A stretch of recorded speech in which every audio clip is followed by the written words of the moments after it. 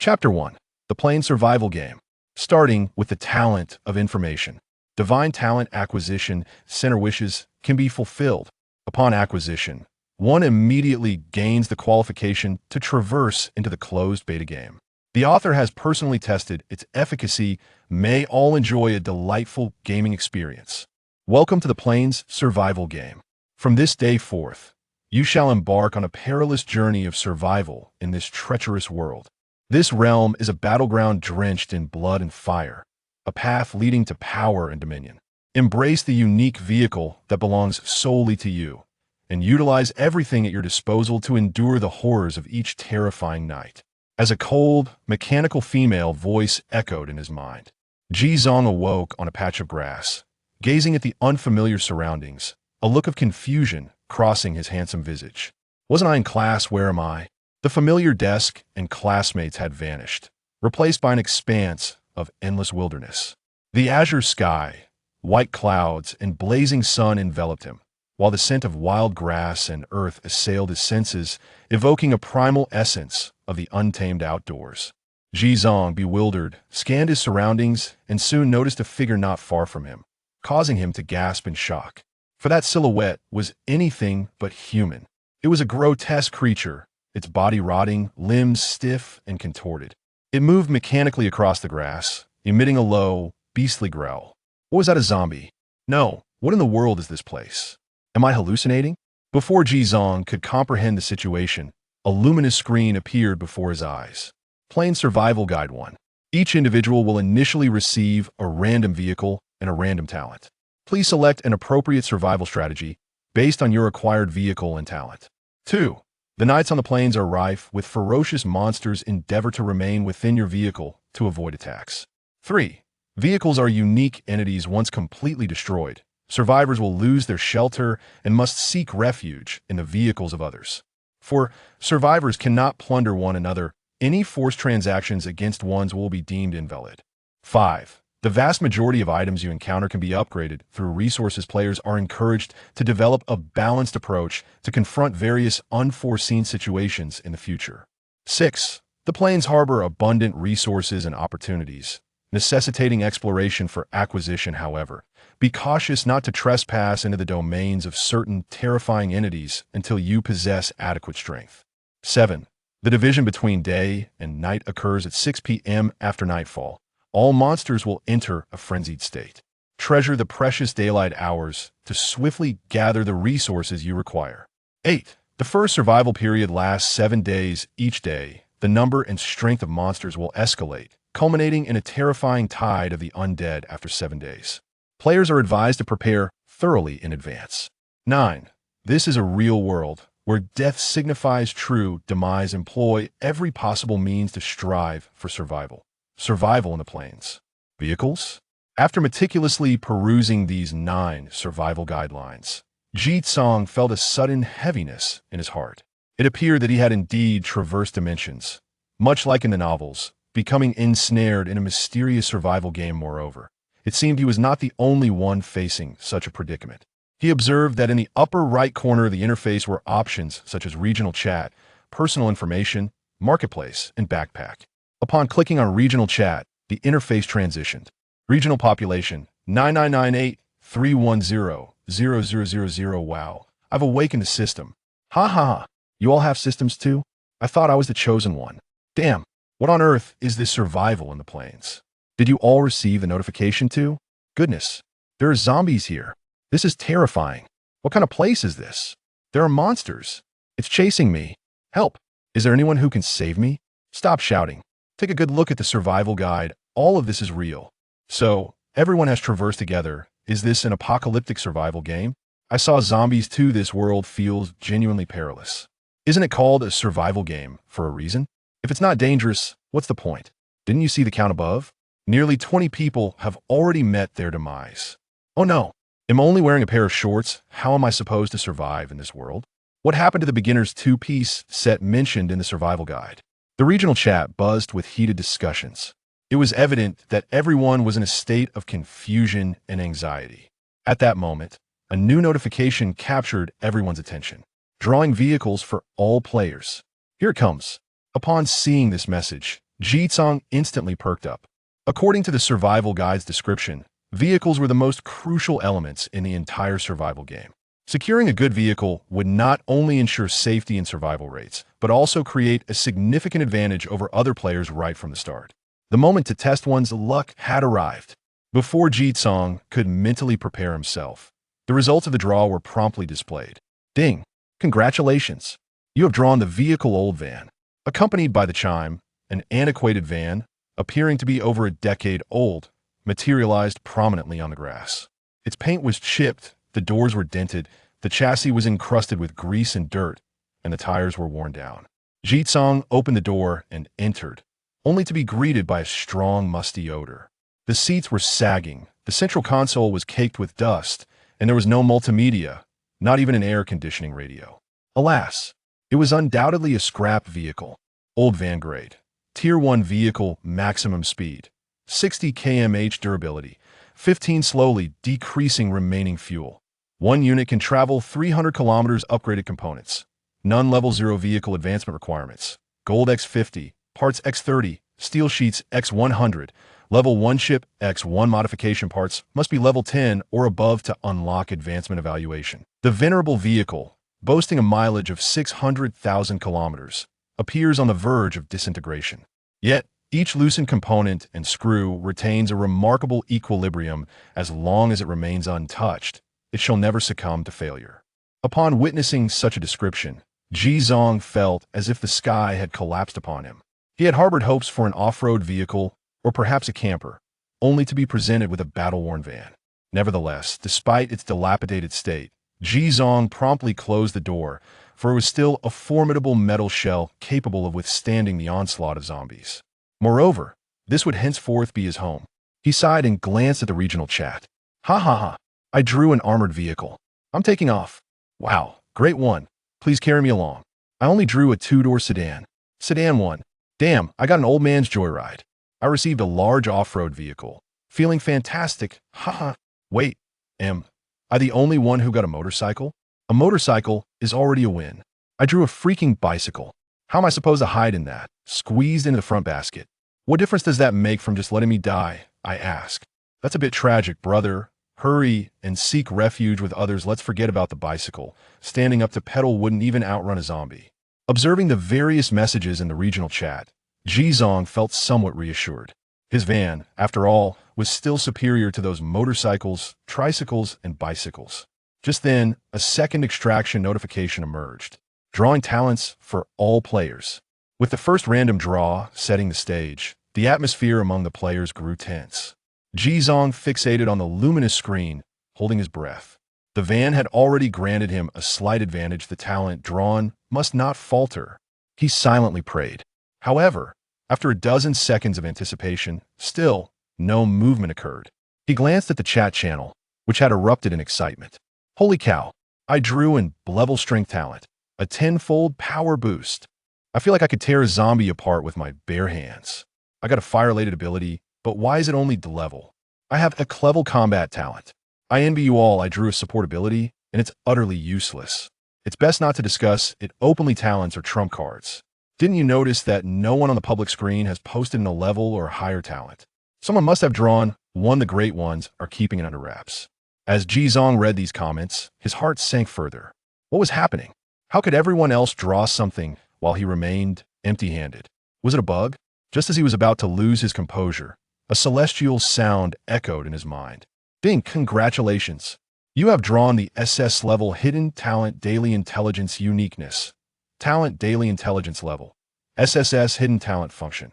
Daily acquisition of special intelligence from the surroundings, with the option to select yes or no for receiving the information. If declined, there is a possibility that the intelligence may trigger again within the remaining time of the day, but there is also a chance it may not trigger again. Evaluation. The pinnacle of talents. What luck of the European king? What destiny of the child of fortune? Step aside, for the information Grandmaster has arrived. Chapter 2. After the completion of the zombie siege extraction. At this moment, Ji-Song's personal panel appeared. Name, Ji-Song Physique. 11. The Physique Index is a composite measure of strength, agility, and stamina, with the average for adult males being 10. Spirit.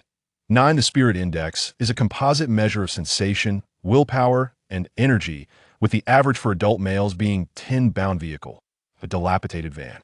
Talent, Daily Intelligence, SSS rank, hidden uniqueness. What? An astonishingly good start?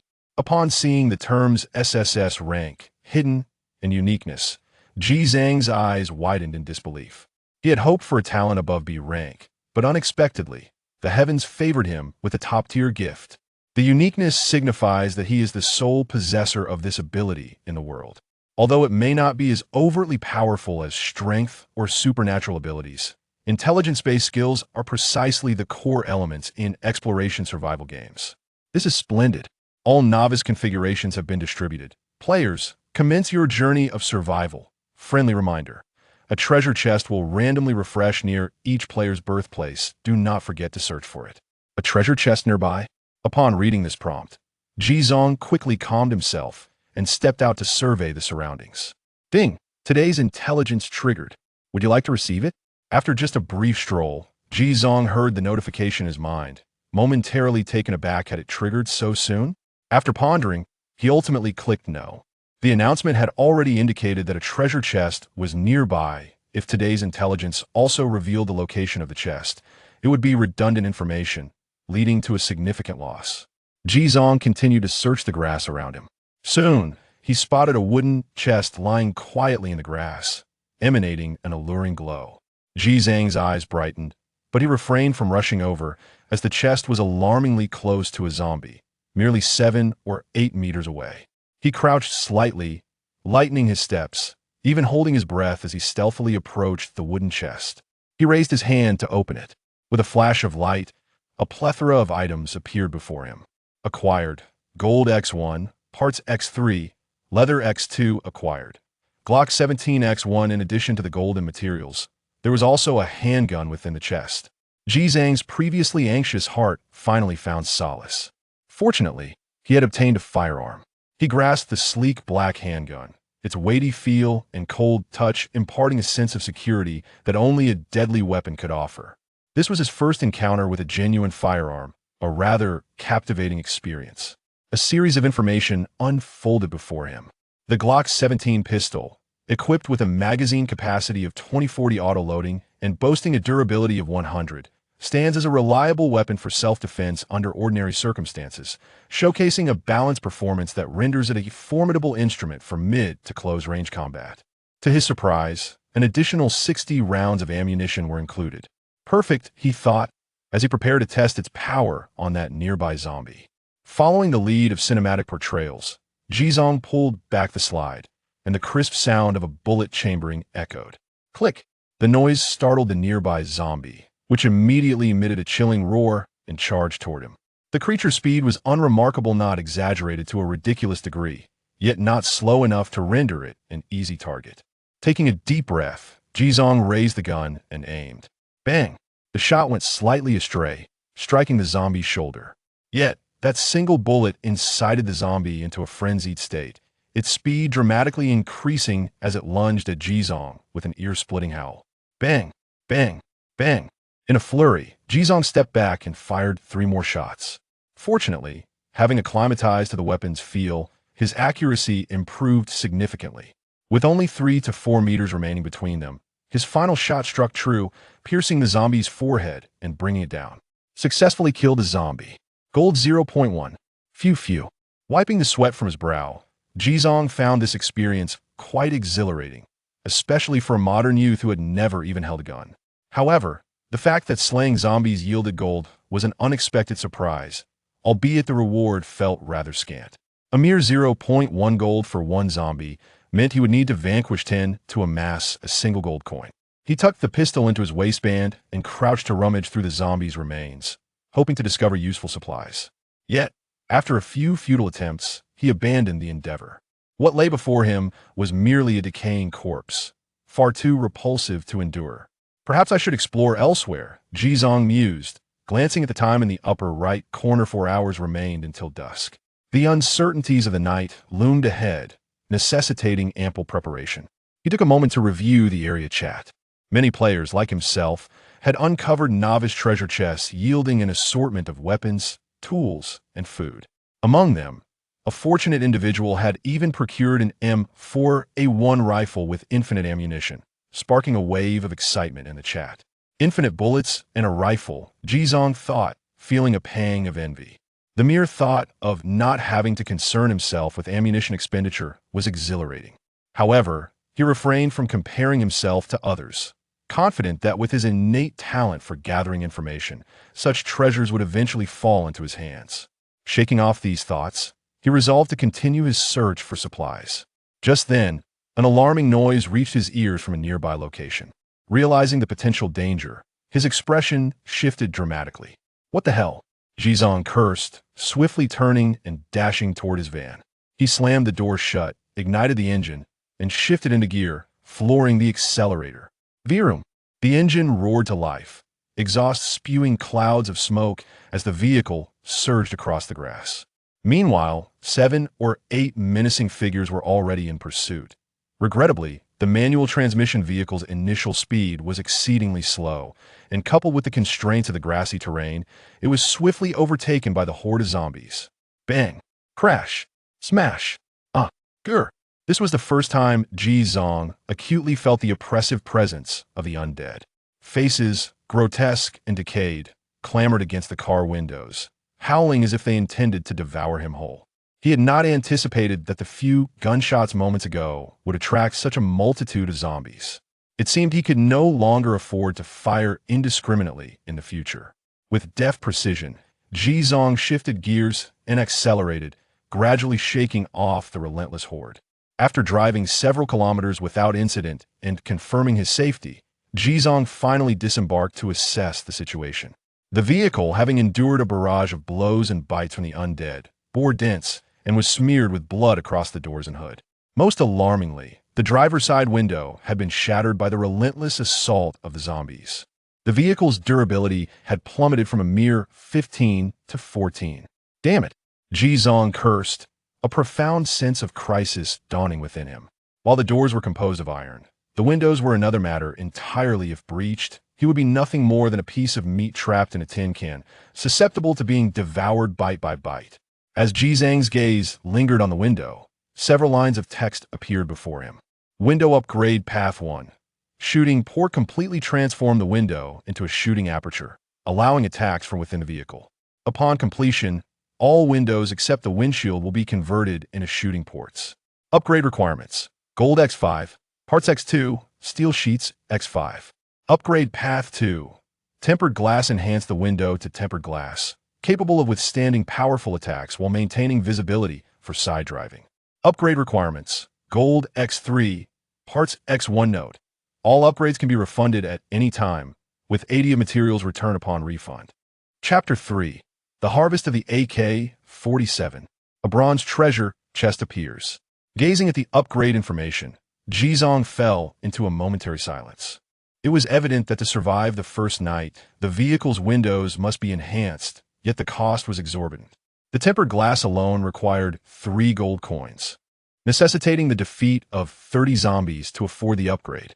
With only 60 bullets at his disposal, unless every shot found its mark, there simply wouldn't be enough ammunition. Jizong glanced at the time. Only a little over 3 hours remained until darkness would descend. Time was of the essence. Relying solely on slaying zombies to accumulate wealth was utterly impractical. Searching for treasure chests was imperative. Driving the van slowly across the grassy plain, Jizong understood that locating a treasure chest would demand keen eyesight. Although the open landscape provided no obstructions, its monotony of color and the glaring sunlight made prolonged observation uncomfortable. After more than an hour of searching, he finally spotted a vibrant red dwarf fruit tree, from which he plucked 43 fresh fruits. Fresh fruit evaluation: one of the most common fruits found on the plains, rich in essential nutrients for the human body. Consuming it in small amounts over a long period can enhance physical constitution, but should not be eaten in large quantities as a staple, as it may cause diarrhea. Jizong sampled one. Its taste was somewhat tart, barely capable of quenching his thirst or hunger. He stored the remaining fruits in his backpack and resumed his journey. However, after traveling a mere few hundred meters, he sensed the road beneath him growing soft and the vehicle laboring as if it had entered a muddy marsh. A cold sweat broke out on Jizang's brow. prompting him to stop immediately. In this world, there was no roadside assistance. If he became stranded here, he would have to devise his own escape or face entrapment. Continuing was not an option. Exiting the vehicle, Jizong confirmed his fears as his foot sank into the mud. The terrain had shifted, and he could not predict what dangers lay ahead. Gripping his handgun tightly, he prepared to explore on foot. At that moment, a notification chimed in his ear. Ding! Today's information triggered. Would you like to receive it? Energized, Jizong promptly accepted the message.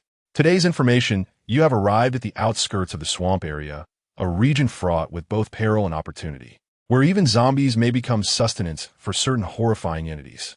However, this locale conceals numerous surprises, such as the unusual bronze sheen observed over 100 meters southeast from your current position.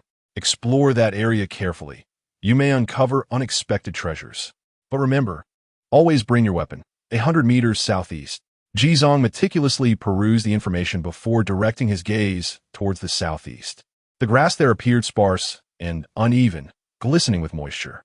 No zombies were in sight, but other hazards were undoubtedly present.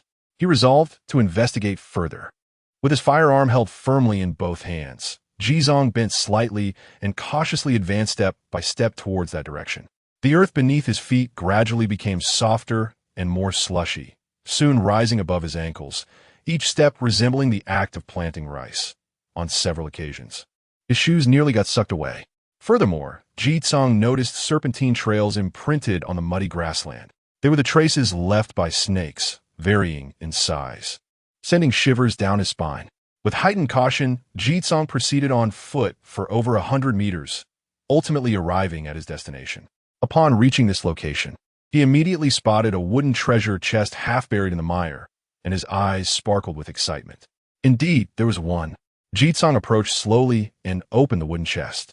Acquired gold X1, python skin X5, universal bullets X200, acquired AK-47 X1, acquired short dagger X1. A plethora of equipment and materials burst forth. 2 weapons. Jizong's heart soared with joy as he retrieved them from the chest. Rifle K-47 magazine, 3180, auto-reload, durability, 100 modification, none evaluation. The most widely produced rifle in the world, favored by pirates, gangs, and thugs alike. Nothing can withstand a volley without a second round. Short dagger durability, 100 modification, none evaluation, sharp, highly concealable, ideal for launching surprise attacks and life-and-death struggles.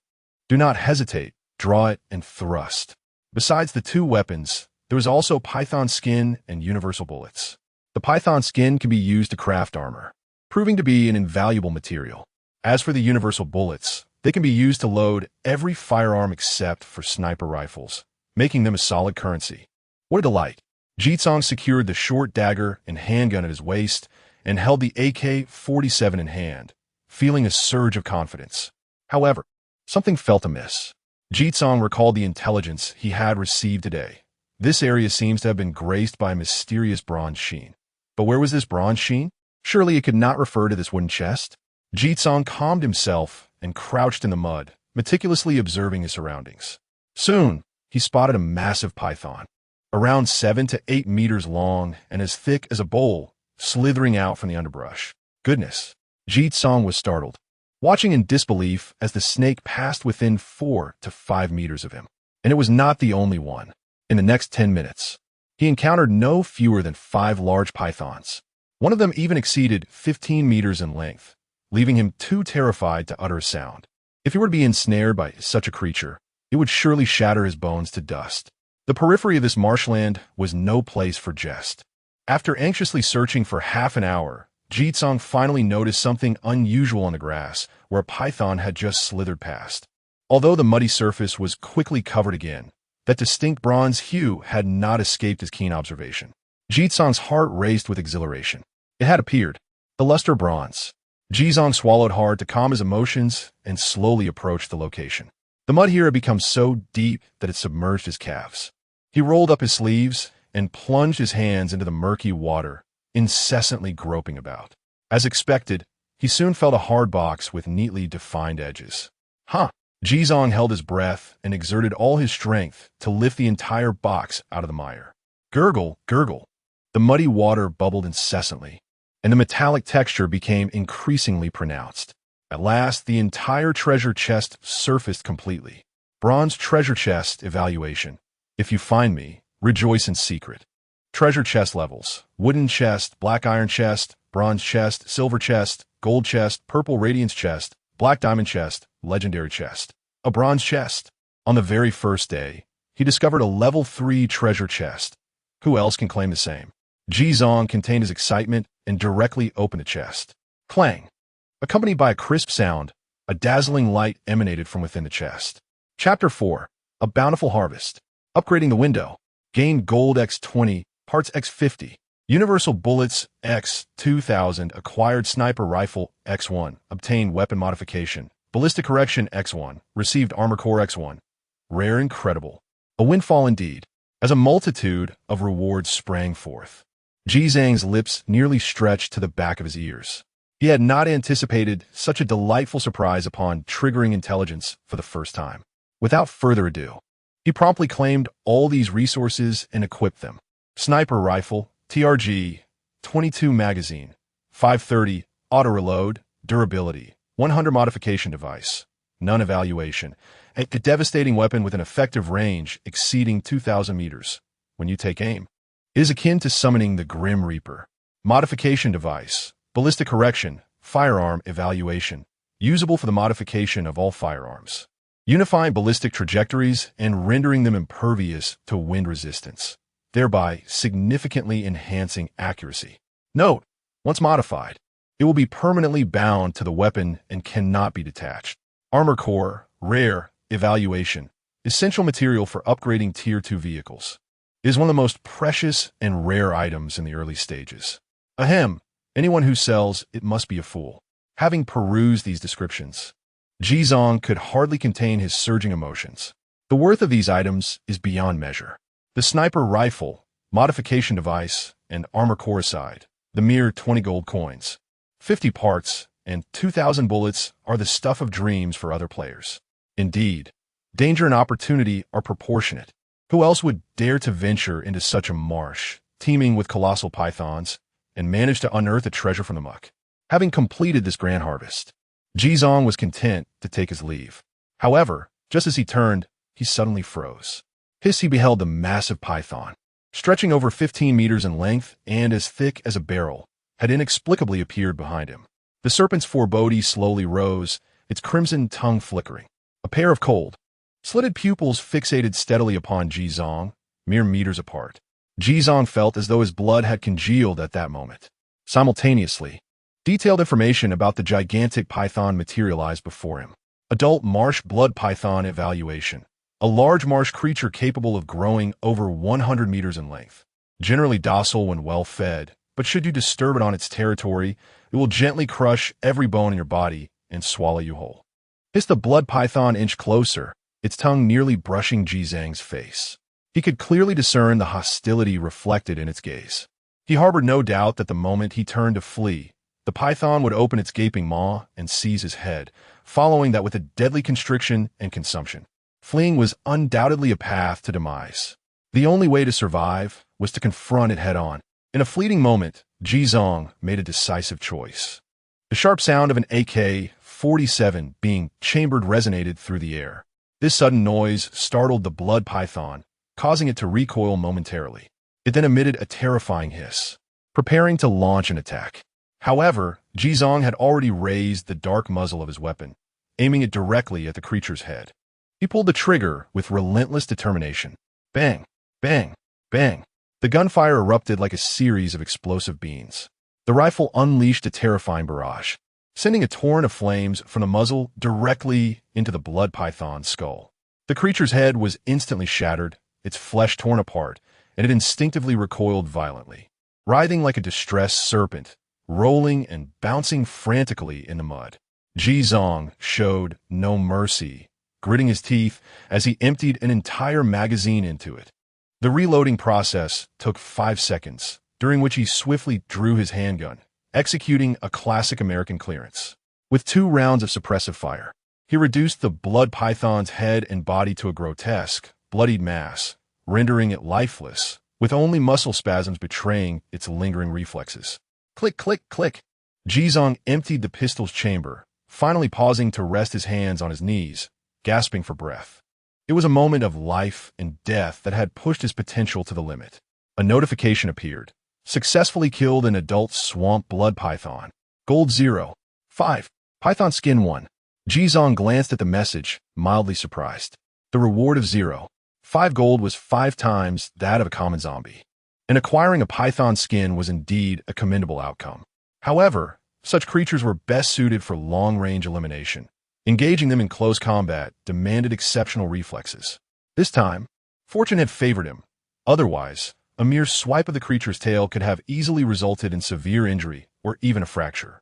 At that moment, a rustling sound echoed nearby. Jizong dared not linger, swiftly making his way back towards the van. The gunfire had evidently alarmed all the surrounding blood pythons. As expected, one after another emerged from the muddy underbrush, converging on Jizong. Bang, bang, bang. The AK's ammunition was replenished, and Jizong, steady and composed, began to retreat while delivering precise shots at the approaching pythons. Although his accuracy was somewhat lacking, the rifle's fierce firepower was sufficient to sever the creature's bodies in half, not to mention the ease of dispatching them with a well-placed shot to the head. Successfully killed a juvenile swamp blood python. Gold 0. 1. Successfully killed a juvenile swamp blood python. Gold 0. 1. Successfully killed a juvenile swamp blood python. Gold 0. 1. Python skin 1. This battle was exhilarating in every sense. Over the span of 100 meters, Jizong expended 3 magazines, eliminating a total of 18 blood pythons. In addition to the earlier adult python, amassing a total of 2, 3 gold and 7 python skins. The moment he settled into the vehicle, Jizong found himself completely drenched in perspiration. His feet and body were caked in mud, tinged with the acrid scent of gunpowder and the metallic tang of blood, rendering him a picture of disarray. Yet, despite his unkempt appearance, the profound sense of fulfillment swelling within him was unparalleled. Jizong unzipped his backpack. Gold coins, 24. 4. Weapons, handgun X1, rifle X1, sniper rifle X1, dagger X1, universal bullets X2200, firearm modification, ballistic correction X1 tools, non-materials, parts X53, python skin X12, leather X2, armored core, rare, X1 food, fresh fruits X42. Gazing at the bounty of resources before him, Jizong felt an overwhelming sense of joy. The fruits of this expedition had been exceedingly gratifying. With less than an hour remaining until darkness enveloped the land, he had no intention of further exploration. First, he would focus on upgrading. He navigated the van away from the marsh's edge, arriving at a relatively low-lying area shrouded in dense shrubbery, which provided excellent concealment for the vehicle. He parked and turned off the engine. The first order of business was to upgrade the windows. The 2 upgrade paths for the windows were tempered glass, which offered solely defensive attributes, and shooting bay, which combined defense with counterattack capabilities. Given that he possessed 3 firearms and over 2,000 bullets, the shooting bay was undoubtedly the preferable choice. However, compared to tempered glass, priced at 3 gold coins plus 1 part, the shooting bay was nearly double the cost, requiring 5 gold coins, 2 parts, and 5 steel sheets. Jizong accessed the trading post. Many individuals had already learned the art of trading, presenting a variety of items, resources, weapons, and materials for sale. Most items were clearly priced, and private messages for one-on-one negotiations were permitted. However, akin to the chat channel, there were restrictions. Each person could list a maximum of 10 different items for trade daily, though there was no limit on quantity. Upon a cursory examination, Jizong noted that the most expensive items were weapons and ammunition, followed closely by various tools and fuels. In contrast, food and drinking water were surprisingly inexpensive, likely due to the fact that hunger had not yet set in on the first day. Moreover, the most significant threat to survival at present was not starvation, but the ubiquitous presence of zombies. Jizong searched for steel sheets, and a plethora of materials appeared before him. He had anticipated a high price for these items, but to his surprise, they were quite affordable. Whether due to a surplus in supply or a lack of demand, many were listed at a mere 0. 1 gold coins. Without hesitation, Jizong purchased 5 steel sheets, added them to the 5 gold coins and 2 parts already in his backpack, and clicked to upgrade to the shooting bay. Chapter 5. Frenzy Hoarding. Preparing for the night. Ding! The shooting chamber has been successfully upgraded. Accompanied by a burst of white light, the blood-stained and cracked windows of the van instantly transformed into fortified steel plating. The steel surface is adorned with sliding doors of varying sizes, accommodating weaponry with calibers ranging from 20mm to 300mm. From this moment onward, this van has officially metamorphosed into a mobile fortress, capable of launching assaults from the left, right, and rear. A glance reveals 5 robust steel gates, instilling a sense of raw security derived from iron, lending this once dilapidated vehicle an aura of a cyberpunk wasteland. Surprisingly, the windshield has also been upgraded to tempered glass, rectifying the final flaw, a delightful surprise indeed. Beyond the windows, numerous components of the vehicle remain ripe for enhancement. Engine, tires, doors, exterior armor, rooftop machine guns, and more. In terms of comfort, it boasts air conditioning, sound systems, a central entertainment display, ventilated and heated massage seats, a power generator, and a car refrigerator. Each upgrade counts as 1 level, and upon reaching a total of over 10 levels, the vehicle's advancement will be unlocked. Jizong sequentially examined the requirements for upgrading each component. The foremost demand is gold coins, followed by parts, and then steel sheets, with the remainder consisting of a variety of other materials. Jizong reopened the marketplace, scrutinizing the prices of these materials. On this inaugural day, prices are in utter disarray, presenting an opportune moment for bargains. The majority of individuals are opting to liquidate materials in exchange for weapons and ammunition. A handgun typically trades for over 3 gold coins, with ammunition priced separately.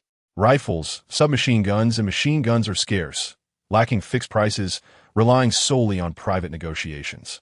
However, none of this compares to the outrageous cost of ammunition. 100 rounds of standard bullets can astonishingly fetch 2 to 3 gold coins. It takes an average of 3 bullets to eliminate a single zombie for profit. Jizong was momentarily taken aback.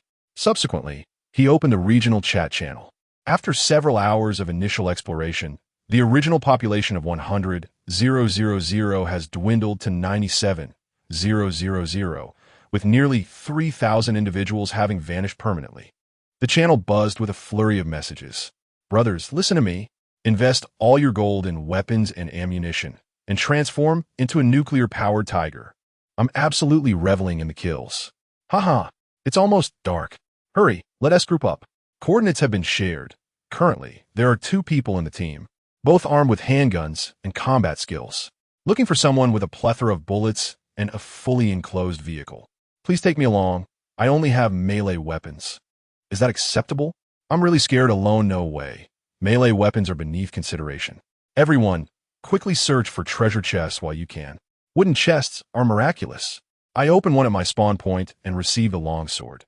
2 hours later, I found a second chest that yielded 200 rounds of ammunition, sold for 6 gold coins. Ha ha ha, what is this luck? Has someone already found the second treasure chest? Damn, I can't even locate the first one. I too have failed to find the initial chest, instead stumbling upon a plethora of fruits. And to make matters worse, I'm being chased by zombies, utterly frantic. And now I can't even remember where I spawned. Damn, collect bullets. Gather them infinitely. If anyone has some, just message me directly. Jizong scanned the barrage of messages on the screen, extracting valuable information from the chatter. He discerned that many players seemed overly reliant on firepower, neglecting the significance of defense. He firmly believed that the prices of parts and steel sheets were at an all-time low. By tomorrow, or even tonight, the market conditions would likely undergo a dramatic transformation.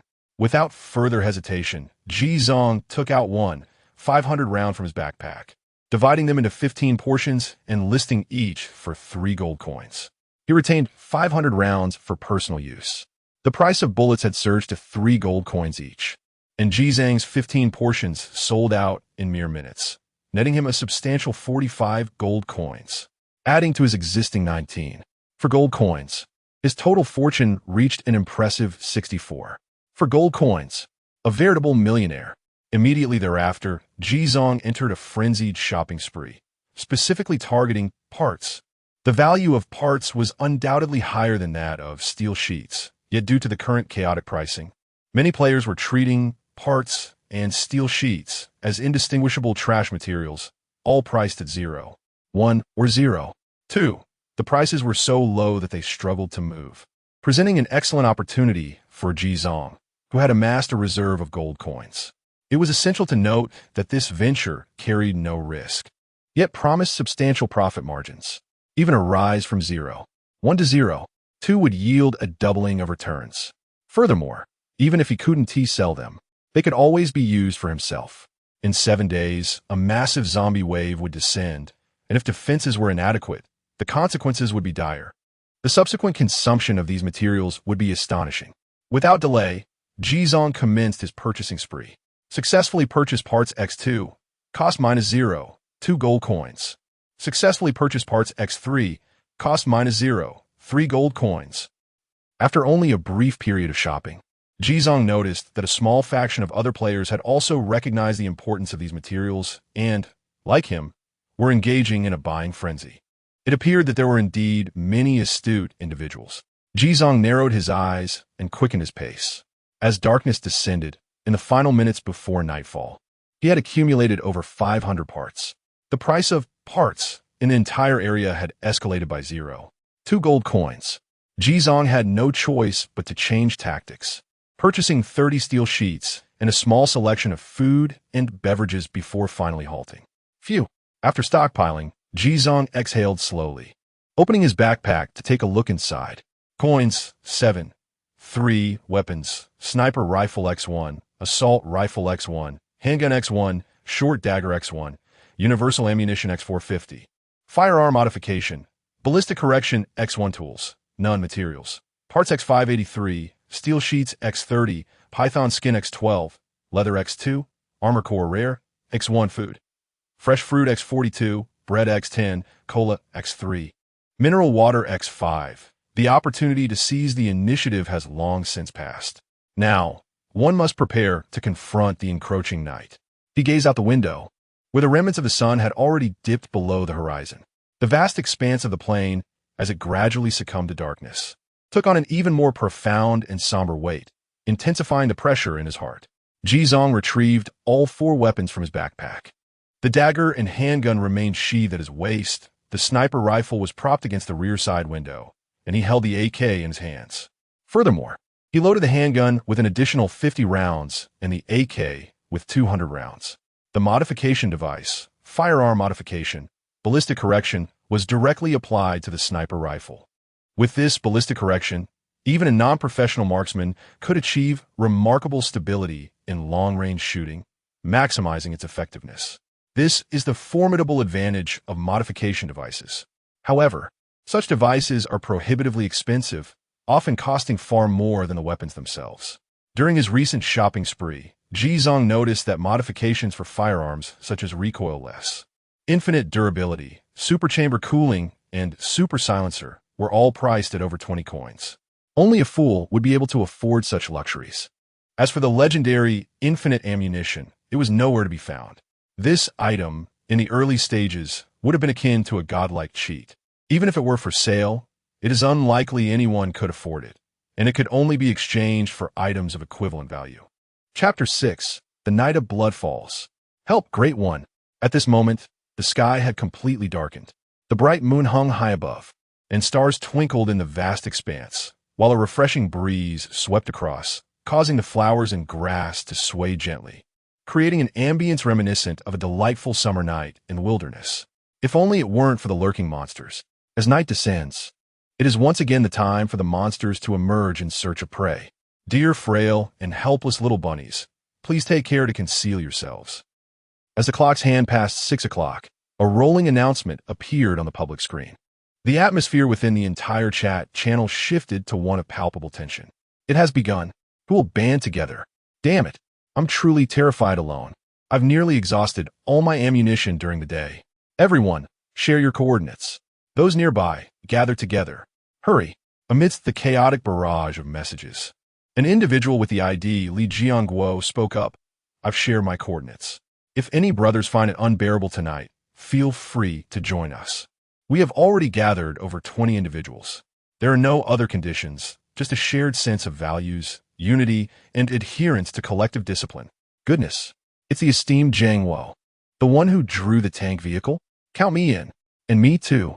Our brother Jia is also recruiting. Those from the Black Mountain Mine area can come along. But you must at least possess a hot weapon. Zhang Dongjia from Black Mountain Mine? The one who drew the unlimited ammunition M4A1? Incredible. Brothers, hurry and cling to these powerful allies. Quickly, let us assemble with the great ones. Jizong observed the messages on the public screen, remaining silent. He had no intention of joining forces with others. Before the crossing, everyone was an ordinary person, in the face of such perilous conditions on the plains.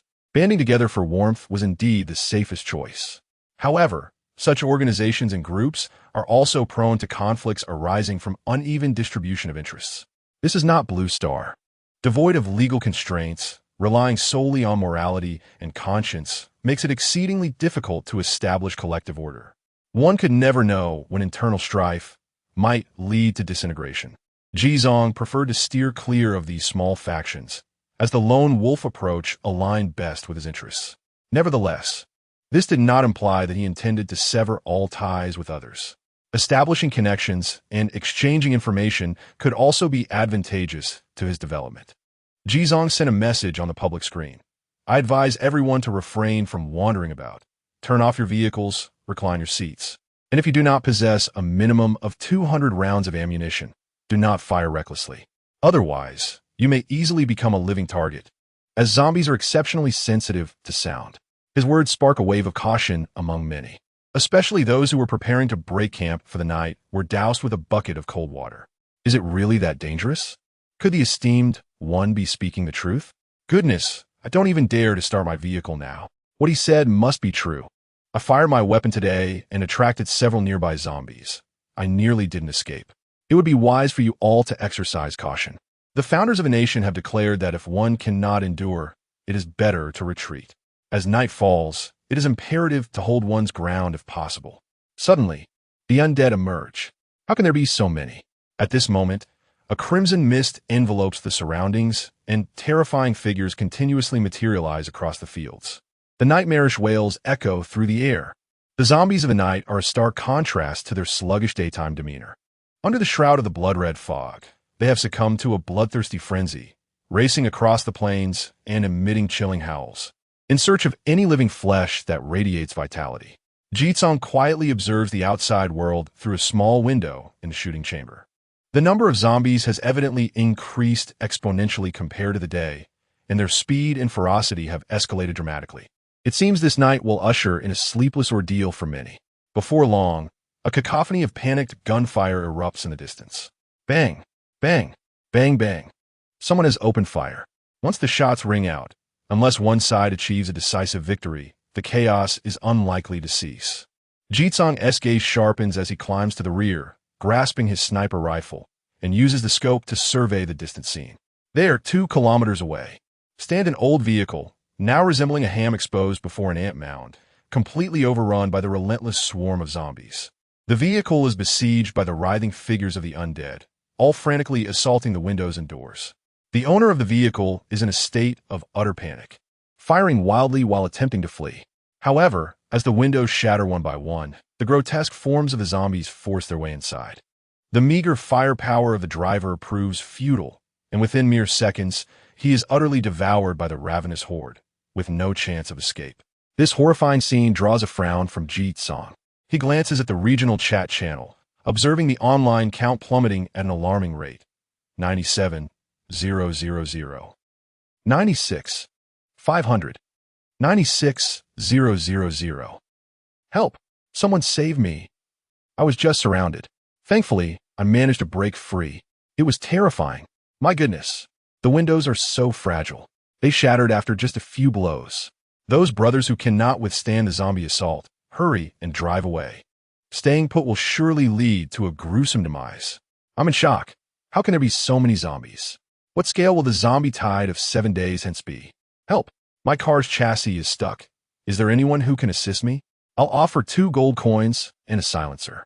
Modification device, super silencer. I'm pleading for my life. At this moment, everyone is preoccupied with their own survival. Who has the time to rescue others amidst such terror? Brothers, the best way to slay zombies is with melee weapons. Although laborious and perilous, at least it won't attract more zombies. Are you brave enough to use melee weapons? One close encounter with a zombie could spell your doom. At this moment, as the entire public screen echoed with the anguished cries of despair, Ji Zong, taking advantage of the terrain and his prior concealment, had yet to be discovered by the zombies. He noticed a lucrative plea for help on the public screen, which piqued his interest. Modification device, super silencer. This was indeed a valuable item. Currently, only one was available at the trading post, priced at a staggering 30 gold coins. Could it possibly belong to this individual? He promptly messaged the person privately. Send me the coordinates. I will reach you within 10 kilometers. The reply was instantaneous. Coordinates? Please help me. Oh, great one. The conversations on the public screen seemed to prioritize proximity, as most messages were from individuals nearby. The coordinates provided were a mere 7 kilometers away. Not too far. However, given the current circumstances, reaching that location posed a significant challenge. Ji Zong inquired, "How much longer can you hold out?" Zhou Cheng responded, "Great one. I have already reinforced the windows, but the metal is not thick enough. It is on the verge of being breached by the zombies. At least a dozen are surrounding me. I dare not venture out to confront them. I truly don't know how much longer this tin will endure. I implore you, please hurry. I fear I may not last until you arrive." "Just wait," Ji Zong replied, after sending his message. He started the vehicle and sped towards the designated location. The worn-out van emitted 2 plumes of black exhaust as it lurched into motion across the grassy terrain. Roar! The zombies lurking nearby, upon hearing the engine's growl, immediately howled and gave chase. Before long, a trail of zombies was following closely behind the van. Fortunately, the terrain was relatively flat, allowing the van to reach speeds exceeding 40 kilometers per hour, preventing it from being encircled by the undead. Chapter 7. Upgrade the tires and chassis. Glide across the prairie with ease. Buzz. Buzz. Ji Zong navigated the van through the veil of night, deftly evading the zombies that roamed the plains. During daylight, as long as the vehicle's speed increased, it was relatively easy to shake off the undead. However, as night fell, the situation transformed drastically. With the growing number of zombies and their enhanced speed, evading them became a formidable challenge. Some clawed at the doors, while others clambered atop the vehicle. There were even those that lunged directly from the front, making it impossible to evade. The van would collide with a resounding thud, splattering the windshield with a riot of colors. Such encounters not only damaged the front and hood of the vehicle, but also risked drawing zombies into the undercarriage. If fortune did not favor him and several zombies were ensnared, coupled with the undulating terrain, he could easily find himself immobilized. Ji Zong had not intended to drive at night, hence he had neglected to upgrade other hardware configurations. However, it was evident that such upgrades had now become imperative. He glanced at the available upgrades for the vehicle and ultimately opted to prioritize enhancements to the tires and chassis. Tires upgrade Path 1. All-terrain tires. Balances both road and off-road capabilities, suitable for various terrains. Upgrade requirements. Gold X2. Leather X1. Upgrade Path 2. Mud tires. Exceptional off-road performance. Ideal for complex and extreme terrains. Upgrade requirements. Gold X5. Leather X2. Upgrade Path 3. Snow tires. Offer superior grip, capable of handling snowy and icy conditions. Upgrade requirements. Gold X5. Leather X2. Upgrade Path 4. High-performance run-flat tires. Provides exceptional traction and grip, capable of traveling at 100 kilometers h even when deflated. Upgrade requirements. Gold X10. Leather X5. Further upgrades unlock additional tire options. Note: all purchased tires are stored in the system's trunk and can be changed at will. Ji Zong quickly scanned the options and ultimately decided to purchase the all-terrain tires. Ding! All-terrain tires, purchase successful. Automatically equipped. In an instant, as he confirmed the purchase, the foreworn and deflated tires of the van transformed under a shimmering light, evolving into large, rugged all-terrain tires. The vehicle's road handling immediately became more stable, shedding the previous sluggishness. Next, Ji Zong turned his attention to the chassis options. Chassis Upgrade Path 1. Off-road chassis, beginner. A chassis specially designed for complex terrains. Featuring independent suspension across 4 zones, providing robust off-road capabilities. Upgrade requirements. Gold X5, Parts X5, Upgrade Path 2. Performance chassis, beginner. A chassis system focused on automotive performance. Offering significant speed and stability enhancements. Equipped with air suspension, requiring an upgraded engine and transmission for compatibility. Upgrade requirements. Gold X10.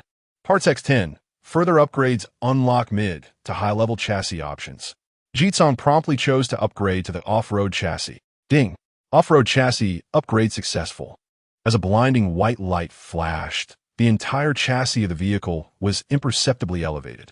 Jizong could distinctly sense that the vehicle had become more stable and robust during its journey, even when traversing potholes at high speed. It no longer experienced the violent jolts it had previously. Wow, this is exhilarating, Jizong exclaimed, excitement radiating from his expression as he pressed the accelerator deeply. The engine roared to life, propelling the 4 wheels joyfully across the wilderness. Jizong could hardly believe that this battered van could indeed function as an off-road vehicle. Previously, navigating a pothole required him to cautiously ease off the gas, ever ready to brake, which had been utterly frustrating. Now, he hardly needed to watch the road. He simply pressed the pedal to the metal, leaving the rest to the chassis and tires. Casting a glance at the van's dashboard, Jizong noted that after upgrading the windows today, the vehicle's durability had risen from 14 to 19. With the recent upgrades to the tires and chassis, the durability had soared to 35, making it feel increasingly new with each drive.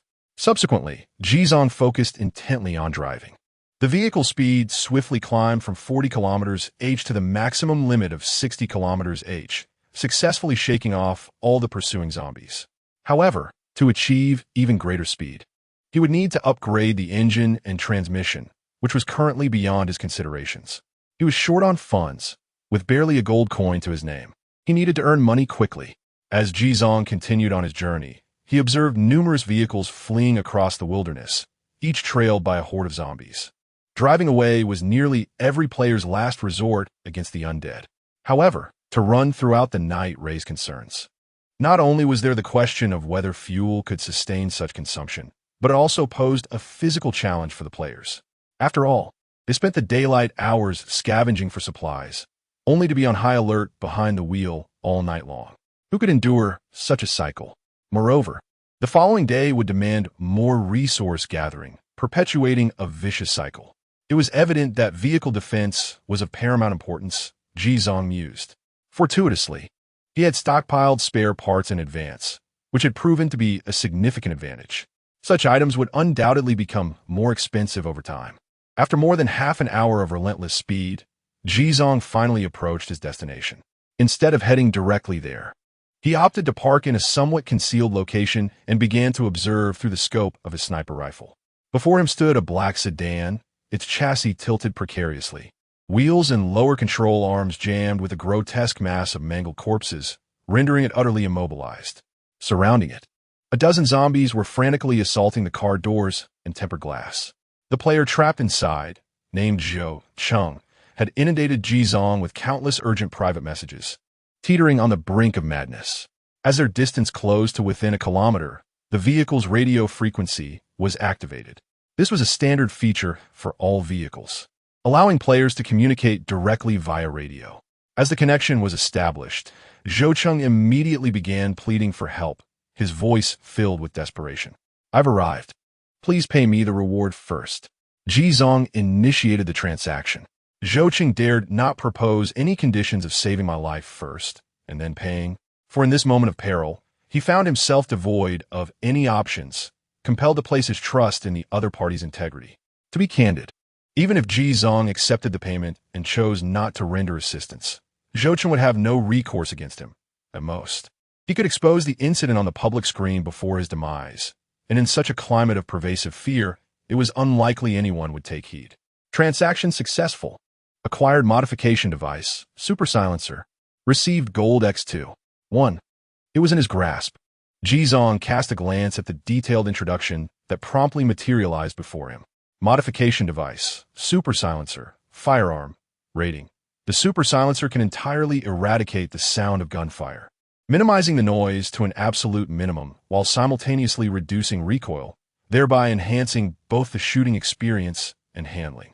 Note, once modified, it will be permanently bound to the weapon and cannot be detached. Indeed, it was a remarkable piece of equipment. A fine steed deserves a worthy saddle. An AK or handgun certainly could not do it justice.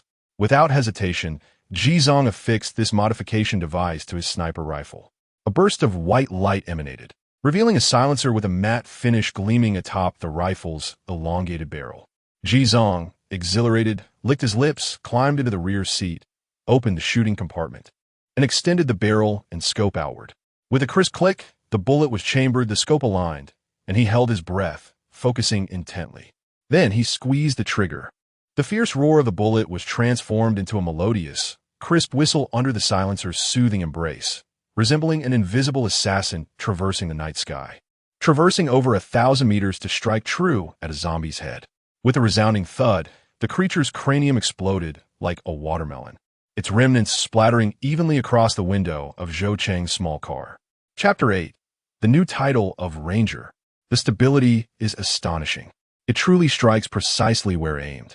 With a single shot hitting its mark, Jizong felt an overwhelming sense of joy, as if he had genuinely become a master marksman. However, he was well aware that much of this success was attributed to the ballistic correction feature, complemented by the super silencer, which enhanced the stability of his firearm, making long-range sniping remarkably effortless. Jizong steadied his sniper rifle, once more preparing to take aim.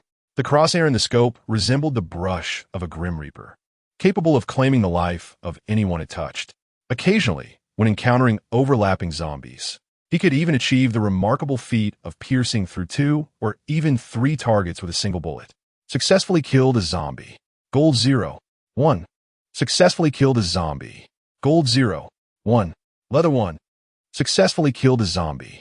Gold 0. 1. Rows of kill notifications appeared before him. As Jizong continued to fire, he grew more adept, relishing the exhilarating sensation akin to mowing down grass. Meanwhile, in the small car, Zhou Cheng curled up in his seat, cradling his head, acutely aware of the unusual occurrences outside. Tentatively, he lifted his gaze. Pop! Bang! Zhou Cheng beheld the terrifying zombies surrounding the vehicle, each falling one after another to the distant shots. Overcome with emotion, he felt tears of joy streaming down his cheeks. The boss is incredible. Just moments ago, he had been extremely anxious that Jizong would abandon him after collecting his reward, but now he could finally breathe a sigh of relief. The boss truly upheld his integrity. In less than a minute, Jizong had dispatched all the zombies clinging to the car. Thanks to the silencer, no other zombies were drawn to the commotion. The crisis had been averted. Now that it's resolved, think of a way to remove the bodies from beneath the car. I'm leaving, Jizong stated to Zhou Cheng. Zhou Cheng, overwhelmed with gratitude, exclaimed, "Thank you, brother. You're amazing. If you could take me as your little brother. I possess a C-level support talent. I'm willing to do anything." "I'm afraid I cannot accept any disciples," Jizong replied curtly, as he was only there to complete his task for payment, unwilling to entangle himself in interpersonal relationships. Any subsequent issues Zhou Cheng faced would not concern him. Concluding their conversation, Jizong departed in his vehicle.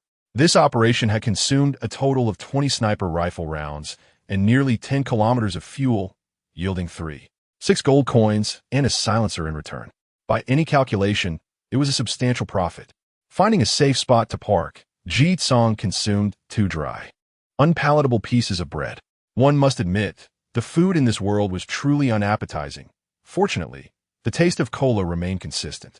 After gulping down a few sips to wash the bread down, he considered it a makeshift dinner. Subsequently, Jizong checked the trading post for sniper rifle ammunition. The price for sniper rifle bullets X100 was quite reasonable, with many being sold for 5 gold coins, and occasionally a few for 4 or 3. The scarcity of sniper rifles likely prompted players to sell these bullets at lower prices in exchange for more common ammunition. Jizong swiftly loaded 200 rounds into his sniper rifle, transforming himself into a veritable arsenal, free from the incessant worry of conserving ammunition. Tonight, He was determined to indulge in his pursuits. Without any intention of pausing, Ji Zong continued to broadcast messages, offering his services for hire. Over the next few hours, he assisted nearby players in distress, seizing the opportune moment to accrue prestige during the early stages of the game.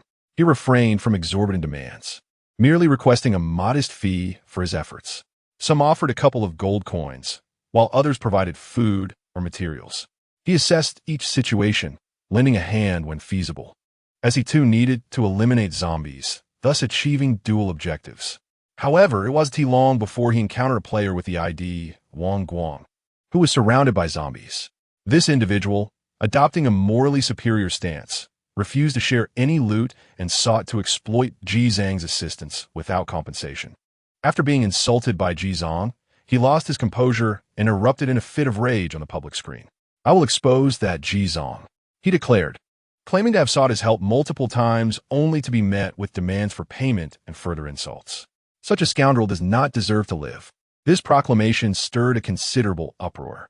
Yet, the onlookers were not naive. They quickly discerned the underlying intention. Are you not merely attempting to exploit someone else's rescue efforts? How dare you complain in public?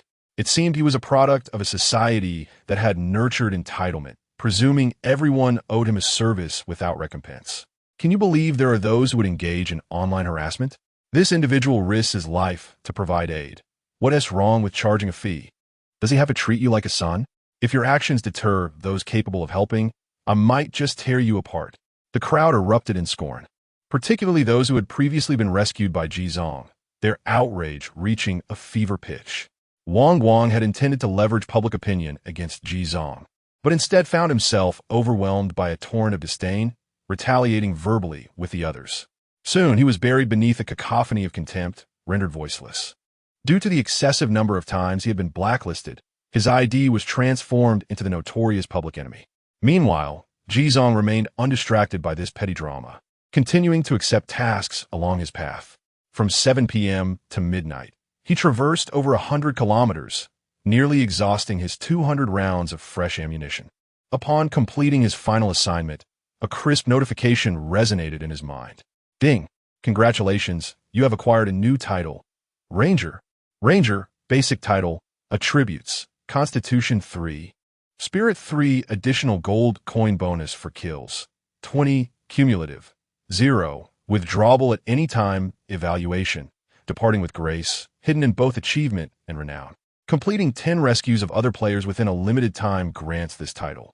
Upon seeing this title, Ji Zong couldn't help but feel a surge of excitement. He had not anticipated such a delightful surprise. He immediately adorned himself with the title. In an instant, Ji Zong felt a remarkable enhancement in his physical prowess, his strength, stamina, perception, and even the clarity of his thoughts surged significantly. This was the transformation brought about by the increases of 3 in both physique and spirit. Moreover, the most crucial aspect was the additional 20 bonus to enemy kills. This was indeed a rare attribute. Slaying 10 zombies would yield 2 extra kills. While the immediate effects might not be overwhelmingly apparent, in the future, as his combat strength escalated, the benefits derived from this attribute would be exceedingly substantial. What relief! Ji Zong exhaled contentedly and glanced at his backpack. Chapter 9. The Vegetable Vendor Emerges. Sunshine Cauliflower enhances physical strength. Gold coins, 13. 5 weapons, Sniper Rifle. Level 2 modification, X1, Rifle X1, Handgun X1, Short Dagger X1, Universal Bullets X450 Tools, Iron Pickaxe X1, Machete X1 Materials, Parts X589, Steel Sheets X33, Python Skin X12, Leather X15, Rare Armor Core X1 Food, Fresh Fruits X42, Bread X8, Cola X2, Mineral Water X8, Ham Sausages X5. Bucket Instant Noodles X5. The bounty from this venture was indeed substantial. In addition to gold coins, there were the iron pickaxe and machete, as well as an assortment of materials and food, all bestowed by fellow players as rewards. It was now the deep of night. After several hours of life and death struggles, most players had either formed alliances or sought refuge, successfully surviving in their own ways. The population in the area had stabilized at 93,000, showing no significant decline. However, a noticeable shift in prices had occurred. The cost of food and drinking water had decreased by 30 since dusk.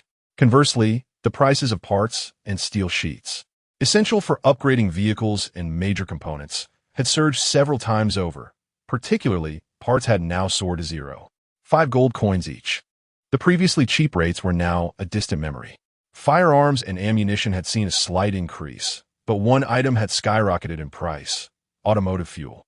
Previously, one unit of fuel cost 3 gold coins, but it had now doubled to 6 gold coins. This commodity had become a hard currency. Without fuel, vehicles could not function, let alone scour for resources or evade zombies. Jizong purchased 1 unit of fuel as a backup supply, along with 400 rounds of sniper ammunition. The hard-earned gold coins had swiftly dwindled away. It was truly disheartening. Jizong sighed. Yet, he was reluctant to sell parts. It was better to keep them for personal use. And judging by the current trend, prices had yet to peak. In the early hours, the number of zombies had diminished, alleviating the defensive pressure on players.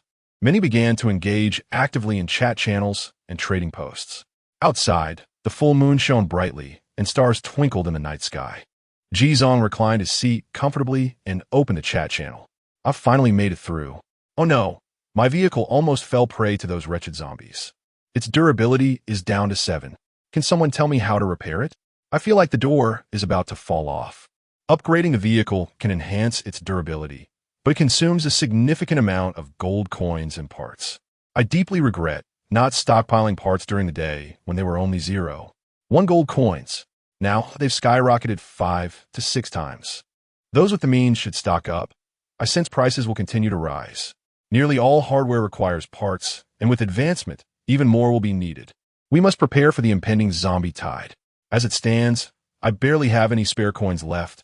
I'm just grateful to have survived the first night. Have you ever ventured out at night to explore? You might stumble upon things unseen during the day. Who dares? Straying from one's vehicle at night could lead to a fatal encounter with a zombie, unless one possesses an antiviral serum, which is currently priced at a staggering 100 gold coins per vial on the marketplace, an amount even the affluent cannot easily afford. Alas, if only I could acquire a single vial of that serum, I would soar to unimaginable wealth. Sunshine cauliflower seeking parts. Sunshine cauliflower seeking parts. Consuming it enhances one's physique. Who will trade with me? I implore you. Hurry, I see you've called out several times. Who is willing to exchange parts for food? I can enhance my physique even with free, fresh fruit. How can you dare to sell such cauliflower at such a high price? Upon reading this, Jitsong's interest was piqued. He initiated a private chat with a user named Kai Zhu. This username was quite intriguing, as most users had names akin to their own. This individual must have possessed a name-changing card or something similar. As soon as Jitsong sent the message, the other party replied almost instantly, attaching the sunshine cauliflower in the chat box. Look, esteemed one, this is truly a remarkable item. Sunshine cauliflower, level, advanced vegetable rating. A unique specialty of the plains, abundantly produced in the starry forest, nourished by ample rainfall and sunlight. It boasts a crisp and sweet flavor. Consumption grants a 1 increase in physique, with a maximum daily increase of 5 times. Jitsong's eyes gleamed. This item could directly enhance one's physique. Such a treasure could be found in the plains. The fresh fruit he had gathered earlier required prolonged and minimal consumption to yield similar benefits, without any specific value, likely taking several days to achieve a 1 increase. Yet this could provide an immediate boost. Before Jitsong could respond, the other party seemed anxious that he might decline, sending multiple messages. Esteemed one, look, this is quite affordable. 1 part for 1 vegetable. If necessary, I can offer 2. I have others too. White melon, aquatic eggplant. The user appeared to be peddling vegetables, showcasing several kinds of high-grade produce that offered special effects, leaving Jitsong astounded. Jitsong, where did you gather such an array of peculiar vegetables? Kai Zhu. That is a closely guarded commercial secret. However, if you trade with me, I can bestow this super secret upon you. I assure you it is immensely valuable. Please consider it, esteemed one. Jitsong was indeed intrigued. Items that could enhance one's physique and mental strength were essential for long-term survival. However, he was not naive. He closed the chat window and checked the marketplace, only to discover that these vegetables could not be listed for trade. Astonishingly, it appeared to be a monopolized industry, explaining the seller's public proclamations. Following a round of haggling, Jitsong exchanged 5 parts for 7 sunshine cauliflowers, along with several other vegetables of lesser effects. The transaction was successful. Jitsong, now, where's that super secret? Kai Kaiju. I can share, but you must promise to keep it a secret. Do you promise? Jitsong, I promise. Kai Kaiju, well, I'll let you in on it. These are all grown by me, a true testament to my talent. Jitsong, is that for real? Kai Kaiju, absolutely. You definitely won't find these anywhere else. They're delicious.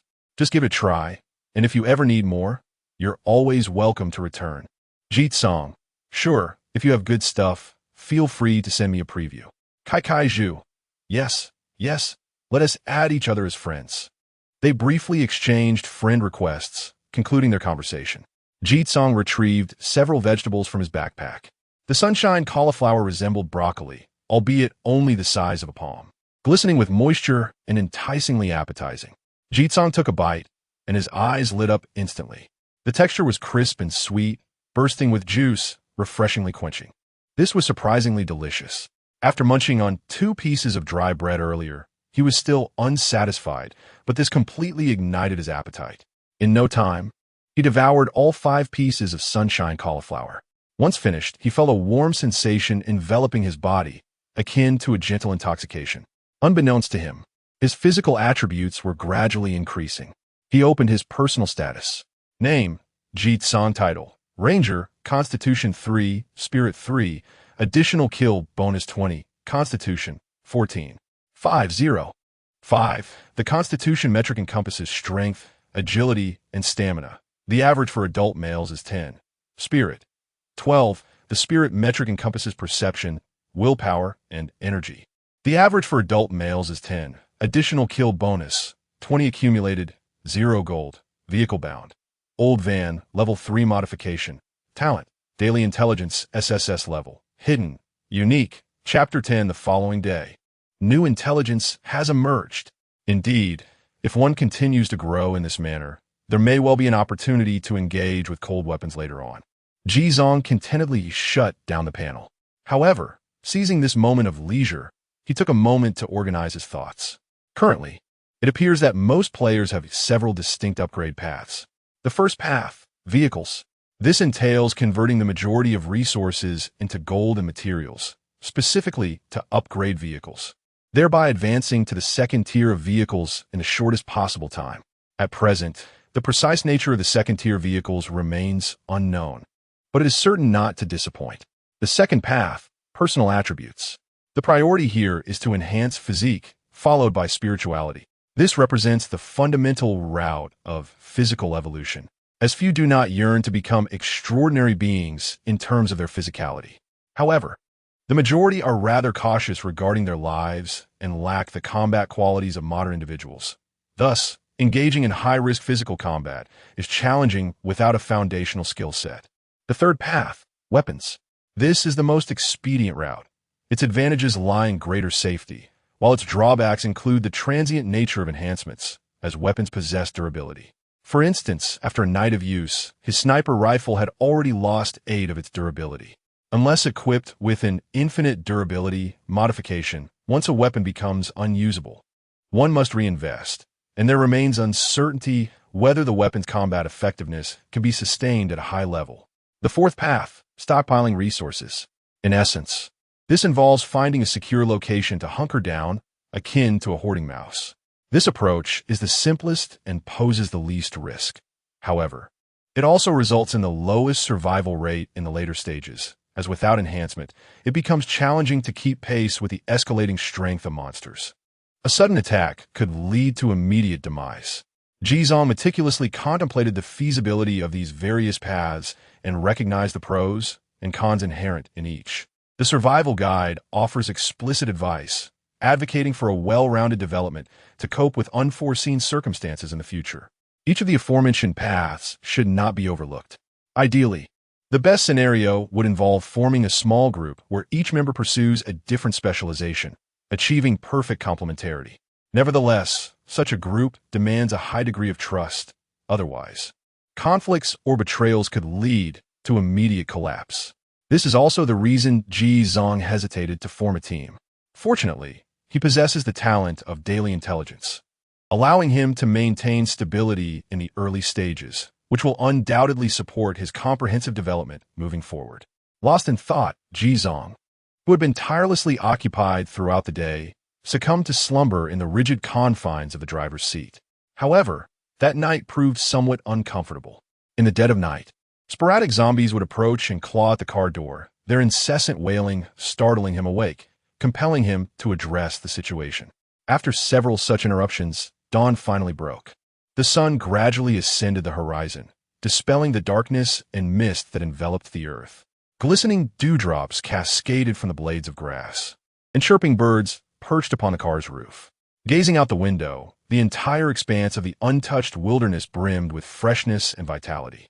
Today's weather, cloudy turning to sunny, temperature, 15–28. Remark, yet another day of delightful warmth under the sun. It is said that the white-scaled fish in Chunyu Lake prefer to emerge and frolic in such weather, making it an opportune moment for fishing. Ji Zong glanced at today's weather and promptly alighted from the vehicle. The gentle morning breeze greeted him, and he took a deep breath of the refreshing air, feeling an invigorating clarity wash over him. One must admit, the scenery of the plains is truly extraordinary, akin to stepping into a fantastical realm. Yet, it is indeed a foreign world. Ji Zong stretched his back, feeling a slight ache throughout his body. Alas, he must hasten to upgrade his vehicle at the very least. He needs a bed. Otherwise, waking up from that wretched seat would leave his back in ruins. After moving around a bit, Ji Zong commenced his breakfast.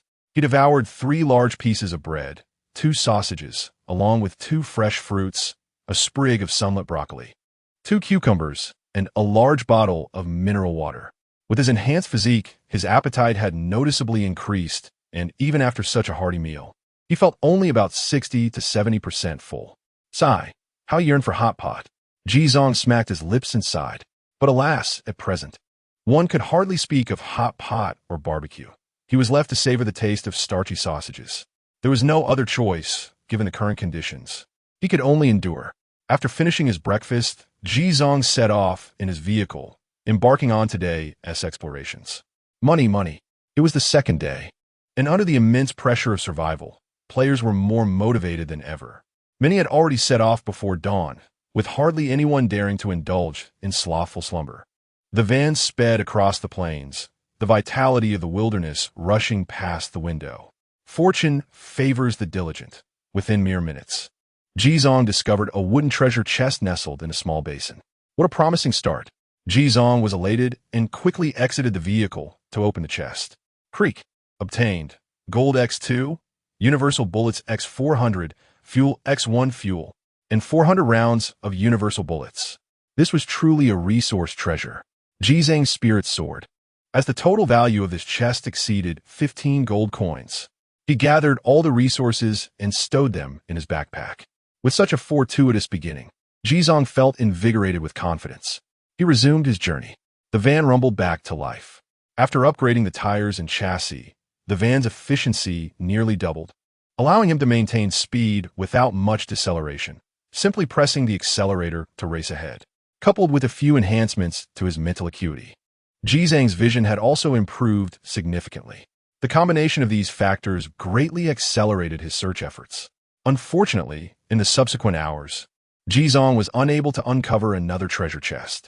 However, he did manage to eliminate a considerable number of zombies, tallying around 20 and earning 2 gold coins. During this time, he also spotted a wild deer, which he skillfully dispatched with his sniper rifle. After taking the time to bleed and skin it, he acquired deer hide X1 and fresh venison X10. Although encountering meat was a welcome sight, igniting a fire in the wilderness proved to be a formidable challenge. Lacking utensils and cookware, it was impossible to consume the venison. Furthermore, fresh meat could not be traded.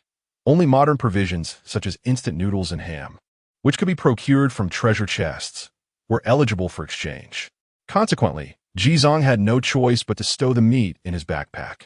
Fortunately, the backpack was immune to the passage of time, ensuring that the food would not spoil, thus serving as a temporary reserve. As noon approached, Jizong had no intention of pausing for lunch. Instead, he nibbled on some vegetables obtained in exchange from Kai Kai Zhu, all while continuing his journey. Just as the terrain began to shift, that familiar voice echoed in his mind. Ding! Trigger today's information. Would you like to receive it? At last, it had arrived. Except, today's information, to the southwest lies a thicket of low vines, renowned for producing vines particularly suited for crafting armor. One can gather them using sharp axes and similar tools, but caution is paramount, as fierce beasts and venomous creatures often roam this area. Notably, in recent days, there have been reports of an unusual metallic sheen appearing in this vicinity. Chapter 11. 2 black iron chests. A superabundance.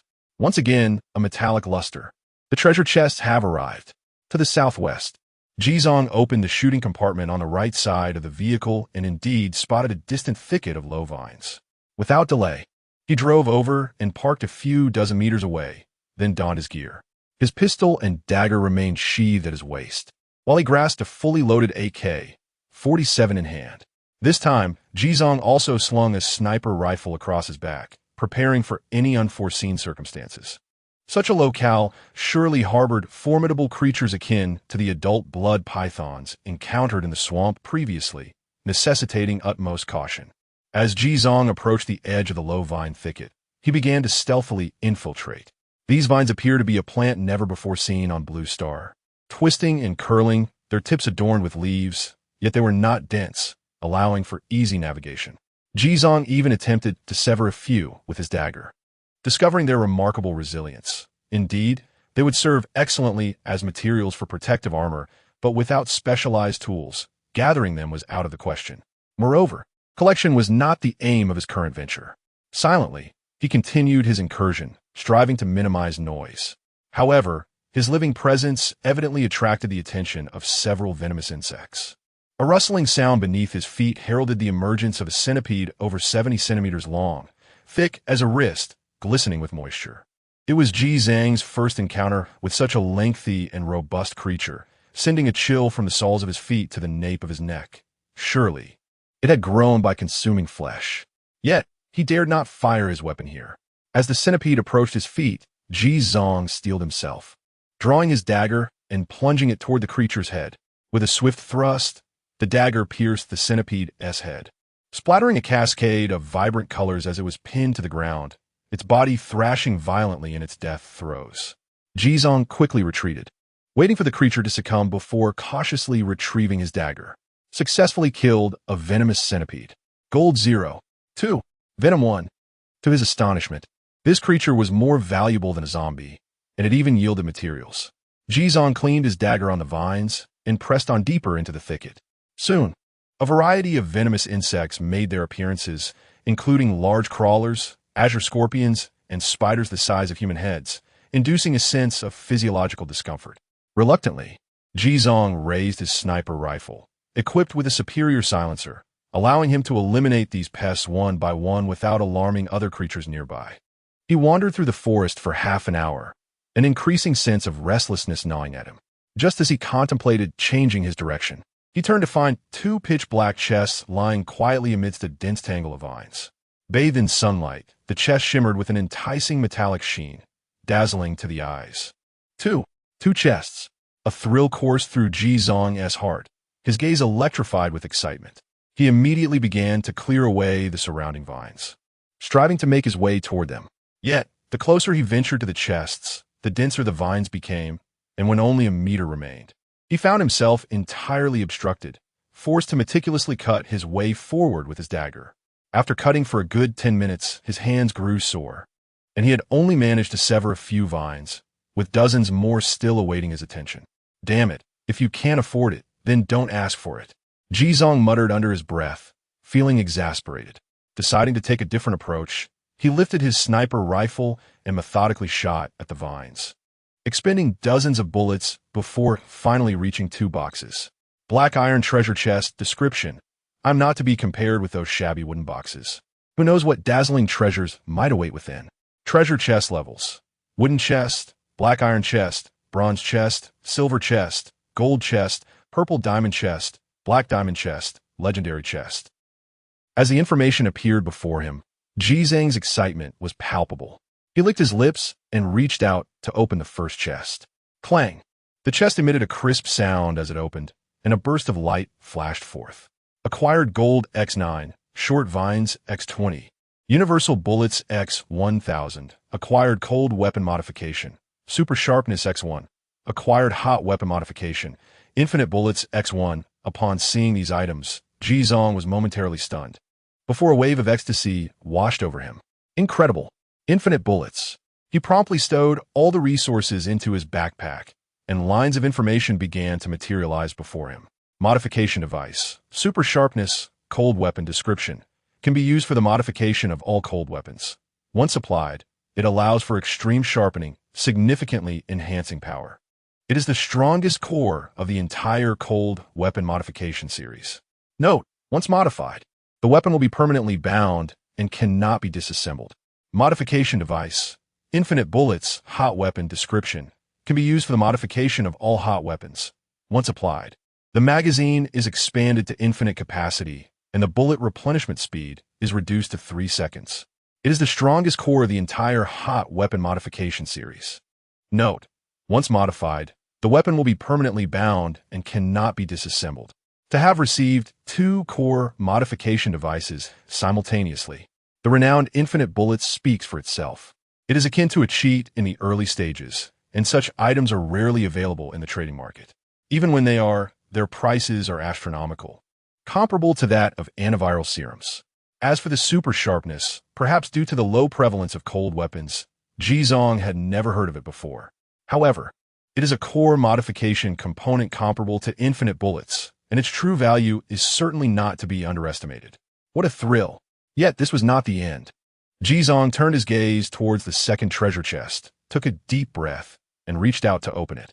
Clang! Another burst of light emerged. Acquired Gold X12. Short Vines X24. Universal Bullets X1300. Acquired Short Vine Armor X1. Acquired C-Level Talent Fragment X6. Acquired B-Level Talent Fragment X1. What is this?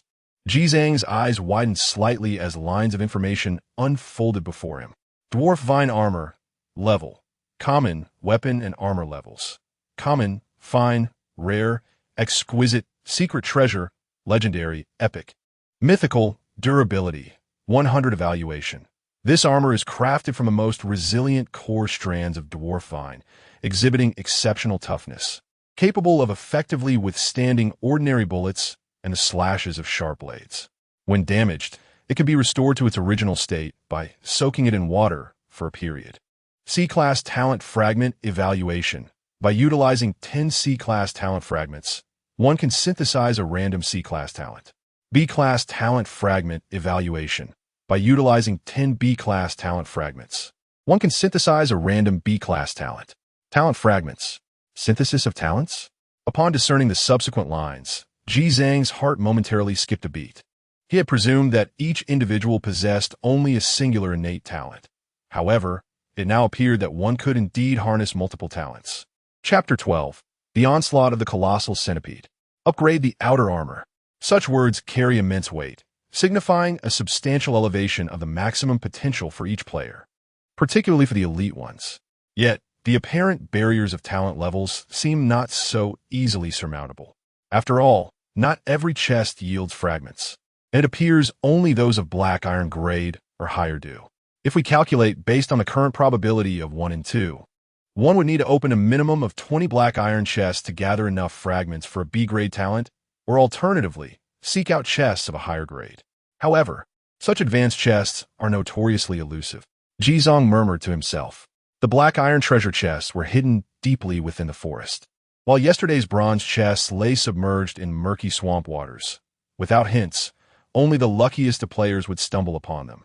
Who knows how challenging it is to obtain even higher grade chests? Ji Zhang placed the talent fragments and resources into his backpack and directly donned the vine armor, his sole piece of entry-level equipment. Though it is merely of the lowest ordinary grade, its functionality is quite formidable. It is bulletproof and possesses self-repair capabilities. Moreover, the vine armor is not rigid, but rather remarkably flexible, akin to a lightweight coat.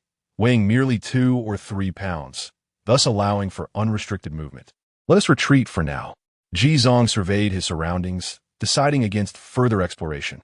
This area was evidently inhabited by large creatures, as a heavy stench permeated the air, and certain vines exhibited traces of slime and signs of being disturbed.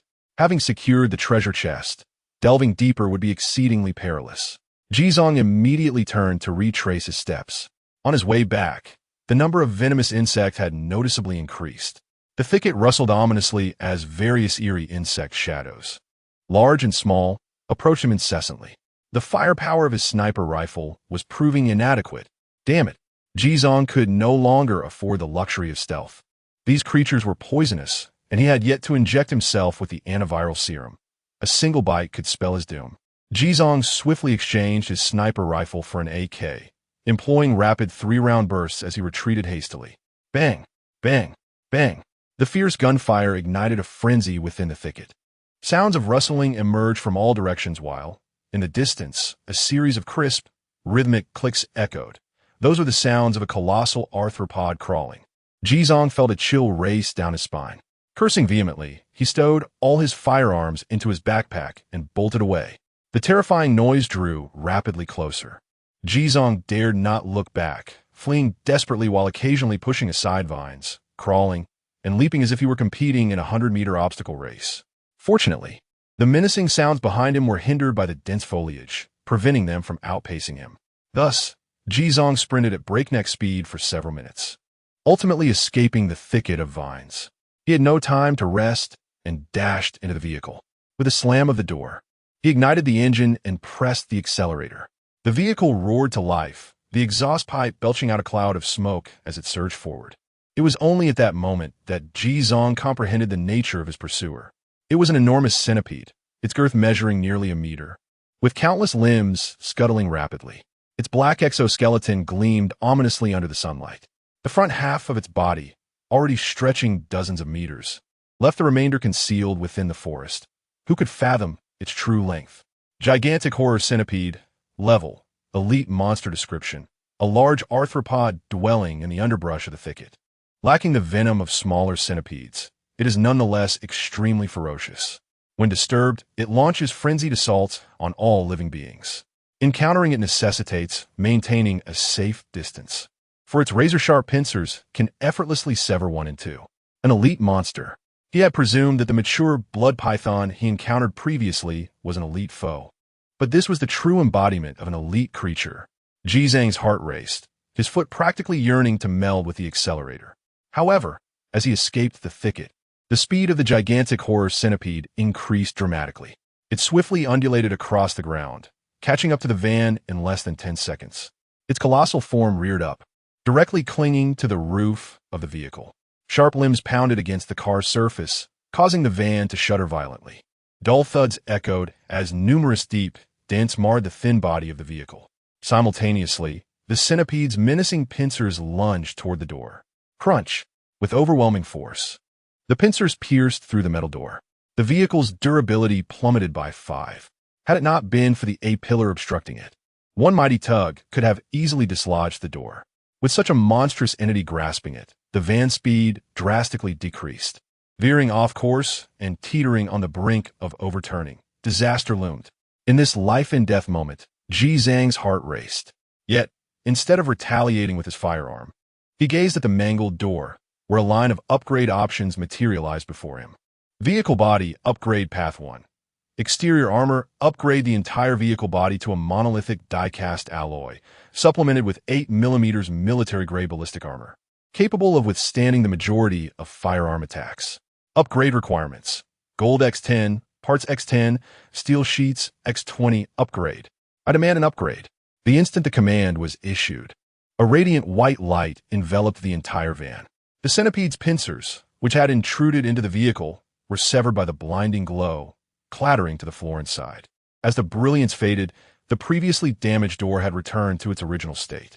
The exterior of the vehicle appeared revitalized, transformed into thick riveted steel plating. Bite away. Go on, bite. Jizong, drenched in cold sweat, cursed vehemently. Such a sudden transformation elicited a sharp hiss from the colossal centipede. its formidable pincers severed entirely by the upgraded beam of light. Viscous, azure blood cascaded from the gaping wound. Two antennae writhed in agony, flailing wildly in the air like distressed hoses. Thud! Tot-tot-tot-tot. The giant centipede battered against the vehicle, striking with its equally sharp limbs. However, the van, fortified with enhanced armor, possessed a level of defense that was unparalleled. Deprived of its most formidable pincers, the creature's appendages could inflict no discernible damage. Jizong opened the firing chamber, thrusting the muzzle of the AK outward, and squeezed the trigger. Bang, bang, bang. A barrage of bullets erupted, raining down upon the colossal centipede. Regrettably, the creature's exoskeleton was too robust. The rifle rounds merely dented its surface, with only a few managing to penetrate the seams of its armor. Yet, for a creature of such immense size, this was merely a drop in the bucket. Cursing under his breath, Jizong reclaimed his AK and, with determination, accessed the trading platform to search for a heavy machine gun. Chapter 13: Infinite Bullets and the Gatling Gun. The true reaper of the battlefield. Lines of information regarding heavy machine guns materialized. Maxim MG08, German MG34, QJZ-171 model, Gatling M134. After more than a day's time, the prices of these formidable weapons were not as exorbitant as one might expect. Most were priced at merely 2 or 3 gold coins. The reason why such devastating machines were cheaper than rifles and handguns was quite simple. They consumed ammunition excessively. The firing rate of these heavy machine guns often exceeded dozens of rounds per second. Who could sustain such expenditure? Universal ammunition X100 still costs 3 gold coins. In 2 seconds, one could expend 3 gold coins. How many zombies would one need to eliminate to break even? However, this concern was of no consequence to Jizong. With infinite bullets at his disposal, he feared no wastage. Rather, he was only apprehensive of not having enough to waste. Jizong procured a Gatling gun with a durability of 99 and immediately acquired it. In the next moment, a sleek, black 6-barreled heavy machine gun appeared in his hands, causing him to momentarily sink under its weight. Good gracious, this contraption weighed at least several dozen pounds. Those with lesser strength would truly struggle to wield it. Heavy machine gun, Gatling M134 magazine. 0000, current magazine empty, durability. 99 modification device. None rating. Humanity's frenzied pursuit of firepower has birthed this reaper of the battlefield. The barrel carousel, driven by a motor, can achieve a firing rate exceeding 5,000 rounds per minute. When the 6 barrels commence their rotation, all carbon-based life forms shall be reduced to ashes. What? Out of bullets? Can't you purchase more? You wish to be a reaper without funds. Upon acquiring the Gatling gun, Jizong had no time to admire it. He immediately employed the Infinite Bullets modification device. The magazine instantly transformed into infinite capacity. A distinctive feature of heavy machine guns is their reliance on ammunition belts for feeding, eliminating the 5-second interval associated with magazine changes. With the Infinite Bullets belt supply, he could continuously pull the trigger until the barrel overheated. Grasping the formidable weapon, a gleam of fervent killing intent flickered in Jizong's eyes as he fully opened the side window's hatch and extended the lengthy rotating barrel outward. At that moment, the gigantic terror centipede was violently battering against the vehicle's body. Upon seeing the dark barrel protruding, it immediately opened its gaping maw, oozing with pus, and lunged ferociously. Bang! The van jolted violently. Jizong, bracing against the overwhelming stench, squeezed the trigger. The faint whir of the motor echoed as the barrel began to rotate slowly, gradually gaining speed. 1 second, 2 seconds, rat-a-tat-tat-tat-tat. A hellish torrent of fire erupted from the muzzle. Over 60 rounds per second rained down upon the gaping maw of the colossal centipede, almost instantaneously rendering its entire oral cavity into a mangled mess. Screech! The giant centipede emitted a piercing cry of agony, its massive body reeling backward to the ground, thrashing in a frenzy. Dust billowed into the air, and grass flew about wildly. Jizong fixed his gaze upon the colossal terror centipede, relentlessly squeezing the trigger as a torrential downpour of bullets swept forth, shattering its exoskeleton and tearing apart the flesh within. The immense creature, grievously wounded, instinctively sought to flee back to the thicket of low vines. But Jizong had no intention of letting it escape unscathed. Was it not this very beast that had dared to assault his vehicle?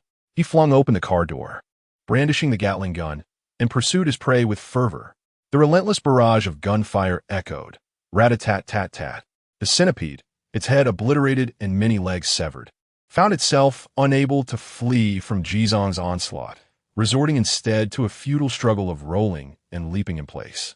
Jizong unleashed his fury upon it for a full minute, until the once mighty form lay motionless at last.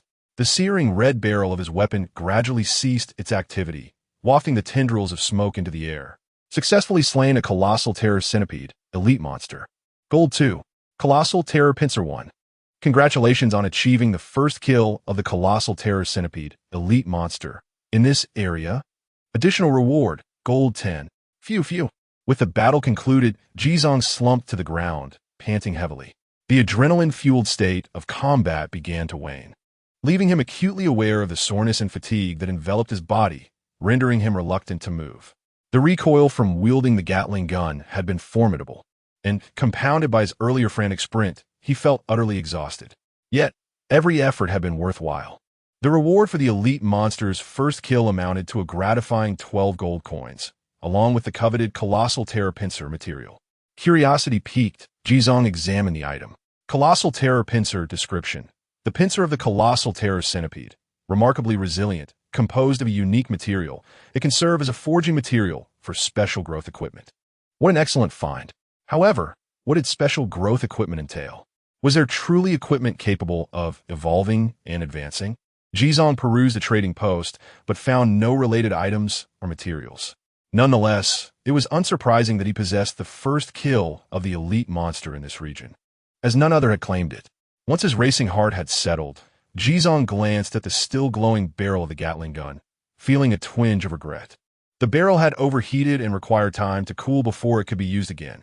Otherwise, continued firing would not only burn him, but also rapidly diminish its durability, leading to its eventual demise. This round of shooting had already cost him 3 durability. He had indeed gotten a bit carried away. Such recklessness was unwarranted. It seemed imperative to swiftly equip the infinite durability and superchamber cooling modifications. Jizong mused that with these 2 enhancements, the Gatling gun would achieve its true potential. After resting for a considerable time, Jizong finally returned to the vehicle. The clock now read 4 p.m., with only 2 hours remaining before darkness descended. He resolved not to continue his explorations, opting instead to conserve his strength in preparation for the second night. Settling into the driver's seat, he opened his backpack. Gold, 19. 5, 6, weapons and armor. Sniper rifle, upgraded level 2, X1. Machine gun, upgraded level 1. Rifle X1, pistol X1, short dagger X1, universal bullets X3150. Vine armor, common level X1 tools, iron pickaxe X1, machete X1, materials and resources. Parts X574, steel sheets X13, python skin X12, deer hide X1, leather X21, vine strips X44. Venom X9, giant horror fong X1, armor core, rare, X1, fuel X2 food, fresh fruits X40, bread X5, mineral water X5, ham sausages X3, bucket instant noodles X5, aquatic eggplant X1, talent fragments, C grade fragments X6, B grade fragment X1. Today's excursion has considerably enriched my backpack, to the extent that it now feels somewhat cumbersome, laden with an array of miscellaneous materials. Each category accommodates only 10 slots. If this continues, it will soon reach capacity, preventing the storage of any new items. Thus, I resolved to organize the contents, extracting the deer hide and some long-lasting food items, which I then placed in the trunk. Items such as python skin X12, venom X9, and vine strips X44, which currently seem unnecessary, were listed on the trading post at market value. Altogether, these amount to merely around 10 gold coins, yet even the smallest contributions accumulate. Selling for gold signifies valuable materials. In addition, I also listed 2,500 universal bullets at the price of 3 gold coins per batch. The total sum reached 75 gold coins. Upon witnessing this total, I couldn't help but reflect on the fact that selling bullets proves to be quite lucrative. Chapter 14. Upgrade the seat and engine. Stockpiling supplies. We have now entered the preparation phase, and many individuals have commenced the procurement of ammunition. A staggering 500 rounds of general-purpose bullets quickly sold out. And along with the scattered materials, Jizong's wealth in gold coins soon surpassed the remarkable threshold of 100. Truly, he had transformed into a veritable tycoon. With such affluence, why should he endure discomfort? Jizong promptly opted to upgrade his seat. He had grown utterly weary of that wretched seat. Hard and unyielding, akin to sitting upon a wooden plank, it offered no support for his waist, shoulders, or neck. After prolonged periods, his entire body ached, not to mention the challenges of driving and sleeping. Moreover, it exuded a heavy, musty odor, which was the most intolerable aspect. Seat upgrade options. Option 1. Fabric seat, breathable and sweat-absorbent, providing a generally comfortable experience, yet durable and resistant to aging. It is an economical and practical choice. Equipped with manual adjustments. Upgrade requirements. Gold coins X3, parts X2, leather X2. Option 2. Synthetic leather seat. Imitation leather that closely resembles genuine leather, offering decent comfort and ease of cleaning along with manual adjustments. Upgrade requirements. Gold coins X5, parts X2, leather X3. There were only 2 options, both of which were relatively low-end choices. However, considering that a van was not a high-end model, having either a fabric or synthetic leather seat was already commendable. Jizong chose to upgrade to the synthetic leather, for although it was pricier, it afforded the advantage of easy maintenance. Given his daily travails, if he were to opt for a fabric seat, it would surely become odorous in no time. Upon successful upgrade, the 5 seats of the van were enveloped in a radiant glow, undergoing a remarkable transformation. The once dilapidated, moldy seats were replaced with soft, comfortable synthetic leather seats that bore a pleasantly cool texture. Jizong felt himself sink slightly into the seat, as if he were nestled in a cloud, enveloped by a sense of relaxation and comfort. The pungent mustiness had vanished, replaced by the refreshing scent of the wild outdoors wafting through the open window. Ah, perfection! Jizong comfortably squinted his eyes. Indeed, spending money felt exhilarating. Next, he turned his attention to the engine. Although the current power was barely sufficient for exploration, it would be utterly inadequate during a retreat. Just moments ago, the van had been ensnared by a giant centipede. Had it not been for his upgrade of the exterior armor and the purchase of a Gatling gun, the outcome would surely have been dire. There would undoubtedly be entities far more formidable than the giant centipede lurking ahead. Enhancing the vehicle's power was critical for survival in such pivotal moments. Engine upgrade options. Option 1. Naturally aspirated 1. 5L displacement, offering smooth and linear acceleration with low fuel consumption at low speeds, relatively affordable. And it synchronously upgrades the corresponding transmission. Upgrade requirements. Gold coins X7, parts X5. Option 2. Turbocharge 1. 5T displacement, delivering robust power at low RPMs, faster initial speed, and a higher speed limit, though at a relatively steep price, and it synchronously upgrades the corresponding transmission. Upgrade requirements. Gold coins X10, parts X10, without hesitation. Jizong selected, turbocharged, and clicked to confirm. A brilliant light surged forth from beneath the hood. The engine was instantaneously upgraded, and the transmission was concurrently modernized, akin to a buy-one-get-one free deal. In light of this, the cost of 10 gold coins and 10 components was not exorbitant. With a hint of excitement, Jizong ignited the engine, shifted gears, and pressed the accelerator. A powerful vibration resonated from beneath the hood, unleashing a surge of power as the wheels spun vigorously. The vehicle darted forward, and Jizong even felt a slight push against his back. Splendid. A smile graced Jizong's lips as he accessed the vehicle panel. Van grade, Tier 1 vehicle top speed, 120 kilometers H durability, 57, slowly declining, remaining fuel, 0. 2 units capable of traveling 50 kilometers, fuel critical. Upgraded components, shooting bay, tires, chassis, exterior armor, seats, engine, level 6 requirements for vehicle advancement, 50 gold coins, 20 components. 100 steel plates, 1 level 1 chip. Upgraded components must be above level 10 to unlock advancement. Evaluation. A venerable war veteran with a mileage of 600,000 kilometers. Yet, through multiple upgrades, it has achieved the standards of a normal vehicle. Another decade of service is not out of the question. Jizong scrutinized the alterations in the vehicle's information. It appeared that the fuel consumption had indeed escalated significantly post-upgrade, with 1 unit of fuel now allowing for only 250 kilometers of travel. He added the 2 units of fuel from his backpack, extending his range to 550 kilometers. With 6 upgraded components already in place, acquiring 4 more would unlock progression. He needed to stockpile a level 1 ship. Upon viewing the materials required for advancement, this thought emerged, prompting him to search the trading post.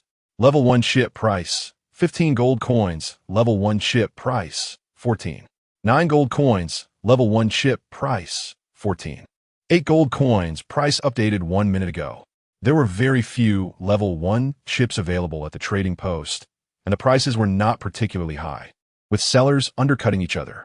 Although this item was essential for advancement, there was currently little demand. Most preferred to exchange for gold coins instead. However, once demand surged later, prices would undoubtedly soar.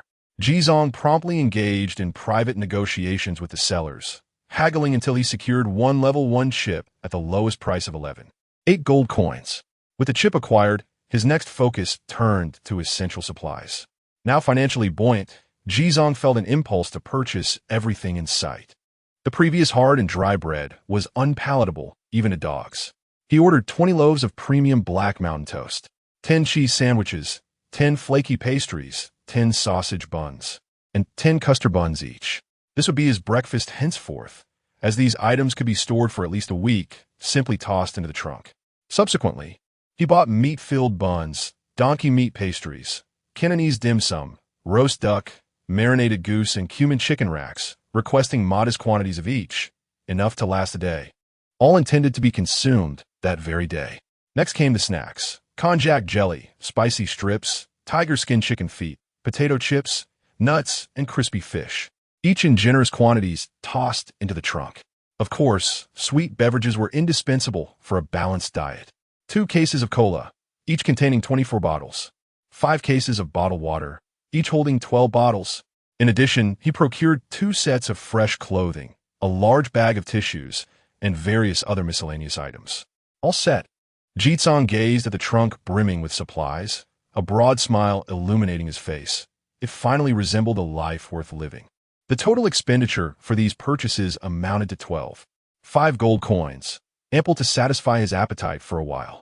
Now, he awaited the completion of 10 components to advance to a higher-grade vehicle, thereby genuinely enhancing his quality of life. Having wrapped up all these errands, it was already 5 o'clock, with less than an hour remaining until the second nightfall. Chapter 15. Chun Xiaowan. Is the big boss there? Jizong drove the vehicle to a vantage point on a high ground, engaged the handbrake, and began to peruse the chat channel. Compared to the previous night's tense atmosphere, rife with chaos, today the participants appeared considerably calmer, having completed their preparations for battle. They engaged in casual conversation and advertisements. Is there anyone in need of a rifle? A rare model that cannot be found anywhere in the marketplace. Only 5 gold coins. Absolutely formidable. The Battlefield Alliance is continuously recruiting. Requirements include at least 2 firearms, over 300 rounds of ammunition, and vehicle defense of level 1 or above. Location: near the Crescent Moon Lake. Please send me a private message with your coordinates and act swiftly as night is approaching. For those wishing to repair their vehicles, come find me at the Black Mountain Mine, 2 gold coins per session. Guaranteed to restore at least 5 durability. What the hell? You're charging that much? Our mechanics in Twilight Canyon only charge 1 gold coin per session. Who do you think you are, daring to undermine me in public? Do you know who I am? Have you ever heard of the Ghost Dragon Society in Black Mountain Mine? Speak another word and beware, I might just deal with you. Zhang Dongjia and his Ghost Dragon Society have gotten quite the notorious reputation recently. Who hasn't heard of it? If you have the guts, come to our Twilight Canyon. My elder brother is Li Jiangguo, the president of the Mountain Sea Alliance. Are you brave enough to show up? You're making me laugh. Does that ragtag group of the Mountain Sea Alliance dare to show their faces? Besides Li Jiangguo, do you have anyone capable? Just a bunch of old folks and children, soon to be devoured by the zombie tide, leaving not even a trace of their bones. Say another word. Wow, it's escalating into a brawl. Calm down, everyone. It's not easy for any of us. It's no surprise. These two major guilds have been at each other's throats recently. However, I surely stand with the Mountain Sea Alliance, as Li Jiangguo acts with integrity, having taken in many vulnerable souls unable to survive alone. The Ghost Dragon Society's methods are truly unworthy of praise, akin to warlords and bandits. Brothers, you're quite bold to speak like that. This ISNT anonymous chat, be wary of being noted down. What is there to fear? We're organized individuals. Why did both sides suddenly quiet down? There seems to be a limit of 10 messages per person each day. Perhaps they've been muted. Jitsong observed the quarrel unfolding in the chat channel, raising an eyebrow. The two individuals mentioned had caught his attention recently. One of them, Zhang Dongjie, was a notorious leader of the Ghost Dragon Society, infamous for wielding an M4A1 rifle with unlimited ammunition, though his followers appeared to be a mixed bag, garnering a rather unfavorable reputation. On the other hand, Li Jiangguo was rumored to be a military veteran, having drawn a tank vehicle at the onset and was among the first to establish a mutual aid alliance, attracting many disadvantaged survivors seeking refuge. Both parties were quite renowned. It seemed that the various factions were beginning to take shape. Jitsong stroked his chin thoughtfully.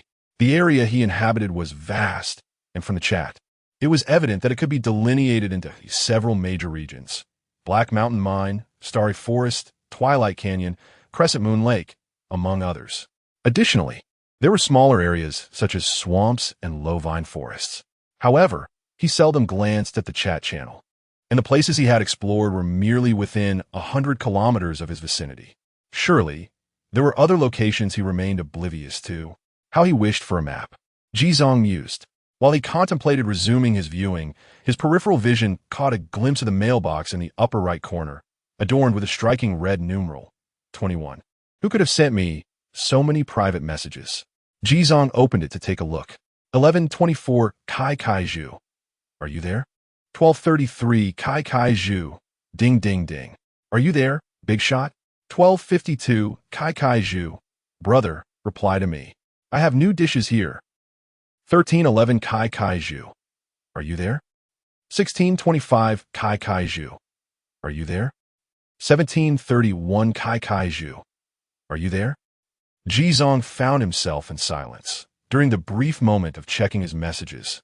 Kai Kaiju sent yet another "Are you there?" Jizong responded with a simple one. Meanwhile, at the edge of the starry sky forest, several hundred kilometers away, lay a tranquil pond surrounded by dense woods and fertile soil, a serene haven far removed from the perils of the plains. A petite chopping pepper fish head rested in the shade of a tree, heaving with effort. A young girl with twin ponytails and adorable round-frame glasses rolled up her pant legs and walked barefoot on the muddy ground, laboriously carrying a water bucket. With a splash, she poured a bucket of fresh water onto the vegetable patch. The girl allowed mud to splatter onto her pristine calves as she diligently wielded a small shovel, tending to the tender vegetables that were just beginning to grow. After a brief while, several sunshine cauliflowers flourished under her nurturing touch. She harvested the cauliflowers, washed them clean, and placed them into a nearby basket. Breathing a sigh of relief, she straightened her back, one hand on her hip, while wiping the light sweat from her brow. With a heavy heart, she sighed. The day was drawing to a close, and she found herself troubled about the fate of that spirit essence cabbage. Chen Xiaowan felt utterly helpless, her cherubic face marred by a frown. She gazed at the cabbage in her basket, which resembled translucent jade, filled with regret. Most of her energy today had been devoted to this spirit essence cabbage, hoping to make a modest profit. Yet, not only had she failed to recoup her investment, but she couldn't even find a buyer. Her 10 messages in the chat channel had already been exhausted. Each time she sent a message, it was swiftly overshadowed by others, leaving her voiceless. Moreover, her sole significant client had not responded since the morning. She dared not venture offline to trade with others, fearing robbery. She understood that items not listed on the exchange could be looted by others. Was it truly necessary to consume it herself? Feeling somewhat despondent, Chen Xiaowan opened her private messages, contemplating sending another note to Jizong. However, as soon as she clicked open, she saw that Jizong had replied with a 1. He responded. Chen Xiaowan's eyes sparkled with delight, nearly making her leap with excitement. Kai Kaiju, brother, you finally replied to me. Jizong, Why have you sent so many messages? Kai Zhu, I have something wonderful. Look at this. Spirit Essence Cabbage, level, rare vegetable evaluation, a rare vegetable that grows in the starry great forest. The seedlings are extremely scarce, and through special cultivation methods and abundant natural fertilizers, it possesses an exceptionally rich aura and nutrition. Consuming it increases constitution by 3 points, with a daily growth limit of once. And within 7 days of consumption, the recovery speed of stamina and energy will be significantly enhanced. Jizong fell silent for a few seconds before sending a message. How much? Chen Xiaonuan cautiously probed. Brother, take a look. This is my first time growing it, and the cost is quite high. Jizong, 2 gold coins, and I will throw in 5 sunshine cauliflowers. Chen Xiaonuan, that's robbery. 2 gold coins don't even cover half the cost. And you want to throw in 5 sunshine cauliflowers. Should I just pack myself up and send it to you too? Chen Xiaonuan pursed her lips and typed furiously. My cost is already 5 gold coins. I spent a whole day on it. Jizong, you claim your costs are so high. Where's the evidence? Chen Xiaonuan copied her transaction records for high-grade fertilizer, rare-level cultivation soil, and aura water, along with the material usage details, and sent them all to Jizong. Chen Xiaonuan, now you believe me, it cost a total of 2 gold coins. Jizong, all right, it seems to be true. Name your price. Chen Xiaonuan, 6. 5 gold coins? As she sent this message, Chen Xiaonuan felt somewhat pathetic. With an S-level talent, she felt guilty about making a little profit. It was quite disheartening. But she was truly afraid Jizong would back out. Night was approaching, and the second night of survival would surely be more perilous. If she didn't sell the vegetables to upgrade her vehicle's defenses, her current setup would be as fragile as a thin-skinned dumpling, incapable of withstanding the onslaught of zombies. Jizong, I can offer you 8 gold coins, but with an additional requirement. You must supply me with at least 1 Spirit Essence Cabbage and 5 Sunshine Cauliflowers daily thereafter. Wow. Huh? Chen Xiaonuan saw the figure of 8 gold coins and nearly leaped with joy, but upon seeing the subsequent demand, her expression gradually turned blank. She truly did not wish to cultivate Spirit Essence Cabbage any longer. Such a rare vegetable consumed an immense amount of energy and stamina. However, the prospect of earning some gold coins left her in a quandary. After some contemplation, Chen Xiaonuan gritted her teeth and ultimately agreed. Fine. This esteemed individual is currently her only major client. Such a minor request must be fulfilled. It will be a bit tiring, but manageable. After confirming the price, the transaction window opened. The price for Sunshine Cauliflower remained the same as before, aligned with the market price for components at 0.7 gold coins per piece. Chen Xiaonuan placed both Spirit Essence Cabbage and Sunshine Cauliflower on the trading platform. Jizong also entered gold coins X11. 5. Transaction successful. Chapter 16. The surge in physicality, nightfall descends. The transaction is complete. In the van's driver's seat on the Highland Plains, Jizong gazed at the emerald-like cabbage in his hands, unable to suppress a glimmer of excitement in his eyes. This was undoubtedly a rare treasure, nearly impossible to procure even with wealth. An immediate increase of 3 points in physicality. If he could partake in this regularly, attaining a divine physique would no longer be a mere fantasy. Jizong felt fortunate that Kai Zhu had not sold this today. Otherwise, he would have truly missed out. 8 gold coins. Truth be told, it was hardly a steep price. He could certainly seize the opportunity today, acquiring this gem for just a few coins, but thereafter, such fine produce would be out of reach. That Kai Zhu, without a doubt, could evolve into his exclusive supplier. Whether he could ascend to unparalleled heights in personal attributes would hinge entirely upon her. If his partners could not sustain themselves, how could they provide him with products? Jizong uncorked a bottle of cola and, alongside the assortment of food he had just purchased, began to indulge in a hearty dinner. With meat-filled buns, donkey meat pastries, and roasted duck, he savored every bite, occasionally nibbling on the spirit-infused cabbage. Its unique sweetness and abundant juiciness instantly alleviated any greasiness. Throughout the meal, Jizong could distinctly feel a warm, invigorating energy coursing through his entire being. This was the spiritual energy from the spirit-infused cabbage, visibly enhancing his physique at a remarkable pace, a process that was utterly gratifying. After finishing the spirit-infused cabbage, he devoured the 5 sunshine cauliflowers as if they were dessert. Ji Zong let out a resounding belch, sinking deep into the sofa, relishing the satisfaction of a full stomach. He attempted to clench his fist, the muscular contours of his forearm becoming distinctly visible, as if he possessed an inexhaustible reservoir of strength. He opened his attribute panel for a glance. Name, Ji Zong. Title, Ranger, Physicality 3, Spirit 3, Additional Kill Bonus 20, Physicality, 18-3. 5, Spirit, 12 Additional Kill Bonus, 20 Accumulated, 0. 62 Gold Coins, Withdrawable at any time, Bound Vehicle, Van Level 6 Modification, Common Tier, Talent, Daily Intelligence SSS Tier, Hidden, Unique, with 18 points in Physicality. He was nearly twice that of a typical adult. The spirit-infused cabbage was indeed remarkable. Ji Zong took a sip of soda, pondering whether to indulge in some snacks. Just then, the radio in the van suddenly crackled to life, a voice emerging. Is anyone there? Ji Zhang's expression hardened, his senses sharpening. Grasping his sniper rifle with one hand, he opened the window of the shooting compartment and peered outside. To his astonishment, he discovered several vehicles had already parked not far from him. A small truck, an off-road vehicle, and an old man's joyride car formed a triangular defensive formation. 5 or 6 men and women, armed with weapons, were unloading sandbags from the truck, constructing rudimentary fortifications. At the forefront of the group stood a young man, who pulled out a megaphone from the vehicle and began to speak, while simultaneously observing Ji Zhang's van through binoculars. Upon noticing the van's shooting compartment open, the young man waved cheerfully. Ji Zong picked up the megaphone and inquired, "Is there something you need?" The young man replied with a grin, "My name is Zhao Xiaolong. Don't be afraid, my friend. Do you see the flag on our vehicle? We are members of the Shanghai Alliance, stationed here tonight. I see you've done quite well, even upgrading your external armor. I wanted to ask if you'd like to join us. If you do, we'll surely be secure tonight."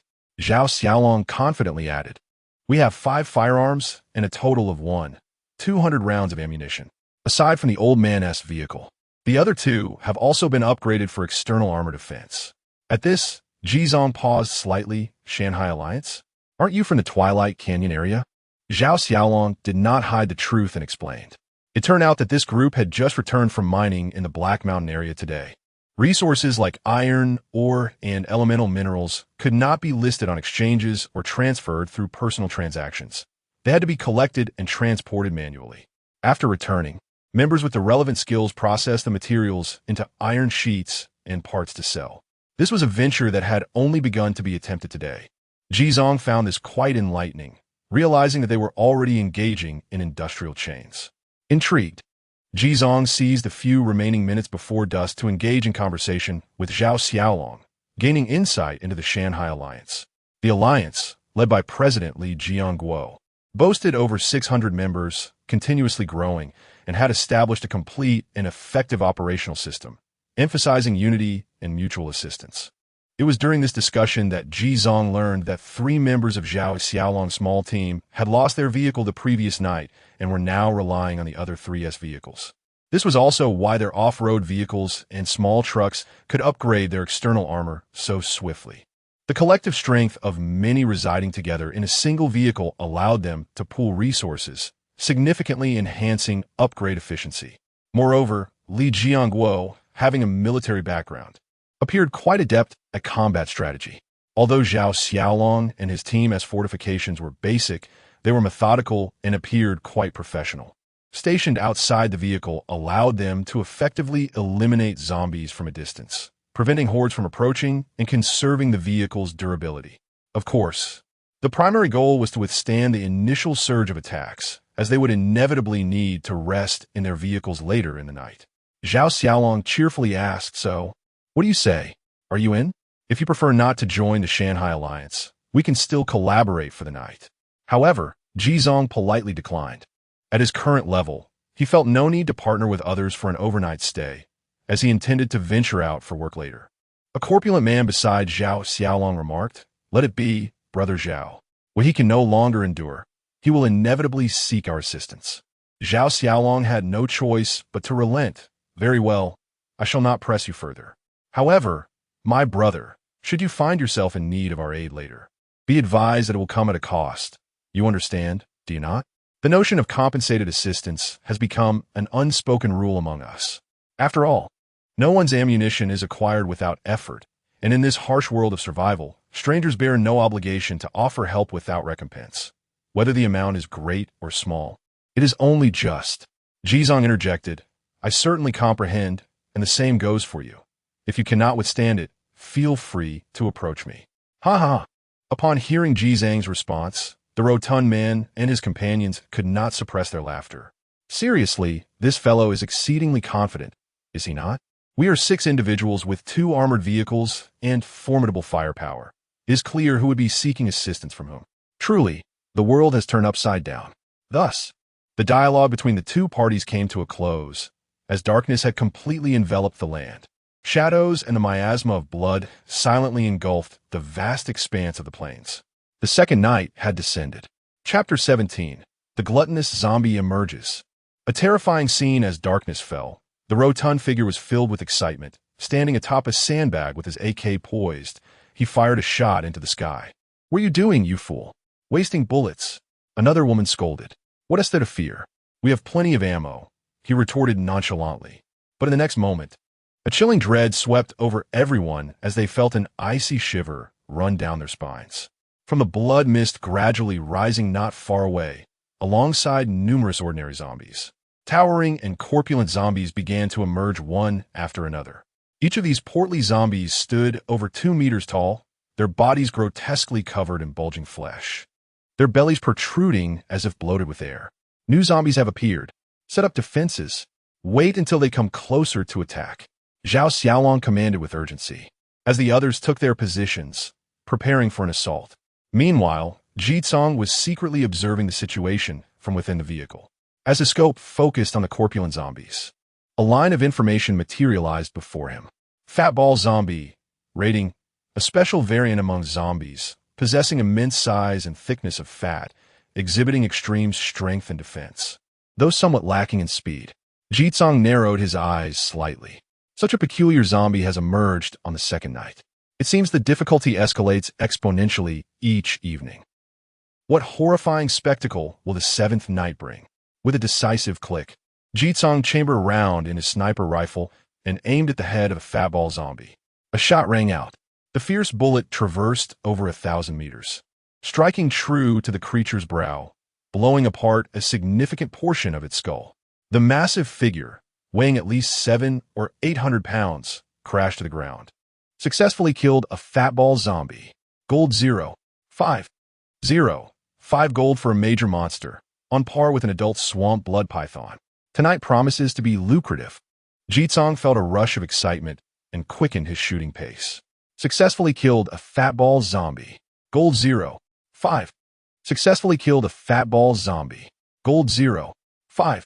The number of fatball zombies was limited and their movement sluggish. While Jizong continued to skillfully dispatch them one by one, several ordinary zombies charged forward, beginning to assault the van. Roar! The zombies shrieked as they collided against the vehicle.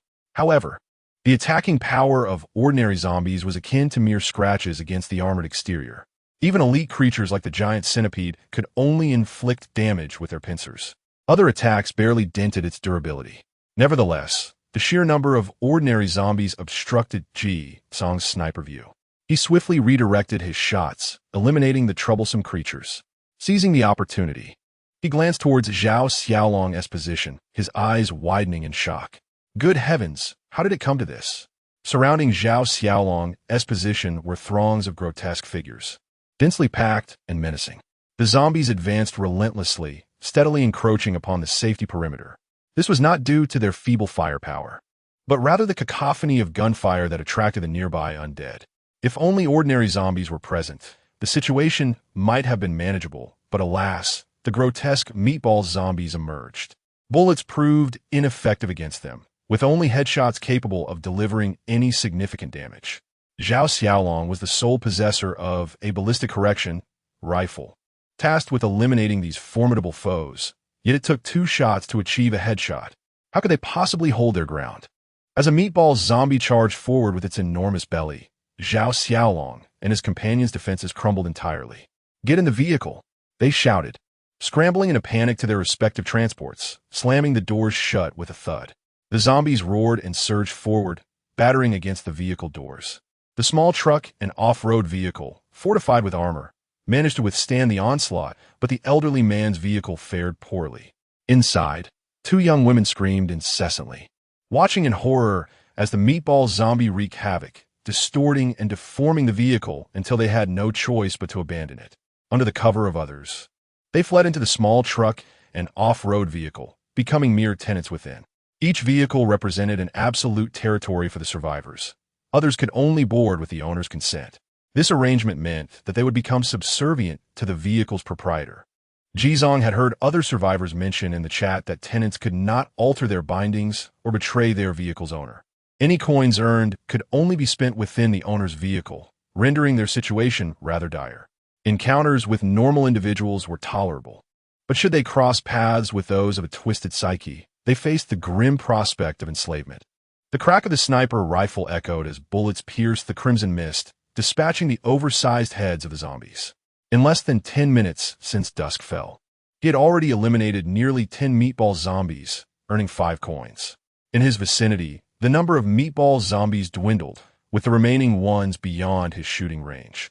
Yet, Jizong remained unhurried to venture out for rescue. There was a task awaiting him nearby. At this moment, within the distant small truck, Zhao Xiaolong and the other 2 tenants appeared pale, drenched in cold sweat. A series of horrifying impacts resonated from outside, causing the vehicle to shake violently, akin to a roller coaster ride. The meatball zombies' assault was terrifying. Even with external armor, the vehicle's durability diminished at an alarming rate, losing 1 point every 2 minutes on average. The critical factor was that they had upgraded the tempered glass rather than the firing chamber, making it challenging to counterattack from within. If this relentless siege continued, the entire vehicle would surely disintegrate within 2 hours. "What do we do, Brother Zhao?" the plump man cried. The atmosphere was overwhelmingly frightening. He felt like the meat inside a tin can, ready to be opened for immediate consumption. They had no choice but to call for help. Zhao Xiaolong swallowed hard. Under such dire circumstances, even upgrading the engine would render it difficult to break free. If the chassis became immobilized, it would spell disaster. But who could possibly come to their rescue? Zhao Xiaolong recalled Jizong and pondered that the latter must be facing a similar predicament. He retrieved a pair of binoculars, elevated himself slightly, and peered through the gaps between the corpses outside the vehicle, directing his gaze towards Jizang's location. To his astonishment, there were no zombies in sight. Merely a few bodies lay nearby, seemingly untouched by the chaos. The hefty companion took the binoculars for a moment and gasped. How is this possible? With such a concentration of zombies, how did that fellow manage to evade an assault? Zhao Xiaolong grimaced and replied, "There's no need to continue looking. He possesses a sniper rifle and a superior suppressor. Surviving until the second night and even upgrading his external armor, he certainly has a measure of confidence." He realized he had underestimated Jizong. It appeared that seeking his assistance was the only viable option. Zhao Xiaolong recalled Jizang's final words, feeling a twinge of embarrassment. He had not anticipated that they would ring true. The sincerity of the appeal for aid was paramount. This was not a time for negotiation. The initial offer, if perceived as disrespectful, might eliminate any chance for a counteroffer. Moreover, in such dire circumstances, extending help could very well invite peril upon oneself. After conferring with the others in the off-road vehicle, they ultimately resolved to present 13 gold coins, along with a modification for a cold weapon, lightweight. This was the maximum offer they could muster at that moment. Subsequently, Zhao Xiaolong contacted Jizong via radio, proposing this price in hopes that he would assist in diverting the surrounding horde of over 100 zombies, thereby alleviating their plight. Accepted, Jizong simply replied. Chapter 18. This is the true essence of the apocalypse. Upon receiving a positive response, Zhao Xiaolong exhaled a sigh of relief and immediately initiated a transaction with Jizong, transferring 13 gold coins along with a modification device. Jizong glanced at the device. Modification device, lightweight, cold weapon, evaluation, can be used for the modification of all cold weapons, reducing the weapon's main body weight by 2/3 upon use. Note, once modified, the weapon will be permanently bound and cannot be dismantled. It was a commendable item, likely to yield remarkable results for certain heavy cold weapons. Jitsong gladly stowed it in his backpack. Zhao Xiaolong said, "Brother, thank you. There's no need for you to take unnecessary risks. Just drive around and draw the zombies away." Luring zombies with a vehicle was the most reliable and effective strategy. As for how to shake off the horde and avoid being encircled by other zombies on the plains, that was a matter of individual skill. Zhao Xiaolong had faith in Jitsong's ability to handle the situation, believing he had a solid plan. However, Jitsong did not intend to employ that method. It seemed too cumbersome. Instead of evading, he resolved to confront them head-on. Jitsong glanced at the roof of his vehicle, where a line of information appeared before him. Sunroof, upgrade path 1.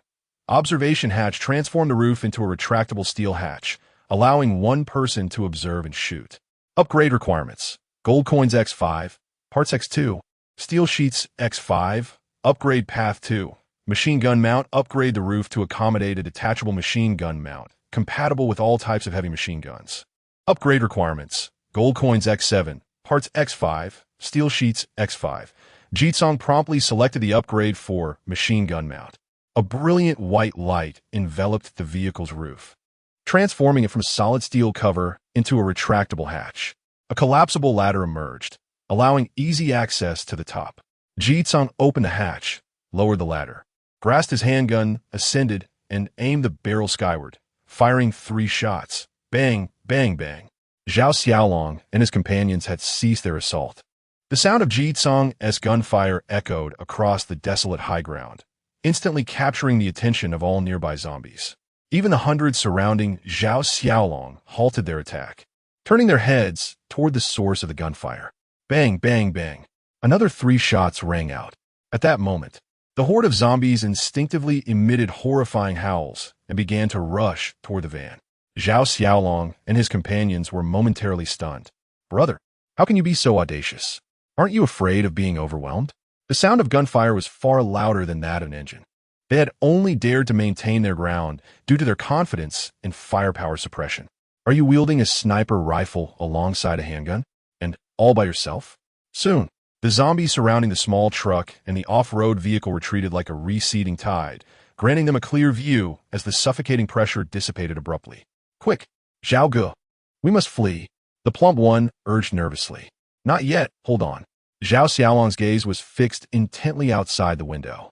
Now, it was a matter of whether Jitsong could successfully divert the horde.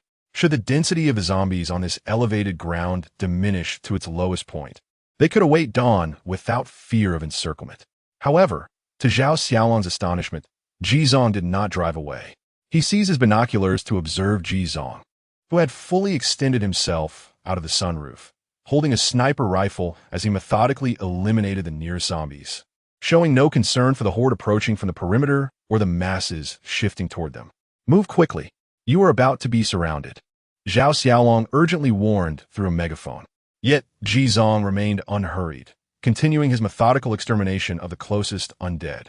After dispatching the last of them, he tossed the sniper rifle back into the vehicle and retrieved a large, ominous black object, which he proceeded to mount atop the vehicle's base.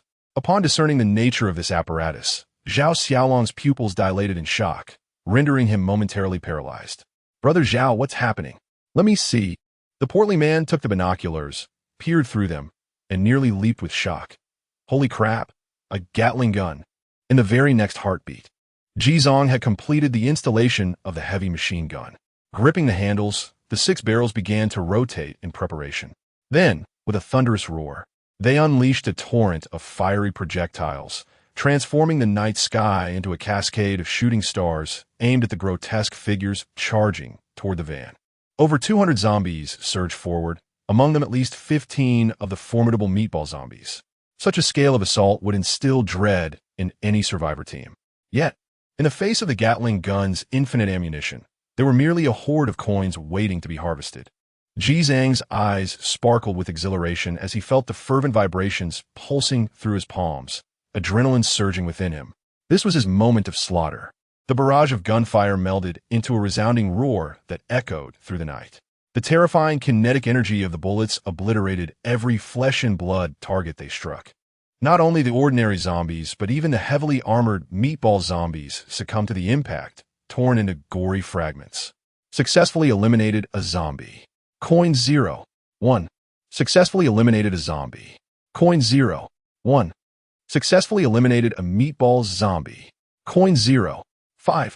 The notifications of kills surged with an unprecedented frequency, embodying the sheer joy of mowing down foes. Jizong redirected the gun, sweeping from left to right, swiftly clearing a vast sector. He paused to reposition, then quickly eradicated another area. At this juncture, the horde trailing Zhao Xiaolong was only 500 meters away, a mass of dark figures rushing forth, exuding a formidable pressure. With a sinister grin, Jizong commenced the final slaughter. This last volley of gunfire was the most exhilarating. The density of the zombies was so overwhelming that not a single bullet went astray. Their grotesque bodies burst apart like fragile watermelons, collapsing in droves. In less than 10 seconds, hundreds of zombies were utterly annihilated, leaving a gruesome tapestry of blood and flesh, a testament to the brutal massacre that had transpired. The battle was unequivocally concluded. Jizong grasped the radio microphone and inquired, "Do you have any cigarettes over there?" "Hand one over." Although Jizong seldom indulged in smoking, he felt an irresistible urge to partake at this moment. "What? Oh, yes, we have some." Zhao Xiaolong and his companions, having been momentarily stunned, hurriedly rummaged through their supplies to find an unopened pack of yushi and passed it to Jizong. He extracted a cigarette, placed it between his lips, and directed the heated, crimson barrel of his gun skyward, igniting the tip with a hiss. He inhaled deeply. The smoke billowed around him, and the long-awaited nicotine bestowed upon him a pleasantly intoxicating sensation. Now, this was the essence of the apocalypse. A grin spread across Ji Zhang's face. This monumental harvest had yielded over 40 gold coins. With additional bonuses and the remuneration for Zhao Xiaolong and others, the total soared to over 60 gold coins. What an exhilarating triumph. Yet, this was merely the beginning. "You all stay put. I shall take my leave," Jizong announced as he descended through the skylight. Igniting the engine, he set forth in his vehicle. Zhao Xiaolong and his companions exchanged bewildered glances. Unlimited ammunition? Had they truly encountered a supergiant with infinite bullets? The portly one, still dazed, murmured, "Brother Zhao, he's gone." "I know." Zhao Xiaolong, still reeling from the overwhelming spectacle, suddenly snapped to attention. "Wait. Hold on. Big guy, let us be friends," he shouted into the microphone. But Jizong had already departed beyond the radio's reach, rendering further contact impossible. Chapter 19, Sudden Wealth. 271 gold coins. At this moment, Jizong had opened the chat channel, which was filled with cries of despair. "Goodness, I can barely hold on. Is there a hero willing to come to my rescue? I am offering payment." "What on earth? Why are the zombies so ferocious tonight?" Our survival squad's impressive firepower was nearly overwhelmed. "Can someone please tell me how to deal with that bloated zombie? Only headshots seem effective. Shooting its body is futile. I fired 100 rounds without making a dent. The fat on its belly is at least a meter thick. At such a distance, how can one achieve a headshot? There's no ballistic adjustment. Just hitting the target is already a feat.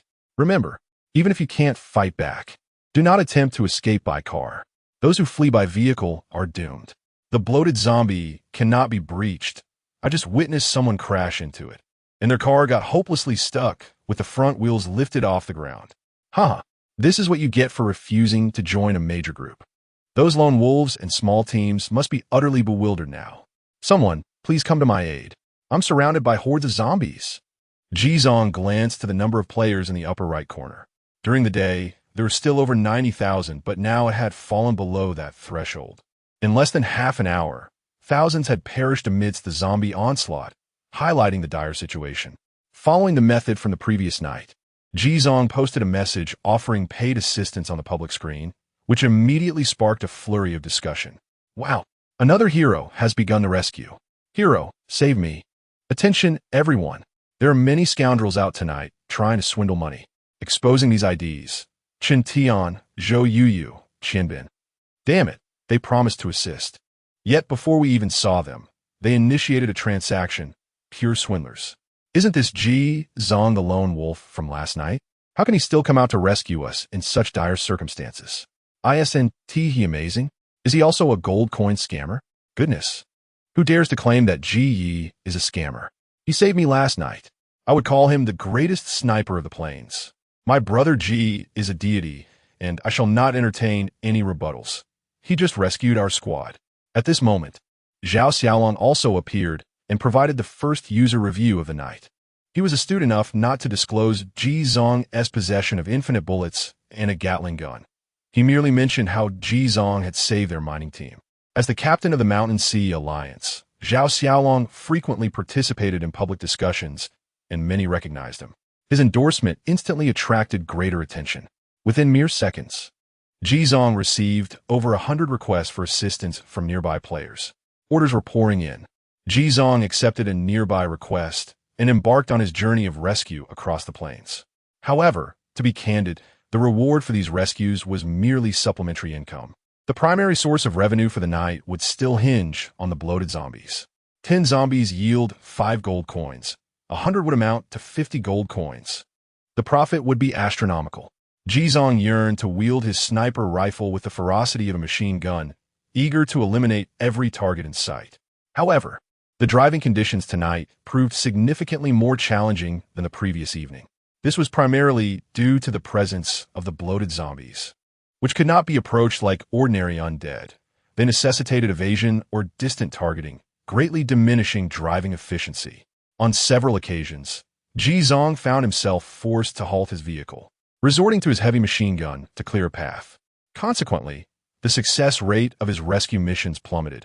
Achieving 2 successful missions out of 10 was considered fortunate. The threat posed by the zombies was formidable, with many survivors unable to wait for rescue before being devoured by the horde, their vehicles torn apart and their lives consumed.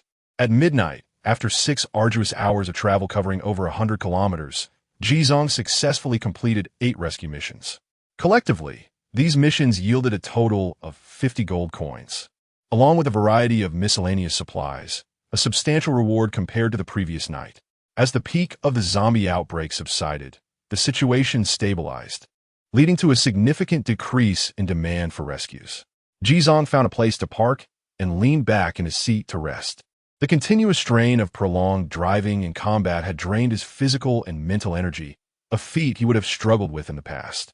Fortunately, his physical condition had improved significantly, bolstered by the stamina recovery buff from the Spirit Essence Cabbage, rendering this fatigue manageable.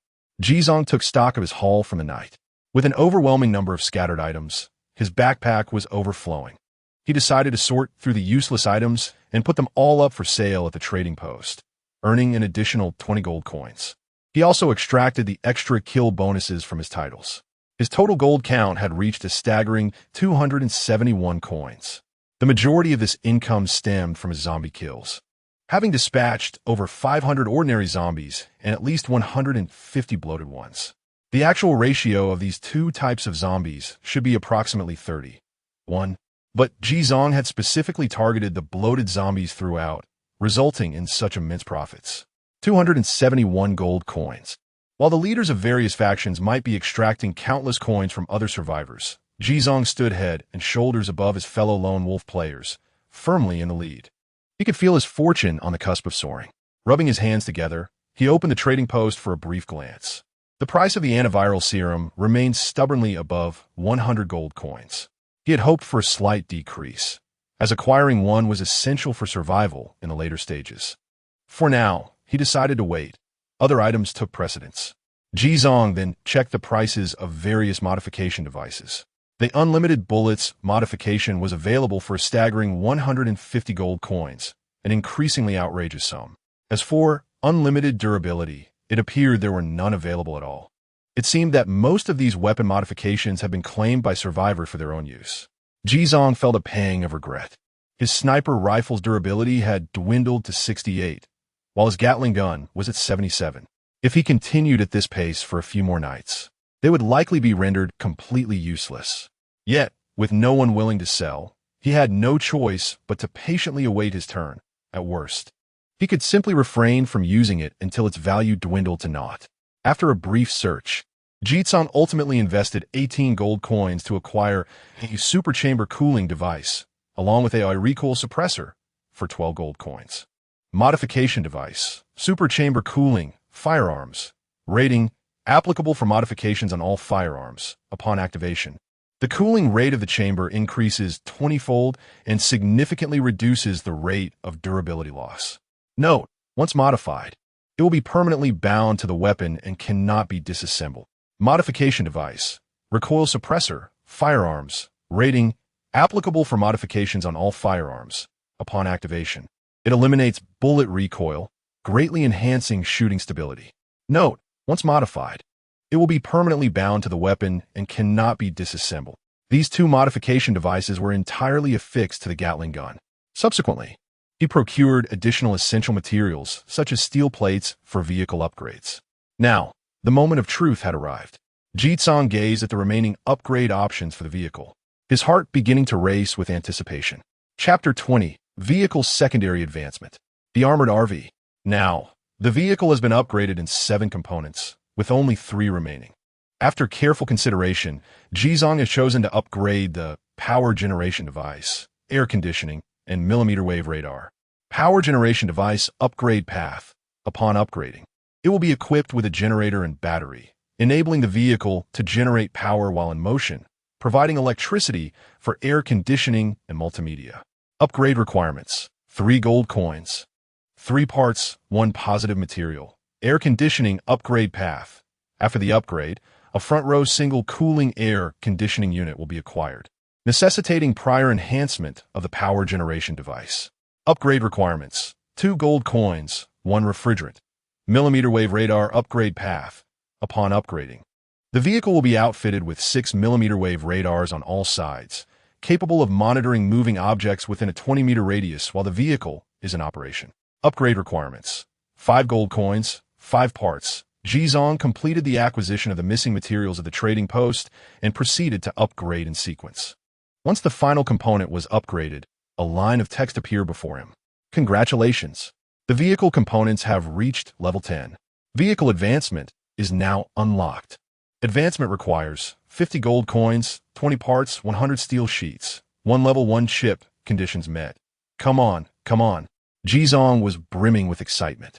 He had grown weary of the cramped environment of the van and was eager to discover what advanced vehicle awaited him. If it were an RV, that would be splendid.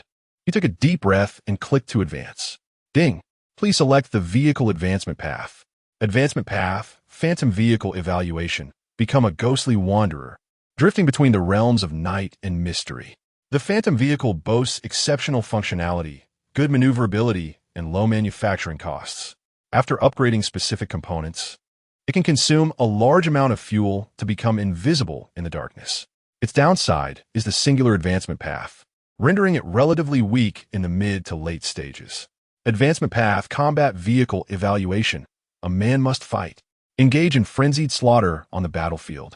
The combat vehicle offers good functionality, maneuverability, and moderate manufacturing costs, featuring a variety of combat and defensive components without significant weaknesses, making it suitable for the majority of users. Advancement path, extreme heavy-duty vehicle evaluation. Do not choose if you lack funds. Do not choose if you lack funds. Do not choose if you lack funds. The extreme vehicle is highly functional and maneuverable, but comes with exorbitant manufacturing costs. It possesses the most diverse and comprehensive upgrade components. Its strength is contingent upon your financial resources, representing both an upper and lower limit that defies imagination. It is not recommended for all but the most elite survivors, as its consumption far exceeds expectations. What? You are headstrong? Then go for it. Friendly reminder: 1. Each individual will have different advancement options and forms based on their initial vehicle. 2. All basic upgrade components will be inherited by the new vehicle after advancement. 3. After advancement, a singular path will be fixed. Please choose wisely. Upon finishing this advanced information, Ji Zhang's expression grew solemn. 3 distinct paths correspond to entirely different futures. This marks the pivotal crossroads of every survivor's destiny. A misstep could lead to a lifetime of regret. Yet for Jizong, his choice was unequivocal. What a jest!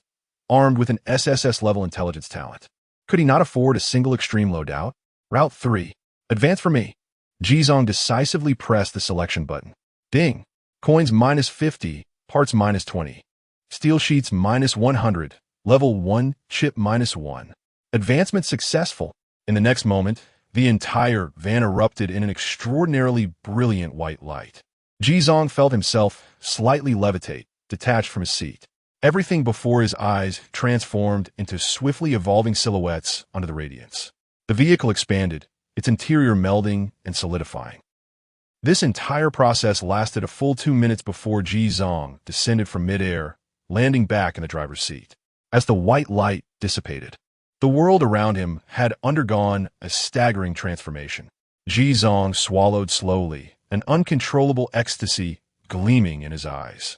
Armored RV grade, Tier 2 vehicle maximum speed, 50 km H durability, 100 slowly decreasing, remaining fuel, 1. 5 units capable of traveling 225 kilometers, upgraded components, shooting cabin non-upgradable, tires replaceable, chassis level 1, outer armor level 1, seats replaceable. Level 10, vehicle advancement requirements, coins X 1500, parts X 400, steel sheets X 5000, alloys X 100, armor core X 1. Components must be level 50 or above to unlock advancement. Evaluation, a relatively simple armored RV, with various functions awaiting development. However, to ordinary zombies, it stands as an insurmountable steel behemoth. An RV. The upgrade of the van truly manifested as an RV. Jizong found himself at a loss for words to express his current sentiments. In this post-apocalyptic world, such an armored RV was undeniably the ultimate vehicle for survival. This was sheer bliss. Jizong eagerly began to explore his new abode. The front featured double seats, while the rear offered a spacious, independent area. A small kitchen, a wash basin, a sofa with a dining table, and a bed measuring 2 by 1, 5 meters, with a foldable partition for a hammock. Further back lay a compact restroom.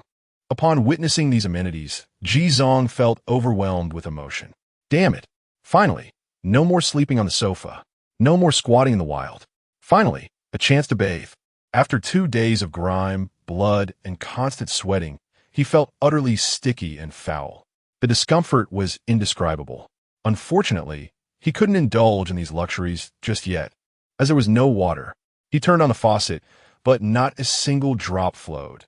It appeared he would have to find a way to replenish it himself. Subsequently, he ascended the extendable ladder to the upper deck, a vast storage area capable of accommodating approximately 5 cubic meters of goods. Above him lay a switchable skylight, with a machine gun mount affixed to the vehicle's roof. Jizong descended through the side door, gazing at the vehicle's exterior, adorned with riveted armor that exuded an essence of cyber wasteland. He felt an overwhelming sense of nostalgia. At last, he could live a semblance of a human life. I need to fetch some water.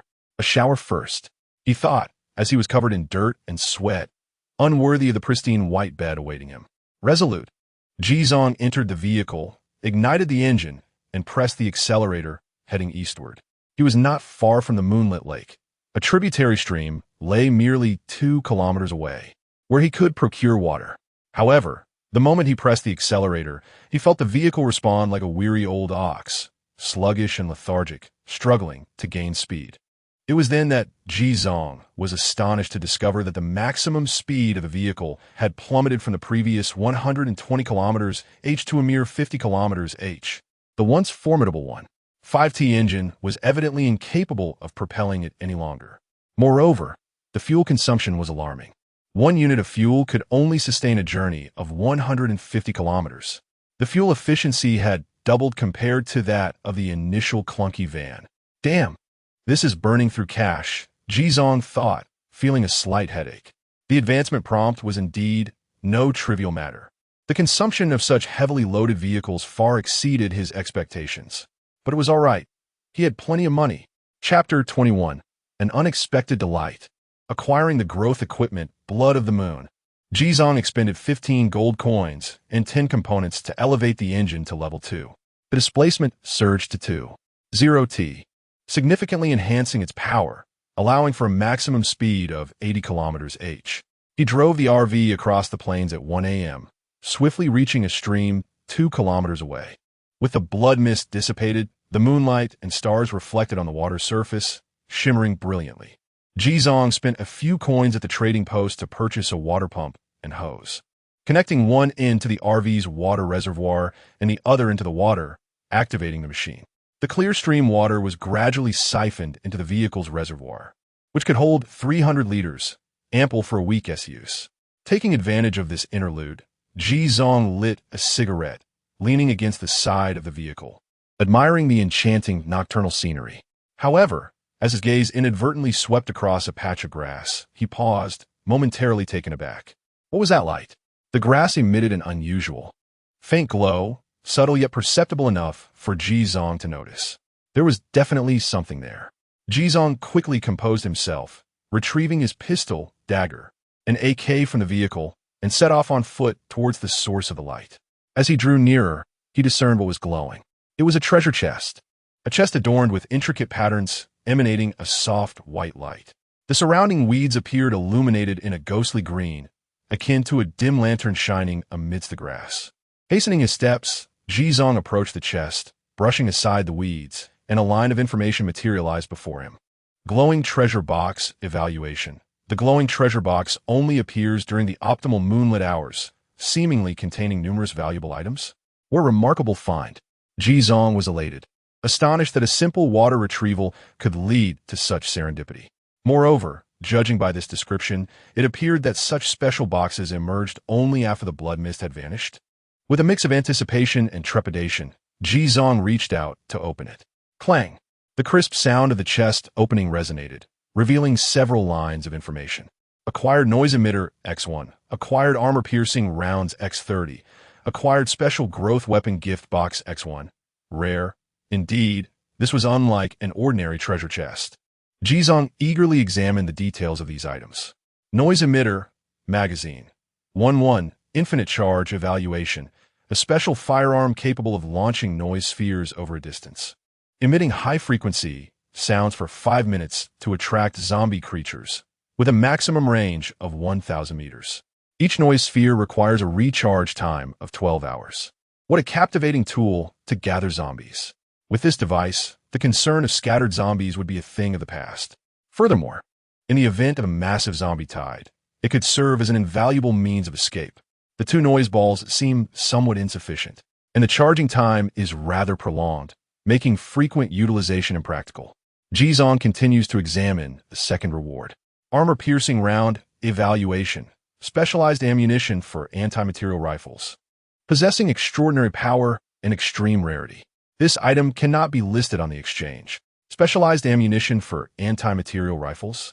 His eyes glimmer with intrigue. He knows of only one such rifle, the renowned Barrett.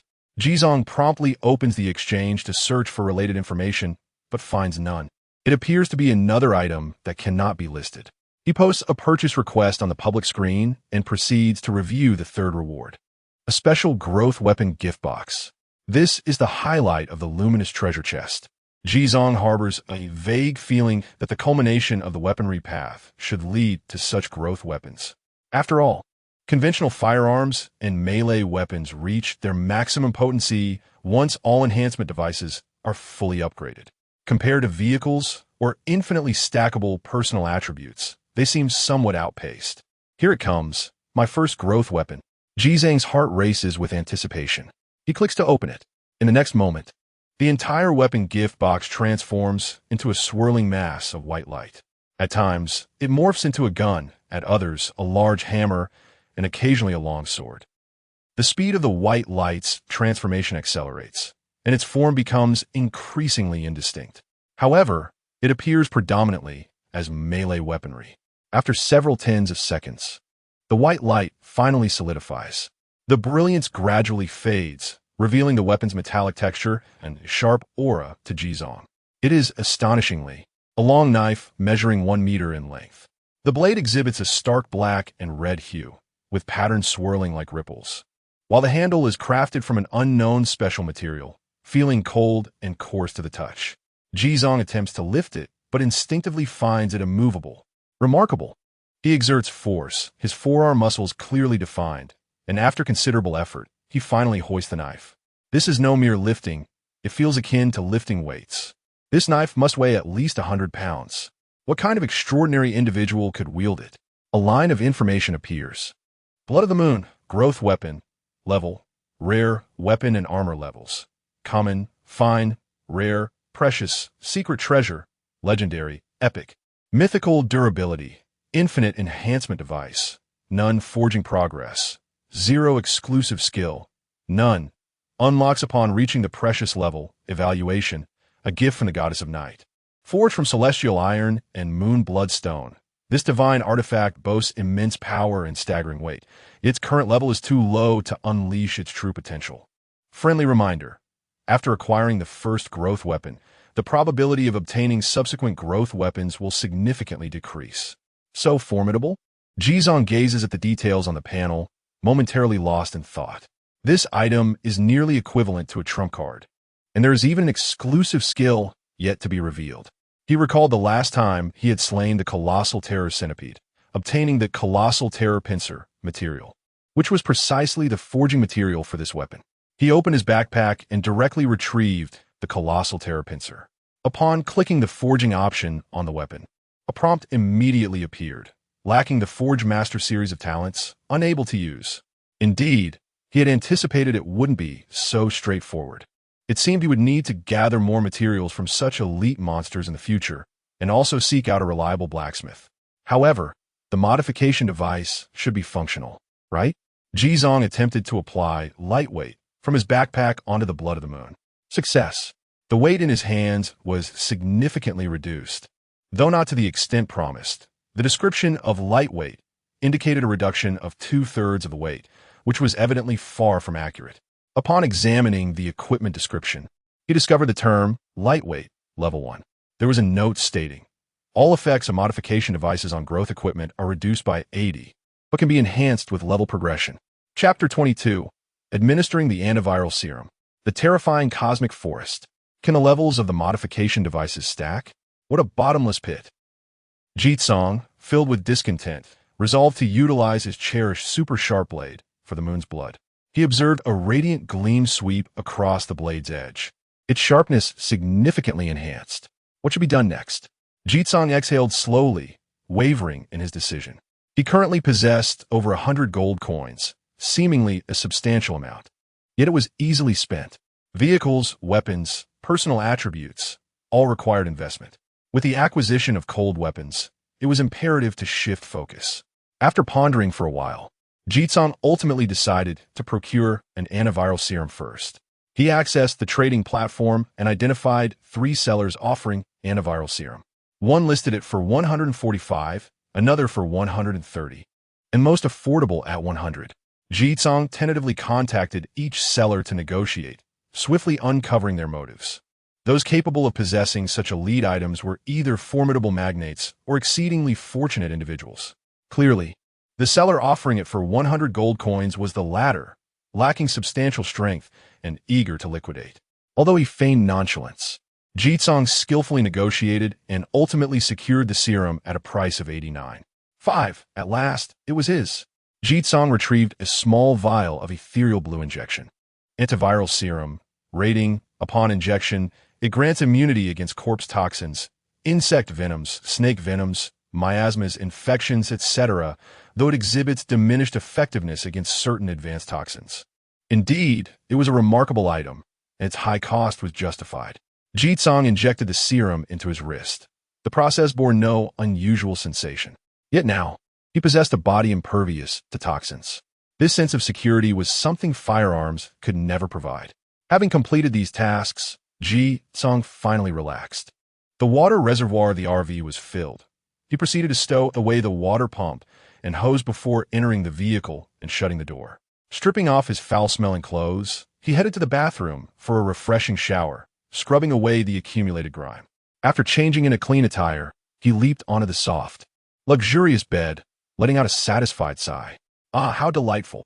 Relishing the long-awaited comfort of the bed, Jizong rolled around like a maggot, indulging himself thoroughly. While the majority of survivors continued to lead primitive lives, he had already settled into a lavish RV.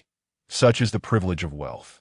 Opening the chat channel, he noted that his recent inquiry for anti-material weapons had vanished without a trace. Nonetheless, this was unsurprising, Such specialized firearms were exceedingly rare, appearing infrequently on the market. He sent out another purchase request, observing the late-night conversations of other survivors before gradually drifting into slumber. The following morning at 8 o'clock, Jitsong awoke leisurely beneath the warm rays of the sun streaming through the window. The sensation of awakening from slumber is truly unparalleled. The quality of sleep was exceptionally restorative. Even the nocturnal disturbances of zombies scratching at the door failed to rouse him. He procured a few essentials, toothbrush, towel, and cup, from the marketplace, and after a refreshing wash at the sink, indulged in a sumptuous breakfast before stepping outside with a pistol in hand. Today's weather: clear skies. Temperature: 19-32. Commentary: a pristine day, devoid of clouds, is ideally suited for hunting in the starry forest. However, caution is advised to avoid encroaching on certain territories, lest one transitions from hunter to prey. Today's weather remains consistently pleasant, with visibility remarkably high, allowing one to gaze upon the undulating horizon in the distance. Though the temperature seems to be on the rise. A growl. Upon sighting the living, several zombies lurking nearby immediately lunge forth with a cacophony of howls. These creatures had been present since the previous night, but alas, their teeth and claws have been worn down, failing to gnaw through the RV's exterior armor, leaving only a disturbing trail of blood and handprints. With a few precise shots to the head, he dispatched the zombies and turned to enter his vehicle. Having overslept slightly, he was eager to set forth. Starting the RV, he commenced today's exploratory journey. During the drive, he activated the chat channel. After a night of arduous battles, the population in the region had dwindled to over 80,000. The escalating difficulty of the second night had heightened the tension among all survivors, with many already fervently seeking resources to bolster their strength early on the third day. The Battlefield Alliance is actively recruiting. Membership fee: 5 gold coins. Those interested may contact me directly. We are preparing to explore the depths of the starry forest. Our small group consists of 18 individuals, and we are currently seeking another team of 10 or more to embark on a perilous expedition. If you are fearful, do not hinder our progress. Are they out of their minds, venturing into the forest depths now? That place is rife with elite monster nests. Not only elite monsters, the horrors within are beyond imagination. Just 2 hours ago, a 50-member troop from the Nenshan Brotherhood entered and was utterly annihilated. The last message was a dire warning for everyone to stay away. With such death notices circulating, who would dare to venture in and seek their doom? Fortune favors the bold. The more perilous the location, the greater the opportunity. If one could uncover a high-level treasure chest, it would lead to immediate elevation in status. Why fear? If we do not strive to enhance our combat power now, we shall be devoured by the horde in a few nights. I share this perspective. I nearly fell victim to a fleshball zombie last night. If there is a chance for a high-level treasure chest, damn it, I would brave even the most treacherous layers. The Kamikaze Group is recruiting skilled individuals, welcoming those who have accumulated over 200 gold coins in expenditure. Currently, our team consists of 13 members, all of whom are elite fighters. What high bar the Kamikaze Group has set. It's absurd. Those in the group are top-tier competitors, with several having migrated from various major factions. Their combat prowess is something mere mortals like us cannot fathom. The channel buzzed with lively discussions. Jizong glanced at the private messages in the upper right corner, and amidst numerous requests for friendship and flattery, he was astonished to find a message offering a sale of an anti-material sniper rifle. He promptly replied, and the other party responded instantaneously. Master G, you finally replied. I thought you had already made a purchase. Following this, the individual provided the details of the equipment. Anti-material sniper rifle Barrett M82 A1 magazine. 00, only compatible with armor-piercing rounds, durability, 100 rating, an extraordinarily powerful anti-material sniper rifle, representing the pinnacle of individual thermal weaponry. Due to its excessive recoil, it can easily result in fractures of the collarbone and ribs, and in severe cases, lead to internal hemorrhaging. It is strictly prohibited for individuals with poor physical condition to utilize. Note: this unique firearm cannot be modified and is classified as a Tier 3 restricted trading item, making it ineligible for listing on the trading market or personal online transactions. At last, it has arrived. Jizong gazed at the information panel, his heart instantly ablaze with excitement. Chapter 23: The Soul Artifact, Treasure Map. Acquiring the Barrett. To his astonishment, this unique firearm was classified as a restricted item. The trading restrictions were categorized into 4 levels: exchange trading, personal trading, offline trading, and non-tradable. For instance, last night's Blood of the Moon fell into the highest restriction level, non-tradable. This firearm, however, was of the 3rd level, permissible only through offline transactions. Wang Dongliang. Master G, I obtained this item on my first day, but I couldn't sell it until I finally encountered you, a significant client. Jitsong. Is that so? Is there truly no one interested in it? Wang Dongliang. There are indeed interested parties, but I hesitated to trade with them for fear of being robbed. You, Master G, are a reputable figure, so I feel secure selling it to you. Jitsong was also quite surprised. He had not anticipated the advantages of high reputation to manifest so swiftly. After negotiating a price of 13 gold coins and agreeing on a transaction location, their conversation concluded. Subsequently, Jitsong drove his armored RV toward the designated spot. The chassis of the armored RV was a notch higher than that of a van, allowing it to traverse most terrains with ease, save for marshes, wetlands, or mountainous areas. In under half an hour, Jitsong arrived at the agreed location, where the other party was already waiting. They arrived in a standard sedan, which had been upgraded with a reinforced chassis and exterior armor. Master G. The door swung open, and a young man swiftly exited, enthusiastically waving toward Jitsong's RV. A few others also disembarked, their expressions reserved, appearing somewhat disheveled. They were all dwellers. Upon seeing Jitsong's vehicle, they were taken aback. From a distance, it resembled a large freight truck, only to reveal itself as an armored RV. Having encountered numerous survivors in recent days, this was their first sighting of an RV, truly befitting a figure of high stature. The young man, Wang Dongliang, along with several dwellers, raised their hands and spun around, signaling that they bore no weapons. This gesture represented the utmost goodwill that survivors could extend to one another during encounters. Jitsong parked the vehicle and stepped down. Master G, here is the firearm you requested. Wang Dongliang promptly opened the trunk and hoisted out the hefty Barrett, weighing several dozen pounds. Very well. Jitsong confirmed its condition and promptly transferred the gold coins. The transaction was completed amicably.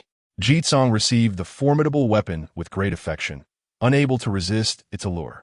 Truly deserving of its moniker, the cannon-like sniper rifle boasted an extravagant design and a substantial heft, which was simply awe-inspiring. All right, I shall take my leave now. Jitsong placed the weapon into his backpack and prepared to depart. At that moment, Wang Dongliang exchanged glances with the other dwellers and suddenly spoke up. Master G, we have something else to show you. Oh, what is it? Jitsong paused, intrigued. The other party had refrained from revealing it earlier, waiting until after the transaction was complete, which piqued his interest. The item in question is estimated to possess considerable value, necessitating a prior transaction to establish sufficient trust. It appears that these survivors are not entirely devoid of caution. Master G, we possess a treasure map. Wang Dongliang's voice trembled with tension, yet he endeavored to maintain his composure. A treasure map? Jitsong immediately adopted a serious demeanor. Indeed, it is a treasure map. To be candid, this artifact, along with that sniper rifle, was obtained by our group after a harrowing escape from a certain mine in Black Mountain. Wang Dongliang produced a sheepskin scroll bound with hemp rope from his bosom, presenting it to Jitsong for appraisal. Cursed sheepskin scroll, unique item, description. It is said that this scroll contains clues to the treasure of the Earth God. However, due to years of entrapment in the tomb of the Corpse King, it is shrouded in accursed mist, obscuring the information inscribed upon it. Remember, do not let anyone know you possess it. Note, this item cannot be stored in a backpack and belongs to a level 3 restricted trading category. Upon reading this information, Jitsong's pupils involuntarily contracted. It is indeed a unique item. Wang Dongliang, far more anxious than Jitsong, felt his hands tremble. Master G, have you finished reading? Jitsong waved his hand dismissively, stating, there is no need for fear. Name your price. I am willing to purchase this. Upon hearing this, Wang Dongliang felt a wave of relief wash over him, exhaling heavily. The expressions of the other residents also relaxed significantly. To be frank, possessing such an item was quite unsettling. Should others discover it, it would undoubtedly invite relentless coveting and pursuit. It would be wise to seek a prominent figure to handle this matter swiftly. Initially, they had intended to approach Li Jianguo from the Mountain Sea Alliance, but their lowly status rendered them hesitant to express their intentions too openly, resulting in a dead end. Had it not been for Ji Tsang's public inquiry regarding the purchase of anti-material rifles, which they happened to possess, this transaction might never have come to fruition. Wang Dongliang cautiously ventured, "Master Ji, how does 200 gold coins sound for this item? Is it worth 200 gold coins?" "Certainly. It is worth even more," he thought. Yet now is not the right time. Gold coins possess temporal value. Currently, in this early stage, acquiring them is arduous, and their worth is significantly higher than in the future. For an ordinary survivor, this sheepskin scroll would merely be a burdensome hot potato, and liquidating it promptly is the most prudent course of action. I cannot offer you 200 gold coins. If I am not mistaken, this item has usage limitations. Does it not? Ji Tsang remarked. The so-called cursed mist enveloping the scroll would not be easily dispelled. Otherwise, the owner would have sought the treasure themselves instead of selling it. "Master Ji, you truly see through to the heart of the matter," Wang Dongliang chuckled awkwardly, not expecting Ji Tsang to acquiesce outright. This price was primarily reserved to allow for some bargaining room. "How about 180? 80, a firm price," Ji Tsang asserted, articulating his psychological price with certainty. Wang Dongliang's face contorted as if adorned with a mask of suffering. The blade had struck his major artery. "Brother, they merely seek a trifling sum, whereas you are confronting a substantial loss." Sighing in resignation, he acquiesced. "Very well. 80 it is. Let us consider this an acquaintance." Ultimately, Wang Dongliang endured the pain and consented, recognizing that not everyone could afford such an exorbitant price of 80 gold coins. Ji Tsang was indeed an exceptional buyer. In contrast, others could easily fall prey to theft, resulting not only in a futile endeavor, but potentially jeopardizing their very lives. Swiftly concluding the transaction was advantageous. 80 gold coins were sufficient for his vehicle's advancement, ensuring his safety for the upcoming nights, thereby placing him a step ahead of others. With the price settled, Ji Tsang wasted no time and proceeded to secure his profit. However, he lacked the requisite gold coins at that moment, paying only 50 and compensating the remaining 30 with components. Upon completing the transaction, Ji Tsang cautioned, "I trust you will keep this matter confidential." "Rest assured, Ji, we understand. This secret will remain locked within our hearts," Wang Dongliang fervently assured him, knowing full well that divulging such information would only serve to irrevocably offend Ji Tsang, a figure of immense stature whom he dared not antagonize.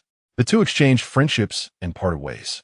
The instant Ji Tsang entered his vehicle, he retrieved a hefty scroll of parchment, untying its bindings and unfurling it in the palm of his hand. Before him, an ancient and enigmatic map gradually revealed itself. Regrettably, the entire map presented only a vague outline, shrouded beneath a dense mist that obscured its true form. A line of text materialized. "This scroll is cloaked in a cursed fog, rendering it temporarily indecipherable. The blood of the Corpse King is required for its curse to be lifted." Indeed, this blood could only be obtained by vanquishing the Corpse King. It was no wonder Wang Dongliang hesitated to embark on a treasure hunt. The prerequisites were clearly tasks beyond their capabilities. Chapter 24, Arrival at the Black Mountain Mining Area. Intelligence triggered once more. Placing the parchment in the armrest box, Ji Tsang set off in his RV. For the next few hours, he sped across the plains. The vast emptiness offered little in terms of unique terrains like forests or swamps, resulting in scant rewards. Aside from the occasional sighting of animals, only a handful of zombies remained. Fortunately, fortune smiled upon him as he discovered 2 wooden treasure chests, yielding 8 gold coins, 10 parts, and 12 leather, along with some miscellaneous supplies. However, no intelligence was triggered. It seemed that to find valuable items, one must venture into special terrains, Ji Tsang mused. He recalled Wang Dongliang mentioning that the Black Mountain mining area was not too far away. In the chat channel, he befriended someone from the Black Mountain mining area and, for mere 0.5 gold coins, acquired the location coordinates, which turned out to be only 30 kilometers away. "All right, off to the Black Mountain mining area it is." Resolute, Jizong decided against meandering in search of resource chests and instead sped directly toward his destination. Midway, dissatisfied with the engine's performance, he gritted his teeth and sold off several dozen parts, spending 20 gold coins and 35 parts to upgrade to a level 3 engine. Transitioning from a 2.0T to a 3.0T, his maximum speed surged to 120 km/h. The familiar sensation of acceleration returned. The roar of the engine grew richer, as the formidable power propelled the steel beast swiftly across the plains. Before long, Jizong finally reached his destination. On the horizon, the undulating black mountains rose majestically, resembling a colossal dragon sprawled across the earth, imparting a striking sense of visual awe and pressure. Here, the number of people began to increase. This special area, rich in natural resources, attracted various survivors seeking to gather materials. From the window, Jizong observed numerous distinctive vehicles parked beside the rocky slopes. Among them, small trucks were the most prevalent, adorned with flags signifying their respective factions. Sweaty figures wielded pickaxes, diligently mining away with a rhythmic clinking sound. The iron ore extracted could be smelted into steel sheets or fashioned into parts using blueprints. This arduous task, while laborious, provided the most stable income, primarily undertaken by the dwellers. Jizong had seen in the chat channel that a typical individual wielding a standard iron pickaxe could extract iron ore valued at 5 to 7 gold coins daily. An exquisite iron pickaxe could double that efficiency, yielding over 10 gold coins a day, which was quite commendable. In contrast, those survivors with vehicles either rested in their cars or drove off in search of treasure chests, seldom engaging in the basic labor of mining. Moreover, Jizong noted an intriguing phenomenon. The mining site was encircled by barbed wire, with only a single entrance guarded by a sentry. Any vehicle wishing to enter was required to pay a fee first. As for the identity of the charging individuals, there is but one answer: the Ghost Dragon Society. Upon witnessing this scene, Jizong couldn't help but chuckle. Damn it, no wonder the survivors in the Black Mountain mining area are filled with grievances. The audacity to monopolize such abundant natural resources that pervade the entire mountain range speaks volumes about the tyrannical nature of the Ghost Dragon Society's operations. Jizong privately messaged the individual who had sent him the coordinates earlier to inquire about the situation. He soon learned that the Ghost Dragon Society had already seized several oil fields, mines, and water sources, lacking the capability to exploit them all. They instead extorted fees from those who wished to mine, denying entry to anyone who refused to pay. Moreover, their methods of dealing with trespassers were ruthlessly severe, leading to the society's infamy within mere days, rendering them a target of collective disdain and scorn from other survivors. Were it not for the current dire circumstances, they would likely have been overthrown by the masses of ordinary survivors long ago. Jizong navigated the rocky path into the mountainous region. The expanse of the mountains was vast, with the majority still untouched, showcasing a complex natural landscape, and the route grew increasingly treacherous. Even with a vehicle boasting a high chassis and off-road tires, he was compelled to reduce speed and proceed with caution. At that moment, a familiar notification chimed in his mind. Ding! You have triggered today's intel. Would you like to receive it? Jizong smiled slightly, after waiting patiently. It had finally arrived. Accept. Today's intel, you have entered the enigmatic Black Mountain mining area, a place where fortune seekers have made their mark. Yet many adventurers have met their demise. Approximately 500 meters ahead, a peculiar geological anomaly on the mountain surface suggests the potential for uncovering something extraordinary. Remember, do not venture too deep into the mining area. Upon hearing the sound of rolling stones, you must flee immediately. Jizong meticulously read through the details of the intel, his gaze shifting toward the mountain ahead. It was a patch of hillocks overgrown with weeds, connected to the undulating mountains behind it, appearing no different from other locales. He drove the vehicle closer, but after traversing less than 200 meters, he was astonished to discover numerous signs of gunfire and conflict. Not far off, several corpses lay hidden among the underbrush, their deaths brutal and gruesome. However, given the state of the congealed blood, it seemed they had perished not long ago. Jizong's demeanor turned serious.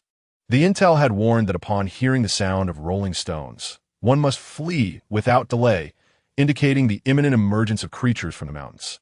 He parked the vehicle near the small hillock, gripping his Gatling gun tightly as he meticulously scanned his surroundings. Before long, he noticed disordered traces on the grass at the foot of the hill, where the underbrush met the mountainside, revealing a faint glimmer of metal. Upon closer inspection, he discovered a bronze treasure chest embedded within the rocky terrain. Several marks of excavation marred the rock, evidently left by the deceased survivors. They discovered a treasure chest and sought to chisel through the rock, yet for reasons unknown, they suddenly fled, meeting a tragic demise mere dozens of meters away. Intriguing indeed. Jizong retrieved a finely crafted iron pickaxe from his backpack. This tool was a reward obtained during last night's rescue, capable of fetching a handsome price of several gold coins at the trading post. The pickaxe's tip was exceedingly sharp, adept at effortlessly breaking through rock layers. Once he ensured there was no danger in the vicinity, Jizong struck with great force. Bang! With nearly 20 points in constitution, his strength was nearly double that of an average adult, and coupled with this exquisite tool, he swiftly cleaved a substantial portion of the rocky surface. However, just as he commenced his work, a thunderous rumble echoed from the hilltop, a terrifying cacophony of shifting and grinding stones.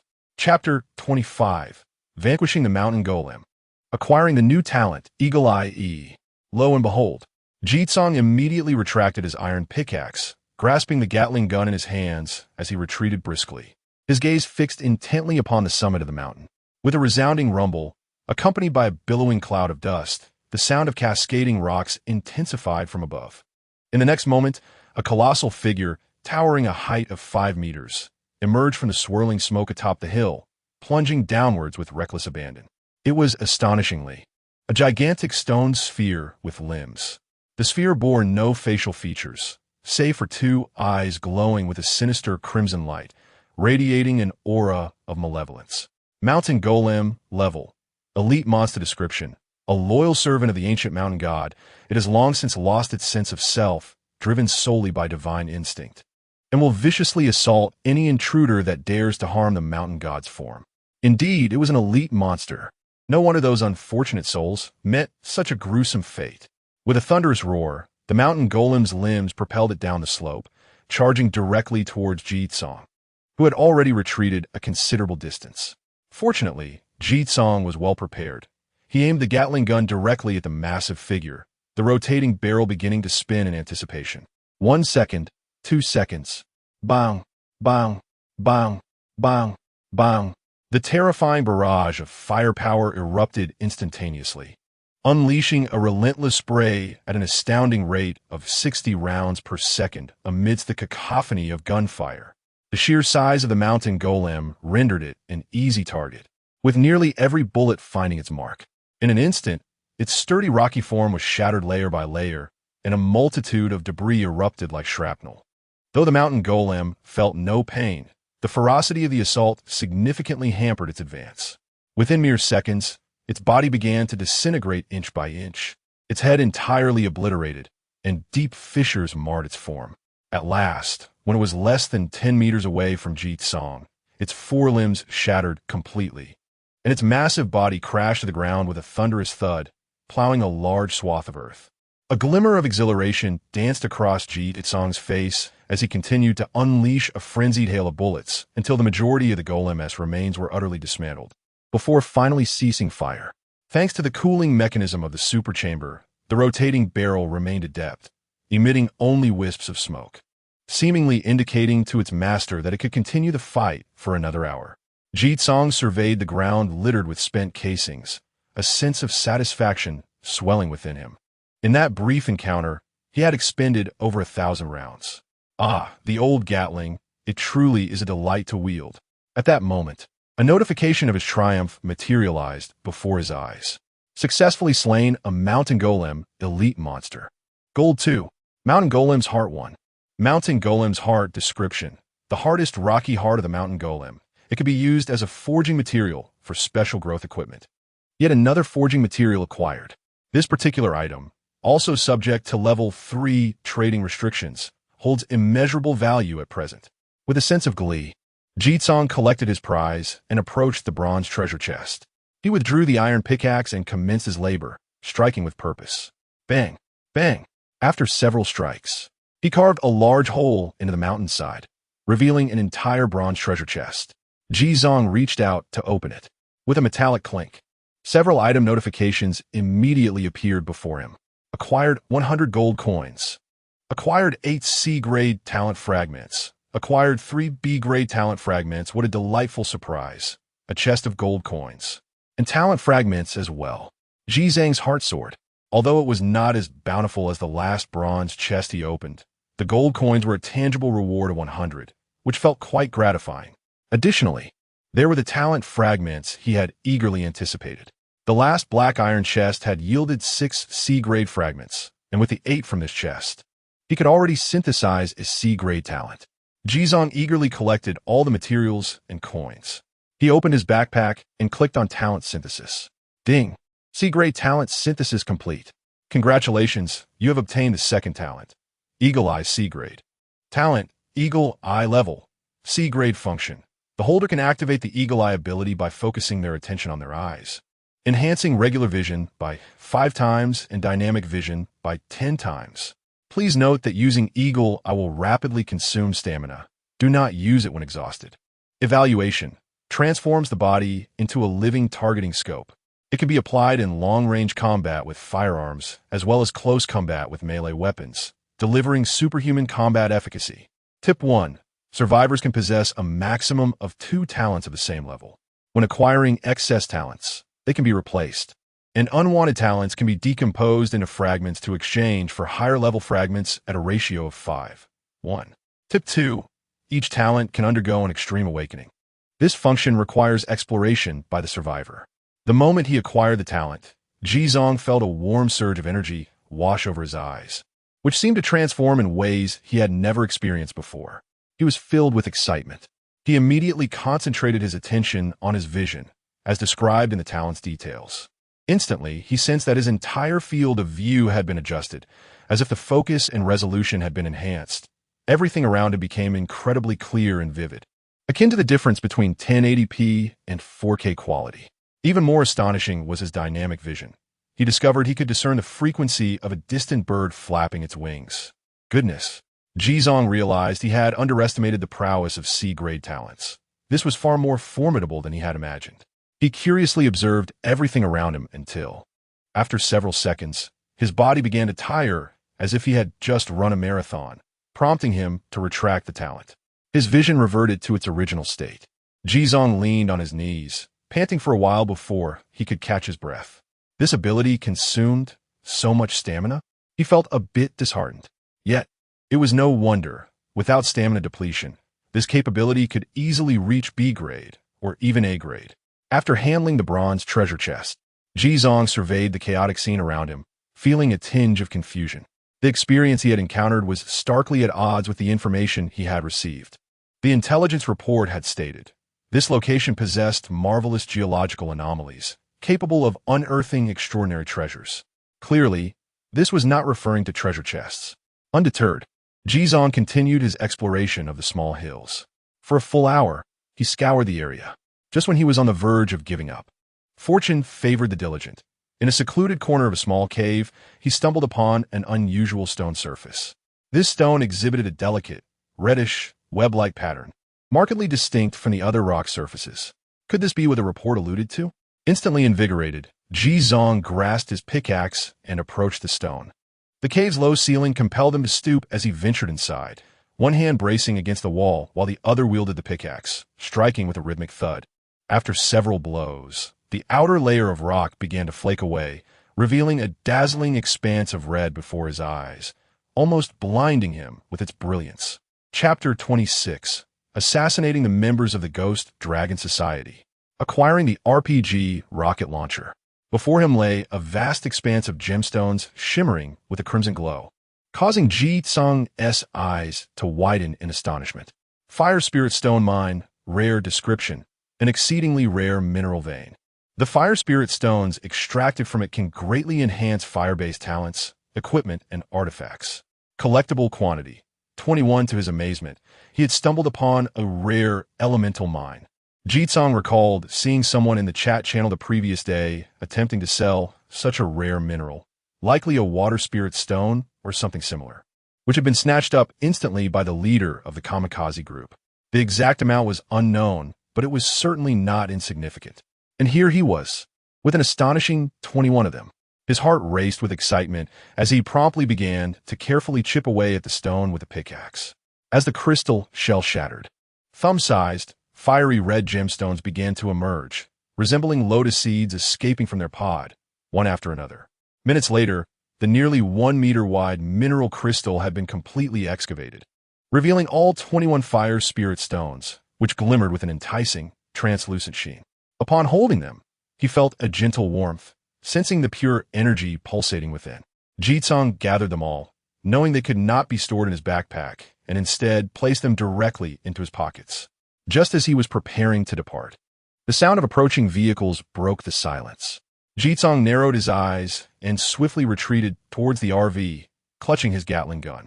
During his retreat, he spotted 2 off-road vehicles drawing near, both well upgraded and adorned with fluttering black flags, the unmistakable insignia of the Ghost Dragon Society. Before they arrived, Jitsong successfully boarded the RV. The vehicle's radio crackled with a menacing voice. "Hey, did you think you could enter the mining area without our consent? This is a restricted zone. Get out of the vehicle, leave the goods behind, and pay a fine of 20 gold coins. Comply, or we will end you. Understand?" From the front rugged off-roader, a scruffy middle-aged man spoke into the megaphone, a cruel smirk etched across his face. From the other vehicle, a blonde-haired man chimed in eagerly. "Brother Long, let us hit him hard. This guy is driving a cargo truck. There must be a fortune in it. Don't rush. The system prohibits transactions against one's will. Wait a moment while I arrange for some worthless materials. We'll extort him bit by bit. How dare he drive a cargo truck into our territory? It's downright reckless."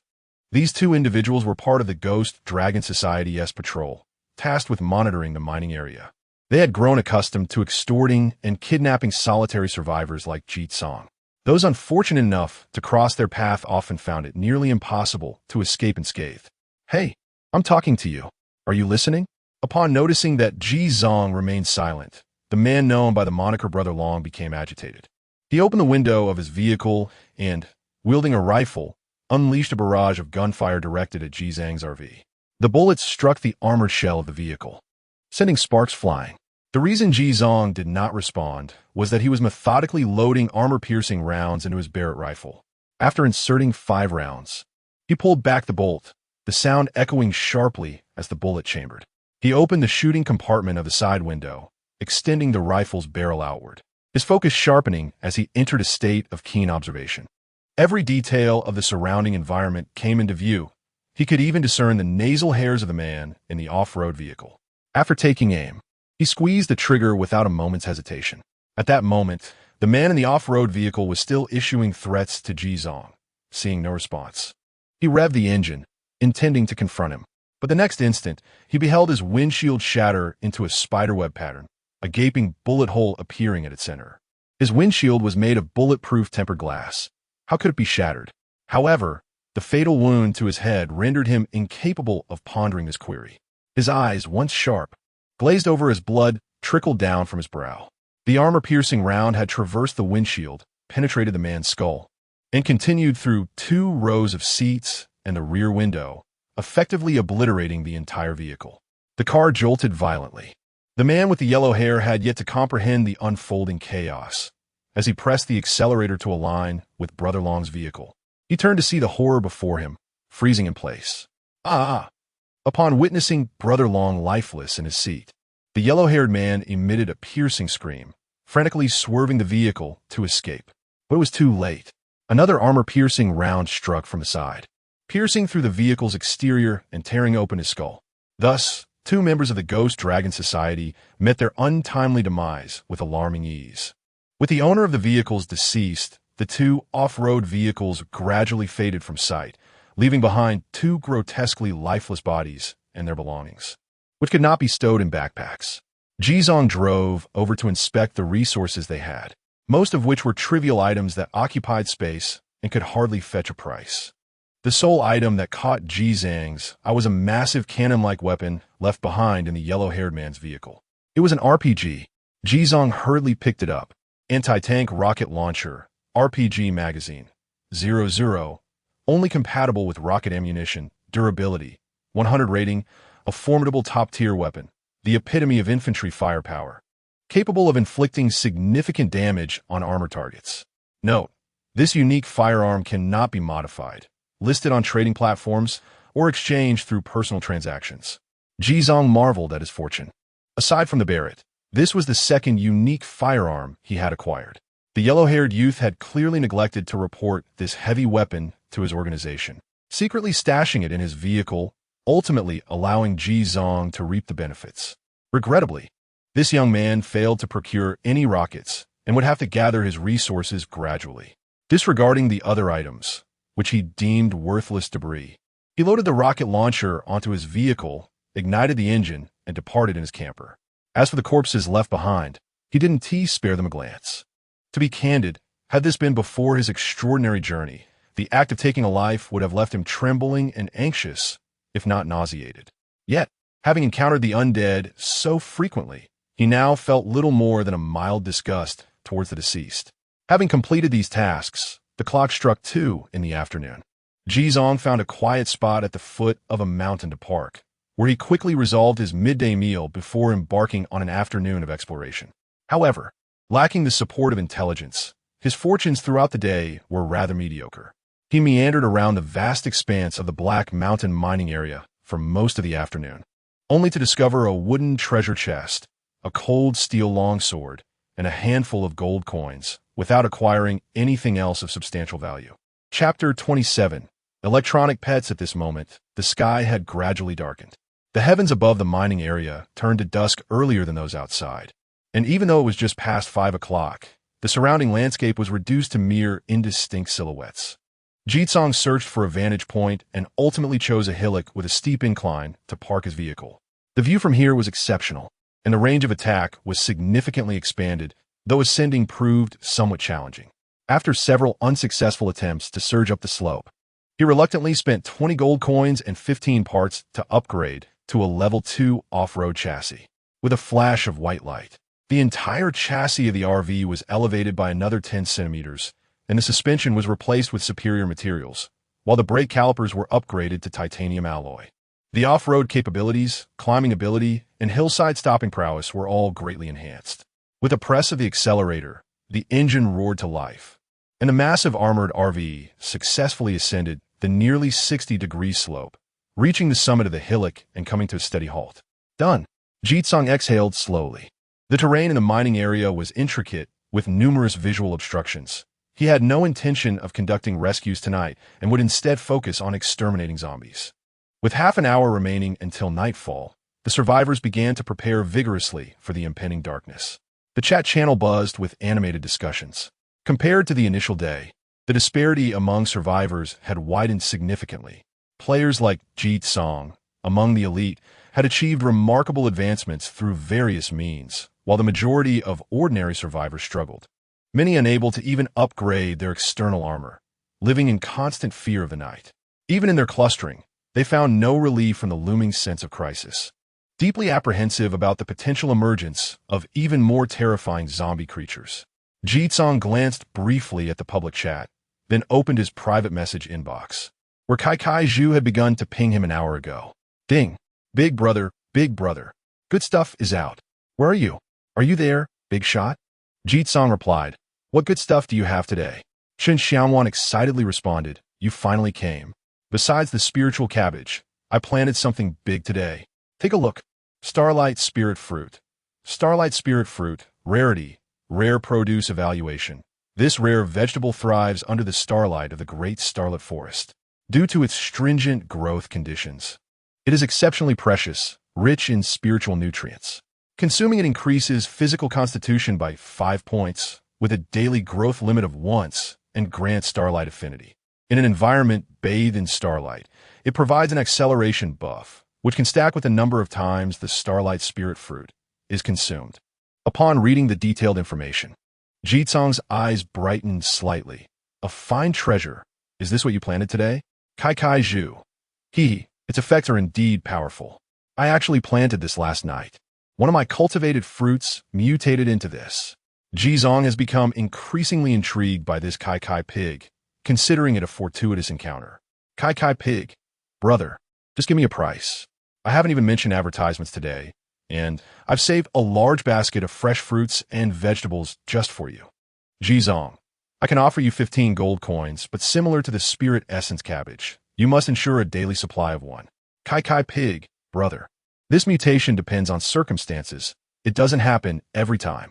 However, since you've commanded it, I will strive to plant a few more to guarantee production. It's just that the pressure is immense and my body feels exhausted. I wonder if I can keep this up. Jizong, starting tomorrow, I will pay you 10 gold coins per day, increasing by 2 coins daily. However, all your fruits and vegetables must adhere to my specifications.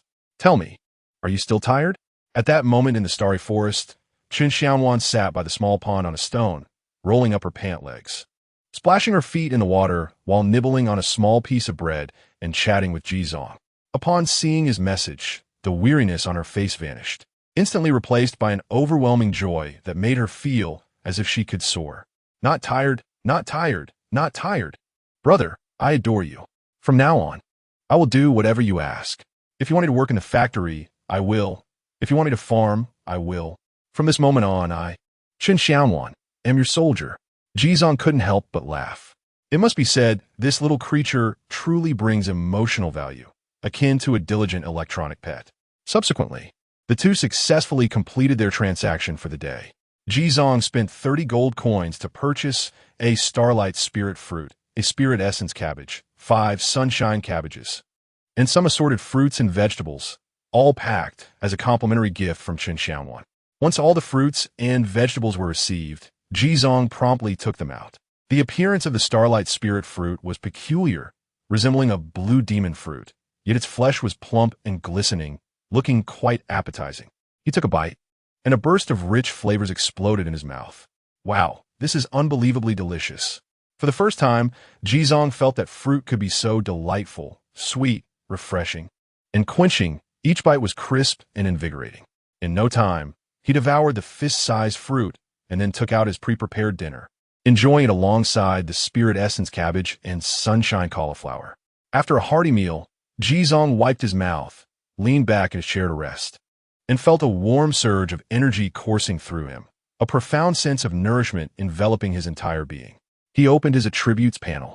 Name, Jizong. Title, Ranger. Physique 3, Spirit 3, Additional Kill Bonus 20, Physique 26, 5, 5, Spirit 12, Additional Kill Bonus 20, Cumulative 1, 32 gold coins, withdrawable at any time, Bound Vehicle, Armored RV, Level 13 Modified, Talent, Daily Intelligence, SSS Level, Hidden, Uniqueness, Eagle Eye, C Level. His physique was already more than twice that of an ordinary person. Rare fruits indeed pack a punch, Jizong used. The increase in physical prowess is the most palpable sensation. He feels as though he has nearly reached the pinnacle attainable by normal humanity. Any further enhancement would propel him into the realm of the extraordinary.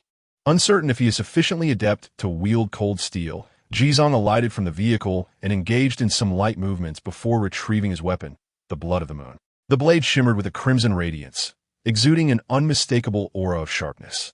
Now, wielding the sword one-handed, he found it no longer a strain. Yet the act of swinging it still posed a challenge. After all, it weighed nearly 100 pounds. Conversely, the conventional longsword he acquired today proved remarkably effortless to maneuver, cutting through the air with a swift whoosh that was almost terrifying in its velocity. Jizong practiced with both weapons in place, as the night descended upon the vast expanse of the mine. Soon, the clock's hands passed 6 o'clock. The third night of survival officially commenced at this very moment. Chapter 28, The Mountain of Corpses, The Madness of Gatling. Jizong uncorked a bottle of cola, seated within his vehicle, quietly observing the ominous black mist that gradually ascended outside. A series of chilling, terror-stricken howls began to reverberate through the mountains, sending shivers down one's spine. Howls, roars. Soon, a multitude of grotesque figures emerged. Jizong opened the sunroof and climbed onto the roof, narrowing his eyes as he entered a state of heightened perception. Everything beneath the night sky became strikingly clear. Contrary to expectations, aside from the ordinary zombies and the grotesque meatball zombies, no new zombie variants appeared tonight. However, their overall numbers were approximately 50% greater than the previous night. Let us wait a moment. This is merely the beginning.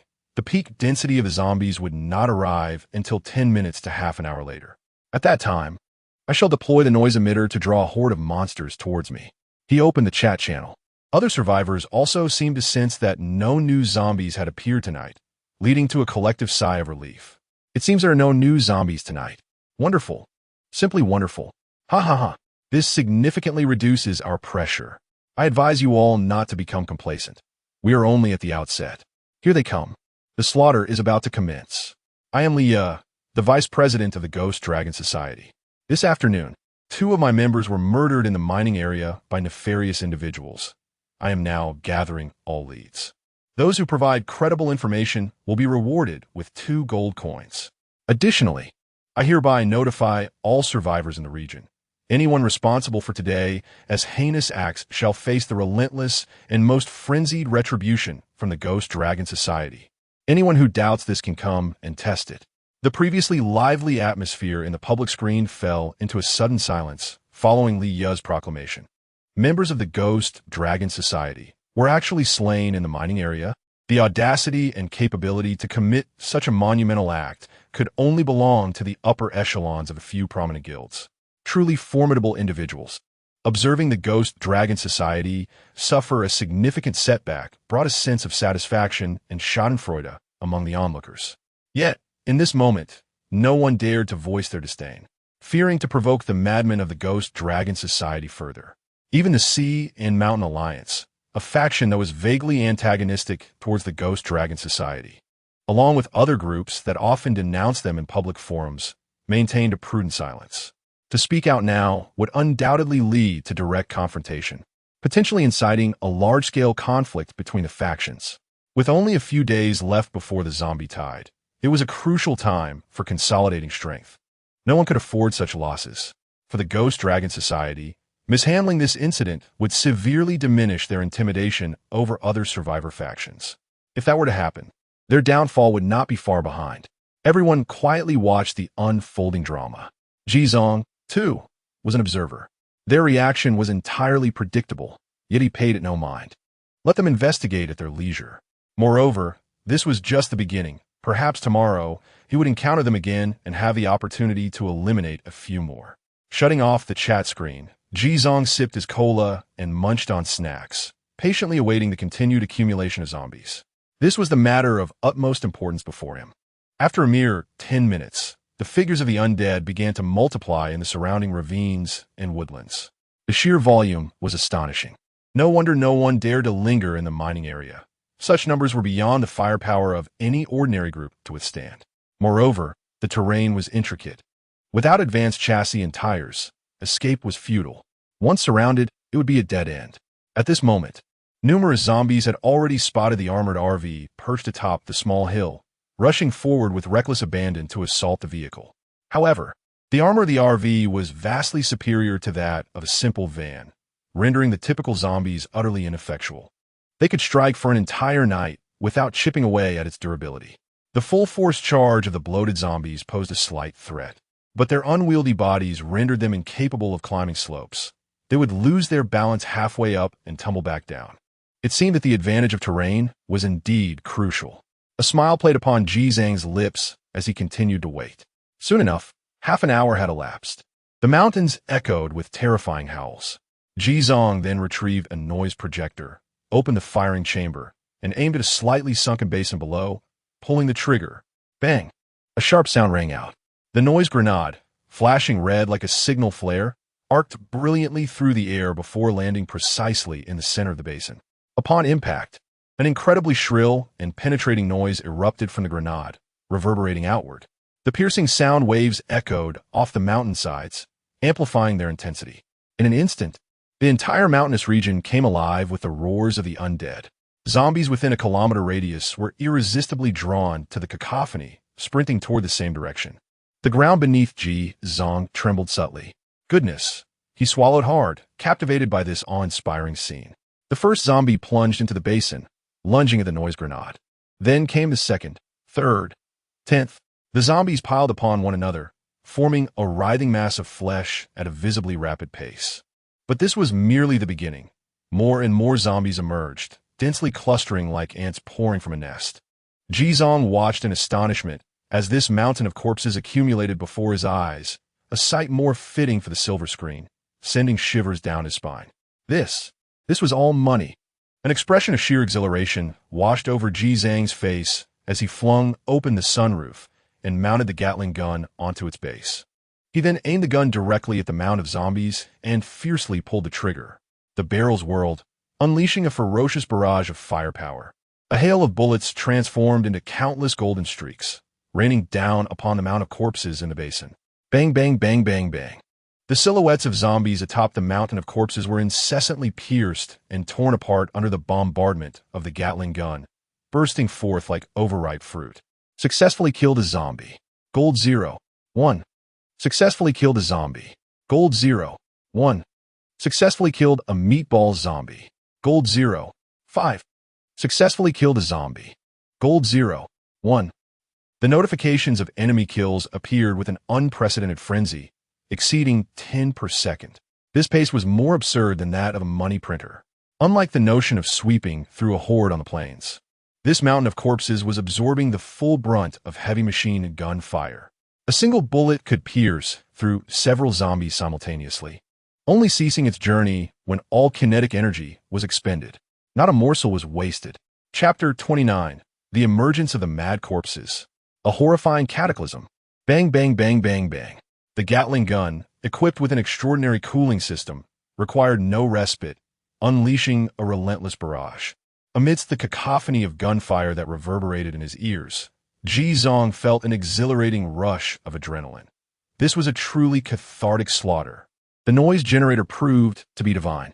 In that moment, as the first wave of firepower was unleashed, a portion of the mountain of corpses collapsed, its height slightly diminished. Yet, the grotesque figures surrounding him continued to surge forth, and, as the number of shattered bodies increased, the mound grew ever larger, restoring its former elevation. Jizong persisted in his relentless onslaught until this mountain of corpses transformed into a veritable heap of mangled remains. As the 5-minute duration of the noise ball came to an end, the remaining zombies, drawn by the sound of the Gatling gun, redirected their attention towards the armored vehicle stationed atop the hill. The second phase of the massacre commenced. Jizong, possessing an undeniable advantage in terrain and firepower, effortlessly decimated the tide of corpses surging up the slope. Successfully killed a zombie. Gold 0. 1. Successfully killed a meatball zombie. Gold 0. 5. Leather 1. Successfully killed a zombie. Gold 0. 1. The second wave of battle unfolded as a protracted engagement. Jizong dedicated a full half-hour to eradicate the last of the zombies. Surveying the scene, he beheld a horrifying expanse of severed limbs and dismembered bodies, the acrid scent of gunpowder and the potent stench of blood saturating the air. Jizong exhaled slowly, his face alight with unquenched excitement. This battle had been utterly insane. Despite the extraordinary cooling system, the Gatling gun's barrel was faintly glowing red, a testament to its immense intensity. Its durability had significantly diminished. Yet, the spoils of this grand conflict were unparalleled. Remarkably, he had single-handedly vanquished over 1,000 zombies, including at least 50 or 60 meatball zombies. Total gold acquired, 392. 5. A tremendous bounty. It appeared that tonight was a veritable windfall. At this rate, achieving a third-tier vehicle before the 7th day was entirely within reach. Jizong brimmed with confidence. He still possessed one noise grenade, and with the zombies at a peak, he needed to deploy it swiftly. However, the area was nearly devoid of zombies. He would have to seek a new location. Wasting no time, he drove the armored vehicle down from the small hillock, crushing the bloodied remains beneath him as he navigated the rocky path through the mountain. Meanwhile, he glanced at the chat channel, only to discover that the circumstances faced by others were starkly different from the anticipated bounty, bordering on the catastrophic. Help me. Quick, save me. They're feasting on my leg. Help me. Damn it. Our defenses have collapsed. We must concentrate fire on elite monsters immediately. If they breach our lines, it's all over. They're moving too swiftly. We can't hit them at all. How can there be such terrifying zombies? It's only the third night. I express my deepest apologies to my comrades. I am truly sorry for abandoning them. It was utterly terrifying just moments ago. Zhou Jun, are you not a member of the Luoshan Brigade? What has become of your unit? I am uncertain. Once that monster breached our defenses, everything crumbled. I witnessed in horror as it effortlessly smashed through our commander's car door, pinning him to the seat with its hand, severing his spine. I am so sorry for him. I am Li Jiangguo. Alert the entire Shanghai Brigade. Immediately. We must consolidate our defenses and retreat in an orderly manner. Everyone, gather towards the canyon. Do not panic. The number of elite monsters is minimal. They are not invincible. Maintain your composure. The public screen was already a scene of chaos. Ji Zhang's expression darkened. He had assumed that there would be no new type of zombie tonight. Yet unexpectedly, elite monsters had emerged, characterized by their speed and ferocity. He now had no choice but to concentrate and remain vigilant of his surroundings. The current situation was entirely different from his previous encounter with the gigantic, terrifying centipede. Now, the enemy lurked in the shadows while he stood exposed, with no room for error, making him an easy target. It seemed the skylight could no longer be opened. The risk was simply too great. Ji Zhang steered the RV onward through the mountains. After traversing 2 kilometers, the number of zombies on the road began to increase, surrounding the vehicle. With a 2-level upgraded chassis and a 3-level engine, the RV was more than capable of handling such an obstruction, barreling through like a tank. However, just as Ji Zhang sought another advantageous position, a shadow suddenly emerged from the forest, sprinting through the night with a terrifying velocity. That wildly contorted, grotesque figure evoked the deepest fears within. It was a speed beyond comprehension, a pace that left no room for defense. Thud! The RV suffered a side impact. The immense force caused the entire vehicle to shudder. Crash! Squeak! Another collision followed, accompanied by the jarring sound of sharp claws scraping against metal. Indeed, it had appeared. Ji Zhang instinctively grasped his Barrett rifle, but hesitated before setting it aside. Given the constraints of the vehicle's interior, retaliating with a sniper rifle through the shooting compartment would likely yield poor results, and should the barrel be damaged, it would be a grave miscalculation. Although the Gatling gun offered sustained firepower, its slow activation speed was also inadequate. His eyes narrowed in contemplation, ultimately opting for cold weaponry. It was time to test the power of the blood of the moon. He brought the RV to a halt, retrieving the crimson longsword measuring 1 meter in length. Before stepping out from the driver's seat and moving to the rear shooting compartment, he opened the smallest hatch, focusing his attention and entering a heightened state of awareness. Whoosh! A shadow darted past. The adversary's speed was astonishing, yet Ji Zhang managed to catch a glimpse of its blurred outline. A wealth of information began to materialize before him. Mad Corpse level, elite creature evaluation, a super mutant among zombies, possessing an exceedingly terrifying speed and the capability to pierce ordinary armor with its dreadful attacking power. Due to its emaciated and desiccated form, it may be mistakenly perceived as a common zombie. One can only hope to avoid encountering it on the plains, for it will undoubtedly become your nightmare. Upon reading this line of information, Ji Zhang formed a rough idea in his mind. It seems that defense is the opponent's weak point. Thud! Thud! Creak, creak, creak. At this moment, the Mad Corpse continued to assault the RV. The tremendous noise swiftly attracted a multitude of surrounding zombies. In less than a few seconds, the RV was completely surrounded, the grotesque figures of the undead swarming over it like repulsive insects. Ji Zhang approached and opened the 2nd-level gate, retrieving his pistol and firing several shots towards the outside. This volley of gunfire immediately drew the Mad Corpse closer. Several zombies were violently knocked aside, blood and flesh scattered. Thud! Almost in the next instant, a withered, elongated arm thrust through the gate, abruptly reaching into the vehicle. Sharp claws still bore remnants of human flesh. Chapter 30. The super wealthy with over 800 gold coins. Seizing the moment, Ji Zhang swiftly delivered a decisive strike. Whoosh! The razor-sharp blade severed the hand of the frenzied corpse, which let out a roar in an attempt to retract its arm. However, Ji Zhang had already reversed the hilt of his knife, transforming the slash into a thrust, directing it towards the creature's neck along its arm. Thud! The strength and sharpness of moonlight blood far exceeded that of ordinary weapons, easily penetrating the skin and bone, embedding a significant portion of the blade into the throat of the foe. Roar! The frenzied corpse writhed in agony. Jizong felt an unimaginable force emanating from the hilt, almost causing him to lose his grip. Simultaneously, he was struck by the creature's arm, and despite wearing reinforced armor, he could feel the searing pain from the tremendous impact. Fortunately, amidst such violent thrashing, the wound in the creature's neck widened further, allowing Jizong to exert a powerful cut and pull. Swish! The entire cervical spine of the frenzied corpse was severed, leaving only a sliver of flesh connecting its neck, and its head drooped to one side, rendering its body devoid of strength. Successfully killed an elite frenzied corpse. Gold 2. Frantic Claw 1. Huff. Huff. Jizong withdrew Moonlight Blood, collapsing to the ground, panting heavily, yet a smile spread across his face. This was his first time utilizing close combat techniques to personally slay an elite monster. Although the entire process was somewhat clumsy, the sense of accomplishment was something that could never be experienced with firearms. Hiss! Jizong touched his side, feeling a twinge of pain. A top-tier adult male physique, clad in bulletproof and impact-resistant armor, had sustained an injury from a mere strike, even after severing the creature's hand. This underscored the terrifying power of elite monsters. Had he encountered one outside, he likely would have been eviscerated in an instant. His current physical condition remained insufficient. He needed Chun Xiaonuan to continue her efforts. Her fruits and vegetables were his sole source for enhancing his physique. He wondered how she was faring. Jizong sent her a message, and to his surprise, she replied instantly.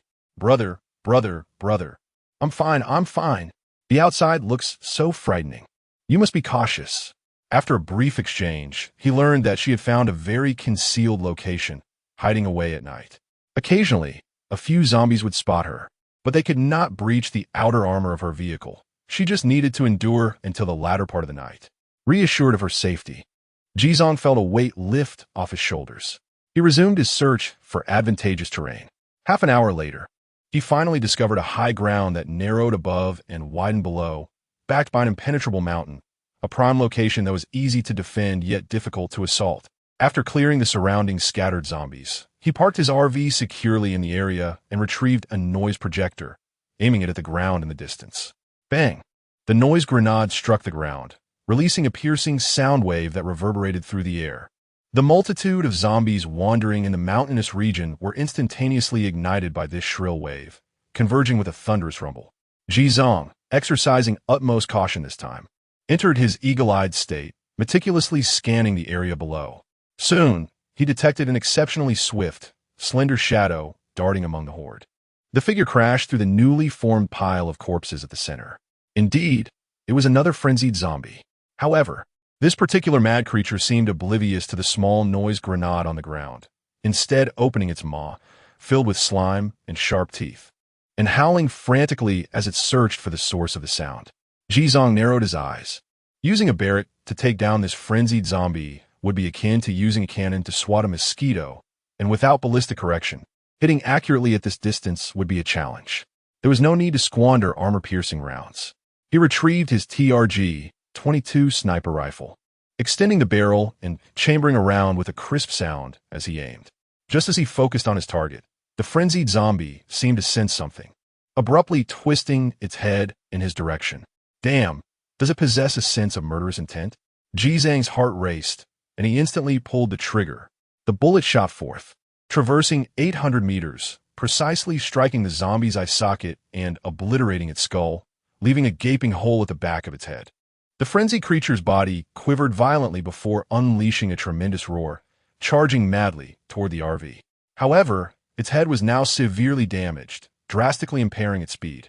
During its frantic run, it stumbled and fell. Seizing the opportunity, Jizong fired 2 more shots, shattering its head completely, and only then did the kill notification appear. Successfully killed a frenzied zombie, elite monster. Gold 2. To his disappointment, there were no forging materials dropped. It appeared that even elite monsters did not guarantee the yield of such resources. Jizong felt a twinge of disappointment, but soon resumed his observations of the surroundings. As the noise grenade continued to attract a spectacular mountain of corpses, he spotted another frenzied zombie barreling toward him. This time, armed with experience. He unleashed a rapid succession of shots, firing at intervals of no more than 0.5 seconds. leaving no room for the creature to breathe before its head was shattered like a watermelon. Successfully killed a frenzied zombie, elite monster. Gold 2. Frenzied Zombie Claw 1. This marked his third successful kill of an elite monster that night. However, once the entire area was inundated with zombies, no additional frenzied ones appeared, confirming their rarity. After ensuring there were no further threats in the vicinity, Jizong opened the roof hatch and reactivated his annihilation mode. The Gatling gun roared with ferocity, reducing the entire mountain of corpses alongside the subsequent tide of zombies approaching the RV into mere fragments of flesh scattered across the ground. Another 300 gold coins were credited to his account. The total income from the 2 waves of slaughter approached an impressive 800 gold coins. It was an unprecedented bounty. The only source of discomfort for Jizong was the fact that the durability of his Gatling gun had plummeted to a mere 37, and it would not last much longer. This method was ultimately unsustainable. Jizong sighed. He opened the exchange to search for options under the category of infinite durability, but remained utterly devoid of offerings, with no one listing anything. He could only collect slowly. The clock was approaching 11 at night, and he had no intention of venturing out to continue hunting zombies without noise grenades to attract hordes. Efficiency was simply too low, and he was reluctant to waste the Gatling's durability. As for using a rifle or a sniper rifle, that seemed even less necessary. It would take an eternity to earn a pittance. He was currently a veritable tycoon with over 800 gold coins. Contemplating how best to utilize this wealth was of utmost importance. His gaze shifted towards the various vehicle options, a slight smile curling at the corners of his mouth. It was time for a comprehensive upgrade. Chapter 31. A complete upgrade of the RV. Enemy Detection Radar. Jizong opened his backpack. Gold coins, 831. 3. Weapons and armor. Heavy machine gun. Level 3 modification. X1. Sniper rifle. Level 2 modification. X1. Assault rifle X1. Handgun X2. Longsword X1. Short dagger X1. Universal bullets X700. Dwarf vine armor. Common level. X1 tools. Iron pickaxe. Excellent level. X1. Machete X1 materials. Parts X421. Steel sheets X121. Leather X92. Armor core rare. X1. Giant terror pincer X1. Mountain puppet stone hard X1. Mad corpse nail X2 food. Fresh fruits X35. Venison X10. Gourmet bread X29. High-end instant food X18. Talent fragments. C-level fragments X4. B-level fragments X4. Jizong stroked his chin, contemplating the trajectory of his future development. For the moment, personal attributes need not be a primary concern. A bit more funding directed towards enhancing Chen Xiaowan's strength would suffice. It has become apparent that the trading post does not offer any items capable of augmenting personal attributes. Moreover, such items are scarce, and individuals are beginning to recognize their value. Prices are sure to surge in the future. All that is necessary is to ensure that Chen Xiaowan, this supplier, is not intercepted by others, while also expanding his clientele. Jizong earmarked 200 gold coins as a reserve for personal attributes. Next came the weapons. He currently possessed 3 formidable arms: the Gatling gun, the Barrett, and the Moon's Blood. Aside from the pressing need for infinite durability, he had sufficient firepower to maintain pace with strength, so he resolved not to squander too much of his currency. He set aside 100 gold coins as funds for acquiring infinite durability. The remaining 500 gold coins would be entirely allocated to upgrading his vehicle. First on his agenda was the external armor. The external armor of a Tier 2 vehicle is significantly stronger than that of a Tier 1. Yet relying solely on the inherited Level 1 armor would undoubtedly fall short. As he anticipated venturing into perilous territories, this crucial defensive option must be enhanced. However, upon glimpsing the upgrade costs, he fell into a contemplative silence. External armor, Level 1. Upgrade requirements. Gold coins X80, parts X65. Steel sheets X100. The combined value of these 3 materials reached a staggering 170 gold coins. At last, he comprehended the warnings that had appeared during the advancement process. Indeed, the extreme load vehicles are not merely a financial burden. Nevertheless, all components would ultimately be inheritable, making this expenditure a necessity. Upgrade it he must. Gritting his teeth, Jizong resolutely clicked to upgrade. Accompanied by a brilliant flash of light, the exterior of the armored RV underwent a magnificent transformation. He hurriedly disembarked to inspect the upgraded state.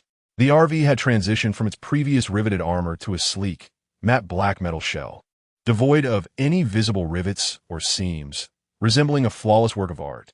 Goodness, it looks astonishing. Jizong was uncertain about the impact resistance of the Level 2 exterior armor.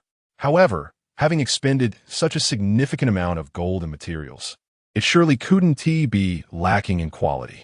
The primary defensive concerns were addressed, leaving only practical enhancements to consider. First, the tires. The all-terrain tires carried over from the first-tier vehicle evidently lacked the necessary durability. They had suffered considerable wear and tear from encounters with zombies, resulting in severe damage.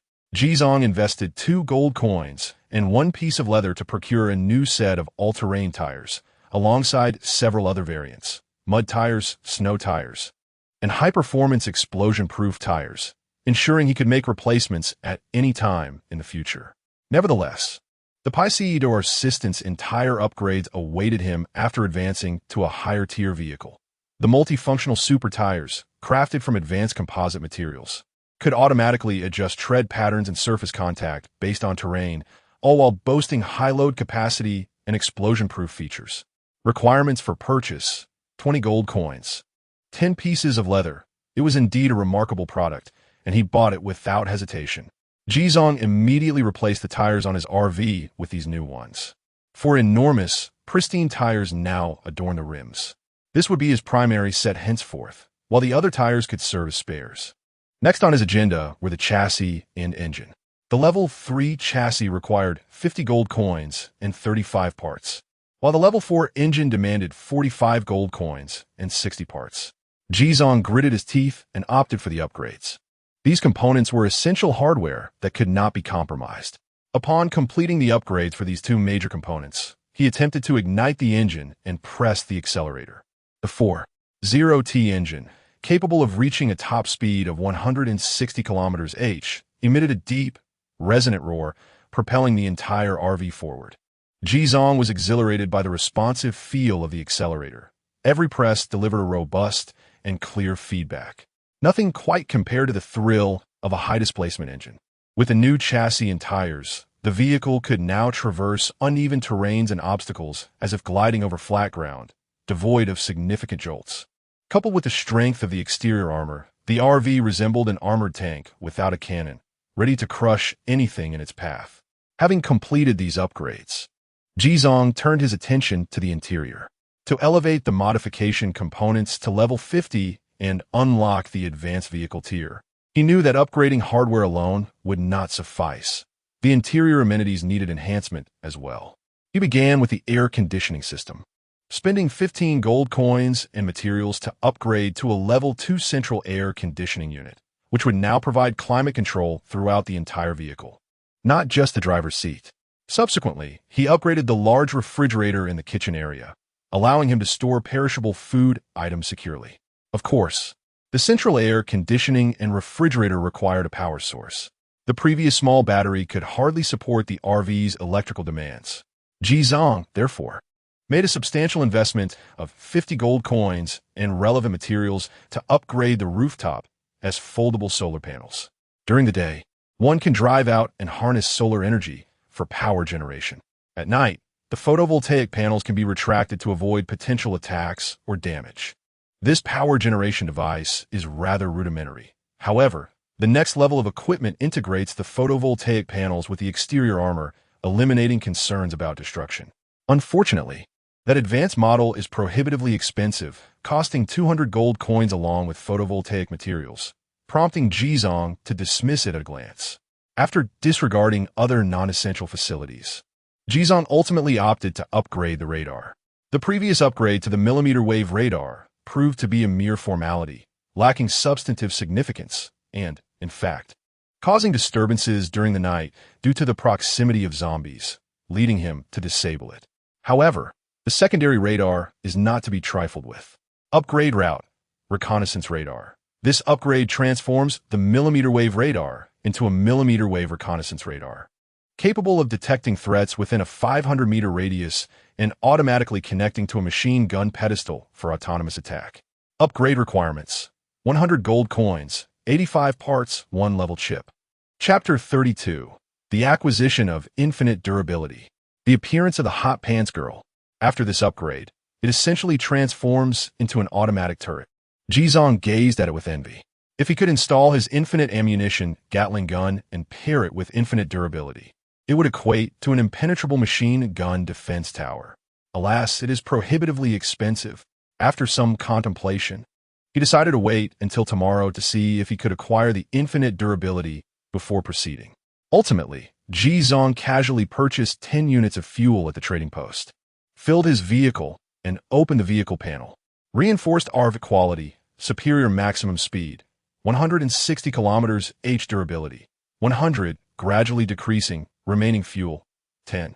5 units, capable of traveling 1575 kilometers, upgraded components, shooting chamber, roof-mounted machine gun, non-upgradable, tires, seats, replaceable, air conditioning, level 2, engine, level 4, chassis, level 3, external armor, level 2, power generator, level 2, millimeter wave radar, level 1, total level, 18. Vehicle advancement requirements: gold X 1500, parts X 400, steel sheets X 5000, alloys X 100, armor core X 1. Advanced upgrades unlock only when components exceed level 50. Evaluation: a robust armored RV with a powerful chassis, capable of easily crushing any approaching enemies while also ensuring a reasonable quality of life. Having settled all of this, it was already past midnight. Most of the zombies had gradually dispersed outside, leaving only a few scattered figures lingering in the distance. Jizong, still brimming with energy, decided to take his vehicle for a night patrol, hoping to find another luminous treasure box. However, this time fortune did not favor him. He searched until 2 in the morning without any success, ultimately opting for a shower and retiring to bed. The dawn of the 4th day arrived as expected. However, unlike the clear skies of previous days, today as weather bore a heavy, oppressive gloom, with the outside world shrouded in a thick haze. Today as weather, fog temperature, 27-38 evaluation, overcast and foggy. Travel is inadvisable. It is said that terrifying creatures often emerge in the depths of Twilight Canyon during such weather, so caution is essential. Why is the weather like this today? Jizong furrowed his brow slightly.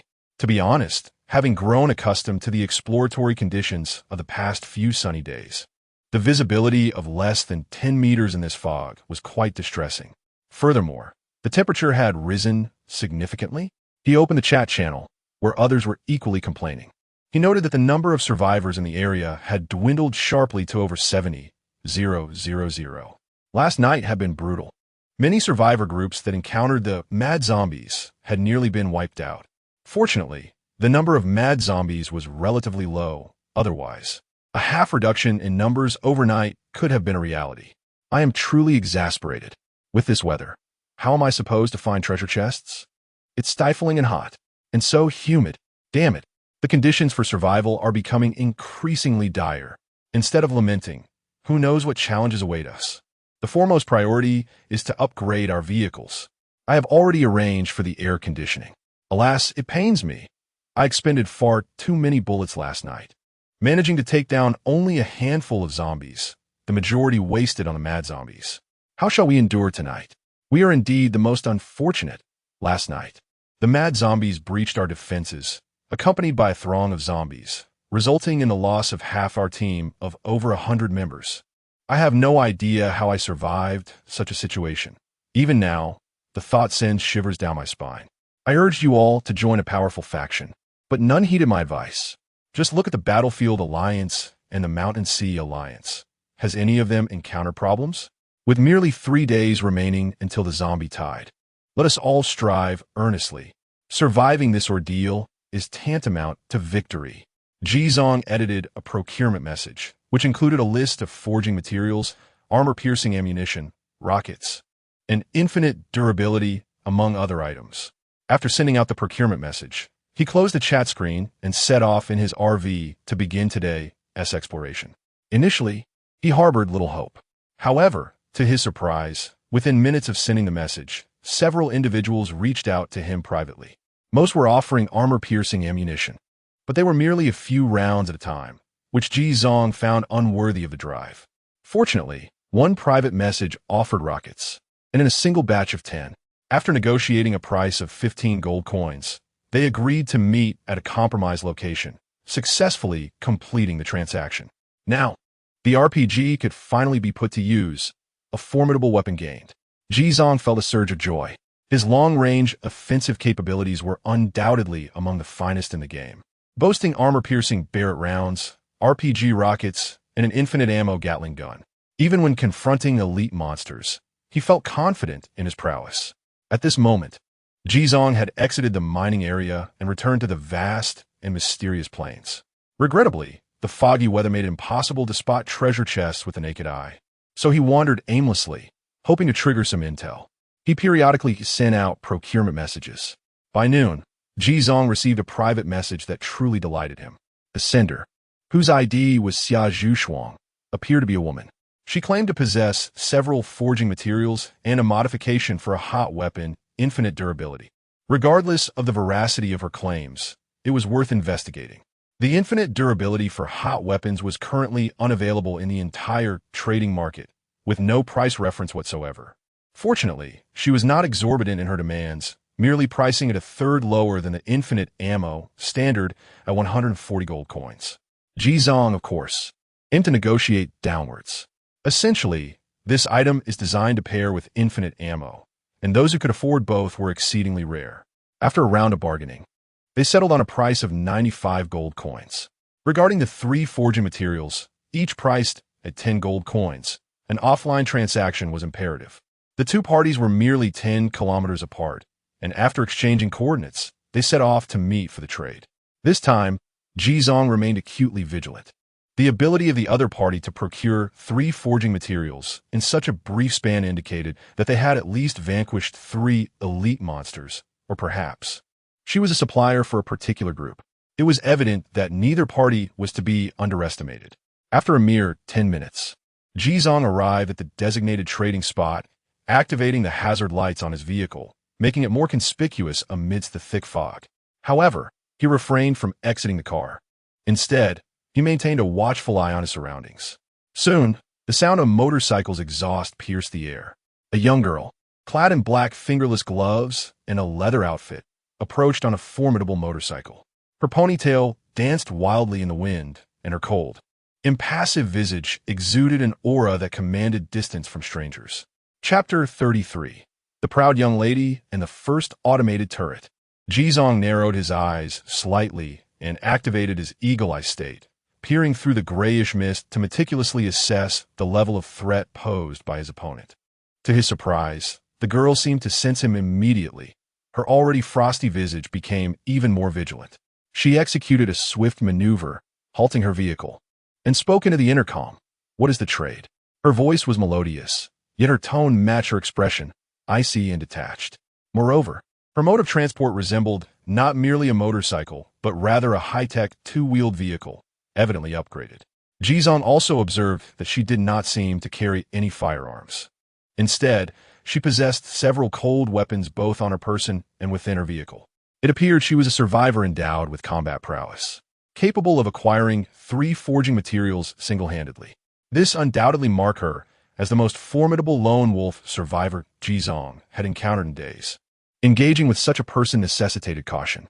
Ji Zong stated directly, "Drop the materials on the ground, step back 100 meters, and I will transfer the payment once I confirm everything is in order."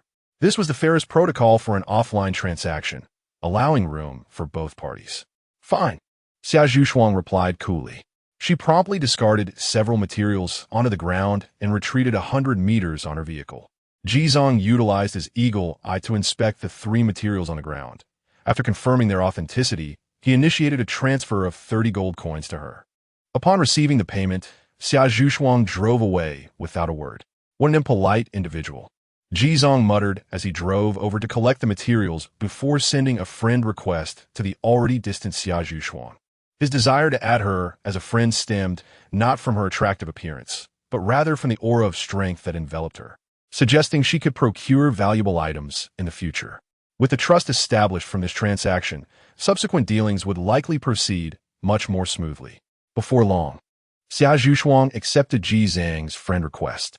Ji Zhang, I'm always in need of forging materials.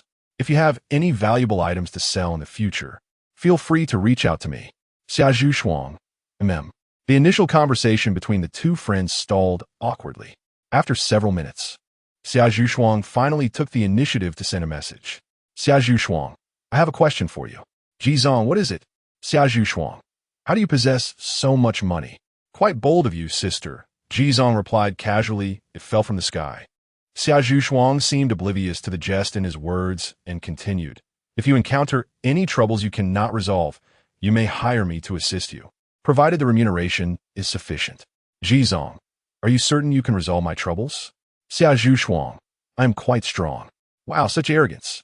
You are even more boastful than I am. Ji Zhang promptly closed the chat window and continued driving. On the other side, Xia Zhuxuang, after uttering the emphatic phrase, I am very strong, had already ceased her actions. With her arms gracefully encircling the imposing figure before her, she tilted her snow-white neck slightly upwards, awaiting a response. Minutes passed without a reply. Xia Zhuxuang furrowed her delicate brows and typed in the words. Why have you read, but not replied?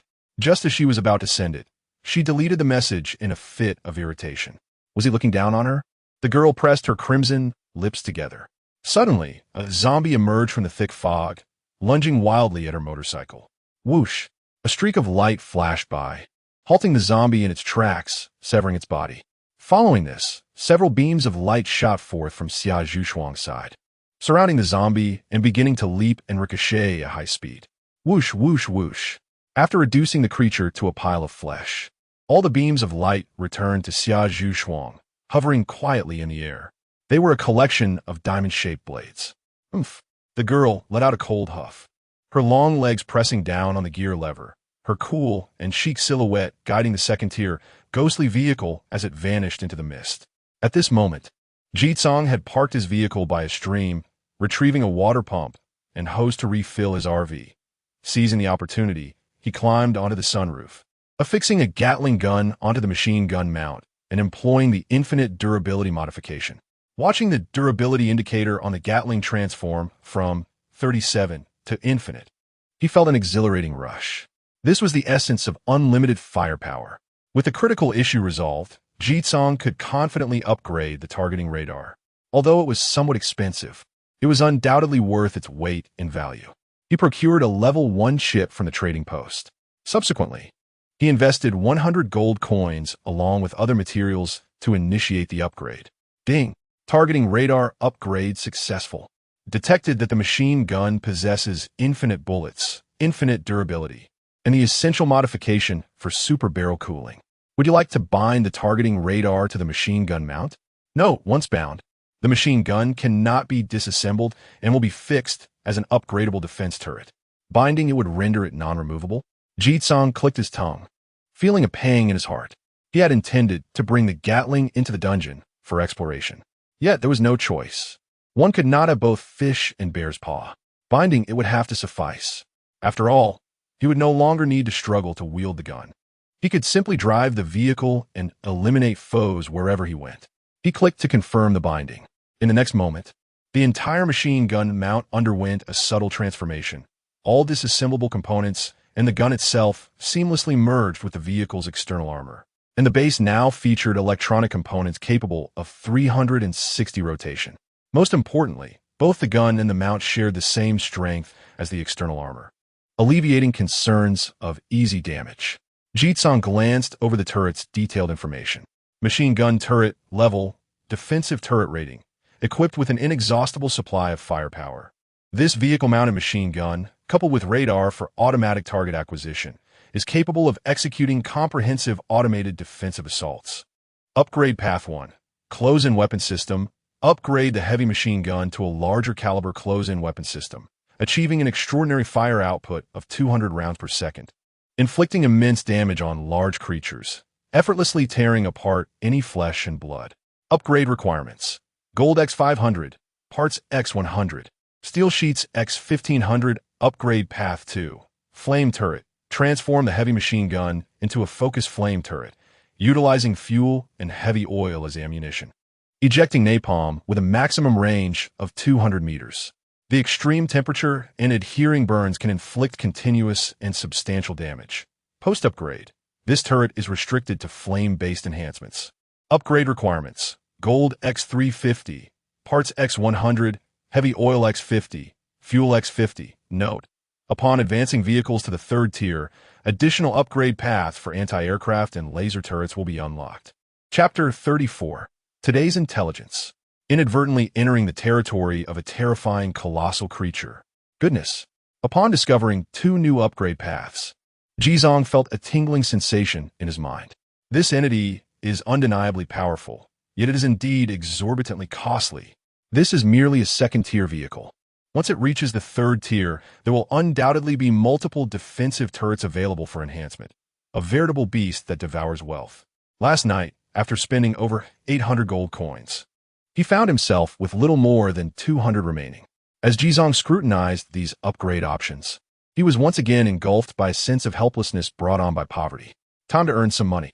He sighed and purchased some food at the trading post, simultaneously driving while attending to his midday meal.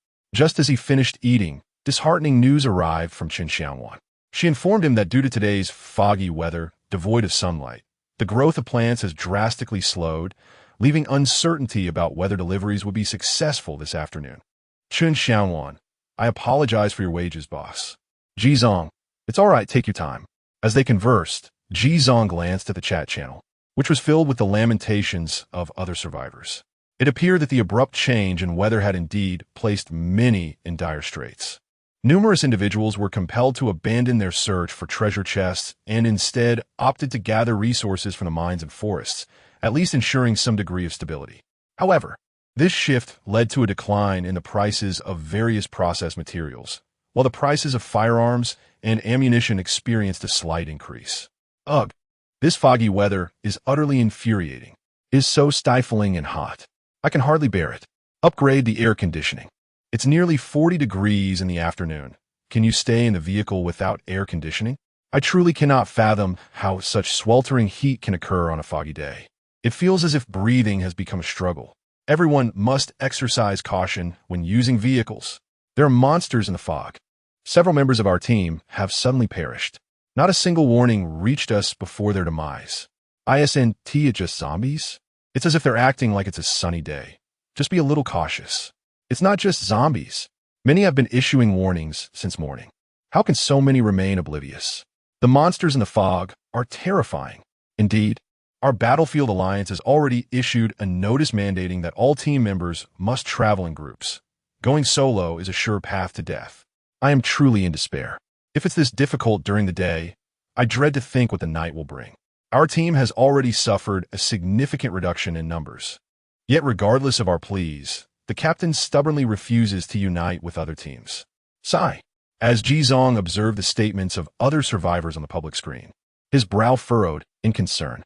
To be frank, he felt no clearer about navigating this weather. He could only grit his teeth and drive aimlessly. The lack of sunlight meant that the solar panels were inoperative, leaving him reliant on burning fuel for power to maintain the enemy detection radar and the central air conditioning, leading to nearly doubled fuel consumption, which filled him with unease. Surprisingly, however, he noted a decrease in the number of zombies during the day. The enemy detection radar had not been triggered frequently. Just as Jizong pondered this anomaly, a sizable red dot suddenly appeared on the radar, followed by a furious barrage from the vehicle's rooftop machine gun. Bang, bang, bang, bang, bang. The entire shooting process lasted a full 3 seconds, with the muzzle relentlessly tracking a ghostly figure shrouded in dense fog, accompanied by the sound of flesh being pierced by bullets. Soon the gunfire ceased, and before Jizong appeared a notification indicating a successful kill. Successfully slain a fog corpse, gold 1. A fog corpse? Is this the creature others spoke of lurking within the mist? Jizang's gaze sharpened. This was the first time a new zombie species had manifested during the day, and each was worth a staggering 1 gold coin, equivalent to half that of an elite monster. It seemed the peril of today's expedition was indeed substantial. Yet, The daylight could not be squandered entirely. He continued to meander across the fog-laden plains, hoping to trigger some intelligence. This aimless wandering persisted until after 3 in the afternoon, when the grass ahead suddenly became muddy, and the tires sank a third of the way down. Jizong raised his eyebrows. Had he unwittingly returned to the swamp area? Upon entering this unique terrain, the enemy radar displayed an increased number of small red dots, densely clustered.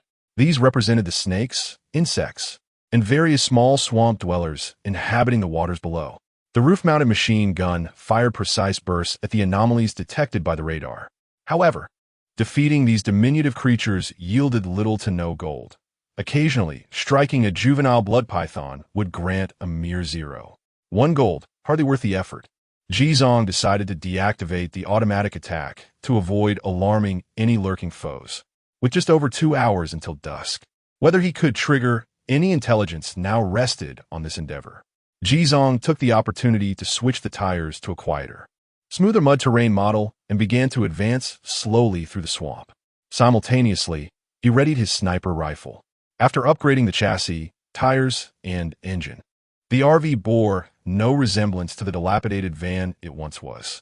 In the face of the shallow swamp, he could navigate with ease, free from concerns of becoming stuck.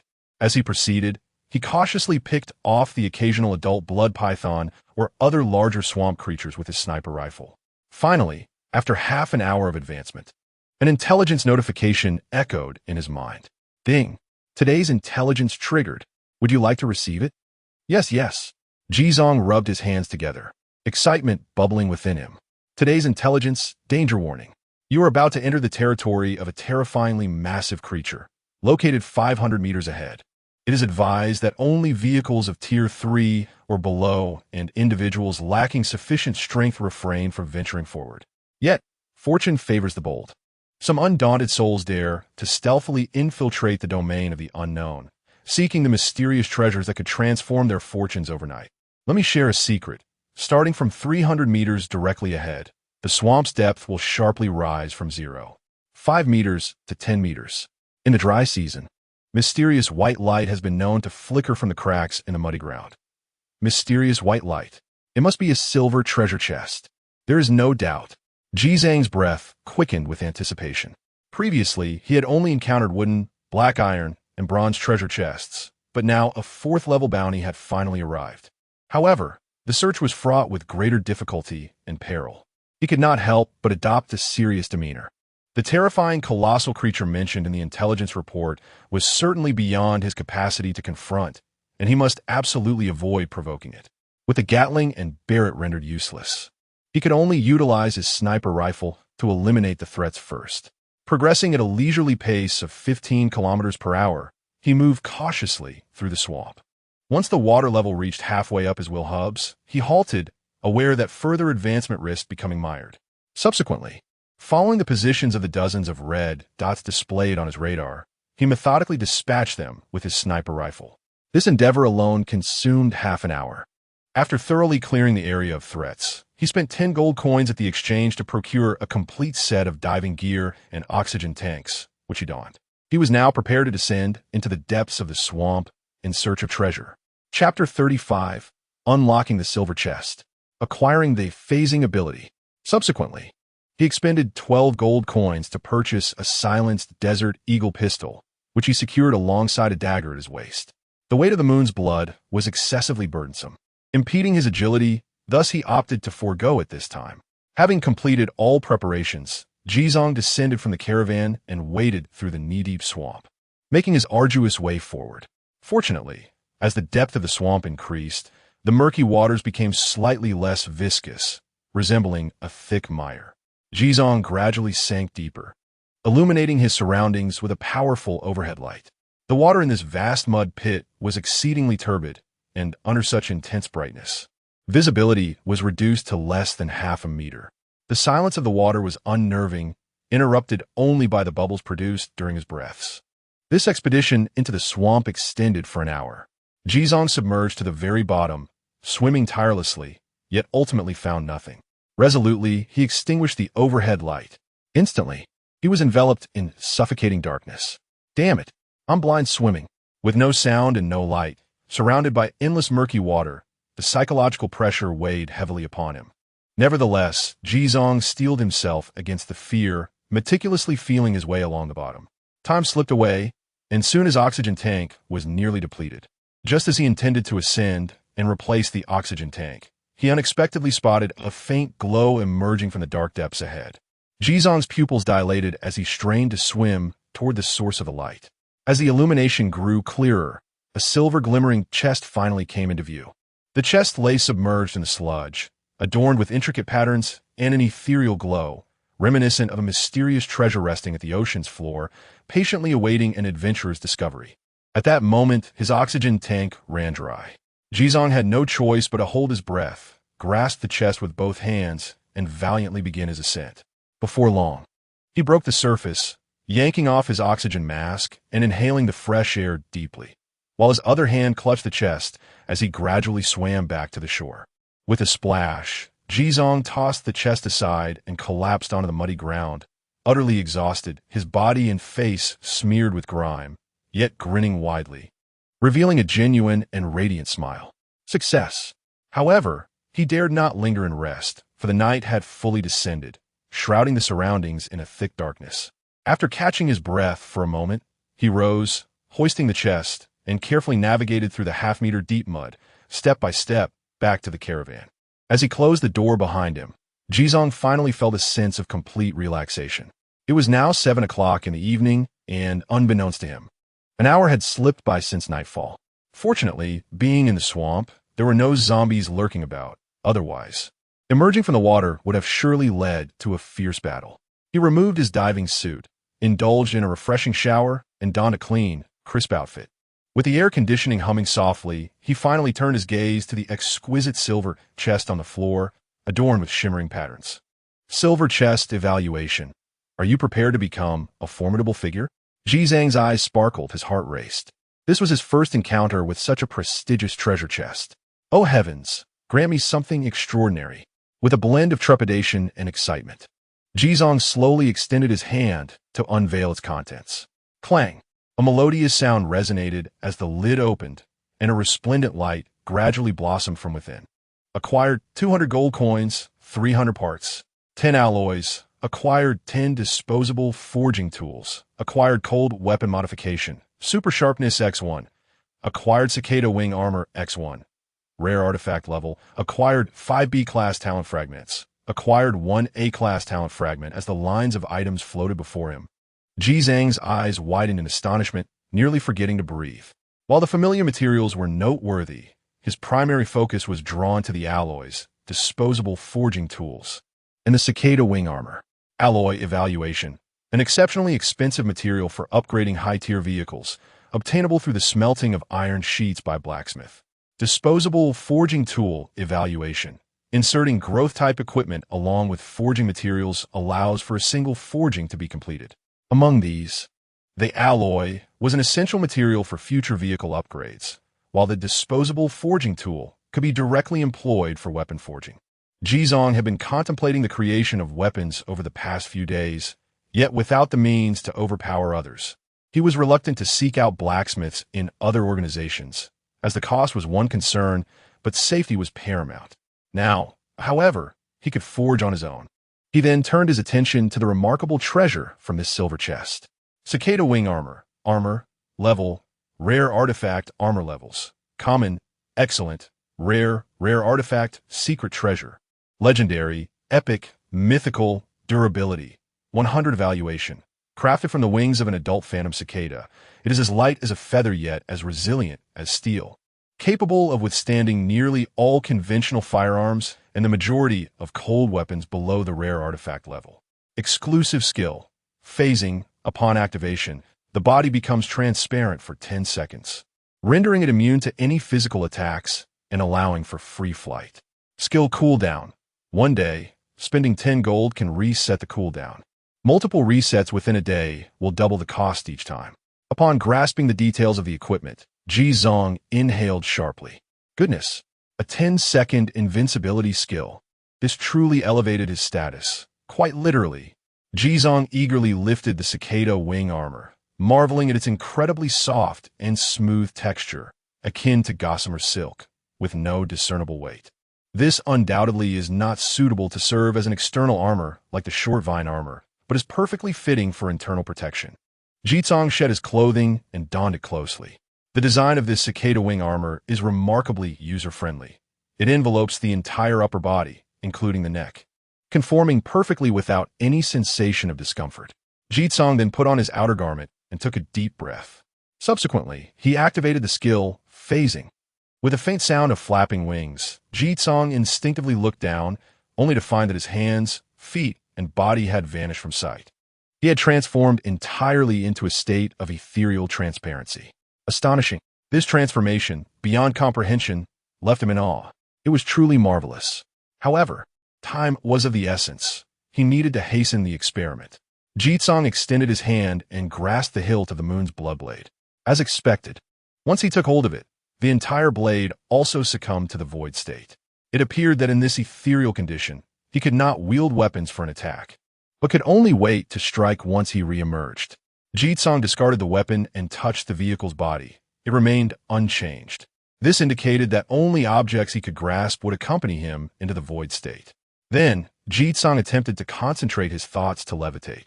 This process was effortless. Akin to walking, his body immediately soared into the air. The sensation of mastering flight was utterly irresistible. To soar through the skies, the ultimate dream of human flesh. Ha ha! Jitsong couldn't contain his laughter as he flung open the car door and soared out. Despite being in a void state, he could still feel the rush of wind and inhale the surrounding scents. This sensation was exquisite. Unfortunately, it seemed that flying ability was correlated with physical constitution and stamina. As he was not particularly fast, reaching a mere 30 km/h, comparable to a small electric scooter, as Jitsong glided through the heights of several stories. His form suddenly materialized in midair, causing all momentum to dissipate instantly. Oh no, time is up. He plummeted from the sky, landing with a thud into the muddy ground, emerging covered in filth and in a rather disheveled state. Jitsong could only laugh helplessly, realizing he had to take another shower. After returning to the vehicle for a cleansing, he remained deeply contemplative. This cicada wing armor was undoubtedly his strongest life-saving asset to date. Moreover, its strength was not merely a fleeting 10 seconds of invincibility, but rather had a resettable cooldown, meaning that as long as his reserve of gold coins was ample, he could extend this invincible duration. Jitsong felt that he had finally attained the necessary conditions to explore high-risk dungeons. Next was his talent. Upon opening the silver treasure chest, he now possessed 9 B-grade talent shards, just one shard shy of synthesizing his first B-grade talent. Chapter 36, Fog Fruit. The official meeting with Chun Xiaonuan. Black iron and bronze treasure chests can yield B-grade talent fragments. It is imperative to arrange this promptly, Jizong contemplated. However, the matter also hinges on fortune, thus cannot be rushed. I wonder how things are outside. It is already past 7 in the evening, and the surroundings are shrouded in darkness. Yet tonight seems markedly different from the usual, despite being in the marshlands. It is unsettlingly tranquil. There isn't a single zombie in sight. He opened the chat channel, and indeed, most survivors were engaged in casual banter. It has been over an hour since nightfall. Why are there so few zombies tonight? What is happening? The absence of frenzy zombies is one thing, but even ordinary and meatball zombies are pitifully scarce, with only the new fog zombies appearing in greater numbers. Isn't it better that there are fewer zombies? How can one accumulate gold if there are less? I just bought 1,000 rounds of ammunition. I was counting on making a fortune tonight. Damn it. Many large groups have issued announcements, and the reason is essentially confirmed. It is due to the foggy weather. Did you not see the introduction of the fog zombie? This creature only manifests in foggy conditions. However, while fog zombies are elusive, they pose little problem without vehicles. Tonight should be stable, and a significant loss of personnel is unlikely. Is tonight finally a night of welfare? Damn it, I can finally enjoy a good night's sleep. These past few days have truly drained me, both physically and mentally. How can one sleep in this sweltering heat? I feel as though I might faint from the stuffiness. I hope the fog dissipates early tomorrow. I really can't endure it any longer. Ha ha. I've set my air conditioning to the maximum. It's neither stuffy nor hot at all. Don't skimp on that fuel. Turn the AC on. Anyone can afford to turn on the air conditioning, but not everyone can afford the cost. Running the AC all night consumes at least 1 unit of fuel, and now 1 unit of fuel costs 10 gold coins, which is equivalent to a day's wage for me at the mine. After grasping the situation for the night on the public screen, Ji Zong let out a heavy sigh. This is futile. With so few zombies tonight, what is the point in fighting? It will be better to go to bed early. All right, I haven't had dinner yet. Remembering this, Ji Zong felt a pang of hunger. Ever since his physique had significantly improved, his appetite had increased considerably, nearly doubling from before. Glancing at the private messages in the upper right corner, he found that Chen Xiaowan had indeed sent him several excited messages, announcing the emergence of a new variant fruit today. Ji Zong instantly perked up. What new variant? Chen Xiaowan, who had been gossiping in the chat channel, saw Ji Zong come online and immediately replied, "Brother, you're finally here. Quickly take a look at this. Fog fruit. Fog fruit. Level. Special variant fruit evaluation. A rare fruit that undergoes a special mutation from prolonged exposure to the dew energy in fog, requiring conditions of insufficient sunlight and high temperatures in foggy weather for its formation. It is an exceedingly rare fruit with extremely stringent birth conditions. Consuming this item can enhance one's physique by 10 points, with a weekly growth cap of 1 use. Upon consumption, it grants a long-lasting healing buff, accelerating recovery from injuries while also providing immunity against adverse conditions such as respiratory difficulties and dizziness caused by dense fog. What a remarkable find! Ji Zong exclaimed with great enthusiasm. Well done, Chen Xiaowan. I shall reward you handsomely. Chen Xiaowan replied with a chuckle. She initiated a trade without even discussing the price, confident that her employer would not shortchange her. However, upon attempting the transaction, she discovered that the fog fruit could not be traded directly. Chen Xiaowan remarked, "Brother, it seems this cannot be traded. What should we do?" Ji Zong responded, "Is there a trading restriction? Then we must arrange for an offline exchange. It's not uncommon for special fruits to have such limitations, much like unique weapon types." Chen Xiaowan expressed her concern. Does that mean I have to come find you? But I'm a bit afraid to go outside. It's quite daunting out there. Ji Zong reassured her, "Do not worry. Just send me your coordinates, and I will come to you." Chen Xiaowan provided the coordinates and cautioned, "Please be careful on your way here. Although my location is safe, the surrounding forest is truly frightening." Yizang replied confidently. Rest assured. Upon receiving Chen Xiaowan's coordinates, Ji Zong promptly set off. His location was over 200 kilometers away from the Starry Sky Forest. However, with little else to occupy his evening, he decided to treat it as an adventure. Among the known major regions, he had only visited the Black Mountain Mine. It was time to explore elsewhere, hoping for other discoveries. Additionally, he was aware that the expanse and resources of the Starry Sky Forest were significantly greater than those of the other regions, with an accompanying increase in danger. To date, no one had successfully ventured into the true depths of the forest, leaving the mysteries within unknown. Soon, the RV exited the marshland and returned to solid ground. Ji Zong pressed the accelerator, cruising at a speed of 100 kilometers per hour, treating the plains as a highway as he headed towards the Starry Sky Forest. The fog enveloped the plains, blanketing everything in silence. Accustomed to the fierce battles of the night, he found the sudden return to tranquility somewhat disconcerting. However, after activating the auto-targeting radar, the journey became lively, with fog monsters appearing intermittently, serving to replenish his fuel costs along the way. The forging device. As he drove, Ji Zong suddenly remembered the disposable forging device he had obtained from the silver treasure chest.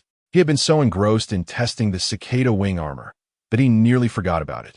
Retrieving the disposable forging device from his backpack, he was taken aback when a massive alloy furnace filled the driver and passenger seats. Damn! Ji Zong nearly found himself crushed and hurriedly stowed it back into his backpack, surprised by its formidable size. Thankfully, the terrain ahead was flat grassland, so he activated the vehicle's cruise control, allowing the RV to drive itself while he moved to the living area at the back to extract the forging device. Thud! The forge was exceedingly heavy, emitting a dull thud as it settled upon the floor. Following the prompts before him, Ji Zong placed the blood of the moon into the forge, then added the crazed corpse nail and initiated the process. A hum resonated through the air as the forge powered on, casting a deep crimson glow from its window. Accompanied by a countdown, 9:59, Ji Zong returned to the pilot's seat, patiently awaiting the conclusion of the timer. Cling. Forging successful. Progress of Blood of the Moon, forging 7. Total progress 7. A notification echoed in his mind. Turning to glance at the forge, he noticed it had vanished, leaving only the softly glowing blood of the moon resting quietly on the ground. Merely 7?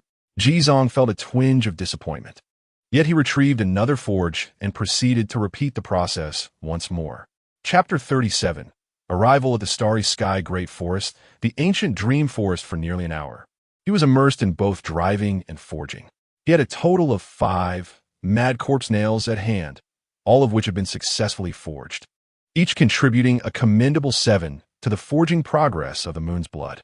Next, he introduced the mountain puppet stone heart. Unlike the mad corpse nails, this time it remarkably added 10 to the forging progress in one go. Ji Zong was quite surprised. It seemed that there were indeed distinctions among the materials from elite monsters. In terms of strength comparison, the mountain puppet was indeed slightly superior to the mad corpse, making this figure rather reasonable. However, if one were to name the strongest, it would undoubtedly be the giant terror centipede. He wondered how much progress the giant terror claw would contribute to the forging. Ji Zong placed the giant terror claw into the forging apparatus and clicked to initiate. A low hum resonated as the forging device trembled slightly, emitting a deep crimson glow. Yet, midway through the process, the once deep crimson light abruptly transformed into a dazzling golden hue. What on earth? Ji Zong turned from the driver's seat, startled, and hurried over to inspect the situation. With 5 minutes of forging time remaining, the moment the red light shifted to gold, the timer reset to 0. Ding! Congratulations on achieving a lucky critical hit. Forging a great success. Moon's Blood forging progress 26. Total progress 71. Goodness. A great success indeed. Ji Zhang's face lit up with joy. The giant terror claw was truly impressive. If a great success meant a doubled reward, even having it would yield 13 progress, nearly equivalent to 2 mad corpse nails. Quite remarkable. Ji Zong felt a surge of anticipation. With the total progress now at 71, if he were to gather a few more forging materials by tomorrow, the moon's blood would ascend to the level of a precious artifact. At that point, it would unlock exclusive skills akin to the cicada wing armor. Returning to the driver's seat, Ji Zong focused on the journey ahead. There were still several dozen kilometers to the Starry Sky Great Forest, a place he had never visited before. Compared to the plains near the mining area, the grass here was more luxuriant, with some patches towering to the height of a person. As the armored RV traversed through, it resembled a farm harvester clearing a path. However, the deeper he drove, the more he felt an unsettling disquiet as the grass grew taller, enveloping the vehicle like a green ocean, gradually swallowing the windshield. This was undoubtedly a special terrain area, and one could not rule out the possibility of encountering something terrifying. Ji Zong decisively turned around, opting for a detour. Just as he prepared to leave, a rustling sound suddenly emanated from behind, and a massive red dot appeared on the enemy radar. The heavy machine gun atop the vehicle swiveled, beginning to fire fiercely. Rat-a-tat-tat-tat-tat. Such a cacophony stirred the surrounding grasslands into a frenzy, awakening numerous unknown creatures that surged toward the RV. At that moment, the enemy radar was inundated with a myriad of red dots. Most of these small creatures are incapable of even dropping coins, yet their sheer numbers are utterly chilling, causing the entire radar map's perimeter to turn crimson. A cacophony of buzzing wings fills the air. Ji Zong glanced at the rearview mirror, a chill creeping down his spine. Good heavens! Behind and to the side, a dark swarm of locusts was approaching, each the size of a palm. Ji Zong slammed on the accelerator, propelling the speedometer to 120 kilometers per hour. However, those locusts were swifter, a mass of them landing atop the RV, transforming it into a massive, black ball of insects. Even the windshield was obscured by the terrifying figures of the locusts, leaving him with no visibility. The exterior armor creaked under the relentless gnawing of the swarm. Fortunately, the armor strength was formidable enough.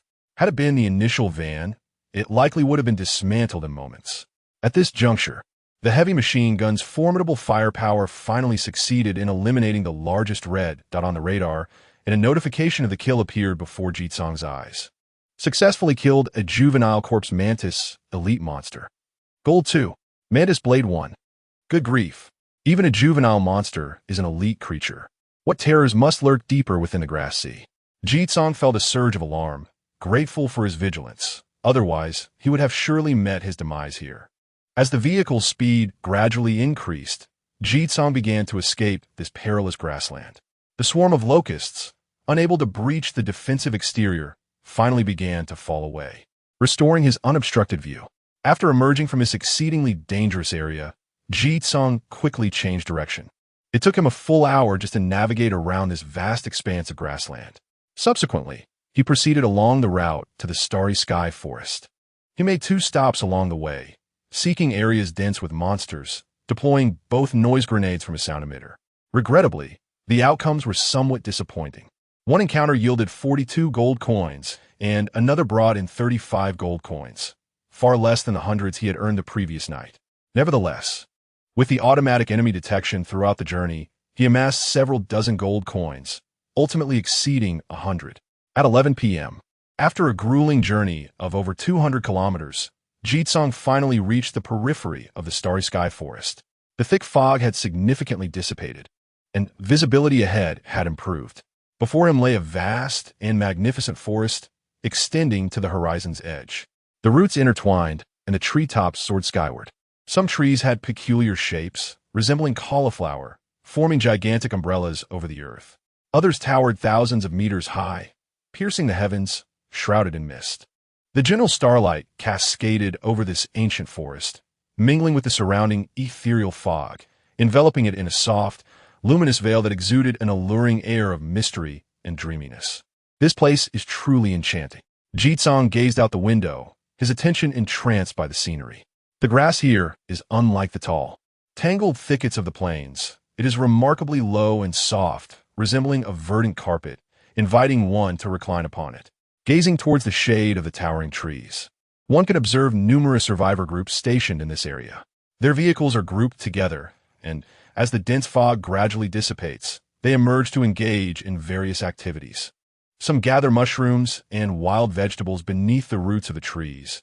Others kindle fires to prepare meals, while yet others, stationed by the hearth, diligently smelt iron ore with their tools, embodying the essence of indigenous inhabitants thriving in this alternate realm, alive with the vibrancy of daily life. Jitsong traverses the wooded paths, following Chun Xiaowan's coordinates.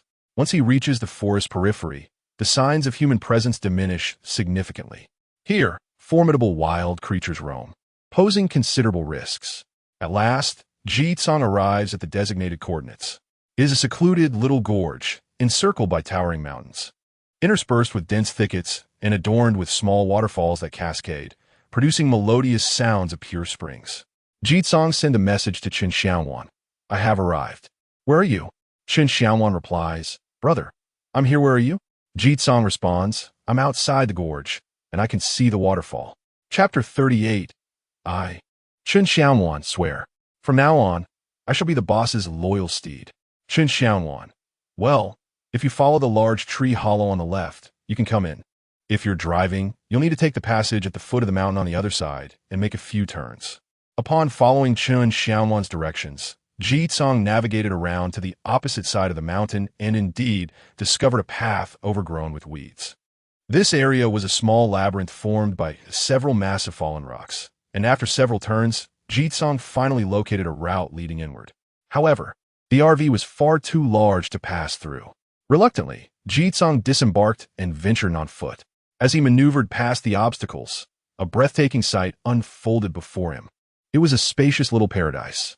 The verdant grassland was adorned with blossoms, exuding a refreshing and fragrant aroma. In the center, several small vegetable patches had already been cultivated, brimming with unharvested vegetables and young fruit trees. Beside them lay a crystal-clear pond, where a waterfall cascaded into its depths, creating a sparkling mist that formed a delicate rainbow bridge under the starlit moonlight. Jitsong was momentarily captivated by this idyllic haven. It truly was a delightful place. As he scanned his surroundings, he finally spotted a vehicle quietly parked in a distant corner, an eye-catching fish head with chopped chili. Next to it, in a modest little shed, A girl was busily chopping vegetables at a small table.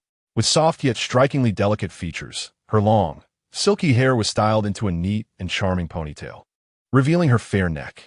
She wore a white t-shirt adorned with cartoon patterns, causing the Pikachu design to playfully sway as she sliced the vegetables. Her lower half was clad in loose-fitting denim jeans, rolled up to her knees for ease of movement. Barefoot, she tread lightly upon the grass, her slender calves and arches exuding a graceful elegance, their whiteness almost blinding. Pausing her task, Chen Xiaowan sent Ji Tsong a message. "Hey, have you come in yet?" "Right behind you," Ji Tsong called out. Hearing his voice, Chen Xiaowan turned around and, upon spotting Ji Tsong, joyfully raised her hand in greeting. Ji Tsong's expression momentarily stiffened.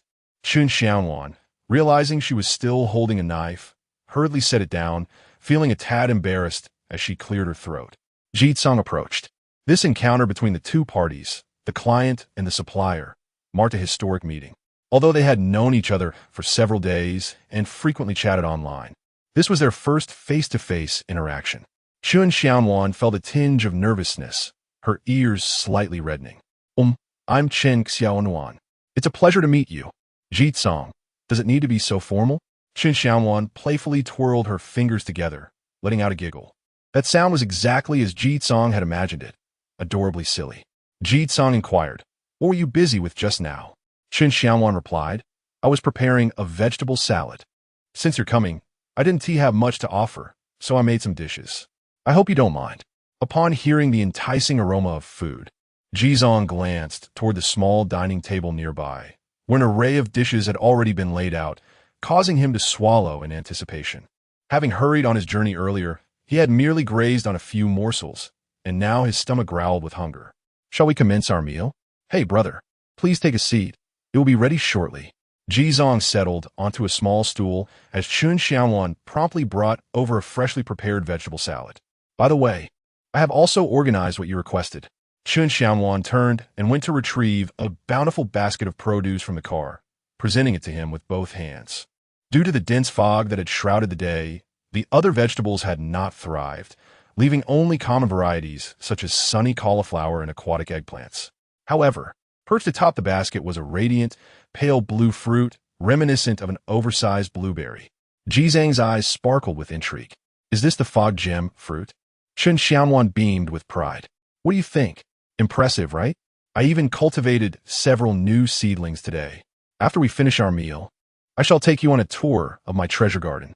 Without hesitation, Ji Zhang initiated the transaction, transferring 60 gold coins to Chen Xiaowan, which encompassed both the payment for the produce and her wages. Instantly, Chen Xiaowan's eyes glimmered with excitement as she exclaimed, "Wow, thank you, boss." Ji Zhang replied, "Work diligently, and you shall be rewarded." The young girl stood at attention, declaring, "I, Chen Xiaowan, swear, from now on, I shall be the best assistant to my boss. With unwavering determination, I shall toil diligently, all for the sake of my boss's luxury." Ji Zhang raised an eyebrow, bemused. "Where did you acquire such peculiar phrases?" Chen Xiaowan stuck out her tongue playfully. "I learned it from a joke. I must express my loyalty. All right, let us eat. Your boss is on the verge of starvation." With that, they both took their seats on the small stools and began to dine. Lacking the spirit-enhancing cabbage today, Ji Zhang made the fog gem fruit the centerpiece of his meal, pairing it with the sunny cauliflower to sufficiently nourish his physique. To his astonishment, his vitality surged by 10.5. The efficacy of the fog gem fruit was undeniably remarkable. As he finished his meal, a wave of warmth enveloped him, and he distinctly felt his physical condition improve, even breaking into a light sweat. The dual buffs of the fog gem fruit manifested immediately within him. First, his breathing became refreshingly effortless, devoid of the prior congestion caused by the thick fog. Then came a healing buff, which warranted a small experiment. Ji Zhang produced a dagger from his belongings and made a deliberate cut on his fingertip, allowing a drop of blood to emerge. After wiping away the blood, he observed as the half-centimeter gash began to scab over at a visibly accelerated rate. Within mere seconds, a slight itch signaled the formation of a scab, which he rubbed away, revealing that the wound had entirely healed, smooth as before. Ji Zhang was taken aback by the astonishing effectiveness of the fruit. This was a long-term buff indeed. Observing the radiant smile of Chen Xiaowan, Jizong felt an inexplicable sense of embarrassment. It seemed that 60 gold coins truly fell short. This sumptuous late-night feast was swiftly consumed. Subsequently, Chen Xiaowan enthusiastically guided Jizong through her vegetable garden, recounting with great fondness her treasures, her second, third, and fourth precious plants. It was evident that she harbored a genuine passion for gardening. Her eyes sparkled as she elaborated on her beloved plants. Then, with great ceremony, Chen Xiaowan introduced her vehicle, Debao. Despite its seemingly ordinary appearance, it was now a bona fide ghost vehicle. The diminutive zombies were utterly incapable of harming my Debao, she boasted with hands on her hips. Brimming with pride, Jizong raised his thumb in approval. Impressive, a remarkable spicy fish head. Chen Xiaowan inquired, "Brother, where is your vehicle? Why hasn't it been brought in?" Jizong replied, "It's parked outside. It's too large to enter." "Impossible. That road is quite wide," she retorted. A pair of adorable dimples appearing on her face as she teased. "Is it a matter of skill? You'll see when you come out." Jizong shrugged. Together, they stepped out of the narrow canyon and into the open passage. Jizong pointed to a colossal armored RV, towering at 2 meters high, 3 meters wide, and 8 meters long, with seamless super armor and a Gatling gun mounted atop. "How on earth could this be driven in?" he remarked. Chapter 39. As the fifth day dawned, the sweltering heat enveloped the surroundings. Chen Xiaowan gazed in awe at the extravagant armored behemoth before her. And after a prolonged moment of astonishment, she stammered, "Is this your vehicle?" Initially, from a distance, she had mistaken it for a large freight truck. Among survivors, such trucks were indeed rare, boasting significantly enhanced functionality compared to ordinary cars, marking them as premier quality vehicles. However, to her utter astonishment, it turned out to be an RV. "This is an RV," Chen Xiaowan exclaimed. "Does it have a bed?" "Yes," replied Jizong. "And a bathroom?" "Indeed. What about a kitchen and a dining table?" "All of that, plus central air conditioning and a refrigerator." Chen Xiaowan was left speechless as she beheld this luxurious vehicle that seamlessly combined comfort, safety, and functionality. Tears of envy nearly welled up in her eyes. Despite starting from the same point, why was there such a stark disparity? While she struggled to sleep in a mere seat, diligently saving and toiling day and night, she had barely managed to upgrade her vehicle to the second tier, just enough to secure her safety. Meanwhile, this esteemed individual was already living a modern life. Moreover, the texture of the exterior armor and the steel-cast gun turret atop the vehicle exuded an overwhelming sense of security.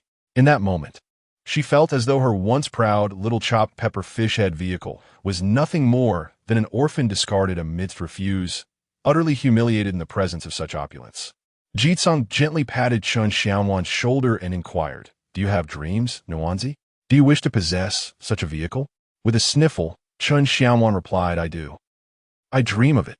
Jizong assured her, "As long as you work hard, I guarantee that in no time, you too will own such a magnificent vehicle, a grand house. One day, you'll stake a claim by the seaside, build a villa, and your backyard will stretch across vast fields. You can plant whatever you desire, and when you tire, simply recline on a beach chair, sipping chilled watermelon juice, feeling the gentle sea breeze, and watching the sunset dance upon the waves." Upon hearing Jizong's visionary blueprint, a spark ignited in Chen Xiaowan's eyes. "Really? Can I truly achieve that?" With unwavering confidence, Jizong responded, "Of course. You must believe in your own abilities. If you dedicate yourself, everything will come to fruition." The girl, her eyes shimmering with determination, raised 3 fingers and declared, "I will work hard. I promise. From today on, I will never slack off. I will strive and toil." Jizong smiled. That's the spirit. As night deepened, after invigorating his beloved little employee with encouragement, Jizong retired to the RV for rest. Meanwhile, Chen Xiaowan continued her tasks, watering and fertilizing the vegetable garden, diligently planting seeds for the following day, before finally returning to her chopped pepper fish head for a well-deserved slumber. The next morning, before 6 o'clock, the dawn's sunlight pierced through the morning mist of the forest, illuminating the world. Jizong awoke early, roused by the heat. Having neglected the air conditioning the previous night due to the cooler temperatures, he found himself drenched in sweat. As though he had just emerged from water, his throat parched to the point of burning. He rose to wash up and opened 2 bottles of cola, indulging in a gluttonous binge.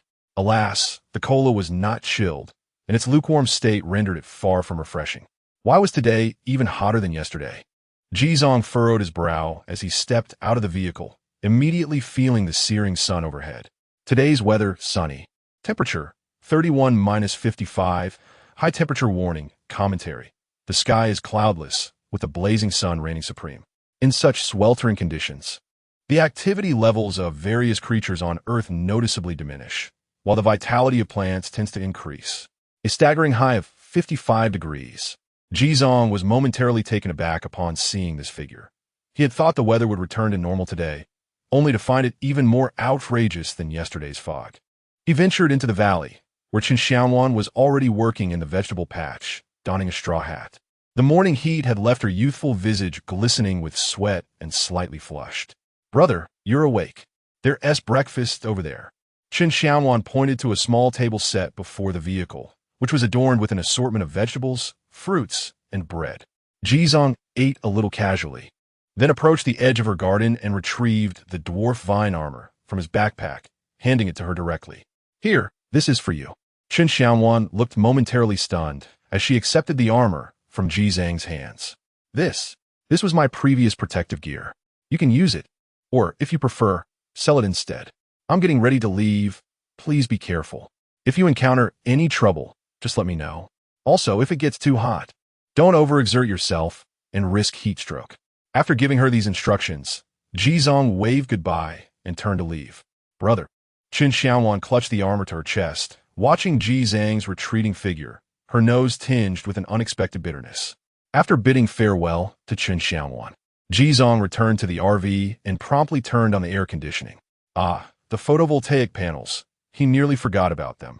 It struck him that he had yet to activate this upgraded power generation device. Today was a bright sunny day. He must make the most of it.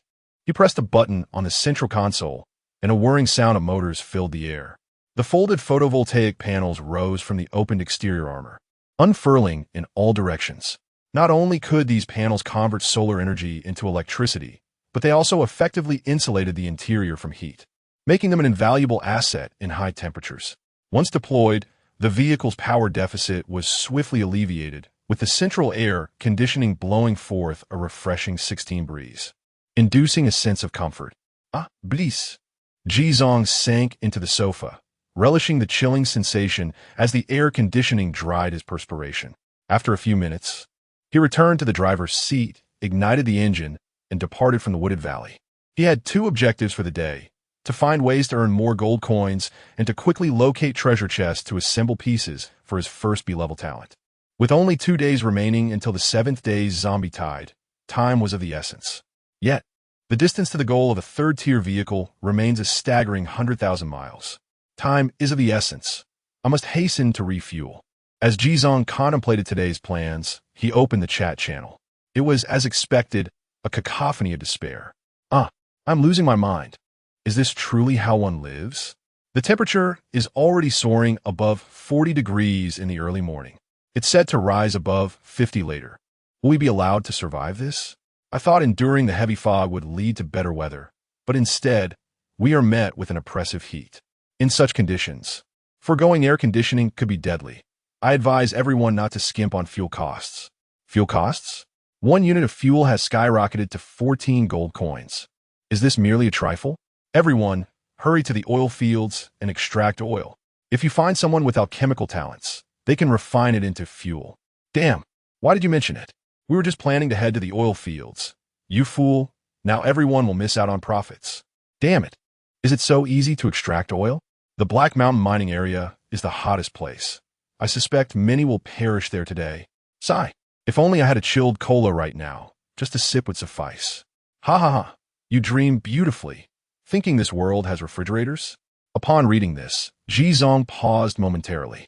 Then, a glimmer of inspiration sparked in his eyes. A path to wealth has just revealed itself. Chapter 40, Discovering Kiwi. Infinite Growth Potential. It seems this business venture is indeed promising. Jizong's expression brightened, and remarkably, it required little initial investment. The refrigerator and electricity were readily available. He merely needed to purchase cola. He promptly accessed the trading platform for a quick check. The price of cola had slightly increased, yet it remained within a reasonable range. Approximately 3 gold coins for a case of 24 cans of 330 milliliters. At this hour, just past 6, it was certain that prices would continue to rise. Jitsong swiftly acquired 20 cases, stacking them on the vacant floor of the living area, before opening the refrigerator in the kitchen. This refrigerator boasted a capacity of 90 liters. After removing the vegetables and food within, he realized he could store over 100 cans. However, after some contemplation, Jitsong opted for an upgrade, since he intended to elevate his vehicle to the 3rd tier and needed to enhance the level of the modification components to 50. Upgrading the refrigerator was undoubtedly the most cost-effective choice. He invested 25 gold coins along with the necessary materials and directly upgraded to a level 2 refrigerator. The upgraded refrigerator now held a capacity of 215 liters, more than doubling its previous size, and it was also more energy efficient. Jitsong unpacked 10 cases of cola and placed them all inside, filling both the freezing and fresh-keeping compartments. Naturally, the fresh-keeping section was merely a temporary solution, as he would eventually need to transfer everything to the freezing compartment, given that cola tastes best at a temperature of 5°C to 8°C, ensuring optimal sales. Having completed this task, Jitsong clapped his hands in satisfaction and returned to the driver's seat, officially commencing the day's journey. As he delved deeper, the path became increasingly arduous. The terrain at the periphery of the Starry Sky forest remained complex. Aside from vehicles with exceptional off-road capabilities, few ventured this far. Here, zombies were virtually non-existent, replaced instead by a plethora of wild beasts and raptors. Gazing upward, the exaggerated branches of trees twisted and turned, emanating the oppressive aura of a primeval forest. After winding through the thickets for over an hour, Jitsong discovered merely 2 wooden treasure chests, yielding a modest sum of gold coins and fuel supplies, totaling barely over 20 gold coins. Wooden treasure chests no longer satisfied his appetite, and he couldn't even muster the energy to glance at the wild mushrooms, greens, or fruits hanging from the trees. Continuing onward, Jitsong soon encountered an impassable barrier. The forest had become too dense. Based on his estimations, he had ventured quite deep into the periphery of the Starry Sky forest. The danger level was high, yet so were the potential opportunities. Nevertheless, safety remained a priority. Jitsong glanced at the interface of the cicada wing armor, noting that the skill phasing was now operational. It appeared that the skill's cooldown was not measured in a 24-hour cycle, but rather refreshed automatically with the arrival of daylight each day. This revelation provided him with considerable reassurance. Armed with this life-saving skill, he felt emboldened to confront any perilous situation. Next, Jitsong parked his vehicle under the sun, ensuring that the photovoltaic panels could absorb energy effectively. He subsequently equipped himself with a Barrett, a TRG-22, a Desert Eagle, a dagger, and the Moon's Blood. Fully armed as he prepared to embark on his journey on foot. Initially, he had considered bringing an RPG, but upon reflection, he decided against it. Such a cumbersome weapon was ill-suited for portability, and discharging it in the forest could potentially summon monsters that would overwhelm him. Once clad in his full gear, Jitsong began his cautious advance into the depths of the forest. With his enhanced physique, he not only possessed greater strength but also exhibited improved control over his limbs, moving with agility and minimal noise. Like a martial arts master endowed with lightness skills from a wuxia novel, he moved swiftly without leaving a trace, ensuring that his rapid movements did not disturb the beasts and monsters that resided in the shadows. Easily overcoming various obstacles, he delved deeper, his keen gaze scrutinizing the minutiae of his surroundings. Before long, he stumbled upon a black iron treasure chest, quietly nestled among the branches of a high tree, at least several dozen meters off the ground. Treasure. A glint of excitement sparkled in his eyes as he promptly purchased a pair of climbing claws from the exchange. After donning them, he ascended the trunk with ease, successfully reaching the branch. Fragment of talent. Here we go, he exclaimed as he reached for the chest. With a crisp clang, the chest opened. Acquired. Gold coins X13, steel pieces X100. Universal bullets X1000 acquired. Handheld drill, fine grade, X1. Acquired. Cold weapon modification. Lightweight X1. Upon viewing the list of items, a tinge of disappointment washed over Jitsong. Nevertheless, it was still satisfactory. Perched upon the branch, he began to sort through the contents of the chest. He divided the universal bullets into 10 portions, each priced at 2 gold coins, yielding a total of 20 gold coins. The handheld drill, a fine-grade tool designed for oil field extraction, was particularly valuable at that moment, as its market price had surged to 25 gold coins each. However, he anticipated that the price would not sustain its upward trajectory for long, given the unpredictable weather. The demand for fuel was not constant, with everyone rushing to the oil fields to extract vast quantities of crude oil. A sudden change in weather could lead to an oversupply, causing prices to plummet. Following the market price, he listed the drill, which was quickly snatched up. As for the final item, the cold weapon modification, lightweight, he directly applied it to the moon's blood. The moment the modification was complete, he felt a significant reduction in the weight on his back, allowing him to exhale in relief. Having settled the matter, Jizong leaned against the branch and retrieved 2 cans of cola, gulping them down as he took a well-deserved break. The heat of the day, combined with the intensity of his exertions, had begun to wear on him. Just then, his gaze caught sight of a branch higher up, where a vibrant red fruit dangled enticingly. There was something peculiar about that fruit. Intrigued, he activated his eagle eye, focusing intently on the curious specimen. A line of information materialized before him. Kiwi grade, rare fruit evaluation, a rare fruit that grows on the outskirts of the starry forest, possessing slight toxicity for individuals with a constitution below 30. Consumption increases constitution by 0.5 and spirit by 0.1. Jizang's eyes widened in astonishment. To think it was a rare fruit, and it even enhances spirit. The most crucial aspect was this item had no daily limit. Realizing this, Jizong felt an immediate surge of energy. Could this be the key to soaring to new heights? He swiftly employed his grappling hook to ascend the tree, reaching the trunk beside the precious fruit. Initially, he intended to climb over and pluck it, but the fruit dangled at the very end of a branch, which could not support his weight. Reluctantly, Jizong drew his desert eagle, activating Hawk to accurately sever the branch. The kiwi gracefully descended from the air, landing amidst the underbrush below. Jizang's gaze swept across the treetop, and soon he spotted a second and a third methodically shooting down each kiwi. Unfortunately, the yield of this fruit was exceedingly scarce. Even after stripping the entire tree bare, he managed to collect only 13. Chapter 41. Icy cold cola sells out, breaking in 500 gold coins. Soon after, Jizong descended from the tree. Following the trajectory of the fallen fruit, he meticulously sifted through the underbrush, gathering each piece and stowing them away in his portable satchel.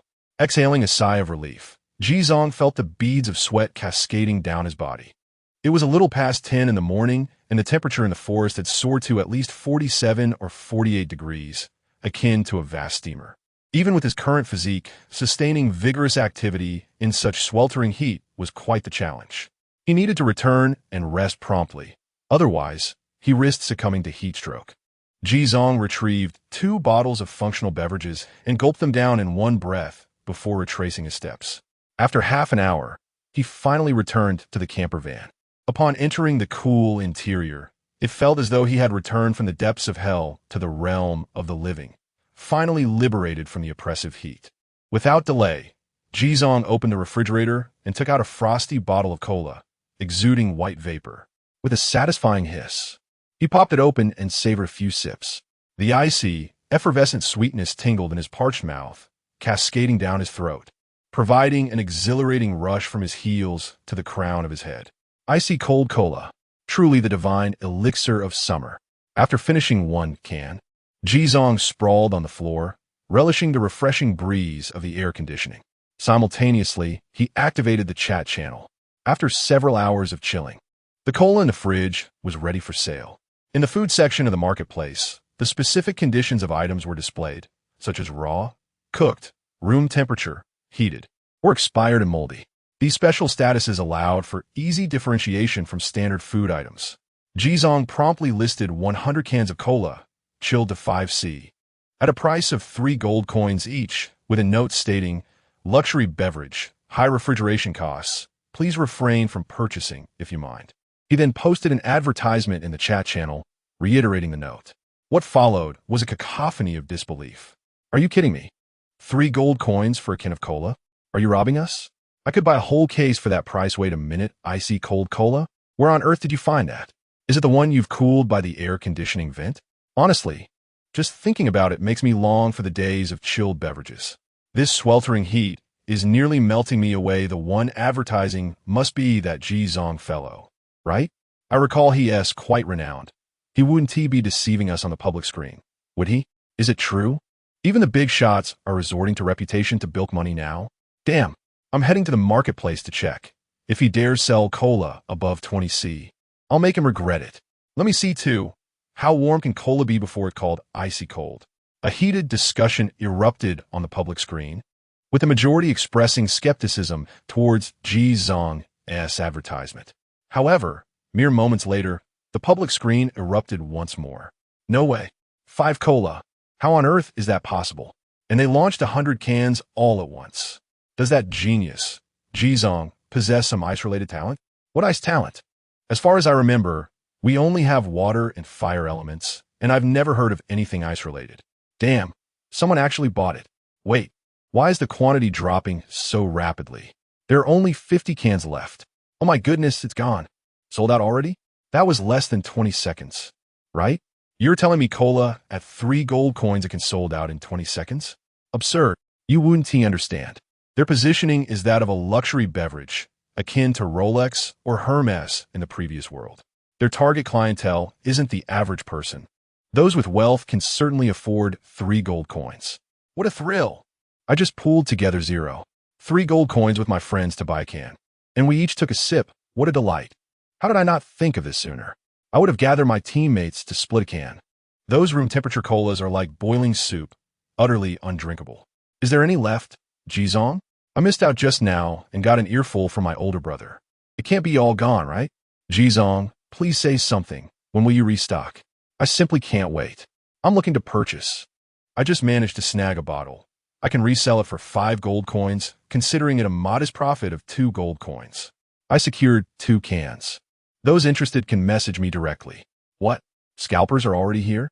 At that moment, in his vehicle, Ji Zong stared at the 300 gold coins that had just arrived, utterly astonished. He never anticipated that cola priced at 3 gold coins akin would sell so exceptionally well. It seems there are indeed many willing to spend.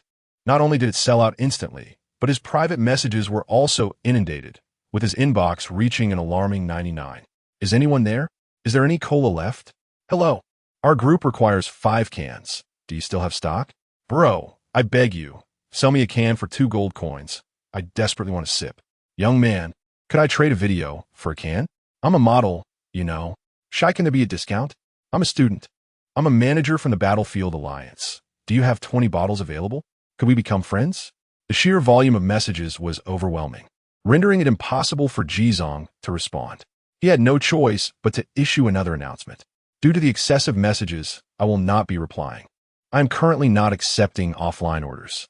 The 5 cola is sold out, but 12 cola will be available in 1 minute for 2 gold coins per can. A new batch is expected to be produced in 4 hours and will be restocked immediately. Interested parties may follow for updates. After sending this announcement, Ji Zong promptly removed all the cola from the refrigerator's fresh-keeping area. He had just consumed a can, leaving him with a total of 139 cans. He decided to set aside 9 cans and listed the remaining 130 on the marketplace at a price of 2 gold coins each. The listing was successful, and within a mere 0.5 seconds, they were sold out. A total of 260 gold coins was credited directly to his account. A wave of excitement surged through his heart. The profit from luxury goods was astonishingly easy to obtain, arguably swifter than slaying zombies. He opened the chat channel, which was bustling with lively discussions. Many expressed their regret at missing out on the opportunity. Although 12°C drinks were slightly inferior to those at 5°C, they far surpassed room temperature cola in flavor, especially considering their affordability. On such a scorching day, many could easily afford 2 gold coins for a refreshing drink. The public chat was now inundated with scalpers, all marking up prices for resale, and they were selling briskly. The overwhelming demand created a one-sided trend that silenced the earlier dissenters. The demand far exceeded the supply, solidifying the reputation of the chilled cola and even hinting at the emergence of a brand effect. Chapter 42. The Ancient Forest of Myths, the emergence of mysterious giants. Despite the rampant scalping outside, Jizong had no intentions of raising his prices. Scalpers were merely a facet of reputation. Should he increase his prices now, he could undoubtedly sell out, yet it would irreparably tarnish his brand and his personal esteem. To exhaust resources for immediate gain would be counterproductive. By maintaining the current pricing strategy and selling steadily, he could still reap considerable profits. Achieving a third-tier vehicle was not a distant dream. He felt a sense of gratitude for the sweltering heat. As Jizong unsealed the cola cans strewn about him, he reflected on his situation. However, this wealth did not simply fall from the heavens. It was the result of his prior, invisible investments. Those brave enough to embark on the path of extreme, heavy-duty vehicles at the second-tier level were indeed rare. Starting with a dilapidated van, few would dare to pursue the advanced heavy-duty vehicle route while simultaneously upgrading to a second-tier power generator and refrigerator. He suspected he was the only individual in the entire region taking such risks. These were undeniably formidable technical barriers. After placing over 200 cans of cola into the refrigerator, Jizong began preparing his lunch. He meticulously washed a dozen kiwis and arranged them on a plate, then retrieved Chun Xiaonuan's assortment of fruits and vegetables, cleaning and slicing them with care. He concluded his preparations by purchasing some cooked meats from the marketplace, cracking open a chilled cola to indulge in a hearty feast. He nearly forgot to send her a few bottles. As he savored his meal, Jizong opened a private message from his friend. To his delight, he discovered that Chun Xiaonuan had sent him good news 2 hours prior, announcing that the abundant sunlight today promised a bountiful harvest. Jizong initiated a trade, sending her several cans of chilled cola along with some packaged cooked dishes. The young woman joyfully accepted, exclaiming, "Brother, just wait a few minutes. There's a little surprise for you today that you will surely adore." Moments later, Chun Xiaonuan initiated a trade, presenting 4 ice blue fruits in the transaction window. Jizong clicked to confirm. In an instant, 4 fruits, glistening with dew and resembling tomatoes in their icy blue hue, materialized in his hands. A line of information appeared before him. Cooling fruit, level, high-grade fruit description. Grown in the starry great forest, these fruits thrive only under intense sunlight, absorbing copious nutrients and moisture to bear fruit. They possess a sweet and rich flavor. Consuming them releases a refreshing aura within an hour, significantly lowering body and surface temperature, making them ideal for outdoor labor in high temperatures. Jizong glanced at the description, a wave of joy washing over him. This item was incredibly practical. With the temperature soaring to 50 degrees Celsius outside and explorations awaiting him in the afternoon, this fruit would solve a significant problem. Jizong lavished praise upon Chun Xiaonuan, who then contentedly went off to enjoy her lunch. Next, Jizong relished his sumptuous meal. After clearing the table, he picked up the bowl of kiwis, treating himself to a delightful dessert. A total of 13 kiwi fruits led to an enhancement of 5 in constitution. Although this increase was not as pronounced as the previous day's remarkable boost from the fog treasure fruit, it nonetheless represented a significant gain. Furthermore, this time, he experienced a novel form of enhancement, an elevation in mental acuity.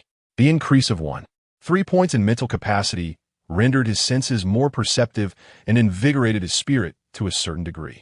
This tangible improvement starkly contrasted with the supplementary increases associated with titles. It was a profoundly comfortable and subtle sensation, akin to the growth of the soul. He even felt that once his constitution reached a certain threshold, perhaps mentality would become a more unexplored avenue for him to pursue. Clearly, he would need to pay more attention to this aspect henceforth, he mused. Regrettably, the yield of kiwi fruits was exceedingly low. During his morning trek, he had fortuitously stumbled upon only a single kiwi fruit tree. He hoped for better fortune in the afternoon. After satisfying his hunger, he took a brief respite in the vehicle before donning all his gear and setting off once again. The moment he opened the car door, a terrifying wave of heat assailed him. A thin layer of sweat instantly formed on his body. Temperatures soaring above 50 degrees were truly unbearable. Fortunately, this time he had assistance. He retrieved a cooling fruit from his bag and quickly consumed it. The oppressive warmth that had enveloped him dissipated significantly. This fruit did not provide the physical chill of ice, but instead emitted a refreshing aura from within, akin to mint. effectively counteracting the external heat without any discomfort throughout the process. Truly miraculous. Pleasantly surprised by the efficacy, he resolved to embark on his journey. However, this time, he opted not to charge ahead recklessly. Instead, he surveyed his surroundings and selected a towering tree that soared hundreds of meters high, using his claw hook to begin his ascent. Before long, he reached the top of the tree canopy. As his head emerged from the dense foliage, the surroundings transformed into a realm of brilliant light and vastness. The panoramic view from such heights was incomparable to that of the ground. A gust of wind swept through, causing the lush treetops to undulate like a green sea, creating waves that rippled through the forest. Ahead lay an expansive and boundless wilderness, populated by countless ancient trees of various shapes, interspersed with majestic mountains and vast lakes, collectively forming a mysterious tapestry of the earth. What truly captivated him, however, was the sight of a colossal shadow of a creature amidst the towering, ethereal trees at the edge of his vision. Unfortunately, the distance was far too great. Even on this clear day, with excellent visibility and utilizing his eagle-eye state, it was nearly impossible to discern what mythical being it was. Goodness, he swallowed slowly, realizing that compared to such an entity, he might not even be worth a mosquito. Nevertheless, curiosity aside, he did not forget to attend to his primary tasks. His gaze swept through the nearby forest, swiftly discerning a path most likely to yield valuable discoveries. Naturally, it appeared to be the most perilous route as well. After confirming his course, Ji Zong descended from the tree and officially commenced his afternoon exploration. This time, bolstered by the enhancement of a dozen peculiar fruits and the refreshing buff from the cool fruit, his pace significantly outstripped that of the morning. He moved with remarkable agility, deftly navigating through the thicket and overcoming various obstacles as he pressed deeper into the wilderness. However, danger lurked incessantly. In less than 2 kilometers, he encountered multiple assaults from wild beasts. The creatures here were far from the docile herbivores of the plains.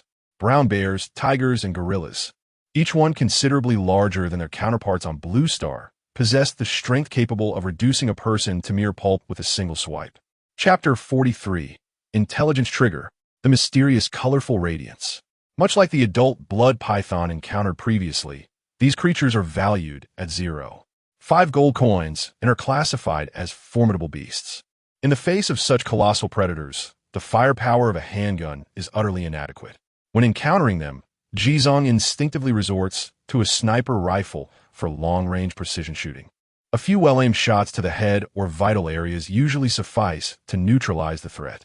However, when confronted with those possessing particularly tough skulls that manage to breach his defenses, Ji Zong draws the moon's blood and engages in close combat. His physical attributes have now exceeded 40 points, translating to over 4 times the physical capabilities of an average person. On Blue Star, he could easily emulate the legendary warrior Wu Song battling a tiger at Jingyang Ridge. Yet, this is an alternate world where even a common tiger can reach lengths of 5 to 6 meters and weigh over 2 tons. Ji Zhang's audacity to engage them in hand-to-hand combat is primarily due to his reliance on the cicada wing armor and Moon's Blood.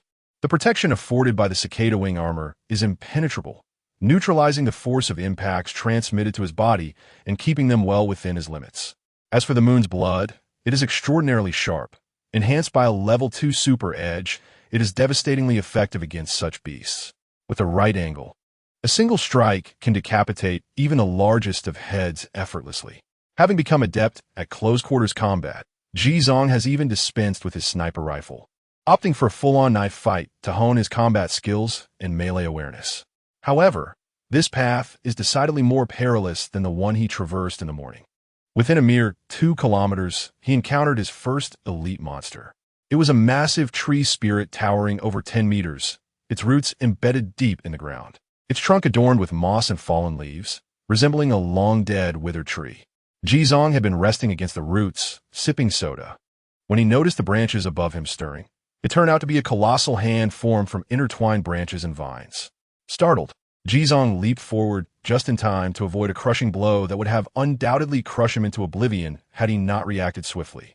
Subsequently, numerous roots erupted from the earth, transforming into 2 animated vine-like legs, and above, a pair of murky eyes opened, glowing with a furious crimson hue. seemingly expressing its wrath at being disturbed. Tree spirit level. Elite monster evaluation. An ancient race residing on the outskirts of the starry forest. Their ancestors were once the guardians of the mythical forest, but due to certain circumstances, they were exiled. Tree spirits can live for up to 10,000 years. Yet the vast stretches of time have led them to forget much. Even their sense of self has become somewhat lost, often falling into deep slumber. Typically, tree spirits do not initiate attacks on other races, but if disturbed from their slumber, they will relentlessly pursue their assailants without fatigue. Is this creature truly so vengeful? Upon encountering this information, Jitsong raised his eyebrows slightly. At that moment, the tree spirit rushed towards him, its massive hand coming down with tremendous force. Jitsong swiftly rolled aside to avoid the blow. The ground trembled violently. However, to be frank, despite its intimidating appearance, this creature's movements were somewhat sluggish. He easily evaded its subsequent attacks. After creating some distance from the tree spirit, he picked up his sniper rifle and aimed. In eagle-eyed mode, he fired 2 shots in quick succession, precisely striking the tree spirit's eyes and rendering it blind. Enraged, the tree spirit entered a frenzied state, attacking wildly in all directions. The commotion attracted numerous beasts, but upon witnessing the rampaging giant, they all fled in terror. Jitsong could have left as well, but it seemed a waste to let such a blinded behemoth escape unscathed. He positioned himself at a distance and attempted to fire several more shots. Yet the results were minimal. The bullets impacted its body as if striking a wooden post. After studying the creature for some time, Jitsong noticed a protruding red lump on its chest, surrounded by fine red filaments that spread out like veins into the bark. Without hesitation, he seized the barret and aimed at the red bulge. With a thunderous bang, the formidable armor-piercing round was unleashed, directly hitting the red lump on the tree spirit's torso. The immense kinetic energy created a gaping hole the size of a bowl in the tree spirit's body, causing it to freeze in place before slowly toppling backward. A resounding crash followed, sending leaves and dust swirling into the air. Successfully killed a tree spirit elite monster. Gold 2. Heart of the Tree Spirit 1. Success. Another forging material in hand. A smile crept across Jitsong's face as he prepared to continue his exploration, when suddenly a notification echoed in his mind. Ding. Triggered today's intelligence. Would you like to receive it? Huh. Jitsong was taken aback. He had been in this location for some time. What had triggered the intelligence so suddenly? Could it be that the recent battle had attracted monsters from elsewhere? He hesitated, contemplating whether to accept the information or make a hasty retreat. With the afternoon already waning, he decided to take a gamble. Accept. Today's intelligence. High-risk warning. You have approached an extremely dangerous area on the outskirts of the forest. The intense gunfire has startled terrifying creatures in that vicinity. Approximately 5 kilometers to your southeast. A dreadful entity is on the move toward your location. You must avoid it at all costs. However, within that perilous zone, mysterious, shimmering rays of 7 colors often dance about. Perhaps it would be worth investigating if you possess the courage to do so. Upon reading the words high-risk warning, Jitsong swiftly skimmed through the information, his pupils contracting sharply. 7-colored rays? Noticing this crucial keyword, his heart began to race, pounding fiercely in his chest. In the southeast, 5 kilometers away, he cast his gaze toward the direction indicated by the intelligence report, where an exceedingly dense thicket lay, shrouded in obscurity.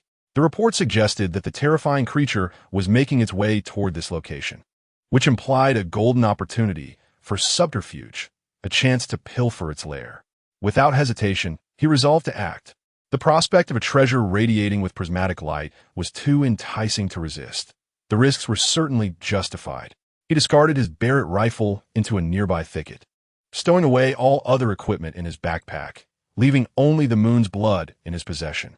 Subsequently, he expended 45 gold coins, swiftly acquiring 3 cold weapon modification, lightweight, enhancement from the trading post, applying them all to the moon's blood, thereby elevating the lightweight modification to its maximum level of 5. The burden upon his back was considerably alleviated. Previously, the weight had been an encumbrance, but now, with a lighter load, it was time to prioritize speed and maximize every possible advantage. Having completed these preparations, he lay prone on the ground, straining to listen intently. Thud, thud. The ground trembled subtly, resonating with the sound of a colossal creature bounding closer with each passing moment. Chapter 44. The Appearance of the Rainbow Treasure Chest. The terrifying ancient species.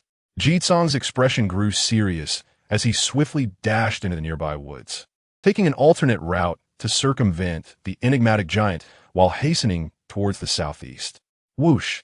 Jitsong's figure darted through the trees with remarkable agility. However, the underbrush was exceedingly dense, tangled with roots and vines, and occasionally concealing fierce beasts and venomous insects, significantly hindering his progress. He decided to leap, grasping the hanging vines, swinging through the air like a nimble monkey. This maneuver greatly increased his speed and granted him a liberating sense of exhilaration. The distance between them began to shrink rapidly. Hud, hud, hud. Boom! Jitsong could clearly hear the terrifying sounds resonating from a short distance away. It was hard to fathom the magnitude of the entity responsible. At last, they crossed paths amidst the mountains and forests, separated by a few hundred meters. Jitsong paused momentarily to avoid detection, activating his eagle eye to observe the source of the commotion. Through the layers of dense foliage, he glimpsed a massive shadow that swept past with overwhelming force. Jitsong narrowed his eyes slightly before resuming his journey towards the intended target. Fortunately, the cacophony created by that colossal creature allowed Jitsong to disregard any noise he made during his advance, enabling him to sprint at full speed. 4 kilometers, 3 kilometers, 2 kilometers, just as he was about to reach his destination, Jitsong's expression darkened. The creature had unexpectedly turned back. How could it return so swiftly? The gradually approaching tremors from behind brought him a headache. Yet, having come this far, he could not return empty-handed. What if he encountered it? He had the ability to phase out. Resolute, Jitsong pressed onward towards his objective. Moreover, he now had a guide. There was no need for extensive searching across the vast expanse. He simply needed to follow the trail of the gigantic creature. He cautiously advanced along the path marked by the creature, which was littered with broken vines, splintered trees, and tall grass trampled deep into the earth, forming colossal footprints. The creature's presence was overwhelmingly powerful. Its path was devoid of any beasts or monsters daring to approach. Even snakes and vermin had fled. Minutes later, Jitsong finally reached the ultimate destination along the path that had been trampled down. It was a gorge, though not large. The area was strewn with ghastly bones and mounds of excrement over a meter high. In the center of the gorge, the terrifying pressure exuded by the gigantic silhouette rendered one unable to draw breath. That creature was a colossal ape, towering at 30 meters high. Its fur thick and black, resembling a mass of steel needles. Its bulging muscles were marred with numerous gruesome scars, and 2 sharp lower fangs jutted from its maw. Its gaze imbued with a murderous intent, as if smoldering with untamed fury. Its physique was immense, even without the use of eagle eye. The moment he laid eyes upon it, a wealth of information unfurled before Jitsong. Adult war ancient ape, survivor species, level, super monster evaluation, descendants of the war ancient ape clan. They fell in the mythic Battle of Ur. The remnants of their kind scattered across the eternal continent, becoming wanderers. After years of interbreeding with other ancient ape clans, their bloodline has become diluted. Yet they still possess dominion-level power among peers of equal standing. A super monster. This was Ji Zhang's first encounter with a creature of a higher caliber than elite monsters, and indeed, the strongest of its kind. Moreover, there was another significant revelation. The Eternal Continent. Is this the true name of the plains? Yizang Bonderd. It seemed these creatures did not merely inhabit this realm. Behind them lay an enigmatic and profound lineage. This apex supermonster was beyond his current capabilities to confront directly. He must first locate that radiant treasure. Jitsong ascended a nearby tree, activating Eagle Eye. The intricate scenes of the canyon unfolded before him. His gaze traversed the scattered bones, excrement, and remnants of fruit. Diligently searching, before long, he discovered a resplendent treasure chest lying quietly in a ravine. Rainbow treasure chest, special, evaluation. Within lie 3 rare treasures. However, you may select only one. Choose incorrectly, and you shall bear the regret for eternity. Found it. Ji Zhang's heart raced with excitement. No wonder he couldn't find a corresponding rainbow hue among the previous treasure sequences. It was indeed a special chest. Yet, before he could revel in his fortune, he sensed another presence within his field of vision, a humanoid figure sitting silently. It was an ancient ape. Upon noticing it, a chill ran down Ji Zhang's spine. For the ancient ape was observing him with an unsettling calmness. No, it wasn't merely watching. It seemed it had been fixated on him from the very beginning. The connection of their gazes across a kilometer sent shivers through Ji Zhang. Ancient Ape King, survivor species, level, king level monster current status, severely injured evaluation. A line of information materialized. A king level monster. An entity even loftier than a super monster had appeared. Coming back to his senses, Ji Zhang felt a cold sweat dampen his back. At that moment, the colossal ape clutched a handful of fruits freshly plucked from a tree, scattering them before the ancient ape as an invitation to feast. Yet suddenly, the giant ape seemed to sense an unusual prying gaze. Its massive body paused, and then, with a glare filled with murderous intent, it slowly turned toward the figure concealed in the distant trees, fixing its gaze upon the human silhouette. Now, my buddy, do you all possess spider sense? Ji Zhang was on the verge of breaking down. He finally comprehended why Hawkeye was merely a C-grade talent. Even an ordinary advanced creature could sense it. A thunderous roar erupted from the giant ape, which charged furiously towards Ji Zhang. The overwhelming force was enough to make any human's legs turn to jelly. Ji Zhang took a deep breath, adrenaline surging through him. Yet he had no intention of retreating. It was time to play hard. He leaped directly from the tree and dashed towards the canyon. The distance between them closed rapidly. The speed of the giant ape was incomparable to that of the sluggish tree spirit. With a single leap, its massive body soared like a bomb weighing hundreds of tons, crashing towards Ji Zhang. At this distance and speed, Ji Zhang could not evade it. But he had no intention of dodging. Phasing, Ji Zhang gritted his teeth, and his entire being instantly entered a state of ethereal transparency. Boom! The giant ape landed, its massive fist striking the ground with a force that cracked the earth, leaving behind a myriad of terrifying fissures. Yet, that minuscule human figure had vanished without a trace. In that moment, Ji Zhang was already directing his body with his mind, swiftly flying towards the rainbow treasure chest. Chapter 45, A Successful Gamble. Collecting 2 types of talent fragments. Though the canyon was relatively small, his flying speed made it challenging to reach the destination in one go. Ji Zhang glanced back. The colossal ape, unable to locate him, had begun to frantically lash out at everything around it. He then redirected his gaze forward, his expression grave. His greatest concern was the old ape, a royal-grade monster. Moreover, it was a royal-grade creature not characterized by size, which made it all the more terrifying. One could only wonder what formidable abilities it possessed. 3, 2, 1. As the 10-second countdown concluded, Ji Zhang's form reappeared. The moment he descended from his ethereal state, he sprinted toward the rainbow treasure chest, expending 10 gold coins to refresh the cooldown of his invisibility skill. Ding! Skill, invisibility, refreshed successfully. Next refresh cost, 20 gold coins. At this moment, Ji Zhang was still more than halfway to the rainbow chest. As he ran, his eyes remained fixed on the old ape, ready to slip back into invisibility at the slightest hint of its movement. Fortunately, the creature continued to observe him calmly, its weathered eyes betraying little emotion. Though somewhat relieved, Ji Zhang was also perplexed. Why had the creature not attacked despite their proximity? Was it due to its grievous injuries? However, he had no time to ponder this, for as soon as he materialized, the giant ape sensed his presence and surged toward him in a fit of rage. When the ape's enormous paw, large enough to crush a room, descended upon him, Ji Zhang once again activated his invisibility. Boom!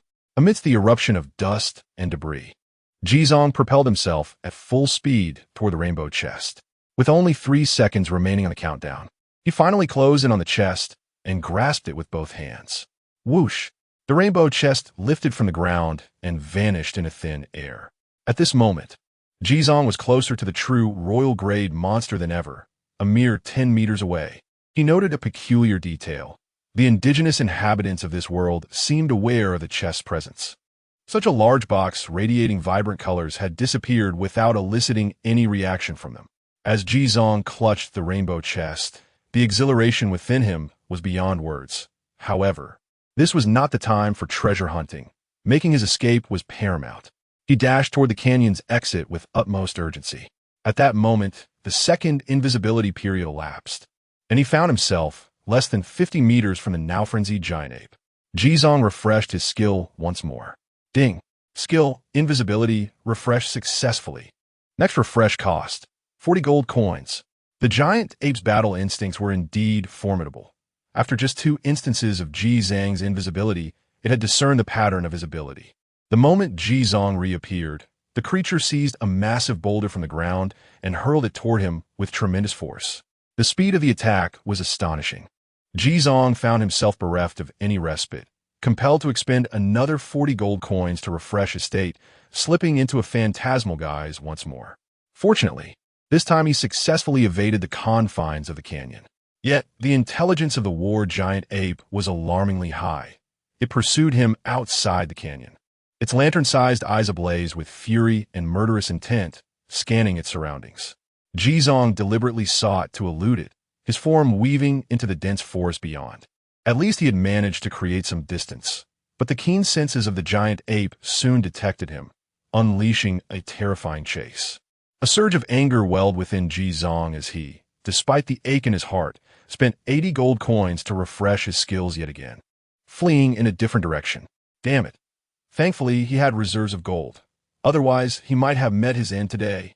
The giant ape, having been toyed with repeatedly, was now seething with rage, swinging its ferocious fists and wantonly demolishing the trees around it, intent on extracting the human intruder.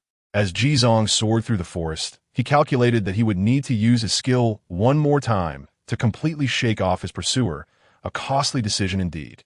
However, just as his time dwindled to mere seconds, the elder ape, still situated within the canyon, slowly opened its mouth, emitting a barely discernible sound.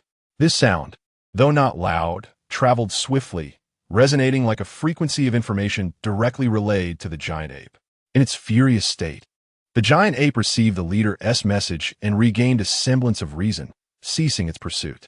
With a fierce snort directed at the air, it turned back toward the canyon. Simultaneously, Jizong's phantasmal state came to an end.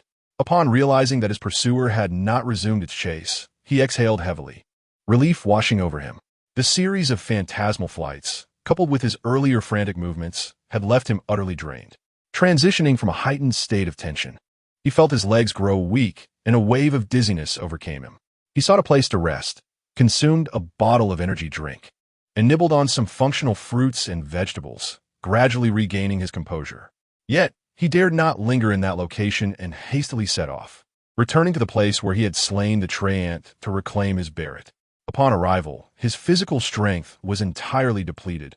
Walking felt almost surreal, and he yearned to return to his caravan for a proper rest. Phantasmal states and eagle eyes were notorious for draining stamina, and had it not been for the rapid recovery buff from the spirit-infused cabbage, he might have already collapsed. Jizong consumed a cooling fruit to renew the cooling buff, mustering the strength to slowly make his way back to his encampment. On his return journey, however, he encountered an unexpected delight within a tree hollow teeming with venomous spiders. He discovered a bronze chest. This marked the 3rd bronze chest he had unearthed. The first yielded rare materials in the form of an armor core, while the second contained gold and talent fragments. What treasures might this chest hold? It must contain talent fragments. I'm just 1 B-grade talent fragment short. Filled with excitement and trepidation, Jizong swiftly eliminated the venomous insects residing within the tree hollow with his pistol and pried it open. A bronze chest gleamed, revealing a bounty of resources. Acquired 35 gold coins, 100 parts, 10 super lumber. Obtained 7 C-grade talent fragments. Acquired 2 B-grade talent fragments. What a thrill. Success. Moreover, with 7 C-grade talent fragments, the prospect of obtaining a 2nd C-grade talent was now within reach. Overwhelmed with joy, Jizong gathered all the treasures into his possession. Not to mention the resources, gold coins, and parts. That super lumber was truly a remarkable find. Crafted by talents in carpentry, it is refined from ordinary wood into exquisite timber and then into super lumber, classified as a Tier 3 material, suitable for upgrading high-end furnishings for vehicles. Although the market for such materials is currently limited, the value of super lumber is substantial, fetching at least 10 gold coins for each piece in offline transactions. Regardless, with this pure resource from the bronze chest as a foundation, the cost of this expedition had certainly been recouped. Weary yet determined, Jizong continued his journey back. At last, Around 4 in the afternoon, he arrived at his mobile home site. Chapter 46. The Arrival of the True Dragon. The first divine beast pet. Upon entering the vehicle, Ji-Tsong collapsed onto the floor, utterly drained, relishing the cool breeze of the air conditioning, feeling disinclined to move a single muscle. After a good 10 minutes of recuperation, he finally mustered the strength to rise from the ground. There were far too many matters requiring his attention, and it was not yet the time to rest. Foremost in his mind was the rainbow treasure chest he had risked his life to obtain. Ji-Tsong gazed at the special chest, quietly radiating a spectrum of colors as it lay on the floor, rubbing his hands together. Please do not disappoint me. Taking several deep breaths, he reached out and opened it. An incredibly brilliant array of colors burst forth from the crack of the open chest, illuminating the surroundings with a dazzling light. Ji-Tsong's pupils dilated as 3 mysterious treasures floated within the chest. Please select one of the 3 treasures. With a heart brimming with excitement, Ji-Tsong carefully examined the detailed descriptions of each item. The first treasure, Dragon Slayer Sword, level, legendary, equipment levels, ordinary, fine, rare, precious, secret treasure, legendary, epic, mythical, durability, 100 exclusive skill, Dragon's Wrath, passive skill. The Dragon Slayer Sword harnesses the vengeful spirits of numerous formidable dragons, causing each strike to inflict additional soul-corrosive damage. Exclusive skill, Sword Chi Domain. Upon activation, a Sword Chi Domain with a diameter of 50 meters is formed around the user, dealing massive damage to anything within the area for 20 seconds. Cooldown, 30 minutes. Evaluation. This weapon has slaughtered countless dragons on the battlefield of the gods. However, the wear on its blade and the loss of its divine essence prevent it from reclaiming its former majesty and glory. Nevertheless, it remains a formidable ancient blade capable of instilling fear in mid to low-level opponents. Reminder, equipment of legendary grade and above cannot be modified. Legendary grade equipment. Ji-Tsong felt a slight gravity in his expression upon encountering such high-level gear for the first time. With 2 exclusive skills, it certainly packs a punch. Yet, to be frank, Ji-Tsong believed he was currently unworthy of wielding such an ancient divine weapon. The rare grade, Blood of the Moon, was already a remarkably extraordinary item for him at this stage. Was it truly necessary to forcibly equip something so advanced? Moreover, there was an overlap in functionality with Blood of the Moon. If he chose this sword, would there still be a need to forge Blood of the Moon in the future? Ji-Tsong temporarily set aside these considerations and turned his attention to the second option.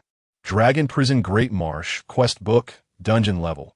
His class ticket, 20. Send an invitation ticket to any survivor. Upon their agreement, they can gain entry to the dungeon and participate in its suggested ticket price, 1,000 gold per ticket. Evaluation. This quest book pertains to a high-level dungeon. Please ensure you are fully prepared before attempting the failure in the dungeon will result in a significantly heightened risk of death for the survivors. Reminder, personal vehicles cannot enter the dungeon. The task book? A copy? Ji-Tsong was momentarily taken aback. This was an item he had neither encountered nor heard of before. As for the so-called S-rank copy, he had no clear understanding of what it entailed. However, judging by the ticket price, the value of this S-rank was undoubtedly exorbitant. At 1,000 gold coins per ticket, totaling 20 tickets, merely collecting the admission fees would yield a staggering profit of 20,000 gold coins. It was utterly outrageous. Ji-Tsong felt a surge of desire, but it quickly dissipated. This was not something he could afford at his current stage. Who could bear the cost of 1,000 gold coins per ticket? Even a top-tier tycoon like him could not manage such an expense. Moreover, he would be unable to conquer it. Choosing this option would inevitably lead to it gathering dust like the cursed parchment from the treasure map for a long time. Ji-Tsong turned his attention to the third option, mysterious egg grade. Evaluation, a mysterious egg that might hatch into something unexpected. Should one take a chance? What is this? Staring at the overly concise evaluation, Ji-Tsong was momentarily bewildered.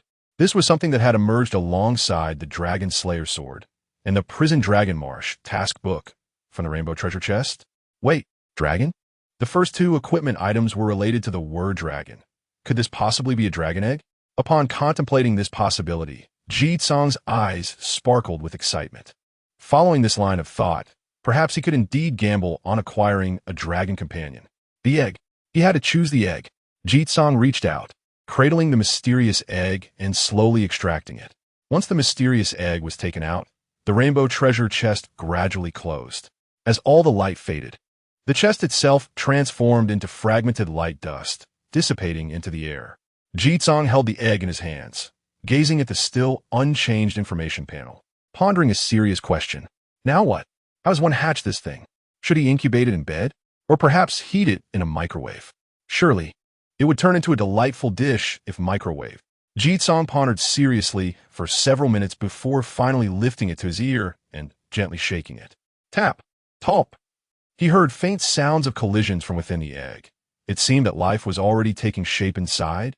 Just as Jitsong intended to set it aside for the moment, to his surprise, the egg began to move gently. It was waking up. Jitsong immediately straightened up, placing it on the bed while crouching beside it to observe quietly. The egg began to shake continuously, the creature inside attempting to break free from its shell.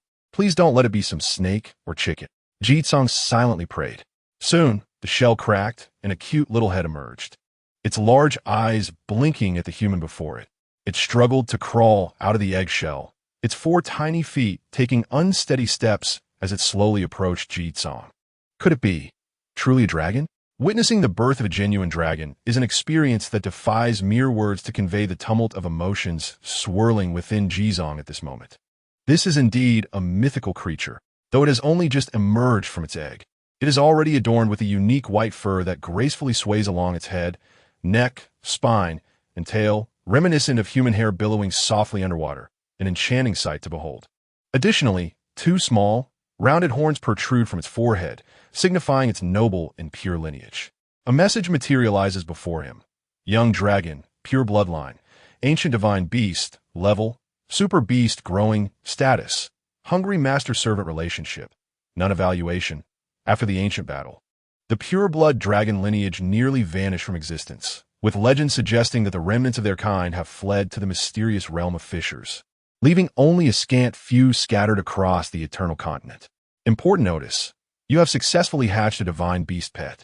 You may choose 1. Establish master-servant relationship. 2. Release. Chapter 47. The Nationwide Scalpers. Master G truly has standards. To think one could even release it back into the wild. After enduring countless hardships to retrieve it, the intention was merely to liberate it. Was it? Jitsong found himself chuckling at this peculiar option. He then extended his hand, grasping the diminutive dragon hatchling, meticulously scrutinizing it.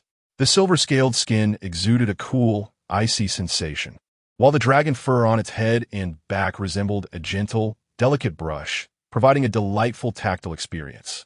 Moreover, the instant he held it, Jitsong sensed an enigmatic and mysterious energy emanating from its being. Could this be the divinity and bloodline he had encountered in various evaluations? The dragonling nestled in his palm, emitting soft, delicate sounds, nibbling at his fingers. However, was this little creature truly a super oddity? Could it possibly possess the strength to combat a gecko? Jitsong shook his head in amusement and proceeded to select the Establish Master-Servant Relationship option. Ding! Establishment successful. New pet added. Young dragon. Friendly reminder. Pets can also earn gold by defeating enemies and can utilize specific resources to equip items. Success. Since you hatched from an egg, I shall henceforth call you Eggy. Jitsong affectionately rubbed its head with a finger, finding no fault in bestowing such a whimsical name upon a true dragon progeny. Subsequently, he purchased several cartons of pure milk from the marketplace, pouring it into a small iron basin and pushing it before Eggy. The little dragon, with its clumsy gait, awkwardly climbed onto the basin's edge, eagerly drinking, only to slip and plunge its head into the milk, prompting a hearty laugh from Jitsong. One could only wonder how rapidly this creature would grow. What combat prowess might it possess upon reaching maturity? Yet, the mere thought of having a true dragon as a steed in the future filled Jitsong with exhilaration. It would be utterly magnificent. After calming his fervent emotions, he opened the chat channel. As expected, his private messages had already exploded with activity. Countless individuals urging him to stock chilled cola. It seemed the relentless heat of the day had indeed tormented everyone severely. Many survivors had already succumbed to heat stroke while laboring in the sweltering temperatures, causing a surge in demand for various heat stroke prevention products.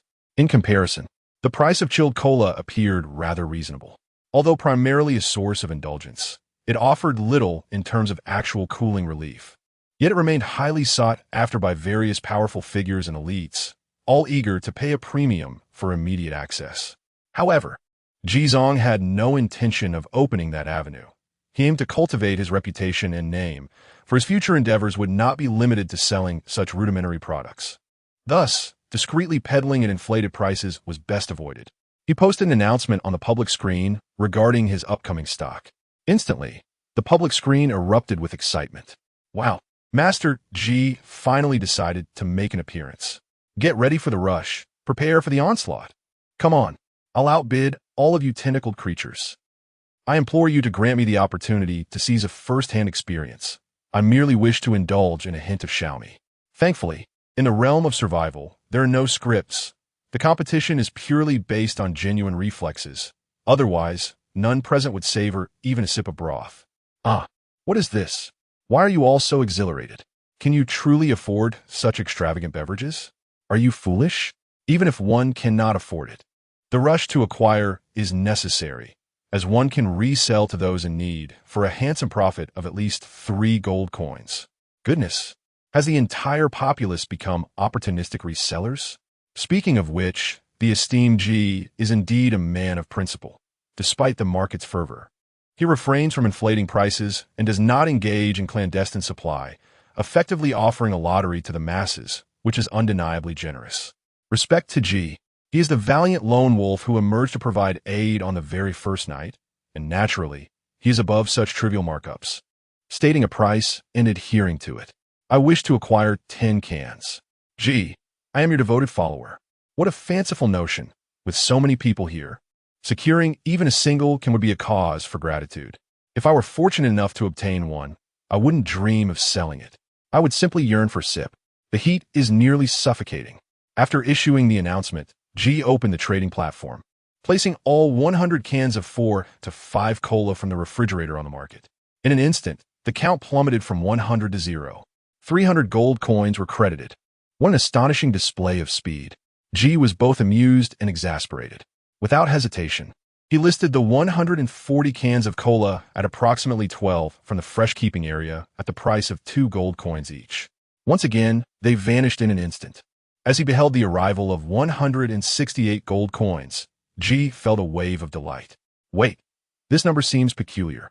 168? Shouldn't it be 280? Before he could fathom the situation, a notification echoed in his mind. Detected that your cola is severely mispriced relative to the market, and the total value of goods sold today exceeds 1,000 gold coins, triggering penalties for high-priced resale. An 80 tax will be levied on the portion exceeding 1,000 gold coins. Continuing to sell goods above market price will result in an 80 deduction of all profits until the limit of 1,000 gold coins resets the following day. Goodness, there are indeed limits. An 80 penalty on profits? What is the point of selling then? He had planned to release another batch of goods tonight, but now that seems utterly impossible. G sighed in resignation, leaning back against the sofa.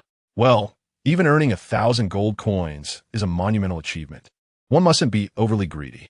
He sent out a message declaring sold out for today and promptly closed the chat channel. At that moment, the little egg, unbeknownst to him, had climbed onto the sofa, tugging at his clothing. G was taken aback, turning to glance at the milk bowl, which was now completely empty. He sat upright in sheer astonishment. That was 3 boxes of pure milk. How did you manage to consume that with your diminutive size? G turned back, staring intensely at the creature. The little egg gazed back with its large, watery eyes, letting out a few soft whines. Are you still hungry? Ji Zhang's lips twitched, a strained smile adorning his face. This question hardly warranted asking, for the information panel of the little creature, Danzi, clearly displayed its state of hunger. It seemed rather challenging to care for this small divine beast. Pure milk, a highly nutritious beverage, ranked among the most expensive items in the trading market, priced at 0.5 gold coins per box. In just a brief moment, it had already consumed 1.5 gold coins worth of food. And considering its diminutive size, one could only wonder how much it would devour as it grew. Would it eventually deplete his entire savings? With this thought, the joy Jizong had felt from his recent windfall dissipated in an instant. Resigned, he purchased an entire case of milk from the trading post, along with several packets of fresh meat for pets. He then replaced the small milk bowl with a larger one, pouring in 7 or 8 boxes of pure milk and adding 5 packets of fresh meat, mixing it all thoroughly. Finally, he scooped up the anxious Danzi, who was pacing restlessly at his feet, and plopped it into the mixture. Danzi delightedly swam through the sea of milk and fresh meat, bubbling with joy. "Go ahead and eat," Jizong said with a hint of exasperation, before returning to the sofa and opening his backpack. He was preparing to synthesize some talent shards, 1 C grade and 1 B grade, and he wondered what marvelous treasures they might yield. It was imperative that they produced something remarkable. Chapter 48, Thunder is Calm, B-Class Growth Talent. He took a deep breath and clicked to synthesize a C-Class talent. Ding! C-Class talent synthesis complete. Congratulations! You have acquired the Talent Basic Body Technique, C-Class. Talent Basic Body Technique, Level, C-Class, Passive, Function. Upon acquiring this talent, one will automatically comprehend the fundamentals of combat movement, significantly enhancing physical speed, sensory acuity, reaction time, evasion skills, stealth capabilities, and more. Evaluation. One of the most formidable talent types for close combat. Although it is merely a basic technique, it can already rival the most skilled martial artists on Blue Star, and its efficacy will increase proportionally with the enhancement of one's physique. Tip 1. Survivors may possess a maximum of 2 talents of the same level. Upon acquiring an excess talent, it can be replaced, and unnecessary talents can be dismantled into fragments to exchange for higher-level fragments at a ratio of 5:1. Tip 2. Each talent can undergo an extraordinary awakening. This feature requires the survivor to explore independently. At the moment of acquiring the talent, Jizong felt a sudden clarity in his mind, as if instinctively grasping a profound essence. It felt akin to having an innate ability honed through countless arduous trainings. This technique did not enhance his physical strength in any way, but it granted him a thorough understanding of every part of his body, along with complete mastery over it. In this instant, Jizong realized how clumsy his previous form had been, relying solely on brute force without any genuine skill. This was the true essence of talent. Jizong was filled with emotion. If a C-Class technique was this impressive, how extraordinary could higher-level techniques possibly be? After acclimating to the sensation of this newfound skill, he turned his gaze to the B-Class talent fragments in his backpack. He clicked to synthesize. In the next moment, a notification appeared, detected that you were among the top 5 survivors in this area to fuse B-Class talents, gaining a buff effect, 500 increase in success rate for synthesis.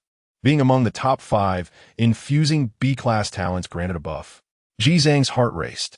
Subsequently, a deep blue light gradually coalesced before him, blossoming. Wow, it has special effects. Ding! Congratulations. Talent synthesis was a resounding success. Acquired B-Class, Special Talent Thunder is Calm, B-Class, Growth Potential. Jizong was utterly stunned. Incredible. It truly succeeded spectacularly. And this suffix, a talent with growth potential? Talent Thunder is Calm, Special, Level, B-Class, Growth Potential, Skill 1. Thunder Affinity, Passive grants the ability to resonate with all thunder elements, allowing one to harness the lightning from the heavens as energy reserves and making it easier to sense resources related to thunder elements. Skill 2. Formless Thunder transforms internal thunder energy for external release, evolving into the skills Thunder Flash, Thunder Veil, and Thunder Fire Cloak. Growth Progress 0 can be enhanced through resources such as Thunder Crystals. Evaluation. The Thunder Element talent is the most enigmatic and formidable of all elemental talents, representing one of the most terrifying forces of destruction in existence. Mastering is akin to wielding the power of death itself. At the moment he acquired this talent, Jizong leaned back as if electrified, his eyes radiating a brilliant light, enveloped by an invisible field of thunder. The stray hairs on his forehead and the collar of his clothing danced gently within this electric aura. Within him, tumultuous waves surged. He felt as though he was undergoing a profound metamorphosis, entering an ineffable state of evolution.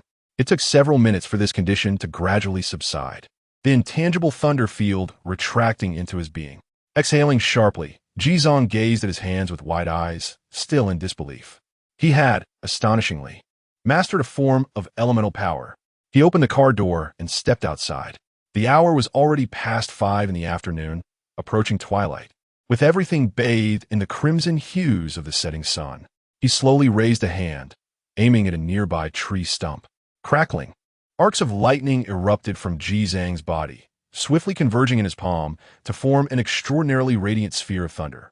This orb contained suppressed destructive energy, seemingly on the verge of exploding. The arcs dancing along its surface connected with the earth, scorching the ground and leaving charred traces in their wake. Jizang's gaze sharpened. Thunder flash. In the next instant, the thunder sphere transformed into a deep blue beam of light, illuminating the dim forest as if it were daylight. Boom! The thunder column shot forth, piercing through the tree stump ahead and crashing into a massive boulder behind it, shattering it into fragments. The tree stump, large enough to be encircled by a person, now bore a gaping blackened hole, creaking as it began to topple over, ultimately crashing down with a thunderous roar that sent leaves and dust swirling into the air. As the flickering thunder in Jizang's eyes gradually faded, he felt a slight pallor wash over his face, cold sweat beading on his forehead. Staggering back to the car, he collapsed onto the sofa with a thud. Phew! Hiss! Phew! Jizang gasped for breath, taking some time to recover. He had not anticipated that this skill would be so physically taxing. He was already exhausted from the afternoon, and this exertion nearly caused him to black out. Fortunately, he had made it back. Yet, regarding this talent, a fervent fire ignited in Jizang's eyes.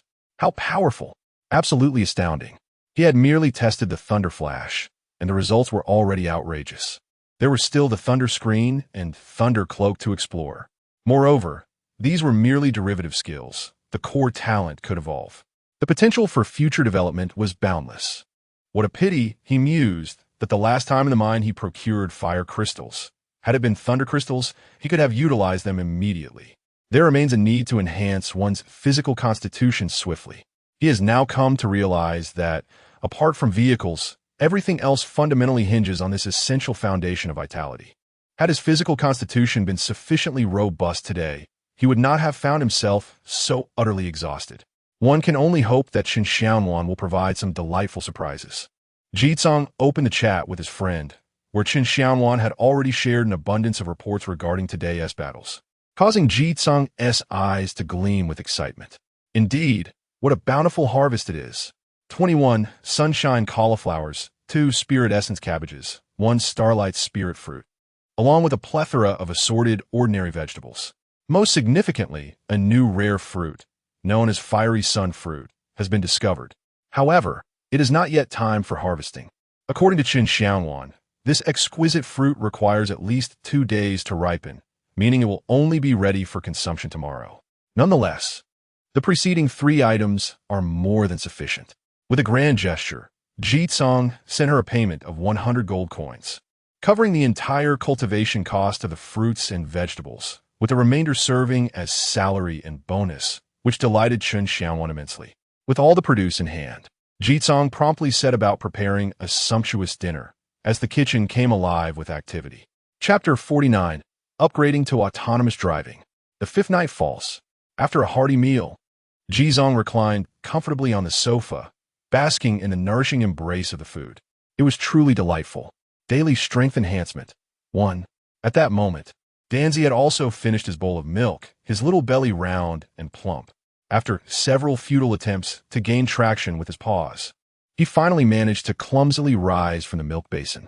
Subsequently, he awkwardly climbed onto the sofa, mimicking Jizang's posture, and settled down beside him. However, due to his long dragon tail, his hind legs could not reach the sofa, leaving him contorted in a comical arch, reminiscent of a large shrimp. Do you have a backside to sit? Jizong chuckled at the sight, but chose not to engage further, turning his attention to his status panel. Name, Jizong. Title, Ranger, Constitution 3, Spirit 3, Additional Kill Bonus 20, Constitution 52-8, 5, Spirit 13, 3, Additional Kill Bonus 20 accumulated 211. 5 gold coins, withdrawable at any time. Bound Vehicle, Armored RV, Level 22 Modification, Talents, Daily Intelligence, SSS Level, Hidden, Unique, Thunderous Presence, B Level, Upgradable, Eagle Eye, sea level, basic agility, sea level. 5 sunflower cauliflowers contributed 0. 5. 1 spirit essence cabbage added 3, and 1 starlight spirit fruit provided 5, culminating in a remarkable enhancement of 8. 5 to his constitution. Regrettably, these items had daily usage limits. The remaining 16 sunflower cauliflowers and 1 spirit essence cabbage were stored in the refrigerator as a strategic reserve, to guard against potential crop failures due to adverse weather conditions, such as fog. Perhaps owing to his basic agility, once his constitution surpassed 50, he no longer experienced the previous sensation of sudden power surges and loss of control. Instead, he felt more refined and stable in all aspects. He had nearly forgotten to withdraw his additional rewards, which had now accumulated to over 200 gold coins. Jizong was quite pleased upon seeing the figure in the additional kill bonus section. However, he decided to wait until after tonight's monster hunt to withdraw it all at once. Coupled with his existing gold coins, he anticipated a substantial total that would surely be thrilling. Only a few minutes remained until nightfall. Jizong started his vehicle and navigated through the dimly lit forest. Once night descended, visibility was severely restricted, making driving perilous. On several occasions, the RV nearly toppled into deep pits and ditches, yet it was the robust chassis and tires that ultimately extricated him from danger. Before long, he realized he was lost in the dark and chaotic surroundings. If he were to lose his way here, it would spell trouble. Reluctantly, he resorted to the public screen to seek help from a survivor nearby in the starry forest, spending 1 gold coin for a coordinate, which finally pointed him in the right direction. By the way, surely the vehicle can be upgraded to autonomous driving, can it? Struggling to navigate through the dense jungle, Jizong suddenly pondered a pressing question. He cast his gaze towards the center console. Previously, due to a scarcity of gold coins, he had refrained from upgrading it. Now, it was time to give it a try. He spent 3 gold coins, 5 parts, to elevate the center console to level 1. The first level offered rather meager benefits, merely adding a music playback function. However, remarkably, it included an extensive collection of all music genres for Blue Star. To his delight, he could listen to every song without needing a membership. Jizong chuckled, finding the expenditure of 3 gold coins quite worthwhile. Subsequently, he procured a level 1 chip from the exchange, spending 15 gold coins, 20 parts, 1 level 1 chip, to upgrade the center console to level 2. The formerly antiquated car screen was instantly transformed into a large, crystal-clear 4K display. Moreover, the functionality saw a substantial enhancement, introducing 2 crucial features. 1. Voice control system. The vehicle was equipped with an intelligent voice command system, enabling him to control all electronic devices within the vehicle, including windows, doors, enemy detection radar, and defense turrets simply by using voice commands. 2. Map navigation. Previously explored terrain routes would now be displayed on the navigation map, akin to revealing a map in a game, which was exceedingly convenient. Jizong was filled with joy. These 2 features were incredibly practical. With the increasing number of devices in the vehicle, he often found himself overwhelmed. Now, with voice control, life became significantly easier. As for the map navigation, it resolved the persistent issue of getting lost. Finally, he could forego the system's rudimentary and ineffective coordinate navigation, which merely indicated direction and distance on a barren map. The new map provided a wealth of information, showcasing various terrains and obstacles with clarity. It was a considerable upgrade. Next, Jizong glanced at the details for the level 3 upgrade, and his heart soared with elation. Intelligent driving. It truly existed. However, the cost for the level 3 upgrade was exorbitant, requiring 70 gold coins, 100 parts, 1 level 2 chip. While the gold coins and parts were manageable, the level 2 chip was rather pricey, with few available in the exchange, typically exceeding 100 gold coins. After a moment of hesitation, he gritted his teeth and resolved to make the purchase. After all, he would have to upgrade eventually. The sooner he did it, the sooner he could enjoy the benefits. He sought out several buyers, haggling persistently, and ultimately acquired one for 89 gold coins, promptly clicking to upgrade. In the next instant, the entire center console radiated a brilliant white light. The original 4K smart LCD screen was instantly upgraded to an 8K resolution, slightly larger in size. and the surrounding plastic interior was transformed into genuine leather and mahogany materials, elevating the overall quality of the front cabin significantly. Simultaneously, the enemy detection radar outside the vehicle integrated 3 laser radars and multiple millimeter-wave radars, capable of detecting all surrounding terrain obstacles. On the steering wheel, an intelligent driving lever has been added. Intelligent driving. Once activated, the vehicle will autonomously navigate according to the designated route, maintaining a maximum speed of 80, albeit with considerable energy consumption. Ji Zhang's eyes sparkled with excitement as he lifted the lever. Beep. The vehicle has entered intelligent driving mode. A mechanical female voice resonated. Ji Zhang attempted to release his grip, easing off the accelerator, yet the vehicle continued to advance steadily, adeptly avoiding various obstacles and traveling along the optimal path. Ji Zhang erupted in laughter. With autonomous driving, complemented by enemy detection radar and defensive turrets, he could effortlessly slay monsters while reclining in slumber. This not only liberated his hands, but his entire being. Exhilarating. At this moment, the motorhome had exited the dense forest area. Ahead, the landscape opened up dramatically, with towering trees standing solitary upon the lush grass, bathed in the luminescence of the starry night sky. Glowing insects flitted about like fireflies, rising in swarms from the flora, transforming into flowing carpets of light, embellishing the enchanting realm of this ancient forest. Whoosh! The motorhome sped across the broad meadow between the colossal trees, heading towards the vast, unending plains ahead. Ji Zhang casually selected a heavy metal rock tune. He then rolled down the window, lit a Yushi cigarette, and inhaled deeply. Hiss! Whoosh!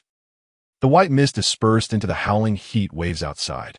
Accompanied by a surge of powerful music within the vehicle, the 5th night of survival officially commenced. Chapter 50. The Emergence of the Furnace Zombies. An elite monster ensemble. On the plains, a faint blood mist began to rise. The already oppressive heat intensified, transforming into a stifling torment. Ji Zhang meticulously observed the scene outside the window, and his pupils narrowed slightly. For in the distance, amidst the blood mist, enormous lantern-like shapes flickered, dancing like will-o'-the-wisps. Ji Zhang entered a state of heightened perception. As his gaze focused on those glowing shapes, he realized with horror that they were, in fact, zombies engulfed in flames. Towering at a height of 3 meters, these fiery zombies resembled giants, their faces obscured, revealing only charred mouths and hollow eye sockets wrapped in flames. Their dark red, lava-like skin dripped continuously, leaving trails of white smoke upon contact with the ground. An array of information materialized before Ji Zhang's eyes. Furnace Zombie Level. Elite Monster Evaluation. A super mutant among zombies. It only appears in high-temperature conditions. Its body is nearly enveloped in lava and flames.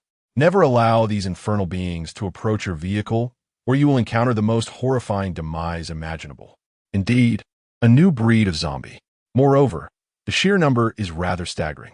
Within his line of sight alone, he had already spotted over a dozen. And these were elite monsters. Ji Zhang scanned his surroundings, soon discovering several mad zombies as well. The ratio of the 2 types of zombies appeared to be roughly equal. Strangely, there were no other zombies. Tonight was entirely filled with elite monsters. Goodness! Ji Zhang felt a jolt of anxiety. Just when he thought last night had been somewhat bearable, tonight had escalated dramatically. Suddenly, the radar blared an alarm. A conspicuous red dot appeared on the map. Thud! A violent impact reverberated, making the RV shudder slightly. The mad zombies had arrived. Ji Zhang seized the moonlight blood, preparing to confront them. It was also an opportune moment to test his newfound combat prowess. However, glancing at the approaching furnace zombies nearby, he hesitated and ultimately decided to observe for a moment. Activating the automatic targeting system, Ji Zhang issued a command.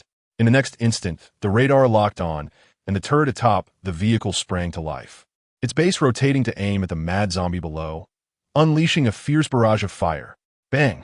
Bang! Bang! Bang! Bang! The mad zombie emitted a shrill roar. Evading the bullets at a remarkable speed, it was ultimately struck, torn into fragments by the rapid-fire onslaught. Successfully killed a mad zombie, elite monster. Gold 2. The eruption of gunfire immediately attracted the attention of all nearby monsters. A dozen furnace zombies and nearly 10 mad zombies began to charge toward the RV.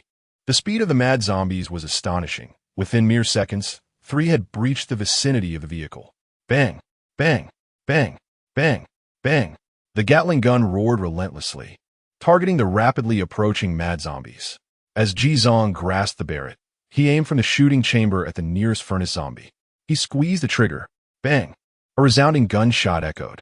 The armor-piercing round traversed several hundred meters, striking the head of the furnace zombie with precision, instantly reducing it to a shower of fiery sparks.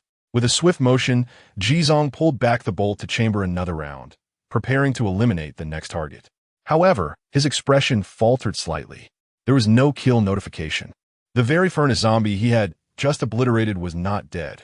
Instead, after a brief tremor, it surged towards the RV with increased speed, resembling a headless monstrosity emerging from the depths of hell. Jizong narrowed his eyes into slits, aimed for its chest, and fired a second shot. Bang! A gaping hole the size of a bowl appeared in the zombie's chest. Its massive form propelled backward for several meters. Yet it rose once more, relentless in its assault. What on earth? Jizong fired a third shot, this time shattering one of its legs. Deprived of its support, the furnace zombie collapsed to the ground, unable to charge forward, reduced to writhing on the earth. Meanwhile, the machine gun had dispatched 3 nearby, crazed corpses. However, the encirclement had closed insignificantly. Jizong was compelled to allow the crazed corpses to assault the RV while he redirected the target on the enemy radar to a nearby furnace zombie. The autocannon locked onto it, unleashing a torrent of fire. A multitude of bullets rained down upon the furnace zombie, its colossal body swiftly reduced to a scatter of fiery flesh. Then, an unexpected scene unfolded. Boom! The pile of flesh erupted into a massive fireball. Successfully killed a furnace zombie, elite monster. Gold 2. The kill notification finally appeared. Simultaneously, the previously headshot and leg-shattered furnace zombie emitted a dull red glow, bursting into flames with a thunderous explosion. The fierce wave of fire scorched the ground into a charred expanse. Successfully killed a furnace zombie, elite monster. Gold 2. Flameheart 1. Another kill notification emerged, along with material drops. So that was it. No wonder it accelerated suddenly. Observing the fate of the second furnace zombie, Jizong finally understood. Once it had its head blown off, it was akin to igniting a fuse. Unless it was rendered immobile, it would relentlessly pursue until it detonated. This was a far more perilous adversary than the crazed corpses. The evaluation had proven accurate. Should these furnace zombies approach the vehicle, even if the external defenses remained intact, the extreme heat from such an explosion would suffice to incinerate those within. Subsequently, the machine gun began to unleash concentrated fire upon other furnace zombies. Jizong utilized his sniper rifle for precise shots, targeting not their heads but their legs. One by one, the furnace zombies succumbed to paralysis, only to be mercilessly harvested by the fierce gunfire. However, ultimately, a furnace zombie managed to breach the defenses and, in its dying moments, charged towards the RV, igniting a spectacular firework display that sent several nearby mad zombies hurtling into the air. Although the flames failed to inflict substantial damage on the external armor, the temperature inside the vehicle surged by at least 10 degrees in an instant. Cursing under his breath, Jizong swiftly maneuvered the vehicle away from the inferno and promptly deployed the machine gun, dispatching the last few mad zombies before finally exiting the vehicle to assess the situation. The tires had suffered. All 4 off-road tires were completely melted, with some sections revealing the bare rims beneath. Consequently, the durability of the vehicle had decreased by 2%. He utilized a hose to cool the rims before purchasing a new set of tires to replace them. Exhaling deeply, Jizong wiped the sweat from his brow. The battle had come to an end. The initial skirmish had proceeded relatively smoothly. At least he had grasped the tactics employed by the zombies, which would inform his strategy for the night. He first messaged Chun Xiaowan, urging her not to be stingy with resources, advising her to keep the vehicle in ghost mode and to find a secure hiding spot. Subsequently, he opened the chat channel. As he had anticipated, it was filled with anguished cries. Never let the furnace zombies near. You'll be roasted alive. Drive away. Don't hold your ground. How could tonight be so terrifying? Last night was just fine. How did so many elite zombie variants appear? Our 100-member team's defenses are barely holding up. If we can't hold, just run. Several of my brothers perished inside the vehicle. The shell has been incinerated. We urgently seek assistance. We are trapped in the canyon. In this dire situation, who could possibly venture out for rescue? Everyone was struggling to ensure their own survival. It was rumored that even the larger teams had suffered significant losses. The furnace zombies were simply unstoppable, and headshots were utterly ineffective. Jizong glanced through the messages and then shared the characteristics of the furnace zombies that he had discerned in the chat channel, which instantly garnered widespread attention. Jizong has emerged. What the hell, after being shot in the head, does that thing enter an explosive state? According to Jizong, target the legs before aiming for the head. No wonder it charged even more fiercely after taking a headshot. These elite monsters are truly beyond human comprehension. Chapter 51. Concealing a person to rescue our 300? Upon discovering the pivotal mechanism of the furnace zombies, the survivors welcomed a glimmer of hope amidst their terror. Regrettably, this still could not alter the overarching trajectory of their plight. In addition to the furnace zombies, there were also the frenzied corpses to contend with. For the vast majority, each elite monster represented an insurmountable horror, not to mention the sheer number of them appearing at once. Within less than half an hour of nightfall, numerous small teams of fewer than 10 had succumbed to the terrifying onslaught. Those who managed to endure were predominantly large groups, exceeding 100 members. Jizong scoured the public screen for various distress signals. Faced with the imminent threat to life, the rewards offered were exceedingly tempting. However, the higher the price, the more challenging it became to secure assistance, as the senders were undoubtedly in dire circumstances, likely dispatched in their final moments. Jizong resolved to post an announcement accepting rescue requests. Before long, his inbox was inundated with private messages, which he meticulously sifted through. The number of distress messages was significantly lower than on the first and second nights, yet the few that arrived were substantial, including a plea from a group of 300. Although it appeared to be a template broadcast, the rewards detailed within made Jizong's eyes gleam with excitement. 300 gold coins and 1 C-class talent limit-breaking gem. The message also provided item details. Talent limit-breaking gem, C-class, description. Upon use, allows 1 C-class talent to undergo limit awakening, excluding growth-type talents. Finally, it had emerged. The talent limit awakening. Jizong's heart soared with joy as he promptly replied to accept the order. He activated auto-navigation and auto-targeting attacks, propelling himself across the plains at great speed. To ensure a swift arrival, he invested 70 gold coins and 90 spare parts to upgrade the engine to level 5. With a 5.0T displacement and a maximum speed of 180 km/h, it was the pinnacle of second-tier vehicle engine levels.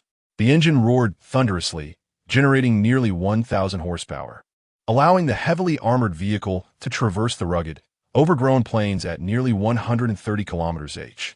This velocity completely outpaced the approaching lava zombies, leaving only the frenzied corpses able to barely keep up. However, they could not pose a significant threat to such a rapidly moving vehicle. Jizong paid them no mind. He glanced at the map coordinates. His location was only a few kilometers from the distress group, and he estimated he would arrive shortly. Come on. Excitement shimmered in Jizong's eyes. Meanwhile, at the edge of the starry forest, within a canyon, over 300 survivors from the Great Star Cluster were stationed. The canyon almost entirely enveloped by mountain terrain, connected to the outside plains by a long, narrow path. In a bid to thwart the impending zombie onslaught tonight, the Star Alliance established 3 defensive lines within the passageway. However, 2 of these lines have now collapsed, forcing all survivors to retreat into the canyon, resolutely defending the last line of defense. Quickly, to the left. Hold your ground. We must absolutely prevent those lava zombies from breaching our defenses. A strategy has been unveiled on the announcement board. First, shatter their legs. Frenzied zombies are surging in. Concentrate fire immediately. Those with combat prowess, prepare for close quarters. The air was thick with the cacophony of gunfire, frantic shouts, and the chilling wails of the undead, saturating every inch of the canyon. Inside a second-tier combat vehicle at the forefront, a middle-aged man, with furrowed brows and a forehead slick with cold sweat, gazed intently at the front line. He was none other than Lee Daxing, the president of the Star Alliance. Bro, a high-ranking member, his face etched with anxiety, rushed over, exclaiming, "Our brothers can barely hold on. Has any other group come to our aid?" Li Daxing's expression was grave. Just hold on a little longer. Upon hearing these words, the high-ranking members felt as if the sky were about to collapse. Given the aggressive onslaught of the elite undead in half an hour, the entire canyon would be engulfed in flames. Unless they abandoned their vehicles and climbed the rocky mountains to escape, they would essentially become live targets for the frenzied zombies, doomed to perish regardless. Suddenly, Li Daxing's whole body jolted, his eyes widening. Someone has agreed to come to our rescue. Which group? Is it the Kamikaze Squad? That's wonderful. We have hope.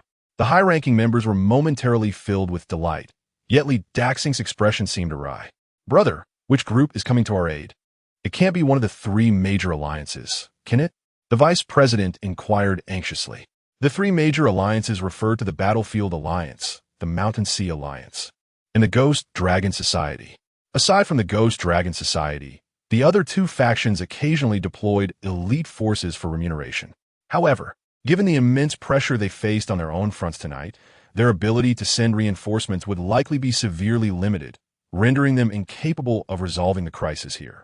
The arrival of the Kamikaze Squad would be the ideal scenario, as they're the most elite team on the plains, currently comprising 27 top-tier members. Facing a life-and-death crisis, Li Daxing had even drawn upon his most treasured C-class talent enhancement gem as compensation. Logically, this should have been enough to persuade the Kamikaze Squad to assist. Yet, what was this situation? It was neither the Kamikaze Squad nor one of the three major alliances. Li Daxing revealed a wretched smile. It's Jizong. What? Upon hearing this, the high-ranking members were momentarily dumbfounded. Jizong isn't he that renowned lone wolf? He just shared strategies on the public screen. And he's coming alone? Li Daxing replied, yes, he is already on his way and should arrive in about 10 minutes. But Jizong alone? To rescue us 300 people? Cold sweat trickled down the faces of the high-ranking members. Indeed, Jizong is widely recognized as a formidable force. It is said that the Kamikaze Corps once discreetly extended an olive branch to him, yet no definitive response was received. However, this is a large-scale defensive operation.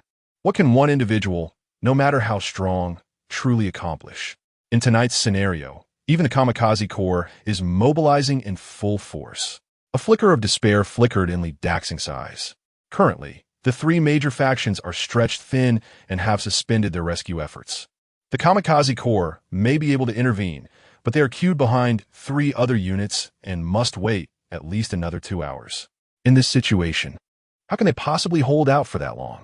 There is no choice but to treat a dying horse as a living one. After all, Jizong is a powerful figure in his own right. Since he dared to take on this mission, perhaps he could indeed yield unexpected results. Li Daxing drove his vehicle to the front lines to join the defense, simultaneously seizing the radio to announce to the entire team, rescue is on its way. Hold the line. Do not falter before dawn. Upon hearing the news of imminent rescue, the morale of the previously despondent members of the Daxing Corps surged dramatically, unleashing a relentless torrent of bullets toward the enemy. Kill. Hold the line. Annihilate these damn zombies. Damn, the rescue is finally here. Just watch as I wipe you out. Chapter 52. Brother, are you here to negotiate? Do you expect the zombies to show you respect? Meanwhile, the armored vehicle sped across the plains at high velocity. Along the way, Jizong shed wave after wave of furnace zombies, while that group of frenzied corpses relentlessly pursued the vehicle. Their elongated limbs twisted with ferocity, exhibiting unimaginable speed, maintaining their chasing state. Yet, they dared not draw too close, fearing the concentrated fire from the machine guns, so they kept a cautious distance, akin to hyenas awaiting the bloodletting of a lion. The inability to eliminate these frenzied corpses lay in the shortcomings of the enemy detection radar, which could only lock onto linear targets without predicting their movements. Thus, when both parties were in rapid motion, hitting the target became nearly impossible. If these dozens of frenzied corpses were to be lured over, it would surely result in chaos. Jizong found himself in a bit of a predicament. Dealing with a higher quantity of frenzied corpses was far more troublesome than the furnace zombies. He resolved to take up the TRG-22 sniper rifle and move to the rear window's shooting compartment to commence targeting. Armor-piercing rounds were precious, and hitting the target while speeding was challenging, so he decided against using the Barrett. After all, the frenzied corpses had low defenses, and the TRG 22 would suffice.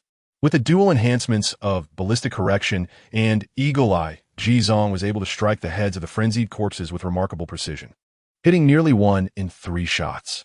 Although it was often impossible to achieve a one-shot kill, incapacitating one with each shot proved effective. After dispatching 2 and injuring several others, the remaining frenzied corpses finally abandoned their chase, scattering like birds and beasts. Having severed the small tail of pursuit, Ji Zong exhaled and returned to the front seat. Why does it feel a bit strange? Suddenly, Ji Zong recalled something and glanced back at the quiet living area. Where did Eggsy go? He hurriedly searched the area and finally spotted a tuft of white fur wedged in the sofa. Stunned for a moment, Ji Zong grasped the tuft and gently pulled it up. The dangling Eggsy squirmed a few times, its pitiful and fearful eyes gazing at Ji Zong. This flying dragon of yours is so timid. It hides as soon as the fighting starts. How can I rely on you in the future? Ji Zong shook its dragon tail lightly. It was at this moment that Ji Zong noticed that this little creature seemed to have grown a bit. Bang, bang, bang, bang, bang. The machine gun atop the vehicle erupted once more. Eggsy trembled in fright and whimpered, prompting Ji Zong to toss it back onto the sofa.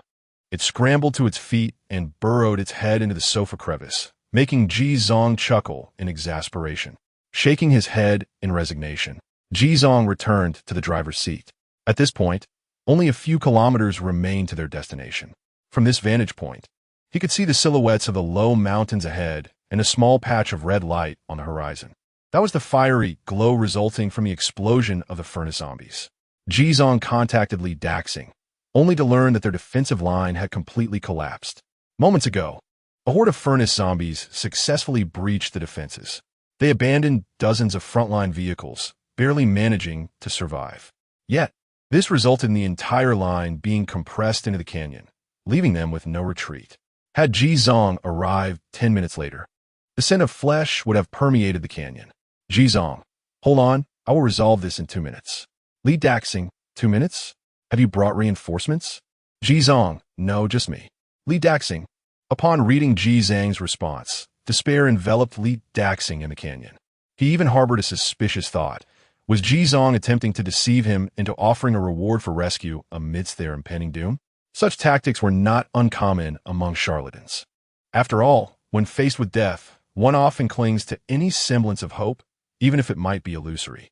A bitter smile escaped Li Daxing's lips. If that were the case, he surmised that it wouldn't be long before the other party initiated negotiations.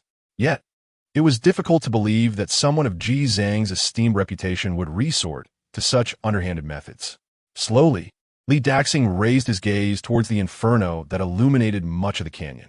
The charred remains of vehicles stood as hollow shells, casting stark shadows against the surrounding grotesque figures, evoking the sensation of hell itself. Hundreds of elite monsters had gathered here, who, besides the kamikaze corps, could possibly reverse this dire situation. Big brother, the crazed zombies have broken in.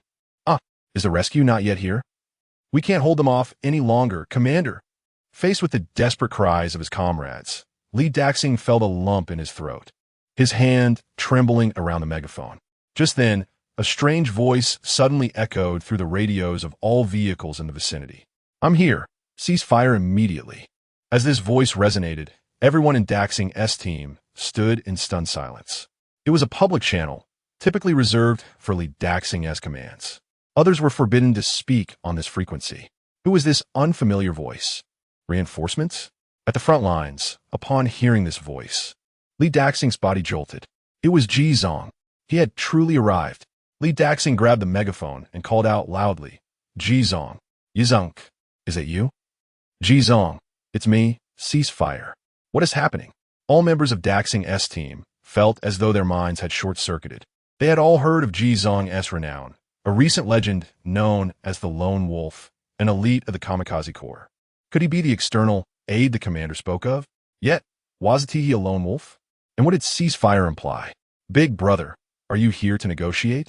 Do the zombies care for your terms? The group was on the verge of tears, utterly bewildered by the unfolding situation.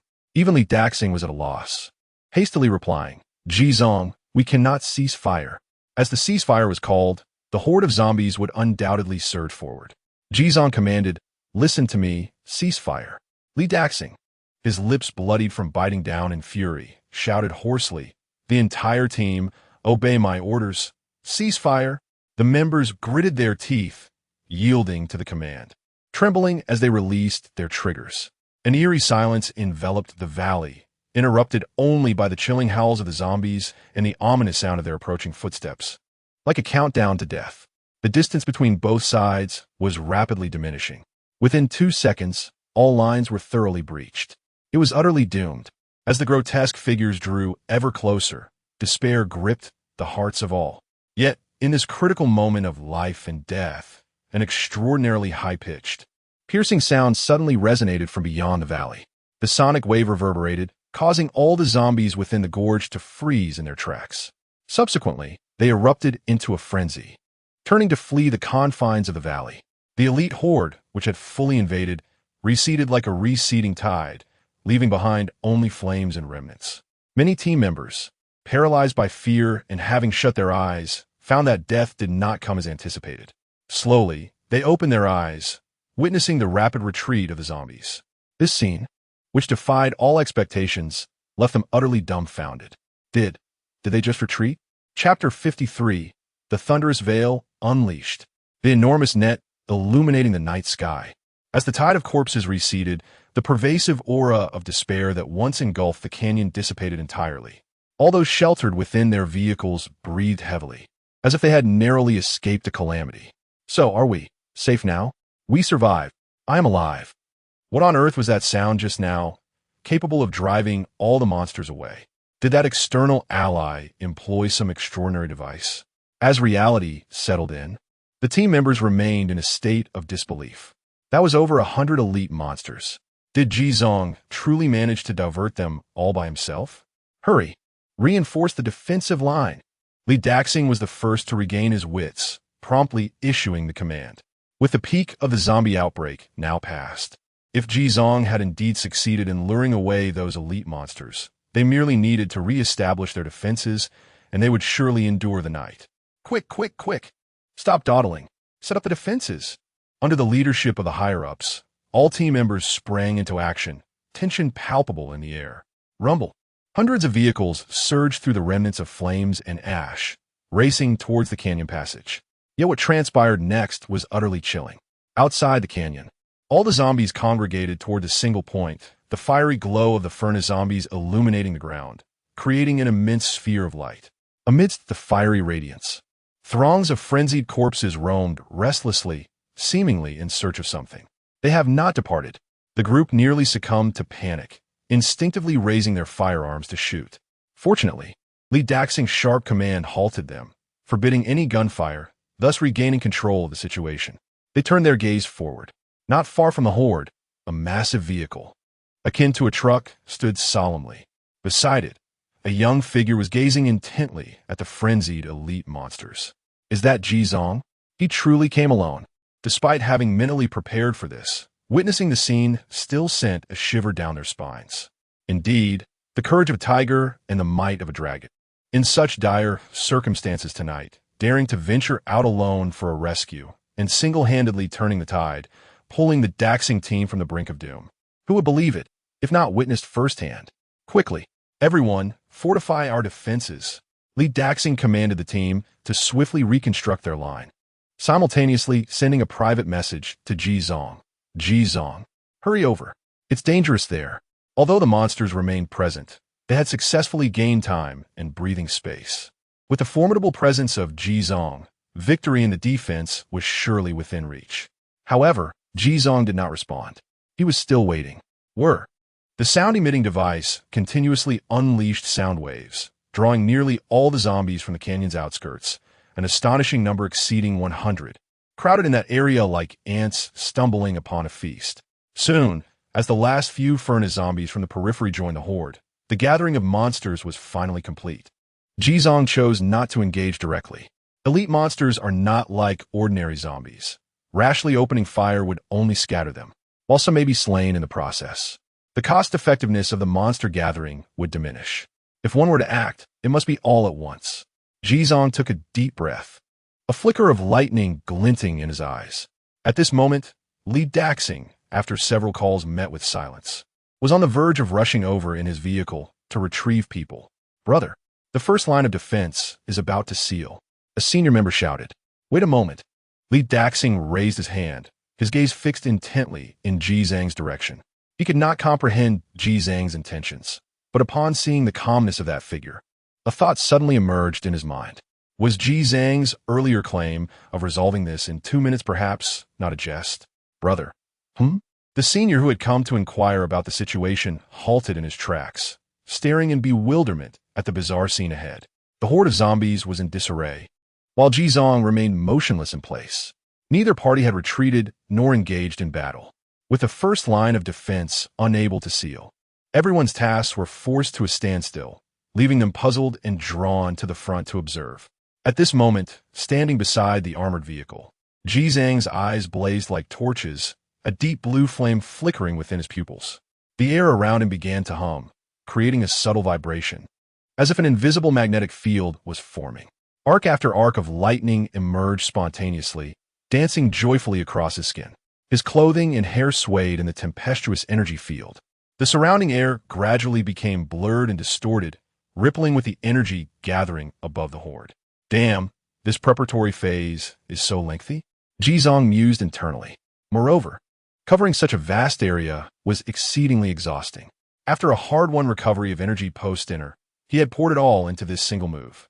"Wait, am I seeing things? Is Ji Zhang glowing? What is happening? Look at the sky. What the hell? Is that lightning?" At that moment, those in the Daxing group within the canyon passage gaped, their eyes wide as they looked skyward. Above the horde, at a height of 100 meters, arcs of lightning had appeared, gathering rapidly in number, ultimately weaving into an enormous and violent net of electricity. It was as if a luminous canopy had manifested in the heavens. Meanwhile, the sound waves of the noise sphere finally dwindled, and silence enveloped the area.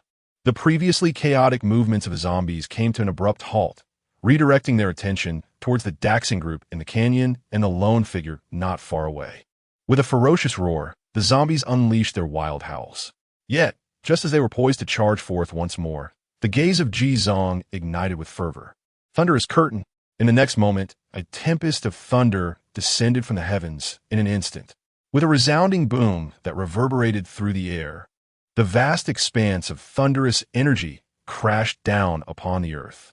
A torrent of thunder arcs erupted, violently cascading outward, mercilessly tearing apart everything in its path, transforming the Vern Meadow into a horrifying expanse of charred earth. Within the confines of the thunderous onslaught, all furnace zombies and deranged corpses were instantly crushed to the ground by the overwhelming force of the lightning energy, suffering significant injuries and paralysis. Alas, there was no direct mass extermination. Yet, this outcome was anticipated by Ji Zhang. The attack radius was indeed vast, causing the energy to disperse excessively, resulting in a considerable reduction in potency. Nevertheless, to possess a skill capable of inflicting mass control upon over 100 elite foes is truly remarkable at this stage. He felt a sense of satisfaction with the outcome of the release. Exhaling wearily, Ji Zhang turned and entered the mobile unit, retrieving the RPG rocket launcher he had stored away. Chapter 54. How can one be so powerful? Meanwhile, the crowd standing at the mouth of the canyon had all entered a state of shock. The visual spectacle they had just witnessed was overwhelmingly profound. Goodness gracious! Master Ji is astonishing. After several seconds of stunned silence, the crowd erupted into a chorus of exhilarated exclamations, their hearts racing with excitement. The lightning element. That was indeed the talent of the lightning element. Even Lee Daxing wore a look of disbelief, unable to suppress a slow gulp. Lightning element? Does such a talent truly exist? It is known that among all combat talents, elemental talents are already among the rarest. Even when one awakens such a talent, the vast majority are confined to the 5 basic elements: gold, wood, water, fire, and earth. Furthermore, their levels are generally low. To possess a sea-level talent is to be regarded as a key training target within a team. As for the lightning element talent, it was something they had never even heard of, akin to the ice element. It belonged to the realm of legends, and yet here it was materializing right before their eyes. At this moment, Everyone finally understood the confidence that Ji Zong had in single-handedly rushing to their aid. With such a formidable trump card in play, who could possibly challenge it? However, even after this tempest of lightning, the battle was far from over. The elite monsters had yet to be vanquished. Their bodies began to tremble slowly, attempting to rise from the ground. Yet the crackling arcs of electricity coursing through them kept them in a state of paralysis, rendering significant movement nearly impossible. "Focus your fire," Ji Zong announced over the public channel. He then emerged, shouldering the RPG. "Fire at will." With Ji Zhang's approval, Li Daxing finally mustered his breath and issued the command. In the next moment, the members of the Daxing team, armed with rifles and pistols, began to unleash a barrage of gunfire upon the distant charred corpses. A rain of bullets transformed into a dazzling display, showering the corpses below. Unfortunately, due to the considerable distance, their bullets lacked both power and precision. While the sound was indeed lively, the actual lethality was quite limited. At this juncture, Ji Zong activated the radar's automatic targeting system. The cannon mounted on the armored vehicle unleashed a ferocious roar, exceeding 6,000 rounds per minute, accurately sweeping across each scorched zombie body. Following the paralysis inflicted by the lightning, the zombies' defenses had plummeted to an all-time low. The cannon, possessing a significant advantage in height, targeted stationary foes, transforming into a battlefield lawnmower, its firepower and lethality surpassing that of Daxing's team. Successfully killed a frenzied zombie, elite monster. Gold 2. Successfully killed a frenzied zombie, elite monster. Gold 2. Successfully killed a frenzied zombie, elite monster. Gold 2. Frenzied zombie claw 1. A series of kill notifications flashed continuously. Simultaneously, Ji Zong aimed the RPG rocket launcher at that area and pulled the trigger. Whoosh! The rocket propelled a great plume of smoke, whistling as it soared, exploding into a searing inferno. Once again, a series of enemy kill prompts emerged. He swiftly loaded and fired a second, then a third shot. Boom! Boom! The air was filled with deafening explosions. After entering the battlefield alone, Ji Zong immediately showcased his terrifying firepower, leaving the members of the Star Cluster utterly astonished. What was this? An automatic attack turret on the vehicle? And what in the world was that rocket? What kind of firepower was this? Despite having an absolute numerical advantage, the Star Cluster members found themselves struggling to secure even a single kill. Some even silently put away their weapons. Really, better to conserve ammunition. An elite monster only dropped 2 gold coins. At this rate, they might not even break even. At that moment, the furnace zombies, reduced to mere pulp, began to explode one after another. The ground trembled continuously, and flames shot into the sky. Successfully killed a furnace zombie, elite monster. Gold 2. Successfully killed a furnace zombie, elite monster. Gold 2. Successfully killed a furnace zombie, elite monster. Gold 2. After several seconds, the land was left with nothing but a raging sea of fire and charred limbs scattered about. The battle ended quite suddenly and effortlessly. The members of the Star Cluster exchanged glances, chuckling as they sat on the ground, gazing into the distant inferno as if it were a bonfire. Now I finally understand why Ji refused the invitation from the Kamikaze Corps. His strength is utterly ridiculous. If I were him, I would also choose to go solo. Sigh, if only Ji were part of our team, we wouldn't have to hide every day. Ji feasts while we merely sip the broth behind him. Wake up, surviving tonight is already a victory. Ha ha ha. Indeed, every day alive is a day earned. While they conversed, Ji Zong drove his armored RV closer. It was only at this moment that they beheld the true form of this armored beast up close. This was no mere truck. It was an RV. The sleek metallic sheen of its exterior armor and the fully automatic 6-barreled cannon atop, it exuded an aura of wealth that was immensely enviable. Coupled with his lightning affinity, how could a person be this formidable? The RV came to a steady halt at the mouth of the canyon, and a young figure stepped down from the vehicle. All members of the Star Cluster stood in unison, their eyes filled with genuine respect. Li Daxing was the first to step forward, extending his hands to shake Ji Zong's. Mr. Ji, on behalf of the entire Star Cluster, I thank you for your rescue tonight. There's no need for such formality. Just call me by my name. Ji Zong waved his hand dismissively. Li Daxing, perceptive enough to notice Ji Zhang's aversion to pleasantries, quickly initiated a transaction, transferring the promised 300 gold coins for the night's work. He then produced a C-grade super limited awakening gem, offering it to Jizong. Jizong accepted the gem, which sparkled like a diamond, and his eyes subtly brightened with intrigue. What a splendid treasure this is, finally in my possession. This is not merely a temporary resource, but rather a genuine product of graduation. It can fully enhance this particular C-grade slot in the talent tree, achieving a permanent maximum improvement. Mr. G, you have worked hard this evening. Our Great Star Cluster must extend its warm hospitality to you, ensuring that you are satisfied with fine wine and exquisite dishes. Haha. A senior member approached with utmost courtesy, wearing a polite smile. There is no need for such hospitality. I still have tasks to attend to. However, I would like to inquire, brotherly, does your guild have a blacksmith? G declined the invitation and posed the question. A blacksmith? At the mention of those 3 words, the expressions of the crowd became somewhat peculiar. Brotherly Daishing shook his head with a wry smile. We did have one previously, but he has since transferred to the Battlefield Alliance. I apologize, Mr. G. I regret to disappoint you. Chapter 55, Blood of the Moon Advancement. Enhancing attributes through slaying. Such is the case. Jizong felt a twinge of regret. Alas, for a humble guild like ours, retaining talent proves to be an insurmountable challenge. Li Daxing also felt a sense of helplessness. In truth, it was not only the blacksmiths who had defected. Several brothers with high talent levels had also been lured away by larger guilds. People naturally aspired to ascend, and Li Daxing bore them no ill will. Frankly, after tonight, he too must prepare for an impending merger with other guilds. The challenges of the 5th night had already been daunting. He could scarcely fathom the onslaught of the 6th and 7th nights. The matter had been resolved. Jizong had no intention of lingering any longer. He purchased 7 forging materials from the members of Daxing Guild at the market price of 10 gold coins each, then drove his caravan away from the small gorge. At this juncture, the peak of the zombie outbreak had passed.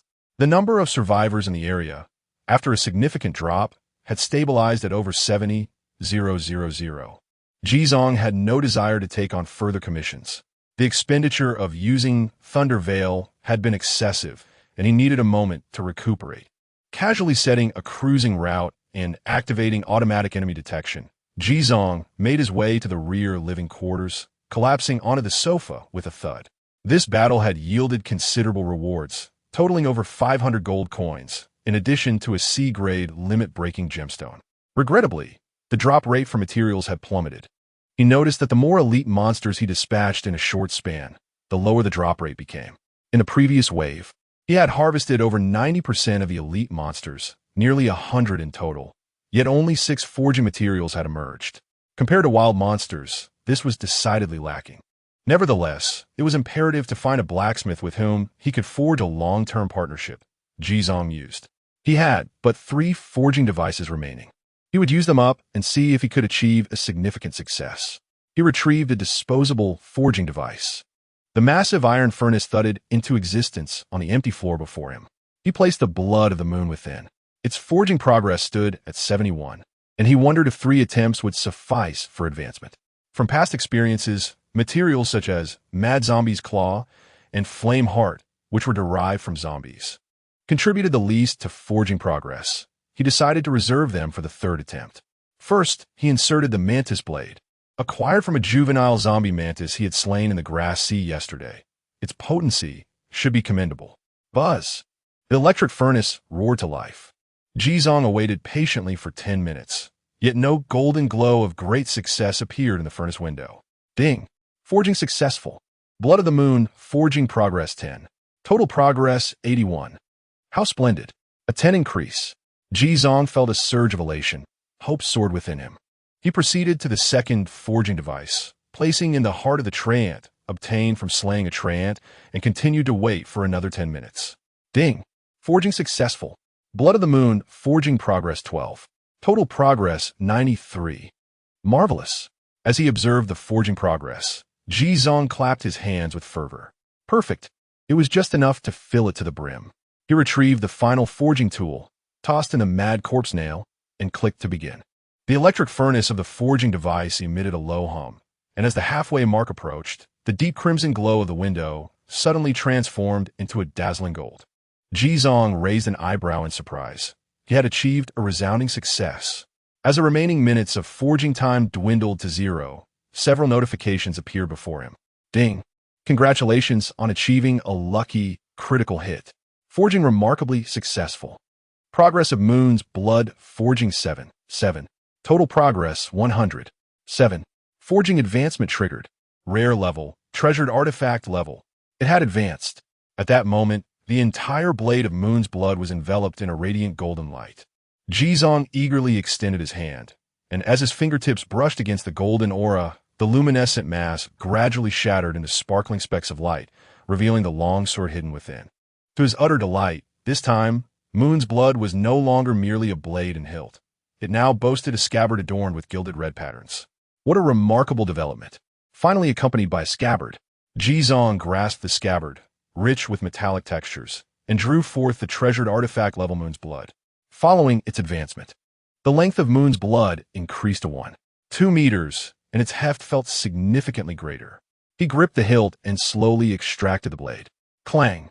Accompanied by the melodious sound of metal on metal, the edge shimmered with a flowing brilliance, its austere black and red patterns, along with its piercing radiance, filled him with joy. A new information panel materialized before him. Moon's Blood, growing weapon, level, treasured artifact level, weapon and armor levels. Ordinary, excellent, rare, treasured artifact. Secret treasure, legendary, epic, mythical, durability. Infinite modification devices, super sharpness, level 2, lightweight, level 5, forging progress, 0.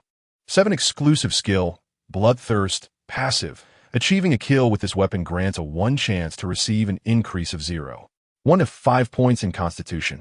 Each successful hit on an enemy will stack a 1 critical hit rate, resetting upon triggering a critical hit. Unlock exclusive skill upon reaching secret treasure level. Evaluation. A gift from the Goddess of Night, forged from celestial iron and moonstone. This divine artifact wields immense power and astonishing weight. The dust that had settled upon its blade has been significantly cleared away. The edge of the red moon shall once again reflect blood and flame.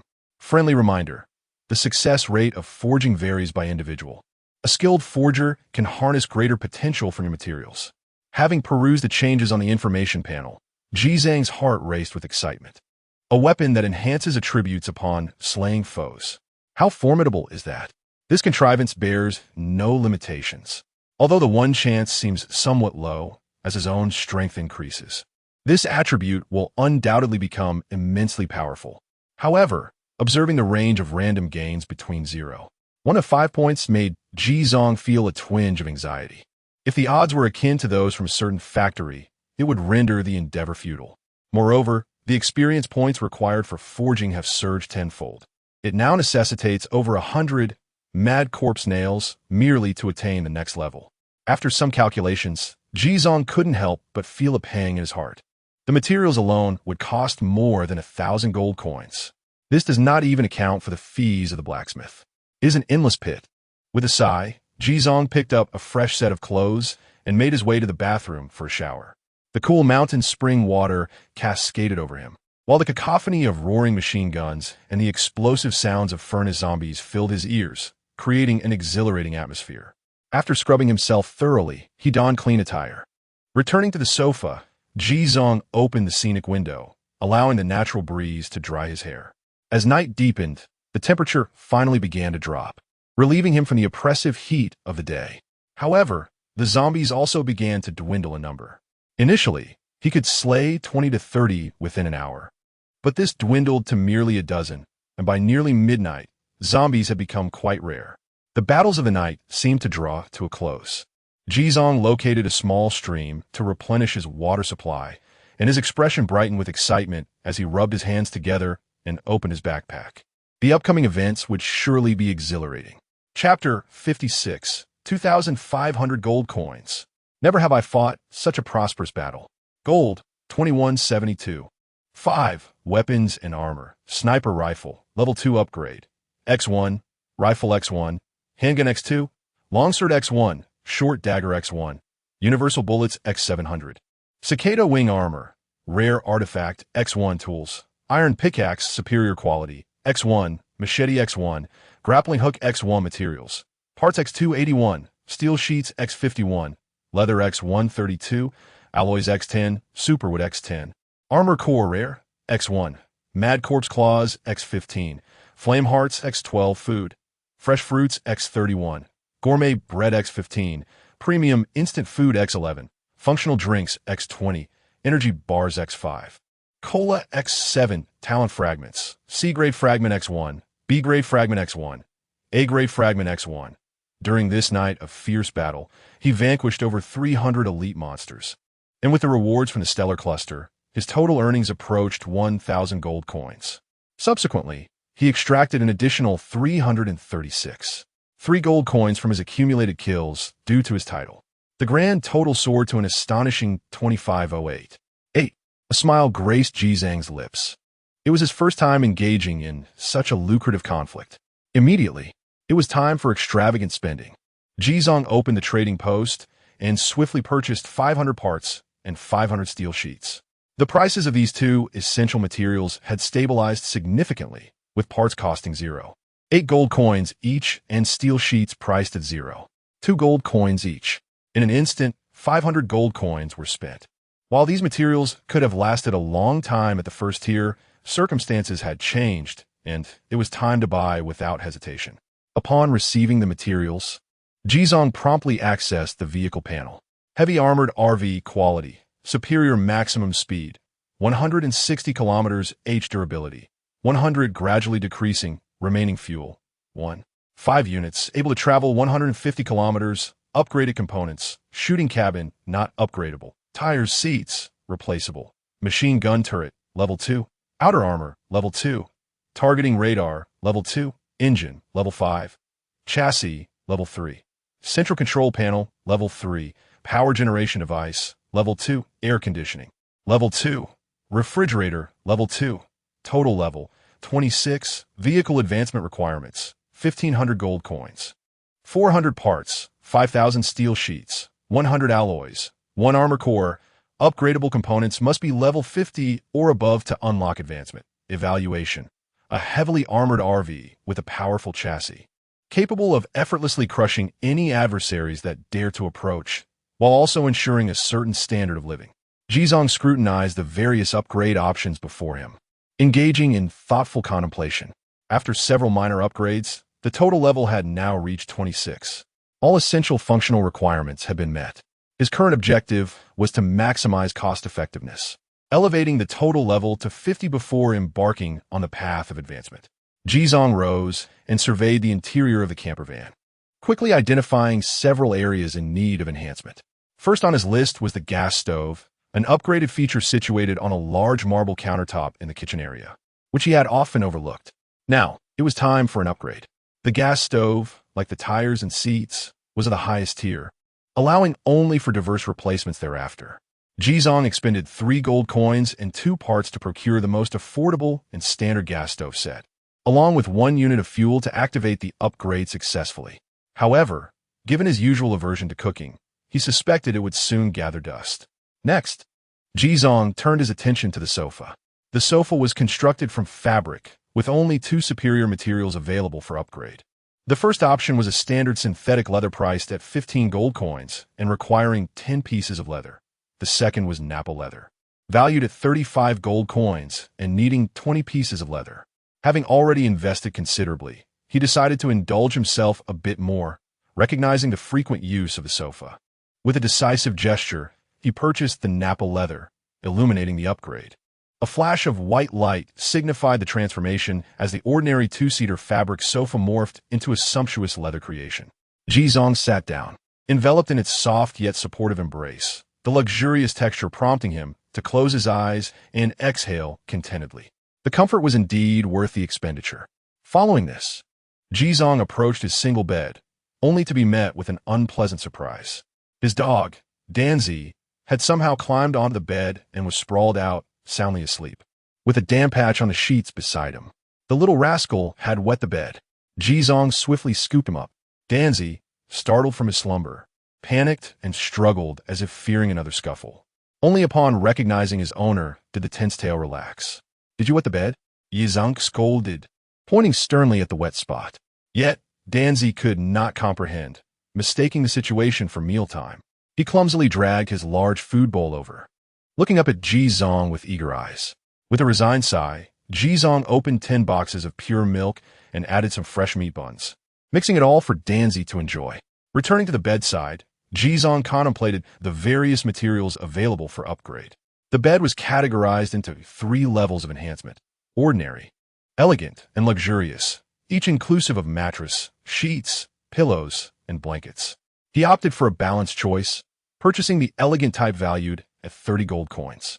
In an instant, the single bed radiated a glow, completing its transformation.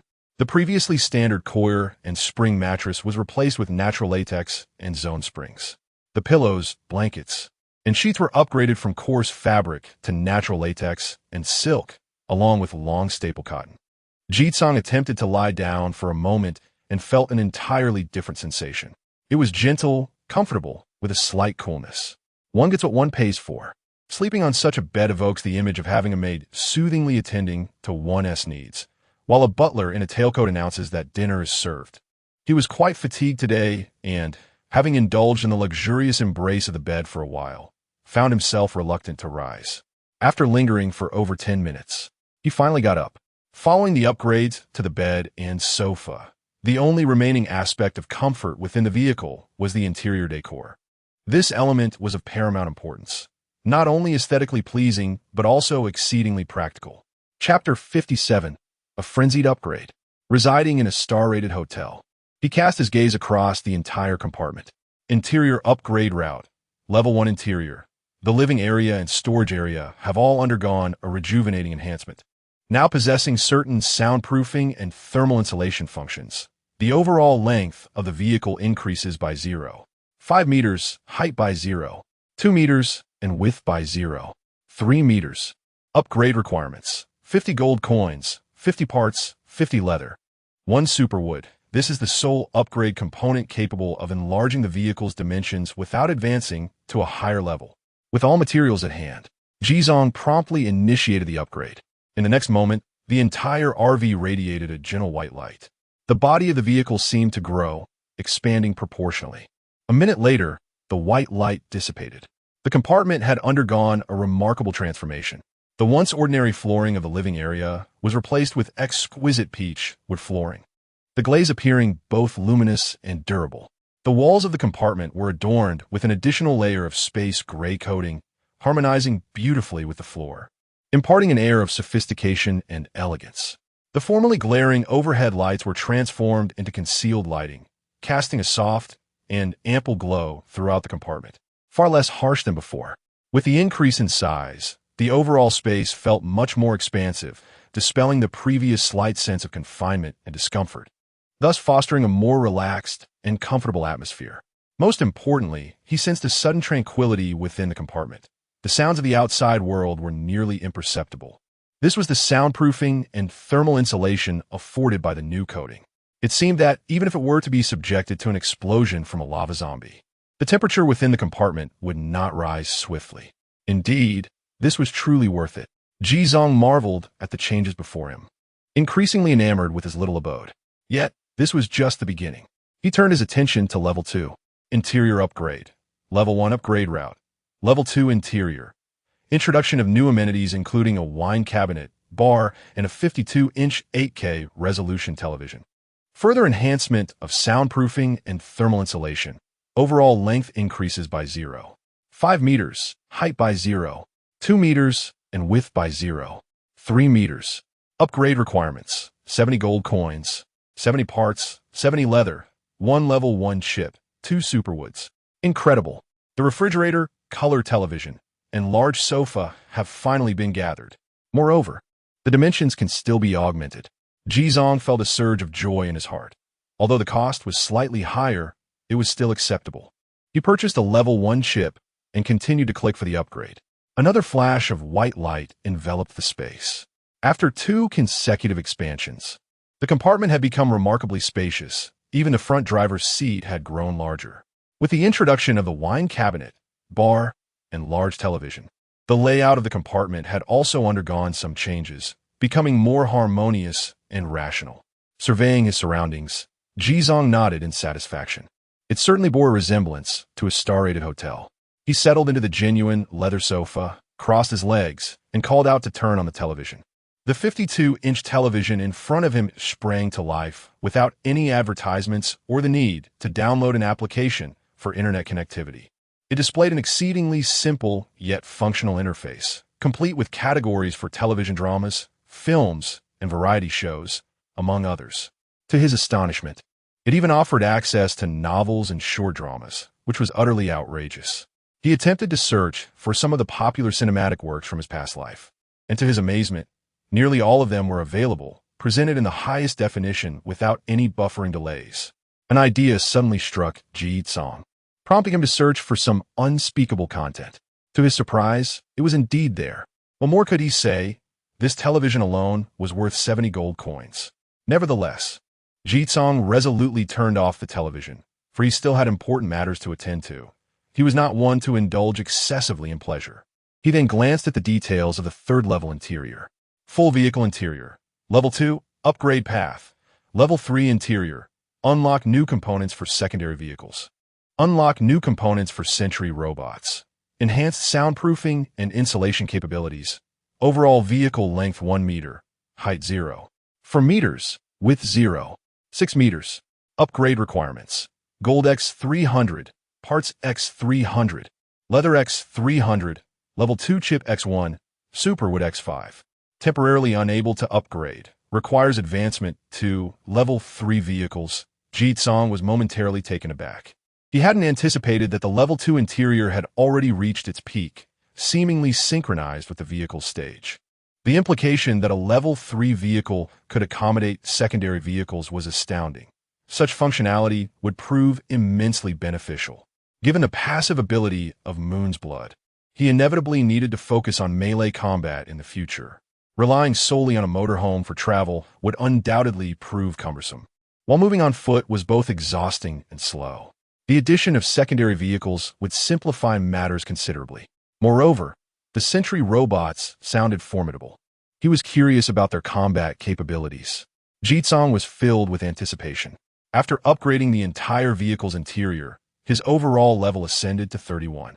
He roamed around the vehicle for a while and ultimately upgraded the Level 2 air conditioning and Level 2 refrigerator to Level 3, bringing both to a maximum of Level 5. These two upgrades offered the highest cost-effectiveness while being the least practical. The Level 5 air conditioning boasted an impressive cooling and heating range of 8 to 45 C, with an input power of up to 30 horsepower, capable of chilling the entire cabin to the point of resembling a refrigerator. While useful in extreme weather, its power consumption was alarmingly high. The refrigerator was upgraded to a 618L double-door, 4-zone model, featuring automatic disinfection, deodorization, super freshness locking, and rapid freezing capabilities. It could store a significant amount of vegetables and copious quantities of soda. Thus concluded his upgrades. The total expenditure for these two configurations amounted to 300 gold coins and materials valued at approximately 100 gold coins, marking them as the most economical upgrade options. His overall level now stood at 37.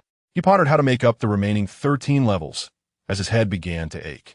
The engine had already reached its maximum capacity. The remaining components, the chassis, exterior armor, power generation system, and reconnaissance radar, are all quite costly. With just over 1,000 gold coins at his disposal, he could at most elevate each of them by 1 level, which holds little significance. He also wishes to reserve some funds for upgrading the machine gun. He needs to find additional resources. After inspecting the vehicle, Ji-Tsong realized there was nothing left to upgrade. Suddenly, he remembered the wheel hub. His eyes lit up as he swiftly exited the car. Upon closer inspection, he indeed discovered a discordant aspect of the vehicle. After 2 rounds of dimensional upgrades, the overall framework had grown considerably, with both the chassis and exterior armor proportionately enlarged. However, the wheel hub remained unchanged. It resembled a turtle bearing a massive shell, yet possessing disproportionately short limbs. Subsequently, a series of information appeared. Wheel hub upgrade path. Low-carbon steel wheel hub, upgrading from 17-inch traditional steel wheel hub to a 21-inch low-carbon steel wheel hub. Equipped with calipers of the same caliber, increases strength by 2-fold, reduces weight by 10, and enhances braking functions by 10. Upgrade requirements. Gold coins X3, parts X3, steel sheets X10. This modest sum did not even warrant a glance from Jizong, who promptly clicked to upgrade. Chapter 58. Upgrade Close-In Weapon System. A staggering rate of 12,000 rounds per minute. A flash of white light illuminated the scene, accompanied by an increase in wheel hub size. The tires automatically adapted to the enlargement, and the entire low-slung chassis finally rose slightly. Subsequently, Jizong proceeded with a series of upgrades.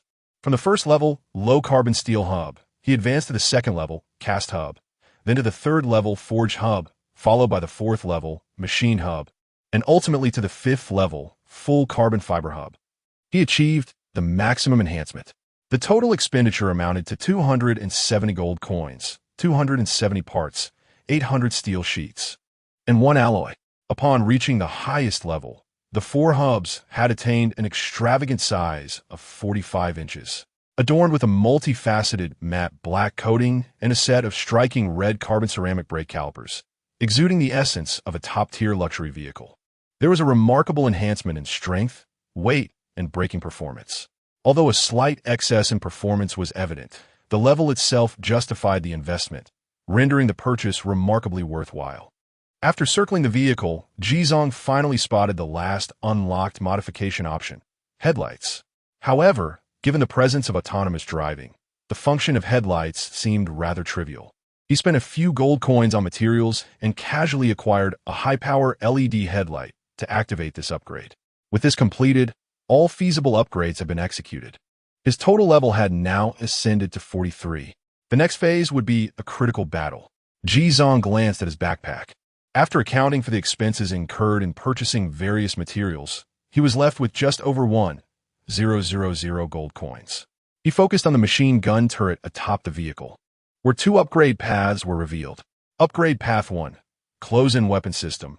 Upgrade requirements. Gold X500, parts X100, steel sheets X1500. Upgrade Path 2, Flamethrower Turret. Upgrade requirements. Gold X350, parts X100, heavy oil X50, fuel X50. Calculating the costs in terms of parts. The upgrade to Close-In Weapon System required 880 gold coins. The upgrade to Flamethrower Turret was even more exorbitant. Currently, the market price for 1 unit of heavy oil was 25 gold coins, and 1 unit of fuel was 11 gold coins. Altogether, it amounted to a staggering 230 gold coins. What incredible firepower could justify such a price? Jizong mused in disbelief. Perhaps it would be prudent to wait until he had more turrets before considering this.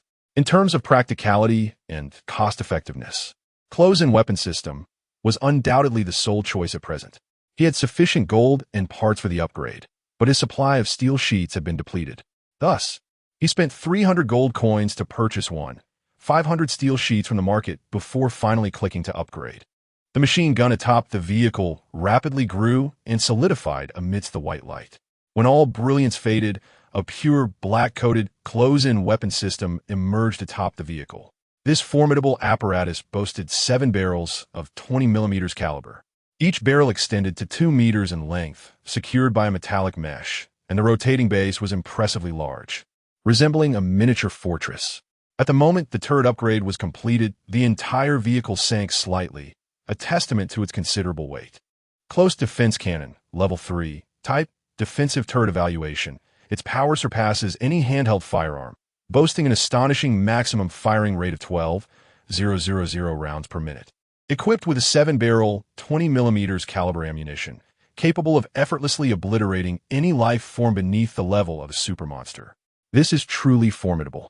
Upon gazing at the newly revealed panel, Jizong couldn't help but gasp in astonishment. With a firing rate of 12,000 rounds per minute, considering the current value of 2 gold coins per standard bullet multiplied by 100, this contraption could expend 240 gold coins worth of ammunition in just 1 minute. This led him to reflect on the exceptional cost-effectiveness of infinite bullets, which is exceedingly high. It seems that securing more of infinite bullets and infinite durability is imperative. Jizong rubbed his chin thoughtfully. He checked the exchange and found there was only one infinite bullet available, priced at 500 gold coins. While infinite durability had none in stock, Jizong closed the exchange with a sigh. The rarity of these items and the reluctance of individuals to part with them rendered the price increase unsurprising. He was fortunate to have purchased quickly, otherwise, he would have suffered a greater loss. He looked up at the transformed armored RV before him. At this point, all upgrade options had been completed. His total level had risen to 44, leaving him with just over 200 gold coins.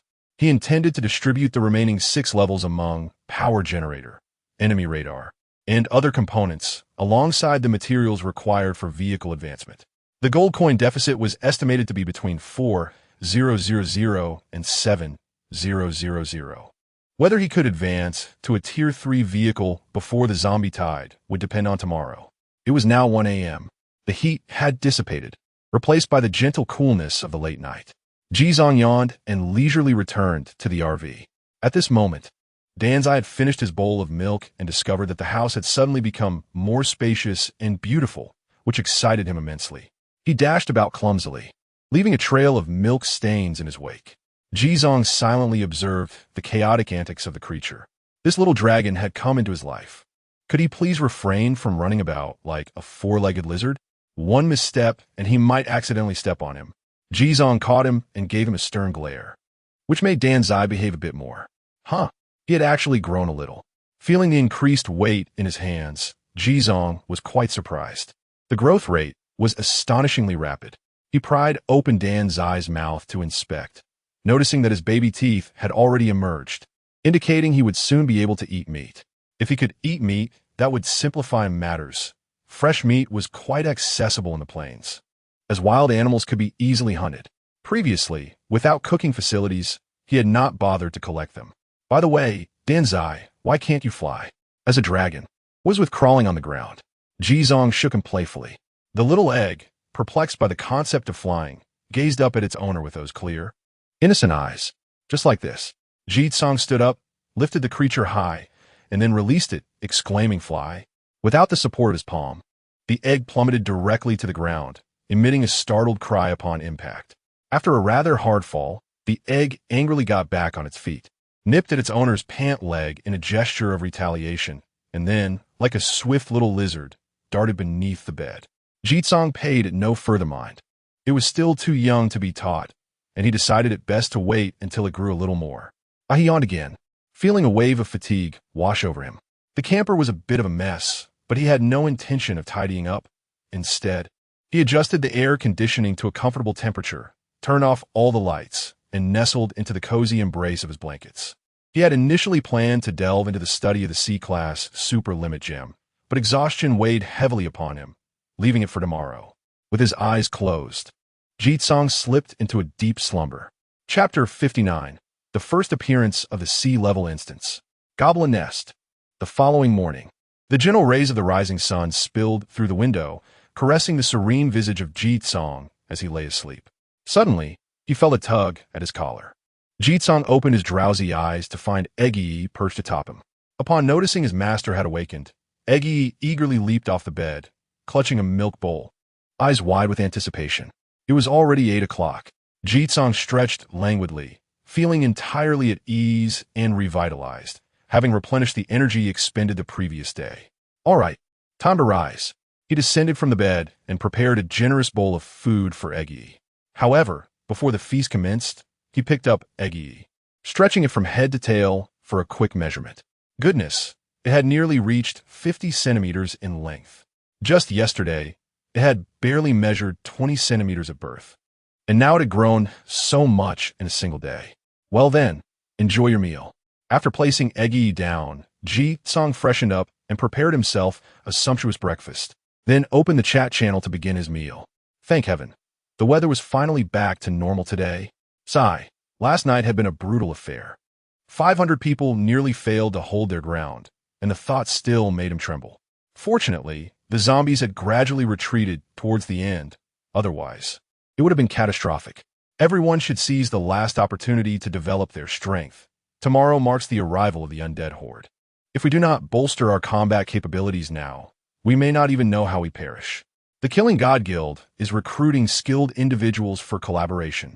Our captain has discovered a remarkable location at Silent Moon Lake, promising great rewards.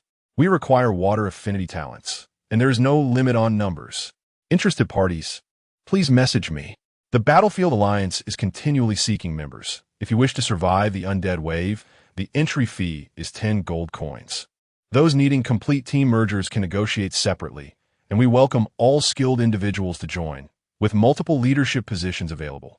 The Great Fortune Guild is recruiting survivors with transport vehicles, guaranteeing a minimum income of 80 gold coins daily. Those interested should head to the Black Mountain Mine. Beware of the Great Fortune Guild. It is affiliated with the Ghost Dragon Guild. Once you join, escape will be nearly impossible. Many have fallen victim to their schemes in recent days. What the heck? Is he really that bold? That guy is not just anyone.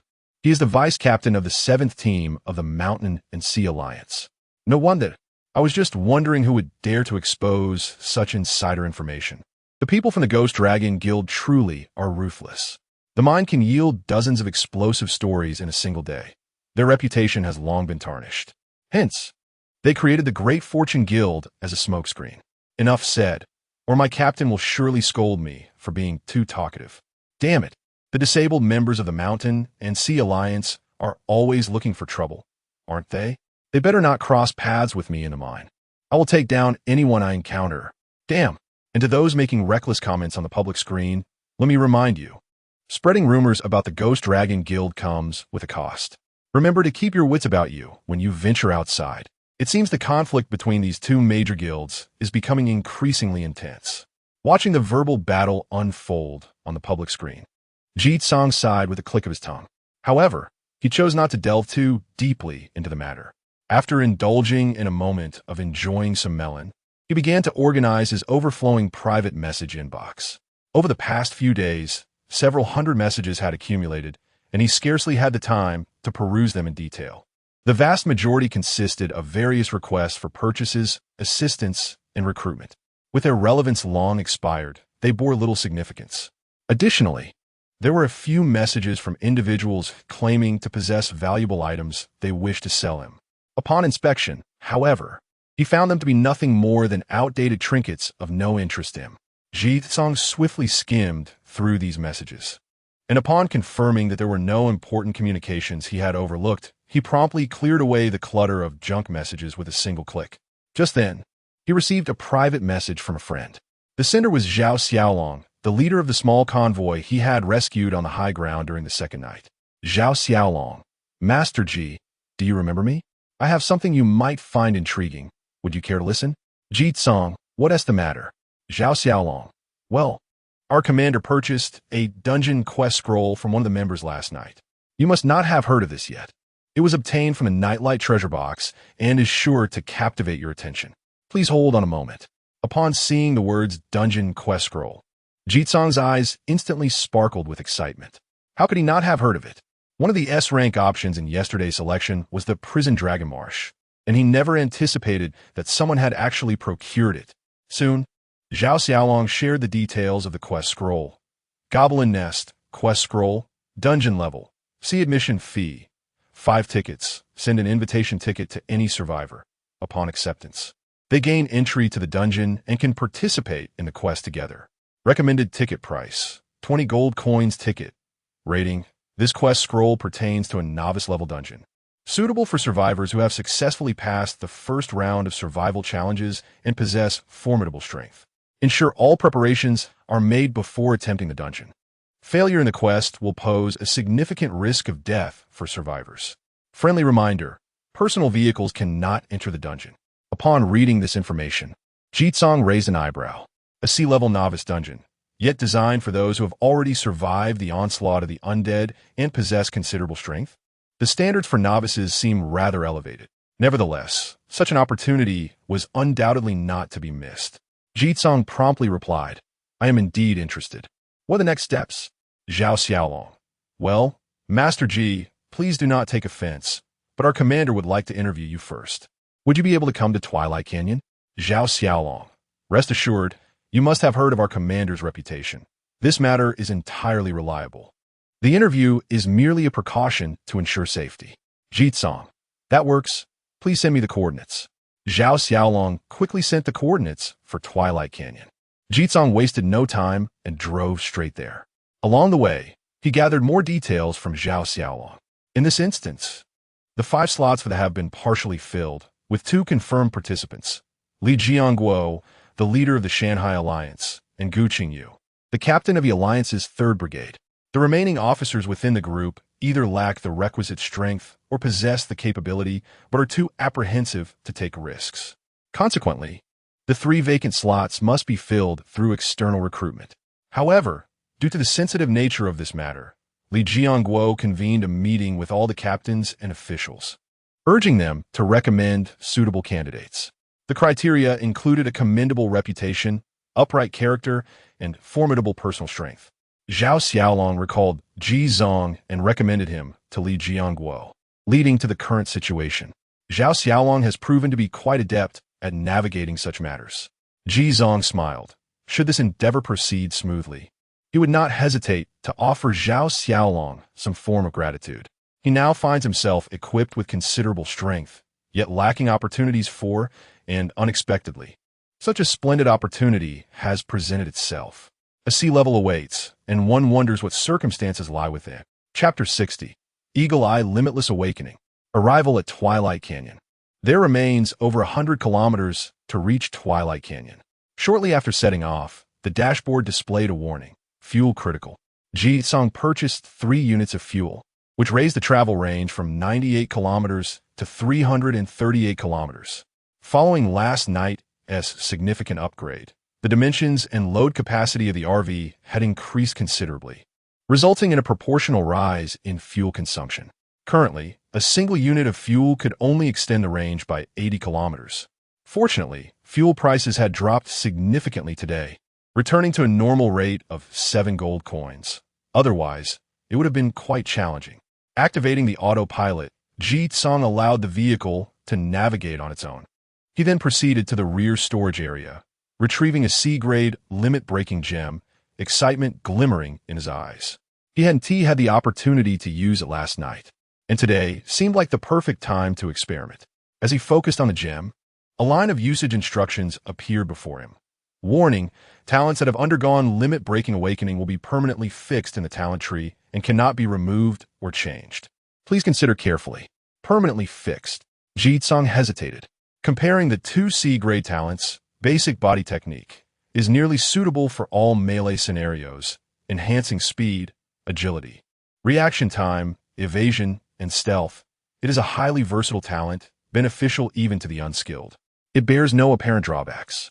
In contrast, Eagle Eye is more targeted, excelling in range combat, close-quarters battles, and intelligence gathering, demanding a higher combat IQ. Its downside lies in its considerable stamina consumption and the fact that it is a short-duration active skill. After careful consideration, Jitsong ultimately chose Eagle Eye. Although at first glance Basic Body Technique appeared more suitable for awakening, the prefix Basic indicated that there would undeniably be more advanced techniques to come. Should he opt for a limit-breaking awakening of the Basic Body Technique now, acquiring an advanced technique later would lead to an overlap in combat ecology, resulting in regret. He clicked to use it decisively. In the next moment, the gem shattered with a loud pop, and a stream of golden light surged into Jitsong's forehead. He felt a wave of clarity wash over his mind, as an indescribable and wondrous energy rapidly flowed into his eyes.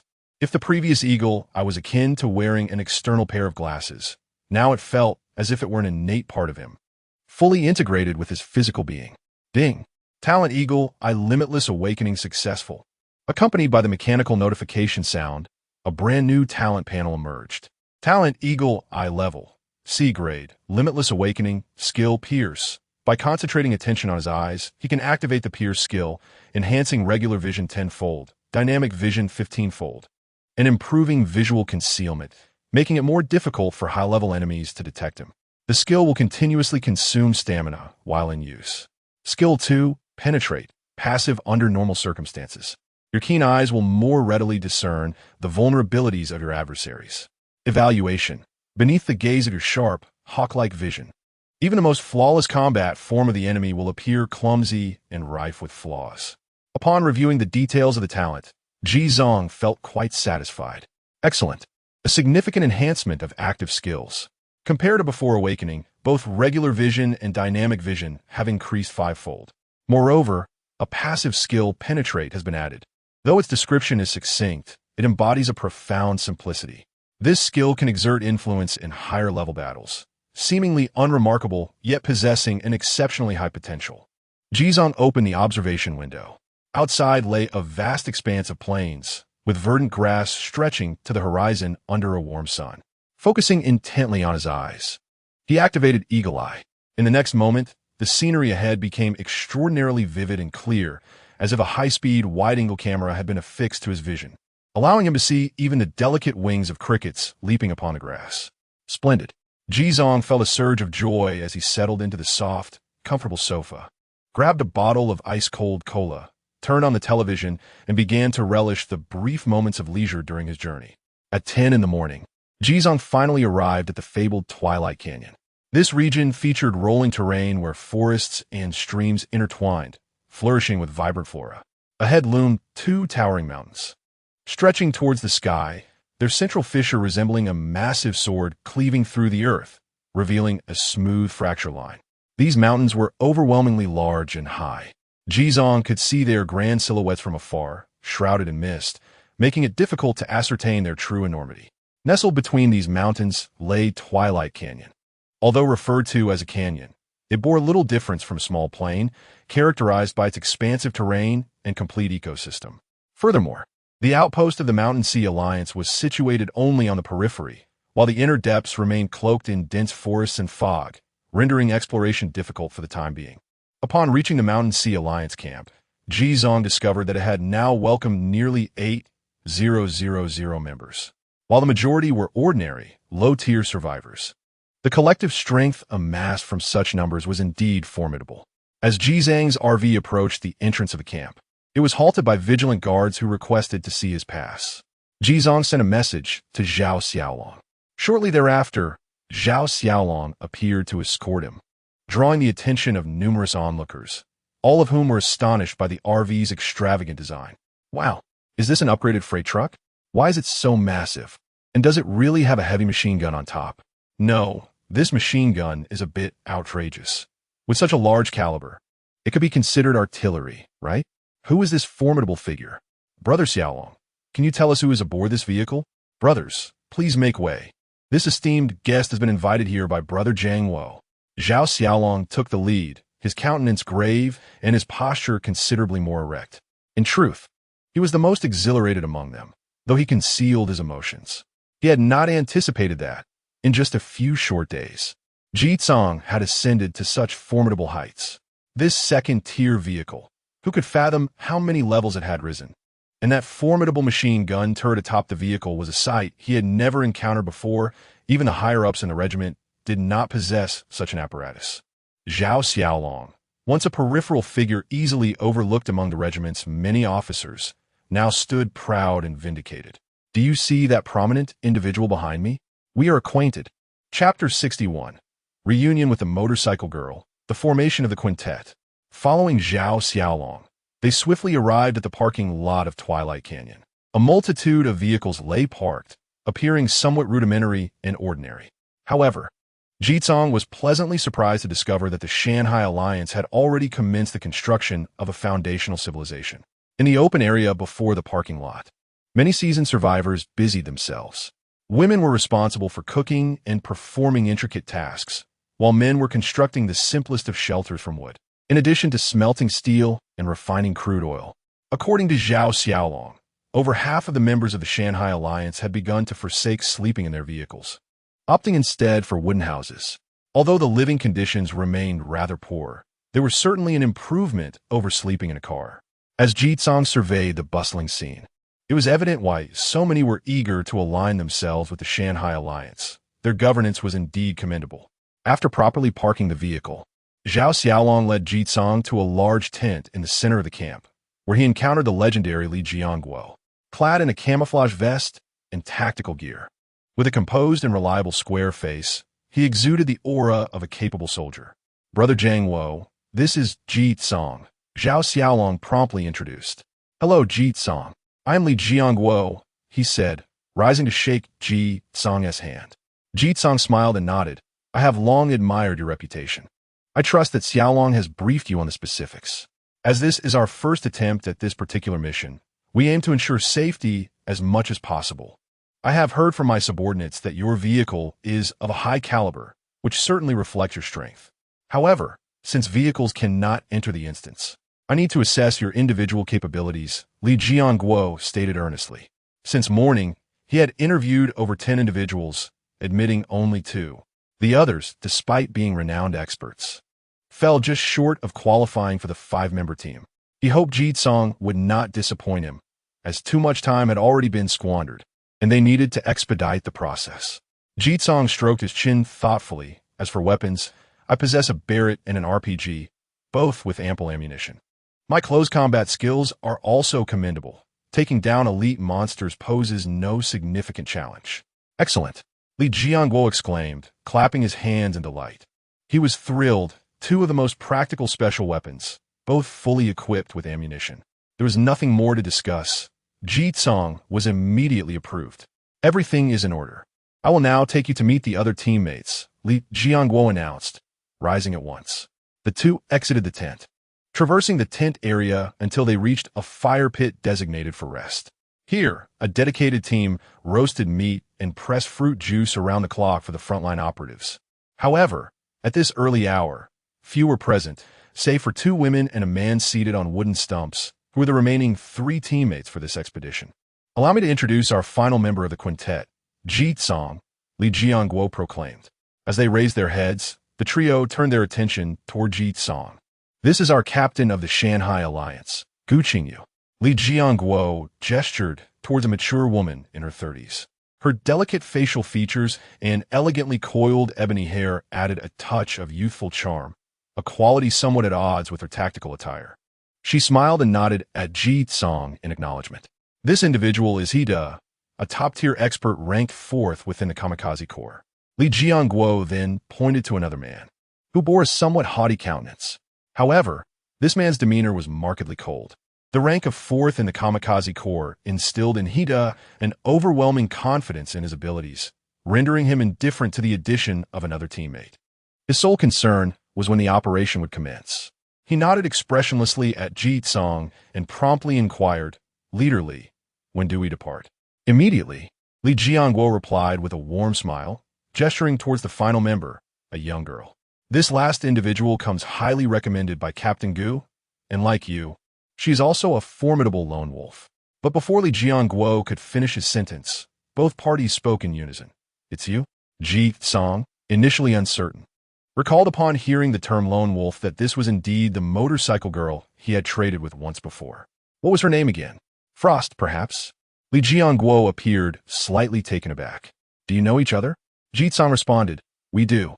"I do not," Xia Zhuxuang replied, her gaze averting from his, avoiding eye contact. "Come on. Is it such a grudge just because I didn't reply to your message back then?"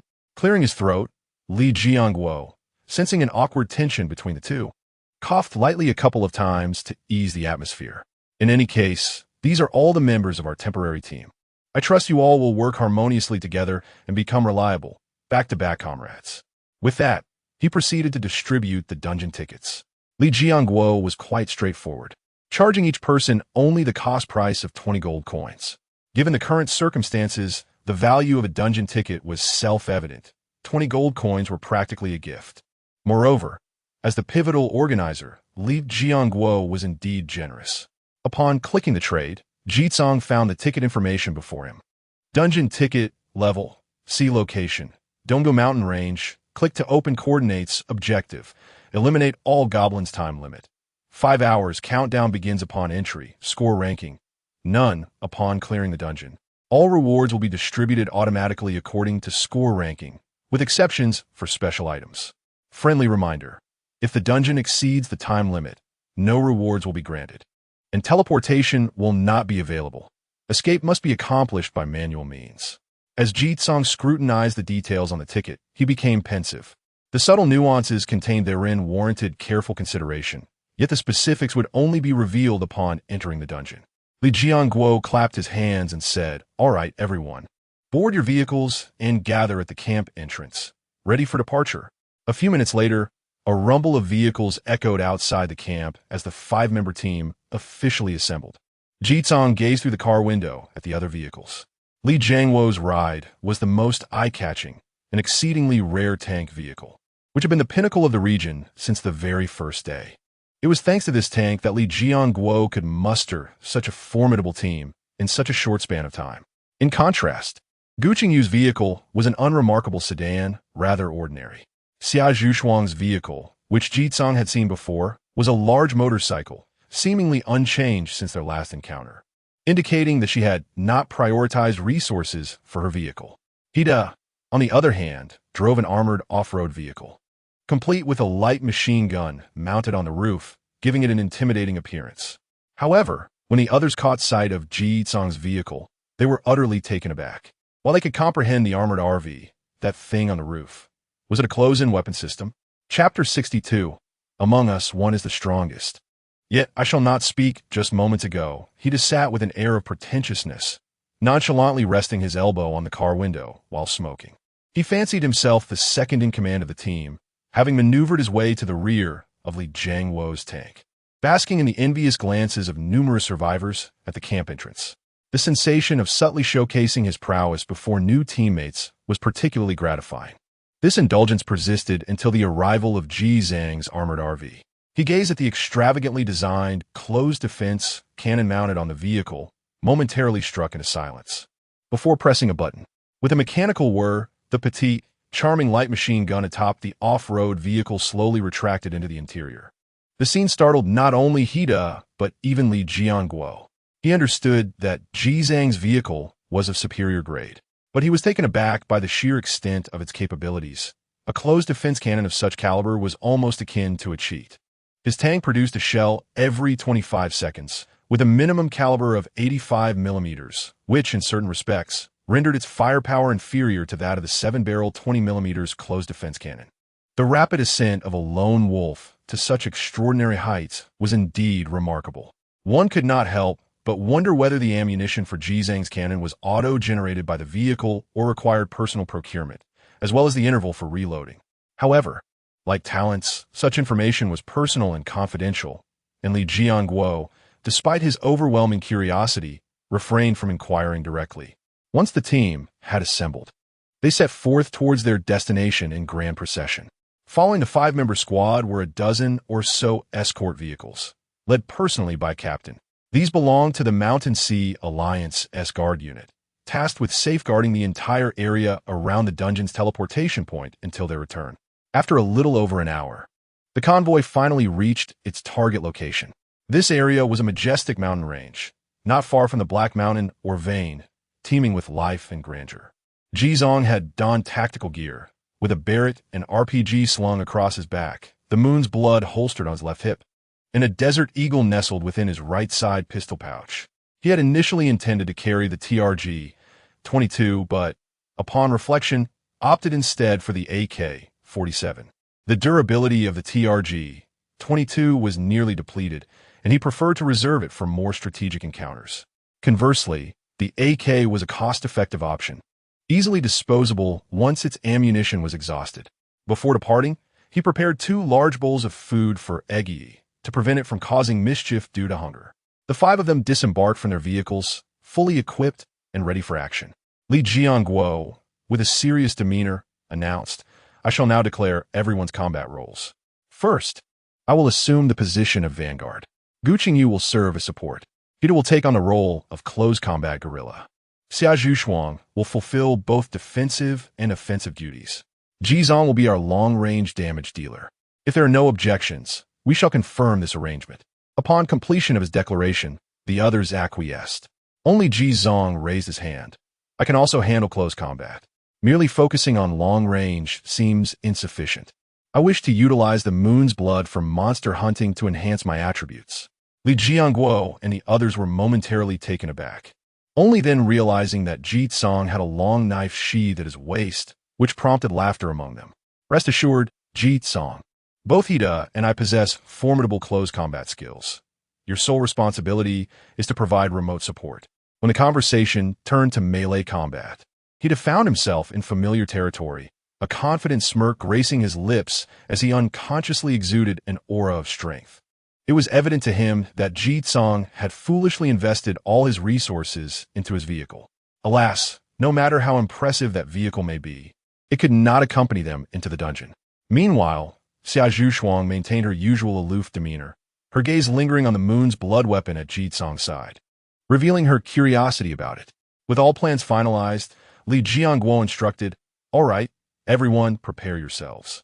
He turned to the team leader responsible for guarding them. "Lao Zhou, we leave the exterior to you." Lao Zhou replied with a smile, "Rest easy, Captain. The safety of the vehicle is in our hands. You may proceed without worry. Not a single fly shall intrude here." Li Jianguo nodded, took a deep breath, and clicked Start Dungeon Operation.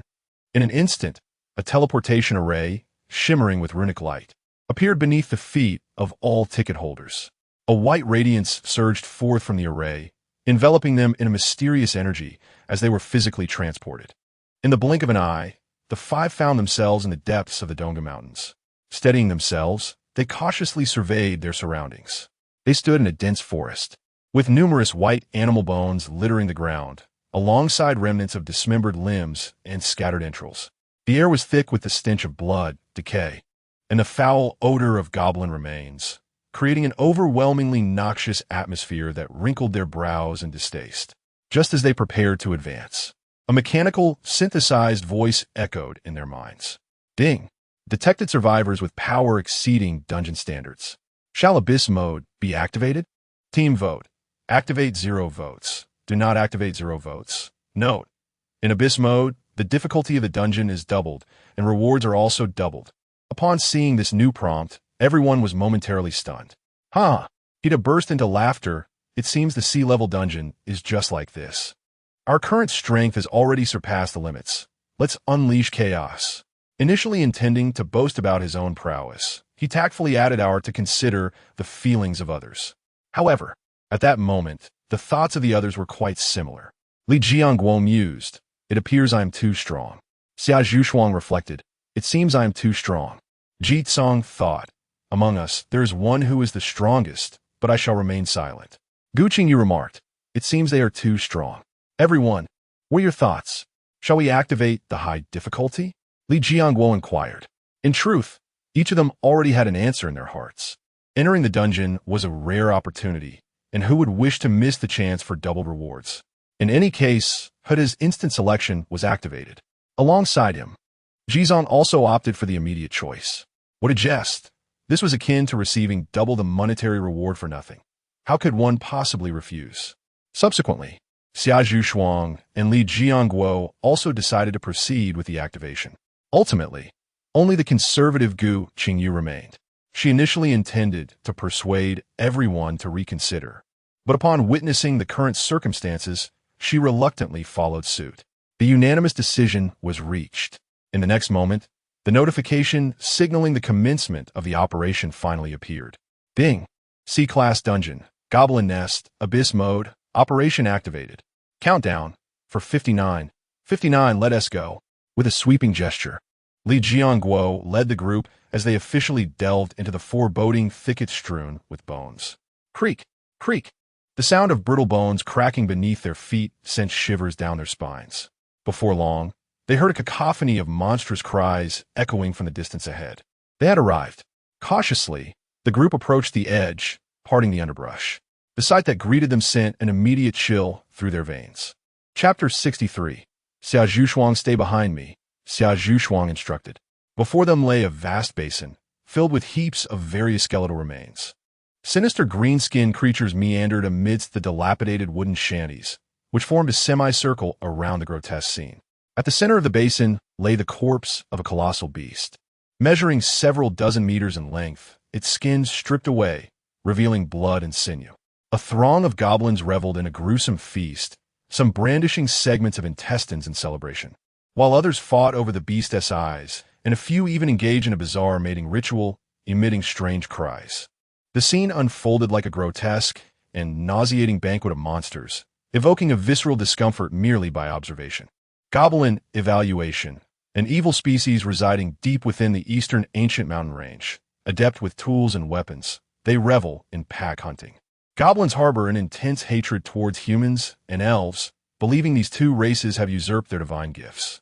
When confronted by humans or elves, their methods become exceedingly brutal. Truly a stereotype, he thought.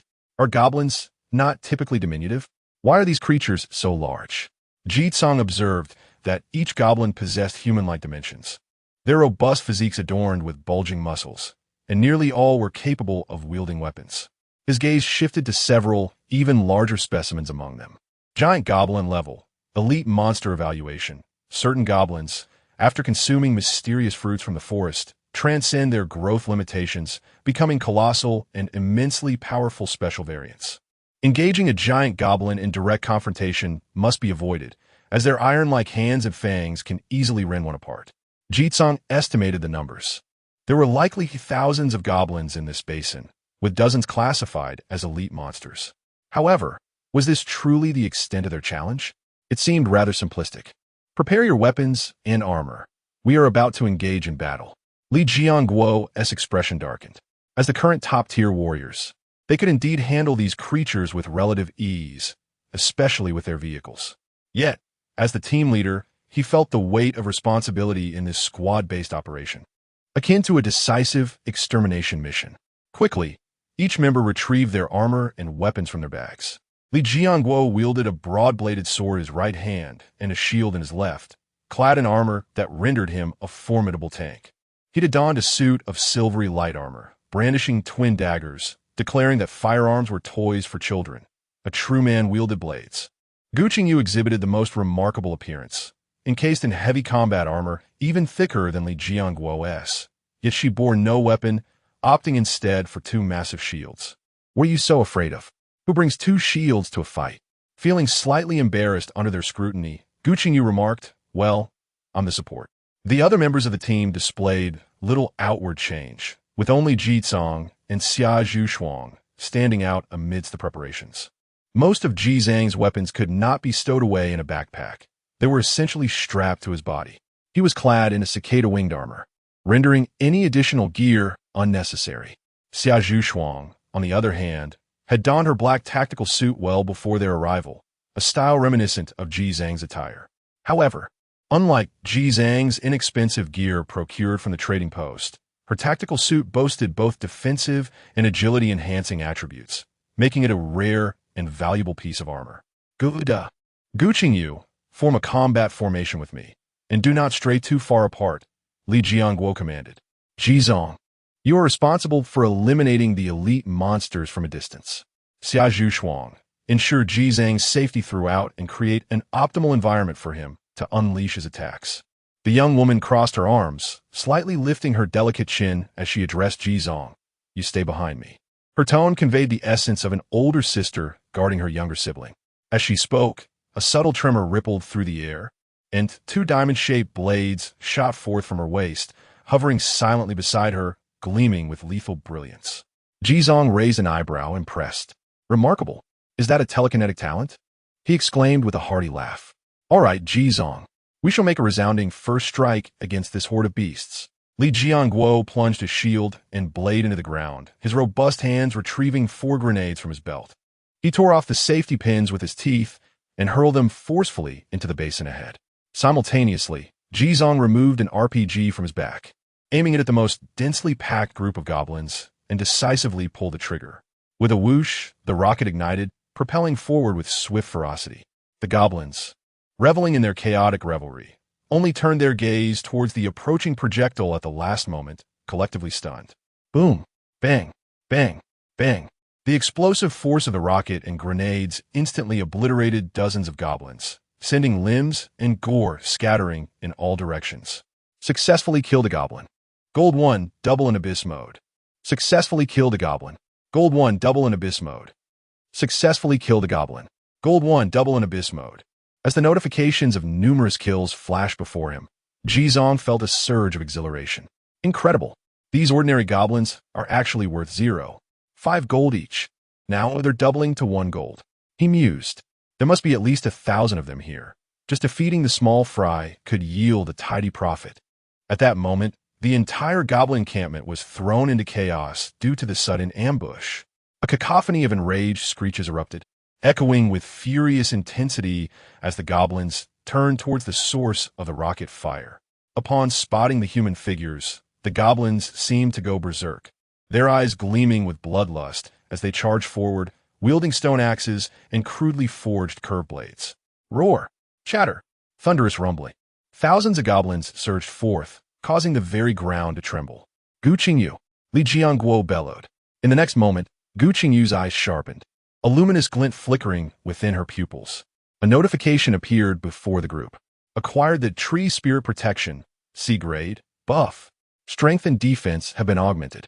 Acquired the Whisper of the Wind God, D grade, buff. Speed has increased. A dual buff of wood and wind. This auxiliary talent is truly remarkable.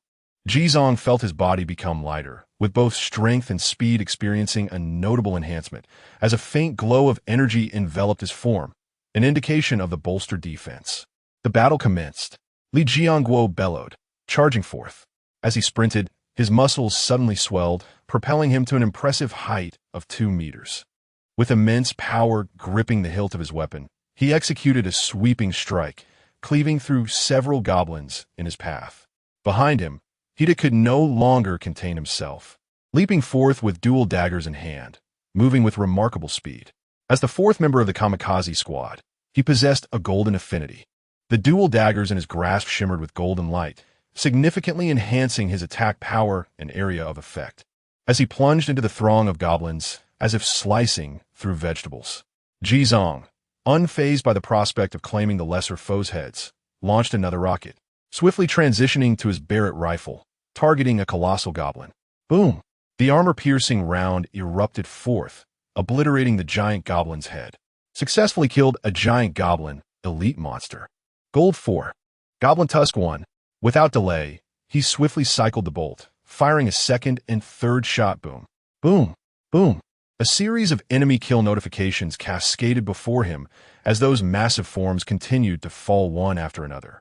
Chapter 64. The Emergence of the Superboss.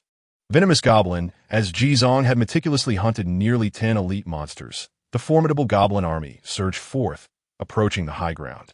In the face of the terrifying onslaught, Xia Zhuxuang's icy eyes remained utterly unperturbed. The 2 flying blades at her side began to tremble. With a sharp metallic clang, the blades disintegrated into dozens of slender, miniature projectiles, shooting forth like lightning. In an instant, numerous goblins fell to the ground. The blades continued to dart through the horde of goblins, like a whirlwind, reaping lives as if mowing grass. In the midst of this overwhelming army, a vacuum of death was carved out around her and Jizong. Only a giant goblin, barreling through, managed to breach the storm of blades. Covered in gory wounds, it roared as it lunged towards Xia Zhuxuang, raising its fist the size of a water tank, ready to strike. However, before its fist could descend, its entire body was suspended in midair. An invisible force enveloped it, rendering its struggles futile. Roaring in fury, the giant goblin's massive head began to shake, as if grappling with an unseen opponent. 1 second, 2 seconds, 3 seconds. With a sudden crack, the giant goblin's head twisted 360 degrees, the skin on its neck contorting grotesquely. Subsequently, its colossal body lost all strength and crashed to the ground, stirring up a cloud of dust. The young girl stood motionless, her high ponytail dancing wildly in the wind, exuding an aura of effortless coolness. At that moment, another giant goblin charged forward. Yet, as Xia Zhuxuang raised her hand to target it, controlling it with her telekinesis, a piercing round whizzed through the air, obliterating the giant goblin's head into a mushy pulp. Hey, that was my kill. The girl turned, slightly irked. Jizong, rising and holstering his weapon while chewing gum, replied, "What do you mean your kill? I had it in my sights first. Besides, there are stronger foes ahead. I'm just worried you won't be able to keep up." Xia Zhuxuang paused. There are only so many here. Where could there possibly be stronger ones? She squinted at the distant giant beast's corpse. Do you see the wound on its neck? Jizong pointed to the creature's carcass in the valley. Its cervical vertebrae are shattered, and it was crushed. Do you think these weaklings we've encountered could hunt such a massive beast? Upon hearing this, Xia Zhuxuang's expression grew serious. Yet, as she narrowed her eyes to scrutinize the distant corpse, The details remained obscured. It's too far. How did you see that? I have excellent vision. Jizong replied, pressing his earpiece. Meanwhile, Li Jianguo and Hida had already plunged into the fray like valiant warriors, fighting through the throngs of enemies, leaving a trail of bloody corpses in their wake. The ancient Xingyu was similarly encircled, beset by a throng of goblins wielding stone axes and curved blades. Yet, a cacophony of clashing sounds ensued, as their weapons proved utterly futile against her formidable armor. Remarkably, her shield possessed a reflective capability. Any weapon that struck it would be promptly repelled, sending even the goblins that collided with it careening backward. Within mere minutes of battle, the number of elite monsters dwindled to a scant few, while over a fifth of the goblins lay slain. The pressure of combat began to ease. However, just as the group believed their victory was assured, a voice crackled through their earpieces. Everyone, be alert. There should be another boss behind us. The utterance left the team momentarily stunned. What did that imply? Where could there possibly be another boss? In the next instant, they felt a distinct tremor beneath their feet. Following this, a sound akin to a mountain's roar or a tsunami surged from beyond the basin, sending chills down their spines. The group anxiously scanned their surroundings. And to their horror, numerous sinister green figures had appeared in the fringes of the forest, surging towards them with reckless abandon. The sheer number was beyond estimation. Fall back. Contract the battle zone. Li Jianguo bellowed, withdrawing his large blade from the neck of an elite monster and turning to engage the enemy once more. As a multitude of goblins continued to flood the battlefield, the dynamics of the five-person team shifted dramatically. What began as an offensive onslaught morphed into a desperate defense. The most burdened among them was undoubtedly Xia Zhuchuan. In order to create a conducive environment for the sniper's attacks, she had to maintain a secure vacuum around her. A stationary defense far more taxing than the highly mobile skirmishes she was accustomed to. Her youthful face was taut with concentration, exerting every ounce of her mental prowess to wield her psychic blades, beads of sweat glistening on her pale forehead. Meanwhile, Jizong was wholly focused on eliminating elite monsters. Noticing that Xia Zhuchuan was struggling to maintain her defense, he unleashed a rocket nearby to alleviate her burden. After systematically sniping 7 or 8 elite monsters and obliterating nearly 50 goblins, Jizong finally paused. He was out of ammunition. Fortunately, at that moment, Li Jianguo and the others returned to the fray, significantly alleviating the defensive pressure. Everyone, exercise caution. We are in for a protracted battle, Li Jianguo declared gravely. This new wave of monsters numbered in the thousands. A single misstep could lead to being overwhelmed by the relentless tide of foes. Just as they believed the increase in monster numbers was merely a trivial matter, a thunderous sound of approaching footsteps shattered their illusions. With a resounding crash, a colossal figure burst forth from the woods, emerging at the edge of the basin with an awe-inspiring ferocity. This immense shadow towered nearly 10 meters high, equivalent to the height of 3 stacked giant goblins. Its entire body is adorned with robust, sinewy muscles, while its skin is overrun with purple plant roots. These roots appear to have transformed into its very veins, permeating outward and dyeing its originally green skin a deep purple. It becomes increasingly difficult to discern whether it is an enormous goblin or a peculiar, animated plant. Venomous goblin, dreadvine parasite. Level: Super monster evaluation. The dreadvine is a terrifying calamity plant whose toxic spores can parasitize any lower life forms, draining their blood and flesh within mere days. However, some exceptionally resilient beings can resist the invasion, successfully coexisting with the dreadvine spores and mutating into an entirely new and powerful species. What a joke! A super monster? Upon witnessing the information panel, everyone felt as though they had plunged into an icy abyss, cold sweat trickling down their backs. Even Hida was no longer reckless. His hand holding the knife trembled slightly. Chapter 65. The Strength of Jizong. The Wrath of the King. It is important to understand that once a monster reaches the elite level, ordinary firearms can inflict minimal damage, only yielding significant results through intense concentrated fire. In contrast, super monsters exist above all elite creatures, representing a vast chasm of disparity that exceeds even that between ordinary and elite monsters. The experienced individuals present, despite not having faced a super monster directly, were well aware of their formidable reputation.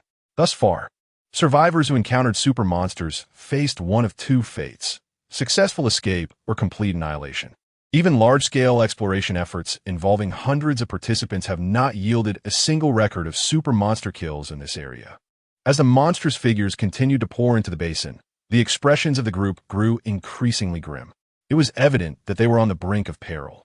Hida let out a bitter laugh, contemplating the unforeseen difficulty of this so-called novice dungeon. Reflecting on his earlier eagerness to activate the Abyss mode, he felt a strong urge to slap himself. However, it was too late for regrets. It was a matter of win or perish. Li Jianguo fixed his gaze on the horrifying creature in the distance, taking a deep breath. Jizong, how much ammunition do you have left? Jizong casually tossed the RPG and bare it into a nearby thicket, replying, I've run out. Upon hearing this, the group felt as if struck by lightning. The sky seemed to be collapsing. The situation was already dire, and now they had lost their most crucial long-range offensive capability. How could they continue the fight? What do we do now? Hida's smile was more akin to despair than laughter. Jizong weighed the moon's blood in his hand. It's not a big issue. I still have my knife. Hida was nearly exasperated. Stop joking around, brother. I have 2 knives too, but what good will they do? Enough chatter. That beast is approaching. I will retract the defensive barrier. You all prepare to deal with the smaller monsters, came the cool voice of Xia Zhuchuang. Gu Qingyu's concern was palpable. Xia, are you going to? I'll draw its attention. You all finish off the smaller monsters before coming to assist me, Xia Zhuchuang declared, her gaze shifting to Jizong. She retrieved a fist-sized object from her backpack and placed it in his arms. I can't protect you any longer. Stay cautious if things become overwhelming. Use this to escape and find a hiding place. With that, Xia Zhuchuang focused her mind, causing the swirling shards of deadly blades around her to coalesce into 2 large flying blades. The young woman leapt gracefully into the air, the blades adhering to her feet. As her psychic energy surged, she soared above the throngs of monsters below, speeding toward the venomous goblin. Wow, how majestic! Jizong marveled at her ethereal form, resembling a soaring bird, before he glanced down at the item she had entrusted to him. Mist mushroom, consumable evaluation. Upon crushing this mushroom, it will continuously emit a substantial volume of white mist, causing all creatures that enter it to momentarily lose their senses. This consumable is ineffective against humans. Duration, 1 minute. Jizang's lips curled into a slight smile. Quite intriguing indeed. With a flurry of sound, as the defensive circle of flying blades dissipated, a vast horde of goblins surged forth, emitting frenzied, bloodthirsty shrieks, seemingly intent on tearing apart the few human figures in their midst. Jizong, stay with us, Li Jianguo bellowed, brandishing his shield and broadsword. With a tremendous charge, he sent 5 or 6 goblins flying. Following closely was Gu Qingyu. Hida's eyes sparkled with golden light as he activated his metal affinity, imbuing his twin blades with an extraordinarily sharp aura, and plunged into the throng of monsters. With a sweeping arc, he dispatched several advancing goblins, then turned and shouted, That kid, don't just stand there. Hurry up. Yet, as soon as he finished his shout, Hida was taken aback, for Jizong had already vanished from his original position. In the next instant, a flash of blade light swept through. Amongst the cluster of monsters beside them, numerous heads and severed limbs soared into the air, splattering blood like a chef tossing a pot of braised meat. Before they could fully comprehend the scene, Jizang's figure had already plunged deep into the enemy ranks. His speed was astonishing, reminiscent of a startled swan gliding gracefully through the fray. The red-patterned long knife in his hand exuded an irresistible brilliance, and before the surrounding goblins could mount their attacks, their heads were already soaring aloft. Swoosh, swoosh, swoosh. Wherever the blade passed, goblins fell in quick succession. The once densely packed monsters to the side had been reduced by half in an instant, leaving only a carpet of green, mangled corpses. Jizang's efficiency in dispatching foes was so extraordinary that it nearly rivaled Xia Zhuchuang's telekinetically propelled blades. Before long, he found himself face to face with a giant goblin. With a ghostly agility, he evaded the creature's massive palm and drove his long knife straight into its neck, then propelled himself upward. Swoosh! Jizang's form arched elegantly through the air, executing a flawless crescent slice that severed the giant goblin's head from its body. In the absence of its head, the smooth, round cut on the goblin's neck erupted in a fountain of blood, and its massive body swayed before crashing to the ground. Thud! Jizong landed gracefully beside its corpse, gradually straightening up. With a flick of his wrist, he shook off the blood that had splattered onto the moon's blood, while the blade itself remained pristine, its edge gleaming as white as the moon. The spectacle of slaying an elite monster was executed with such fluidity and grace that it left Li Jianguo and the others utterly dumbfounded, their pupils trembling in disbelief. Wait, aren't you supposed to be an archer? How on earth did you transform into a warrior assassin with a blade? And the strength? Good heavens! Ive, in a panic, rushed into the goblin horde, wreaking havoc. As a prominent figure among the top 4 of the Kamikaze Corps, if his melee prowess could not surpass that of a lone wolf adept at operating main battle vehicles and firearms, where could he possibly place his pride? Li Jianguo felt a flush of embarrassment. As the team leader for this instance, he found himself overshadowed throughout by Xia Zhuxuang's resilience and Ji Zhang's overwhelming damage output, leaving him feeling rather ineffectual. This realization filled him with chagrin, prompting him to exert himself with renewed vigor in the fray. Thus, the exhilarating battle escalated into a fervent climax. Although the goblins were numerous, their frail defenses rendered them incapable of confronting these formidable human warriors head-on. They merely held an advantage in numbers. Yet, Jizong saw precisely that quantity. He had become utterly consumed by the thrill of battle. His initial large-scale melee engagement rapidly honed his instincts and prowess, driving him to fight with increasing fervor and speed. Successfully slain a goblin. Gold 1. Critical hit rate cumulative 24. Successfully slain a goblin. Gold 1. Critical hit rate cumulative 0. Successfully slain a goblin. Gold 1. Critical hit rate cumulative 1. Successfully triggered the passive ability Blood of the Moon. Gained Constitution 2. Set. After vanquishing 70 or 80 creatures, Jizong finally unlocked his first combat attribute. The range of 0, 1 to 5 granted him a remarkable 2. 7. This was no mere factory probability. At the moment he received this attribute boost, gentle warmth surged through him, restoring a modicum of stamina, much to his astonishment. At this juncture, the others were also engaged in a fierce slaughter, their adrenaline surging as they entered a heightened state of combat. However, just as the number of monsters began to dwindle, an incredibly heavy footfall resonated from the ground. Thud! The sound was muffled, echoing like a heavy drumbeat in the hearts of the onlookers. Simultaneously, they lifted their gazes toward the source of the sound and beheld a green head towering above the surrounding trees, drawing nearer to the battlefield. Trees were uprooted and shattered, dust billowing across the ground. Thud! Thud! With each successive tremor, the colossal and terrifying figure finally emerged, parting the foliage with its massive hands at the edge of the basin. It was a gigantic, grass-green entity, standing 30 meters tall, sporting a several-meter-long pointed snout, bat-like triangular ears, and eyes the size of lanterns, glowing a fierce crimson. With a sharp hiss, its elongated fangs released plumes of white mist, a manifestation of the king's wrath. Chapter 66. The Emergence of the Goblin King. A dramatic turn of events. In the next instant, an information panel depicting a terrifying creature materialized before everyone. Goblin King level. Super Beast evaluation. The sole monarch birthed from countless generations of goblins. The Goblin King possesses a lifespan that can extend to several centuries, reaching a level of unmatched prowess during its prime. The tribe under its dominion is fiercely bloodthirsty, a veritable nightmare for the other creatures dwelling within the mountains. Roar! The Goblin King opened its gaping maw and unleashed a thunderous roar.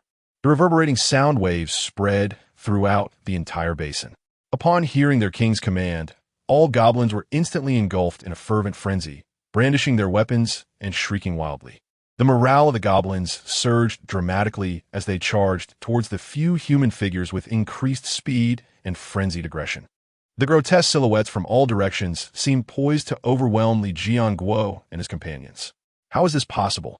How can this be happening? A second super beast. In that moment, everyone felt ensnared in a dire predicament. The newly emerged Goblin King was evidently stronger than the venomous goblin. The mere presence it exuded was enough to dominate the entire scene, its unyielding majesty rendering any thought of resistance nearly impossible, causing even their muscles to tremble involuntarily. What do we do? What do we do? Captain Li, we must flee. Hida was utterly panicked. The The pride he had carried before entering the dungeon had evaporated along with the cold sweat drenching him. He yearned to escape this cursed place. This B-level dungeon has 2 super beasts. They dare to call it a novice dungeon? No, we cannot flee. Li Jiangwo's expression had turned gravely serious. In such dire circumstances, even if they managed to break free and evade their pursuers, they would still face the far more terrifying Donggu Mountains. With only their small group, attempting to traverse the entire mountain range to escape was nothing short of a fanciful dream. Xia Zhuchuang, Jitsong, do you have any ideas? Li Jiangguo anxiously inquired through his earpiece. At that moment, Xia Zhuchuang, wielding a pristine white longsword, dashed through the air, deftly evading the poisonous spikes shot forth by the venomous goblin. She occasionally closed in on her opponent, her sword flashing with silver light, leaving a gash on the venomous goblin's hide with a swift strike. Unfortunately, the weapon's power was insufficient. Merely piercing the outer shell of the super beast was the limit, failing to inflict any significant internal damage. The young woman furrowed her delicate brows, fully focused. I will attempt to draw them away. You all clear the minions quickly. Barely had her words left her lips when the Goblin King suddenly sprang into action. Despite its massive frame, its speed was enough to make one's heart race. The ground trembled as the Goblin King mercilessly crushed its own kin underfoot, turning them into a grotesque mush. In just a couple of seconds, the Goblin King surged towards Xia Zhuchuang with an overwhelming force. Roar! Once again, a soul-stirring roar reverberated through the air. Xia Zhuchuang had initially intended to retreat swiftly, but the sonic wave, akin to a shockwave, surged into her ears, momentarily rendering her disoriented. The young girl's body swayed in midair before regaining composure. Yet as she lifted her gaze once more, a colossal shadow loomed overhead. A chorus of horrified shouts erupted from the crowd. Be careful. Bang! In an instant, Xia Zhuchuang was lightly sent flying. Witnessing this scene, the onlookers widened their eyes in disbelief, despair creeping into their hearts. It was over. On a battlefield of such density, a wounded combatant stripped of their fighting capabilities had little hope of survival. Surely, the moment she touched the ground, she would be torn to shreds by the swarming goblins. Among all the team members, only Jizong was positioned closest to where Xia Zhuchuang would land. Even before the Goblin King's attack descended, he had already sprung into action. His figure transformed into a wraith weaving through the throngs of monsters, traversing a third of the basin with remarkable speed, before leaping forth to securely catch Xia Zhuchuang. Upon landing, he cradled her in one arm while brandishing the moonlight blood with the other, executing a horizontal slash that cleaved through the air, severing the approaching goblins in half. Cough! The girl coughed up blood, her once luminous face now pale as death, clearly gravely injured. At that moment, 2 formidable monsters charged towards them. Yizamk's Bron Furovith. The emergence of a wounded ally had caught him off guard. It seemed a change in strategy was imperative. Jizong, run! They are coming. The urgent shouts of Li Jiangguo and the others echoed through the earpiece. Yet, Jizong remained steadfast, holding Xia Zhuchuang close to him. He sheathed the moonlight blood and retrieved a noise projector from his backpack. After 12 hours of charging since the previous night, the first noise grenade was primed and ready. He had intended to wait for a more opportune moment to deploy it, but circumstances now dictated otherwise. With a squeeze of the trigger, the noise grenade was instantaneously launched towards the opposite end of the basin. 1 second, 2 seconds, as the terrifying goblin horde began to encircle, and the 2 super monsters swiftly approached, an incredibly sharp sound erupted. The penetrating noise, imbued with a frequency that incited extreme agitation and loathing within the creatures, flooded the entire basin. In that moment, every monster came to a halt. Roar! The Goblin King and the venomous goblin bellowed, their enraged eyes turning towards the source of the sound, charging forth with fury. The remaining thousands of goblins in the basin followed the King's lead, all rushing towards the noise grenade's location. Thus, a deadly crisis was swiftly averted. The noise will persist for about 5 minutes. You all find a place to hide and recuperate. We shall discuss everything upon my return. After finishing his words into the earpiece, Jizong, cradling the girl who clung to him like a koala, turned and leaped into the forest behind. At that moment, Li Jiangguo and his companions stood frozen, gazing at the bizarre scene before them. What is happening? Just a moment ago, They were ensnared in an unsolvable deadlock, and now, in the blink of an eye, the situation had turned so fluidly. Li Jiangguo, watching the goblin army surge towards the edge like a tide, swallowed hard and asked Jizong, "What item did you just use? Can it be used again?" "No, that was my last resort. You all hide for now. Wait for my command. I need to tend to Xia's injuries first." Upon hearing Jizong's calm instructions through the earpiece, the panic that had gripped them slowly began to dissipate. After Xia Zhuxuang was injured, Jizong had unknowingly become the pillar of support for everyone. All right. Li Jiangguo quickly led the others out of the basin. "Let South leave this place for now." Meanwhile, Jizong swiftly navigated through the forest, still holding Xia Zhuxuang. You can put me down now." The girl's voice was somewhat weak, her previously pale face now slightly flushed. The position was indeed too embarrassing. "Stay still. I'll find a safe place."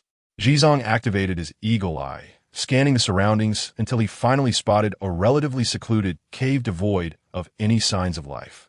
With a few agile leaps, he reached it and gently set Xia Zhuxuang down against the cave wall. Chapter 67. Jizong, I'm strong too at this moment. Li Jiangguo and his companions were also concealed nearby, communicating with Jizong through their earpieces. "Jizong, we are well hidden. How is Xia Zhuxuang? Is her injury serious?" "It's not too bad. It seems to be a fracture along with some external injuries," Jizong replied, gently examining her shoulder. The girl winced in pain, yet remained silent. Her shoulder was the primary impact point, having taken a direct hit from the Goblin King. The tactical protective gear was severely damaged, with blood seeping through the fabric. Fortunately, this armor was of rare quality.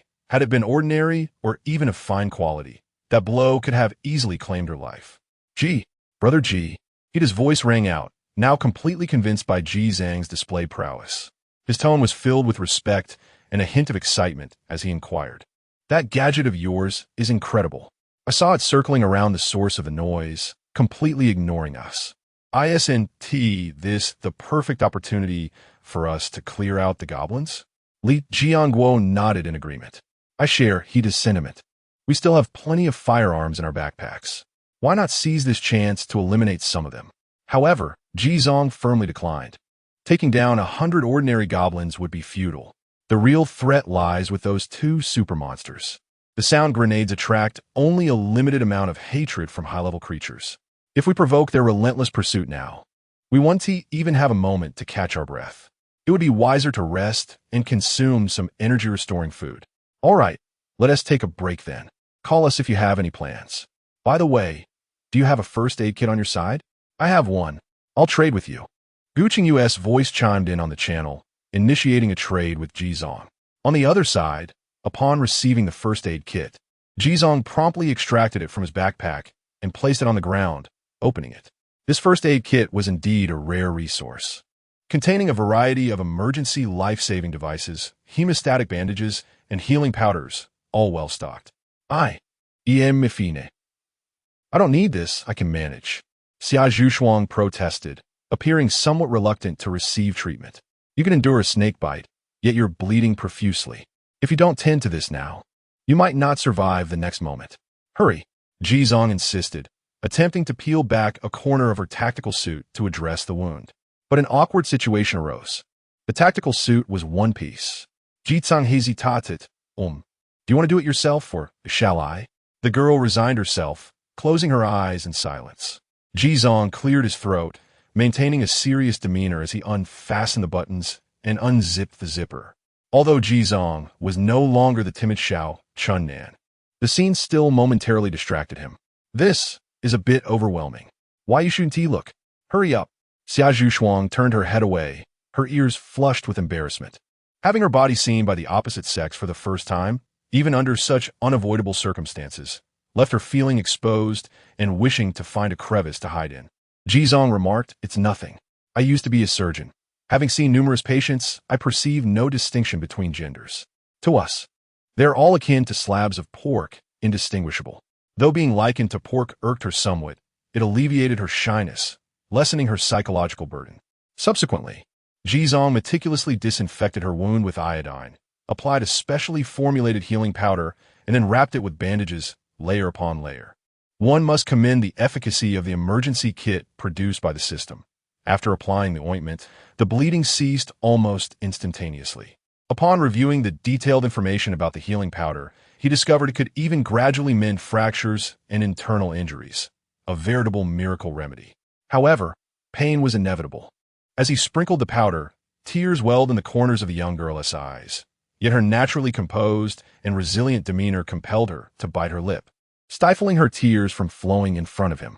It was only when the bandaging was complete that she dared to glance at her wound. Their proximity allowed her to catch a glimpse of his earnest and focused profile, mere inches away. Just then, Jizong finished the bandaging and looked up, saying, "All done." Their eyes met briefly before she averted her gaze, diverting it elsewhere, though the flush on her ears remained unabated. Jizong inquired, "What is wrong?" Xia Zhuchuang replied, "Nothing. It's fine. Thank you. I didn't expect you to be a doctor." Jizong responded, "No, I was teasing you." Xia Zhuchuang. Jizong rose, retrieving the blood of the moon and sheathing it at his waist.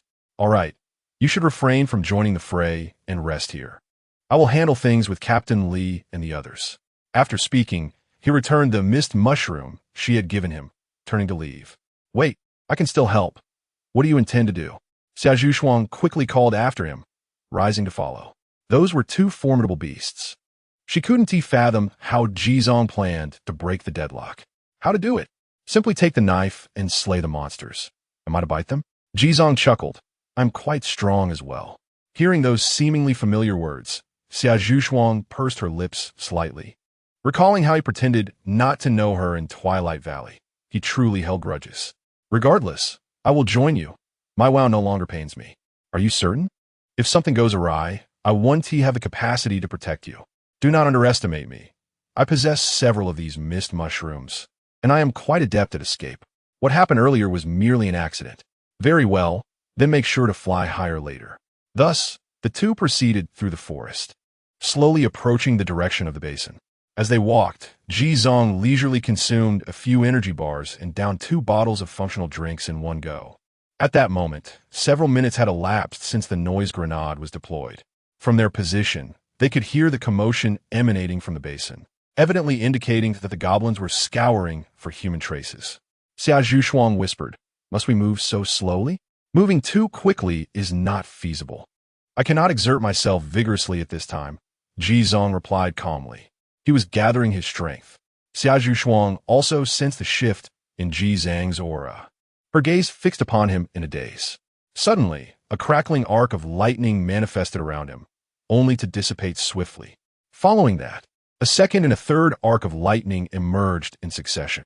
The arcs, all manifestations of thunderous energy, indicated that Jizong was now accumulating a torrent of lightning energy within him.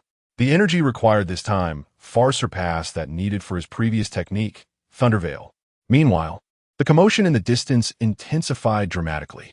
In their earpieces, a voice filled with panic suddenly erupted. "Jizong, we've been discovered. They are coming for us." Chapter 68. The Thunderfire Robe. Lightning that splits the earth.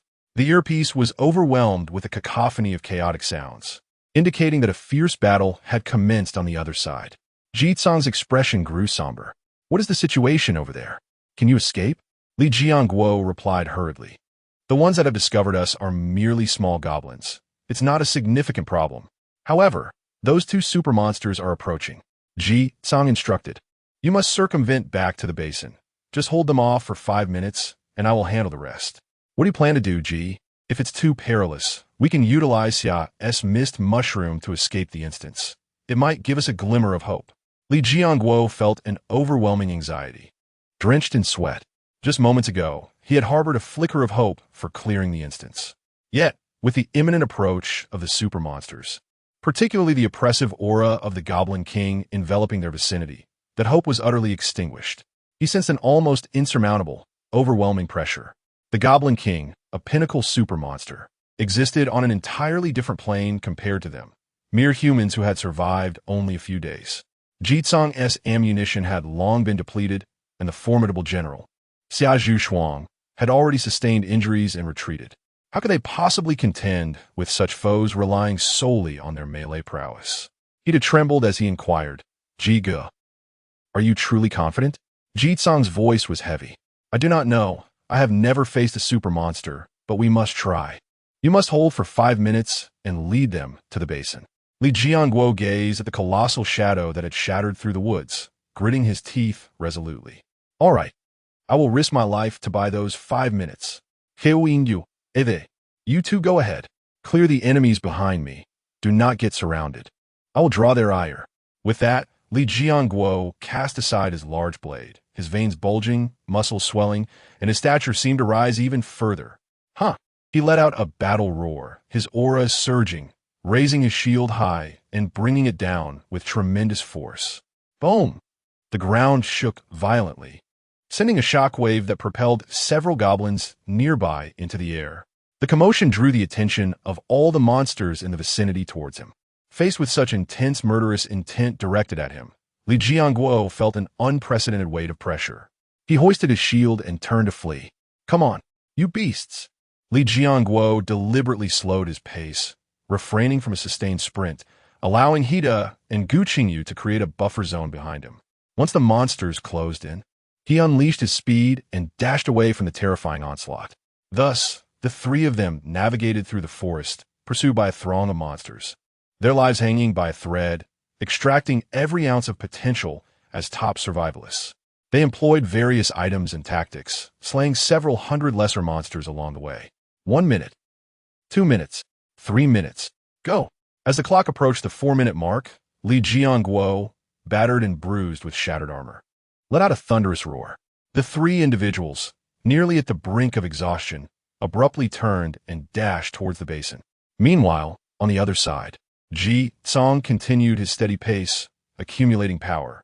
At this moment, a ghostly blue lightning flame flickered in his eyes, with arcs of lightning occasionally erupting from his body, growing increasingly ferocious. Xiazhu Shuang hovered in midair before him, skillfully wielding flying blades to eliminate the hapless minions that had strayed into the fray. However, there was no longer a need for her to clear the area, for an immensely powerful, invisible electromagnetic field of lightning had formed around Jitsong. Unless two super monsters were to arrive, even elite foes could not easily intrude upon this domain of lightning. Xiazhu Shuang sensed this shift, her heart stirring. She could distinctly feel the terrifying energy accumulating within Jitsong. This was the essence of his lightning affinity. The young woman bit her crimson lips, clutching her shoulder wound, and weakly suggested, since you no longer require my assistance, I shall go support them. Forget it. With your current mobility, you would only hinder us. Just stay aloft. He replied. Very well. Time passed, minute by minute. Finally, after several moments, Ji Tsong completed his final accumulation of power. He lifted his gaze towards the young woman hovering above, instructing, ascend a bit higher. Understood. Xiazhu Shuang quickly summoned her telekinetic ability. Elevating herself several dozen meters into the air, her eyes filled with both tension and anticipation as she gazed down at Jitsong. With a deep breath, Jitsong exhaled slowly. The lightning energy within him had reached an unprecedented level, had he not been deliberately suppressing it. A full release would likely have turned the surrounding area into scorched earth within 100 meters. He began to guide the raging energy within him, and suddenly, the two clusters of lightning flames in his eyes blazed intensely. Boom! The terrifying energy erupted outward, instantly transforming into countless interwoven flashes of lightning, coalescing into an incredibly dense, lightning field centered around his feet. His robes billowed, and the strands of hair on his forehead danced in the wind. Thick arcs of lightning crackled slowly, casting his figure in a divine light. Yet, rather than unleashing destructive force, this energy began to condense upon his form. The dense arcs of lightning gradually became more refined, extracting into delicate threads of pale blue luminescence that swirled around him, coalescing into flowing lightning essence, rapidly taking shape. With a flourish, a robe of lightning flames unfurled from his shoulders, ultimately fracturing into fine shards of lightning fire. Thunderous lightning, the robe of lightning fire. In this moment, he appeared as a descending deity of thunder, eyes ablaze with twin clusters of ghostly blue flames. Holding the blood of the moon horizontally, he lowered his stance slightly. With a powerful step, he surged forward. Boom! In the next instant, his figure transformed into a terrifying stream of lightning. streaking across the ground with an intent to overturn all in its path, crashing into the thicket ahead, heading straight for the battlefield. The shockwave generated by the high-speed movement swept outward, causing Xia Zhuchuang, suspended in midair, to lose her balance as her hair danced wildly in the wind. Yet, her gaze had become completely vacant, leaving only a fleeting shimmer of dazzling light lingering on her retina. Meanwhile, Li Jianguo and his companions, who had managed to escape into the basin, found themselves ensnared in an unprecedented siege. The multitude of monstrous figures threatened to engulf them entirely. 5 minutes had elapsed, but the anticipated reinforcements from Jitsong had yet to arrive. Li Jianguo had exhausted all his abilities in a desperate attempt to buy more time. Yet he ultimately could not evade the pursuit of the Goblin King. A colossal fist descended from the sky, transforming into an ominous shadow that obscured the sun. There was no escape left for him. Li Jianguo raised a shield, unleashing a battle cry. With a resounding thud, he, along with a massive shield, was driven into the mud like a nail. Chapter 69. The Ultimate Monster's First Kill. A king meets his match. In an instant, Li Jianguo felt excruciating pain coursing through his bones and muscles, blood streaming from his 7 orifices. His body was buried beneath the ground, save for his arms, which strained against the weight of a massive shield. Had it not been for his A-class combat talent and the rare-grade armor and shield he possessed, that single blow would have rendered him into mere pulp. The Goblin King exhaled 2 puffs of white smoke and lifted its fist once more. Hida, keep running. I will rescue the captain. Gu Qingyu immediately activated a burst acceleration item, transforming her figure into a white streak as she darted to Li Jianguo's side, positioning 2 shields in a triangular formation and plunging them into the earth. Clang, clang, clang. The heavy shields rapidly layered and interlocked, resembling a deck of cards being shuffled, forming a spiraled circular fortress that completely enveloped her and Li Jianguo beneath the ground. Boom! The Goblin King's fist crashed down, causing the ground to tremble violently.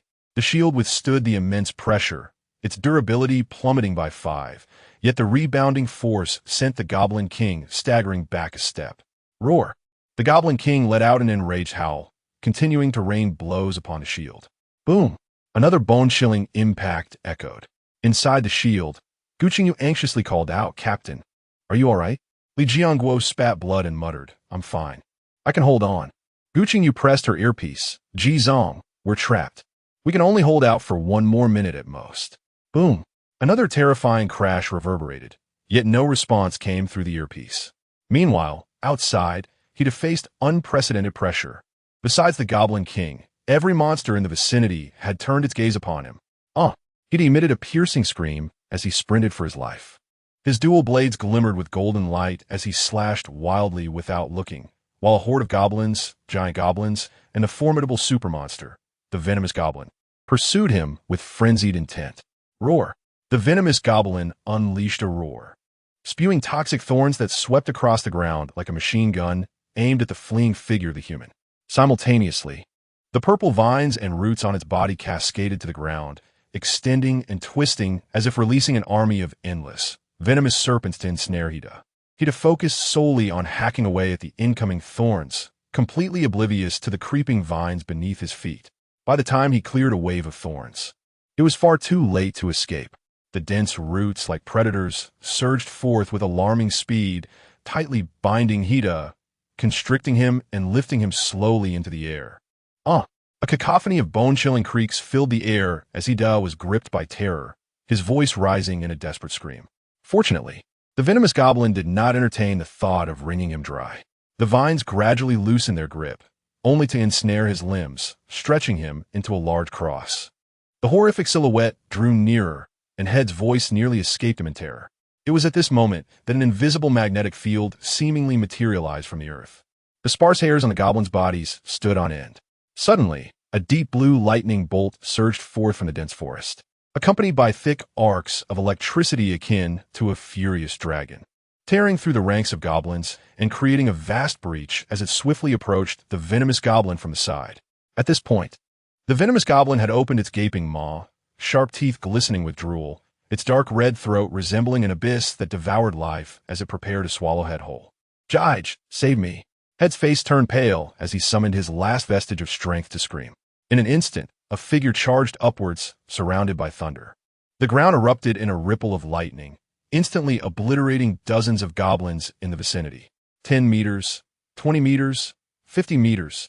Jizong's silhouette reached its zenith in the blink of an eye. He spun in midair, his thunderous robe swirling gracefully, gripping the hilt of his blade in reverse. He transformed the slash into a thrust.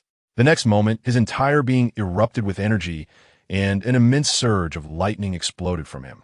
He stomped forcefully, generating a wave of air ripples even in midair.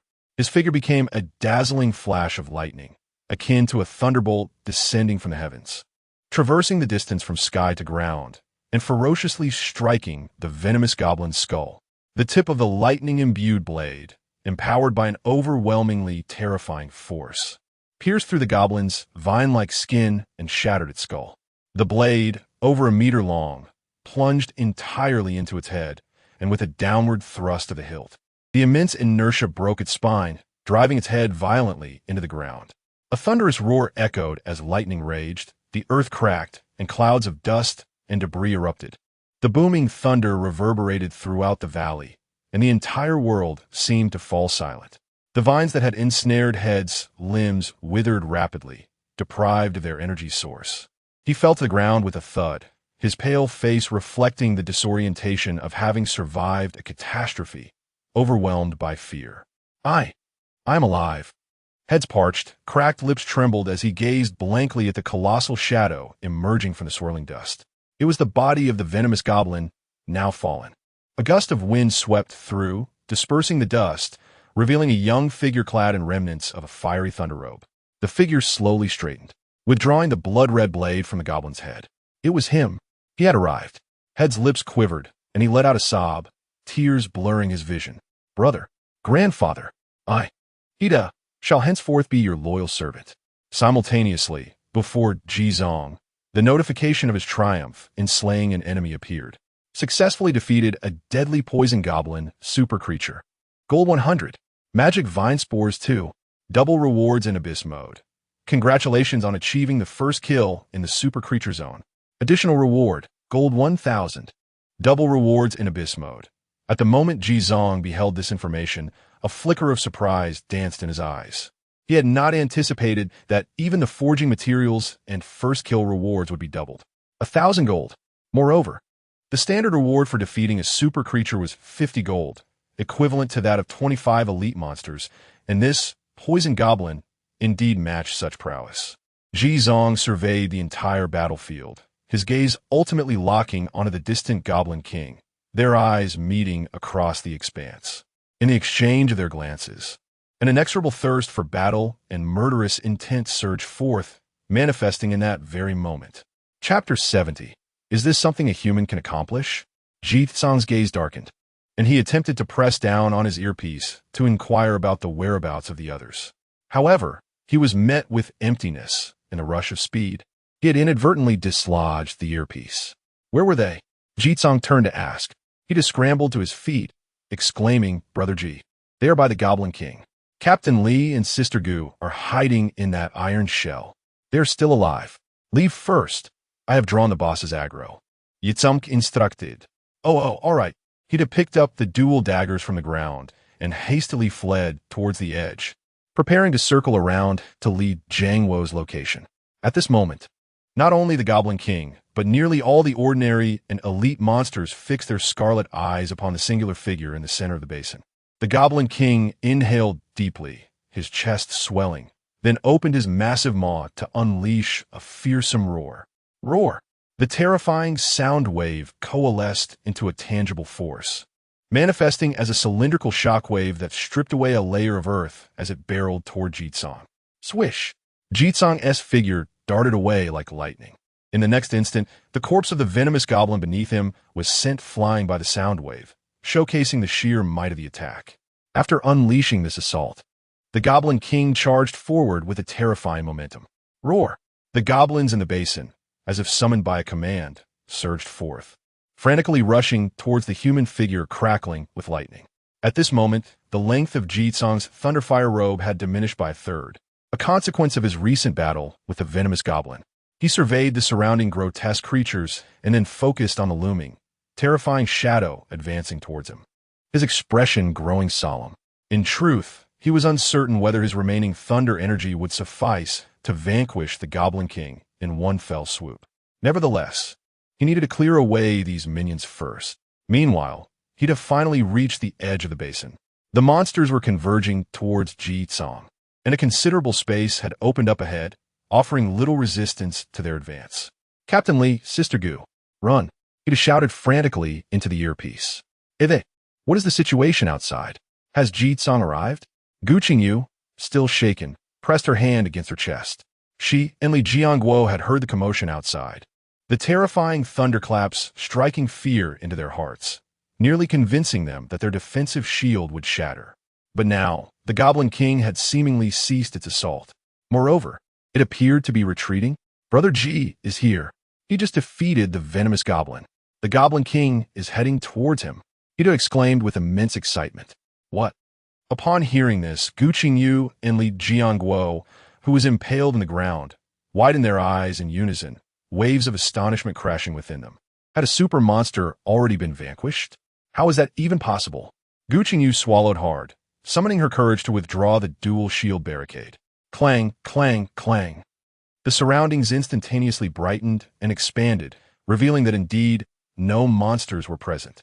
In the distance, a dense throng of goblins, along with a colossal figure as robust as a mountain, were rushing toward a singular direction. Huda, in a state of utter panic, dashed over, exclaiming that Jigu had instructed them to retreat from the basin while he would engage alone. All right, Gu Qingyu affirmed, nodding earnestly. Stop chatting and quickly help me out. Li Jiangguo weakly pleaded, struggling to discard his shield, his pallid face smeared with blood. Almost forgetting, he added, Apologies, Captain. Gu Qingyu and Huda hastily grabbed one of his hands, pulling the rooted Li Jiangguo free. At that moment, Xia Zhuxuang soared from the distance, igniting excitement among the group. It's Xiao Xia. She has arrived. They observed as Xia Zhuxuang levitated a large wooden board with her telekinesis and placed it before them. Everyone, quickly get on. The group promptly climbed onto the board. Xia Zhuxuang furrowed her brows, exerting her dwindling strength to maneuver the board, gradually lifting herself and her companions to an altitude exceeding 100 meters. At this height, they were momentarily safe, their bodies completely relaxed, drenched in sweat and blood. They gasped for breath in a disheveled state. Suddenly, a resounding thud echoed from the ground. Before they could regain their composure, a wave of anxiety surged, prompting them to peer down. They beheld a figure crackling with lightning, moving with incredible agility, simultaneously distancing itself from the boss while annihilating surrounding lesser foes. Were those lights on Ji's body? Are they equipment? Li Jiangguo and Gu Qingyu stared in astonishment. Unfortunately, they had been confined within the fortress and had missed witnessing the demise of the venomous goblin. That was a lightning affinity talent. I was nearly devoured by the venomous goblin when Ji Gu descended from above and, with a swift strike, eliminated it. That thunderous sound you just heard was from him. Huda restrained his excitement as he explained. Reflecting on the scene still left him in disbelief. It was astonishingly fierce. He killed it using a talent? Li Jiangguo and Gu Qingyu were profoundly shaken. Was this truly something a survivor at their stage could accomplish? However, whether they could defeat the Goblin King remained uncertain. Such talent skills undoubtedly consumed considerable stamina. Remembering that a formidable monster still lingered, Huda felt a twinge of anxiety. The battle was far from over. The Goblin King was the true, final boss of this dungeon. At this moment, as Ji was fervently slaughtering the surrounding goblins, lines of kill notifications continuously materialized before him. During this process, he entered a state of eagle-eyed focus, occasionally checking the status of his moon bloodblade. Successfully killed a goblin. Gold 1. Critical hit rate cumulative 21. Successfully killed a goblin. Gold 1. Critical hit rate cumulative 1. Successfully killed a goblin. Gold 1. Critical hit rate cumulative 13. The success in triggering the moon's blood passive ability has granted a boost of 1. 5 to Constitution. I have successfully vanquished a goblin, earning 1 gold. Critical hit rate accumulated to 16. I have successfully defeated another goblin, earning 1 gold. Critical hit rate accumulated to 24. At the moment, the critical hit rate reached 24. Ji Zong, under the state of eagle eye, finally perceived a fleeting glimmer of red light upon the blade's edge. Indeed, a notification for a successful critical hit appeared. This simplifies matters. A faint, cold smile crept across Ji Zhang's lips. As his threat level escalated, the goblins became increasingly irrational, launching themselves into mindless charges. This inadvertently enhanced Ji Zhang's efficiency in slaying his foes. After nearly 10 minutes, he finally exterminated the remaining hundreds of goblins in the basin. Since his entrance, he had accumulated a total of 9 kill attributes. 2, 7, 1, 5, 1, 0, 3, 0, 9, 0, 6, 2, 4. The cumulative total has elevated his constitution to over 70 points. Upon successfully slaying the last goblin, Ji Zong stood unscathed, slowly turning around. The lightning fire robe billowed in the wind, still retaining more than half of its form. Now, only the Goblin King remained. Witnessing the annihilation of all its kin, the Goblin King had succumbed to madness, its veins pulsating violently, barely concealing an insatiable fury that threatened to engulf the world. Roar! The Goblin King released a thunderous bellow, its entire body convulsing violently. Crack, crack, crack. Chapter 71, 100 Critical Hit Rate. The final battle. Accompanied by a series of spine-chilling sounds of bone grinding, the Goblin King's body began to swell and writhe rapidly, with torrents of blood essence evaporating from its pores, transforming its once deep green skin into a blinding crimson hue. Roar! An unimaginable aura of terror surged forth, the shockwave rolling out like a hurricane, bending the branches and leaves of trees surrounding it.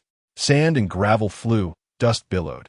Even those high above in the sky, including Xia Zhuchuang and her companions, struggled to maintain their balance, nearly toppling from their wooden platform.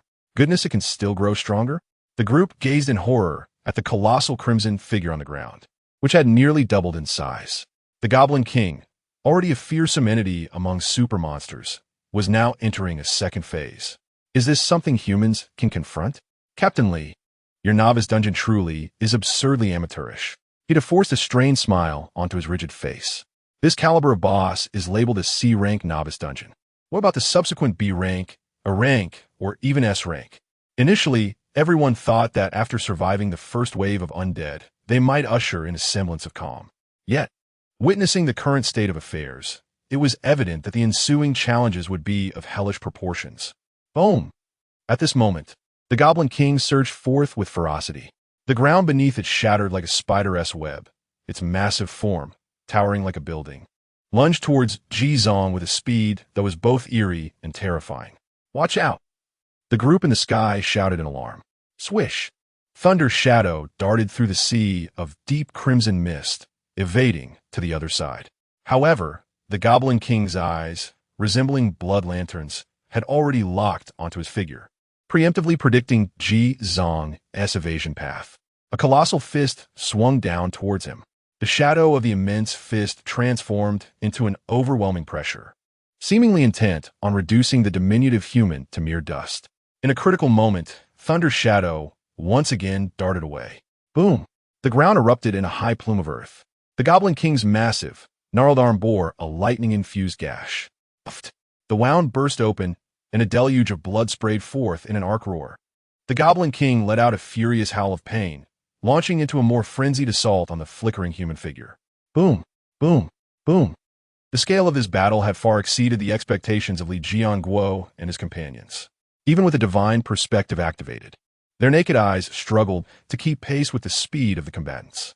The ground continued to crack, with dust swirling ominously. The terrifying pressure stripped layers from the surface. Yet, that lightning-infused figure skillfully evaded, leaving a trail of bloodied marks upon the Goblin King's body.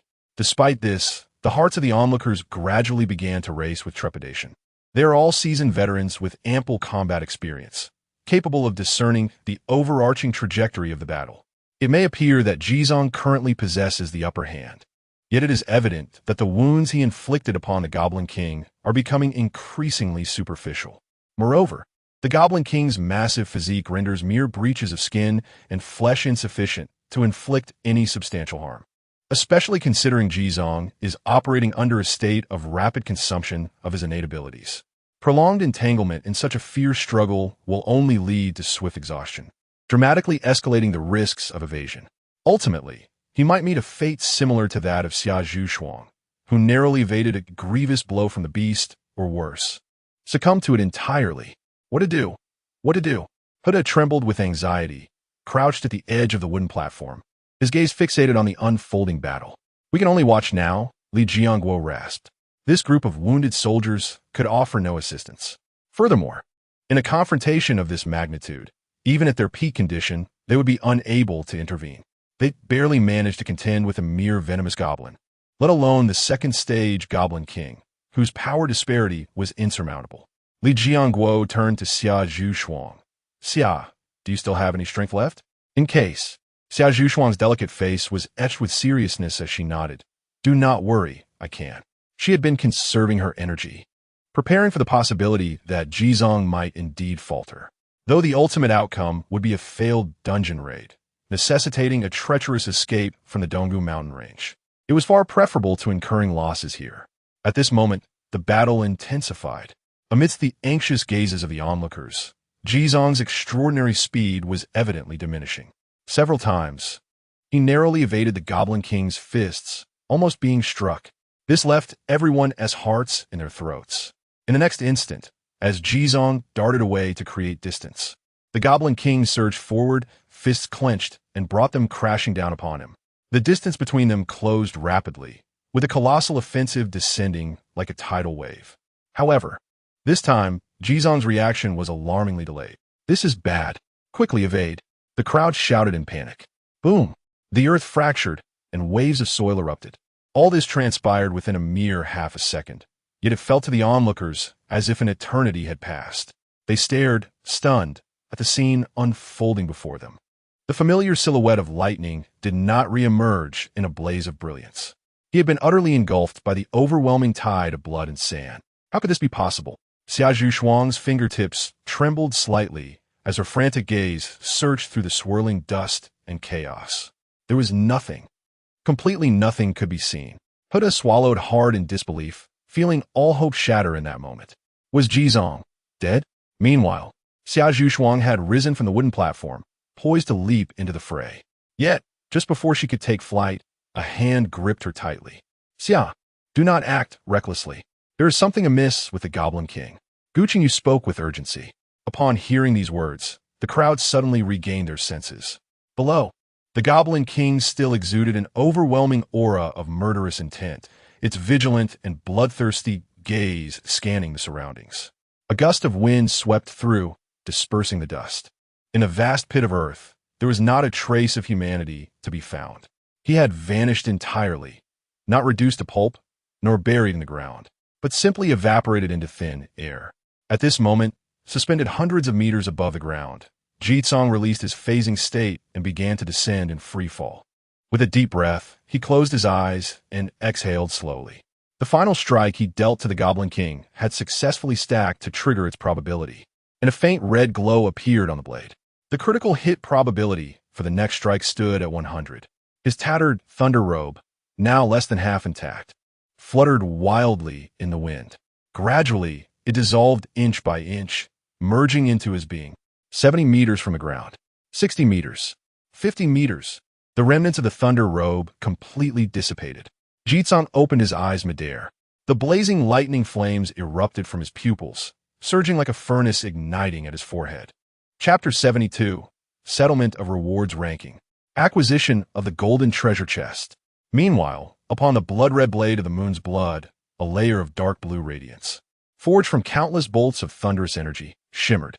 Jizong's figure spun gracefully in midair, his hands firmly grasping the hilt of his sword, his eyes, ablaze with flickering flames, calmly fixed on the colossal shadow ahead. At that moment, the Goblin King became acutely aware of the tumultuous energy surging behind him.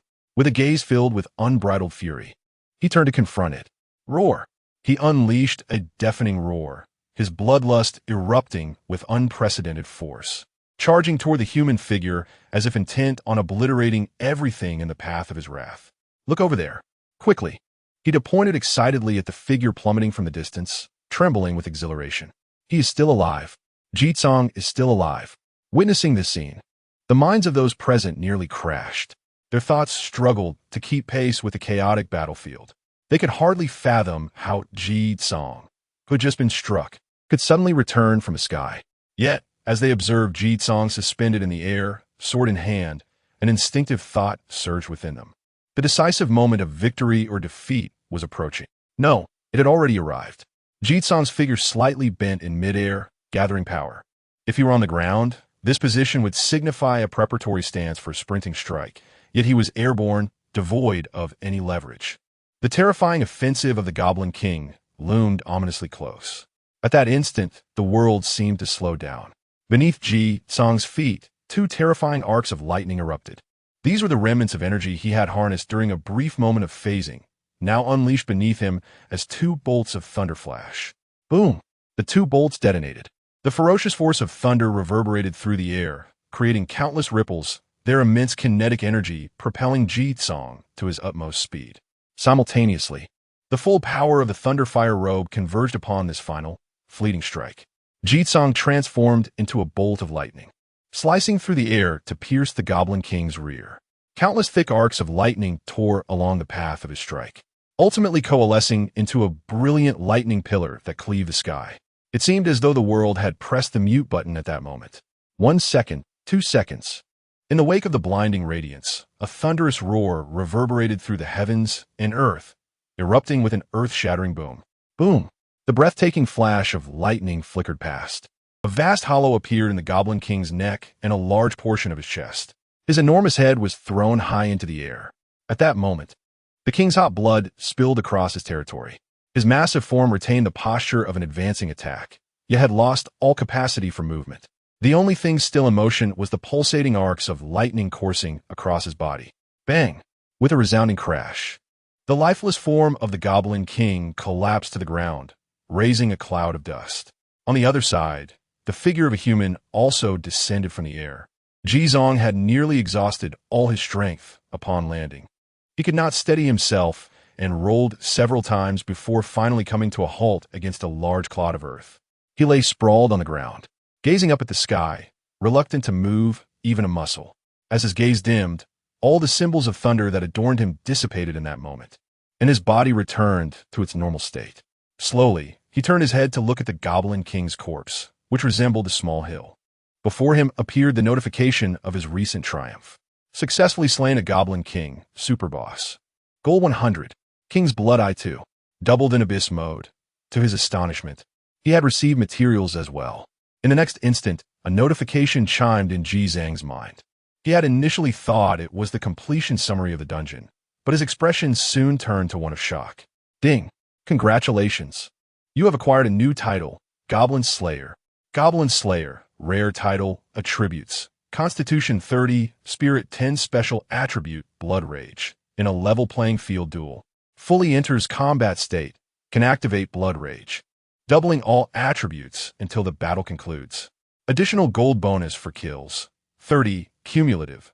0, can be withdrawn at any time. Evaluation.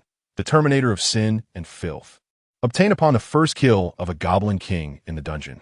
Damn. A new title has emerged. Jitsong felt a surge of joy. Since receiving the Ranger title, he had not seen any new titles and thought they were exceedingly rare. Unexpectedly, he had finally acquired his second title, and such formidable attributes at that. He promptly switched titles. The surge in his constitution and spirit attributes instantly replenished a good portion of his stamina, allowing him to slowly rise from the ground. Meanwhile, the others in the sky had completely frozen in place. Their expressions had remained unchanged since the previous moment, their eyes unblinking, and the only sight before them was the lingering flash of lightning. After several seconds, Hida trembled as he spoke. Holy, holy, holy, we won. Ha ha ha ha ha. At that moment, only Hida had the energy to shout with exuberance. The others seemed utterly drained, collapsing onto the wooden planks, rubbing their faces, and, after a considerable time, they finally released relieved and liberated laughter. Xia Zhuchuan gazed at the youthful figure below, her eyes slightly reddening. When she saw him awkwardly rise from the ground and dust himself off, she couldn't help but let out a soft laugh. She maneuvered the wooden plank, gently descending from the sky to Ji Zhang's side. Are you all right? Ji Zhang smiled, observing the disheveled group. I'm fine. Look, we can still breathe. Upon reuniting, the group's gazes were filled with laughter, mingled with boundless emotion and disbelief. This experience was utterly surreal. Initially, when we entered this instance, everyone brimmed with confidence, believing it to be a chaotic slaughter, only to discover it was the monsters that would wreak havoc upon us. In total, we faced over 2,000 ordinary creatures, 100 elite foes, and 2 formidable bosses. Reality delivered a harsh slap across our faces. Yet, just as death loomed, a glimmer of hope emerged. A magnificent player arose from our ranks, rescuing us from the brink of annihilation and guiding us to victory. Jigu, I stand by my words. I, Hida, shall henceforth be your loyal companion. Although initially, we were at a loss for words, Hida broke the silence, instantly evoking a wave of relieved laughter. Hurry up, I won't accept you as my pet. Ha ha ha. Just then, the familiar prompt of the instance resonated in our minds. Congratulations, survivors. You have successfully cleared the C-rank instance, Goblin Nest. Now announcing the score calculation leaderboard. Here it comes. Upon hearing this announcement, the excitement surged within us as we fixated on the score summary interface. Soon, the first calculation page appeared. Leaderboard, first place, Ji Zhang damage output ratio, 91 damage taken ratio, 5 support ratio, 3 boss kills, 2 rating obtained, SS rank rewards. Gold Chest X1, Chapter 73. The emergence of the royal class monster, Sky-residing dragon serpent. The Spectre Dragon approaches. Upon witnessing the rating and rewards, every pair of eyes widened in astonishment. My goodness, a golden chest.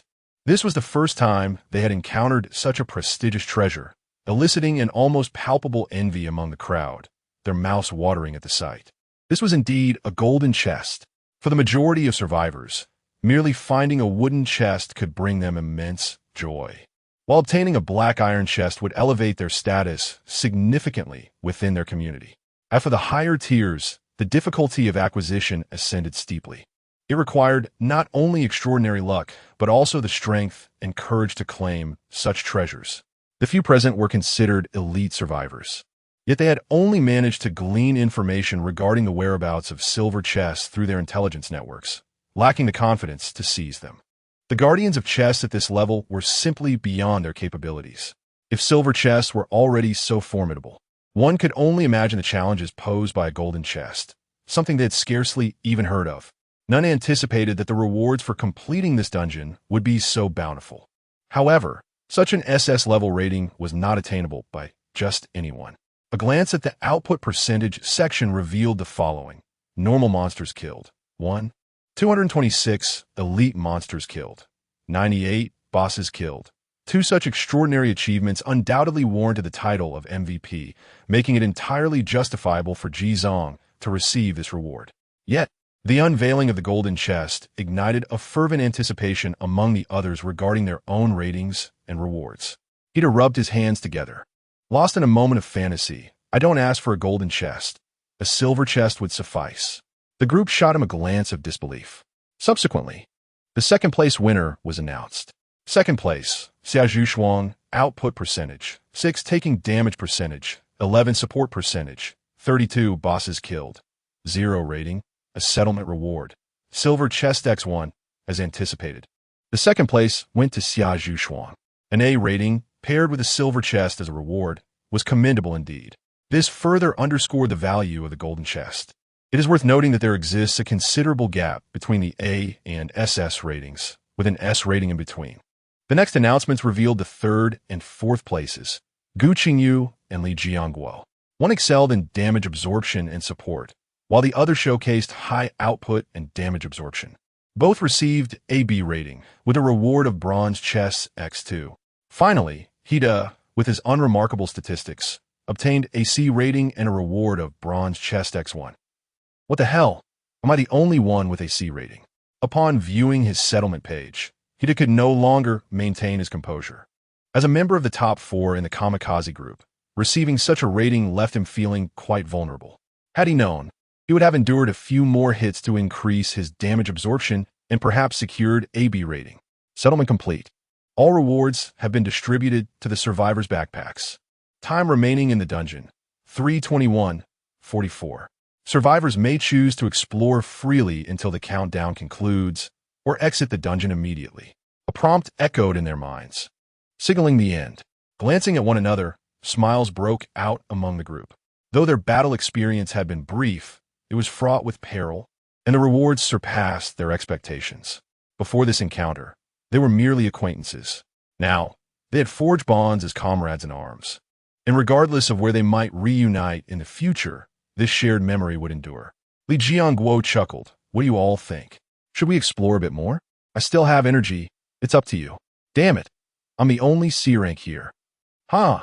While the group engaged in light-hearted banter, Jizong retrieved his Barrett and RPG. However, upon returning, he suddenly sensed something amiss. Wait a moment. Do you all feel something strange? As he spoke, peculiar expressions crossed the faces of his companions. Xia Zhuxuang furrowed her brows, sniffing the air. It seems there's an unusual metallic scent. Look at the sky. Doesn't the air seem a bit distorted?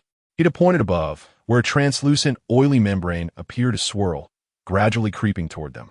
In the next moment, their pupils dilated with shock as a monster alert flashed before them. Qi Tianlong Shi, level, King tier monster description. Qi Tianlong Shi is a mysterious atmospheric creature, a hybrid descendant of the dragon lineage and the ancestral serpent. It has inherited certain traits of dragons, allowing it to navigate the clouds at high altitudes. However, due to its long-standing position in the lower ecological niche of atmospheric creatures, Qi Tianlong Shi can emit a special mist from its scales to conceal its presence, only revealing itself when it hunts. Upon reading this information, the group felt their minds go blank. Damn it, a king-tier monster. What the hell? Retreat now. Li Jianguo clicked exit dungeon with utmost urgency. In the next instant, the sky turned crimson. A massive, scarlet abyssal maw appeared directly above them, large enough to engulf a 50-meter radius. The terrifying aura from the king-tier monster surged from all directions, instilling a paralyzing fear that made their legs weaken. In a flash, as if by a miracle, the group successfully teleported away, just in time. Boom! The descending abyssal maw shattered the surrounding terrain, leaving a massive tooth-shaped crater in the once flat ground. Yet, the humans had vanished without a trace. Qi Tianlong Shi paid no heed. It expelled the earth from its mouth and, with its serpentine body stretching hundreds of meters, soared into the sky, clutching the corpse of the Goblin King. On the other side, at the outskirts of the Donga Mountains, the figures of the 5 members of the team suddenly appeared on the ground, each bearing a countenance of lingering fright. Goodness, what a scare. Thankfully, we managed to escape swiftly. What on earth was that royal-grade monster? It must have been roused when Jizong confronted the Goblin King. The last thunderous roar was simply deafening. A sense of trepidation lingered among them. Nevertheless, they successfully fled.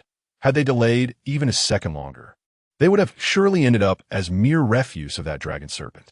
Captain, are you all right? Members of the Shanghai Alliance, stationed nearby, hurriedly gathered around. All is well.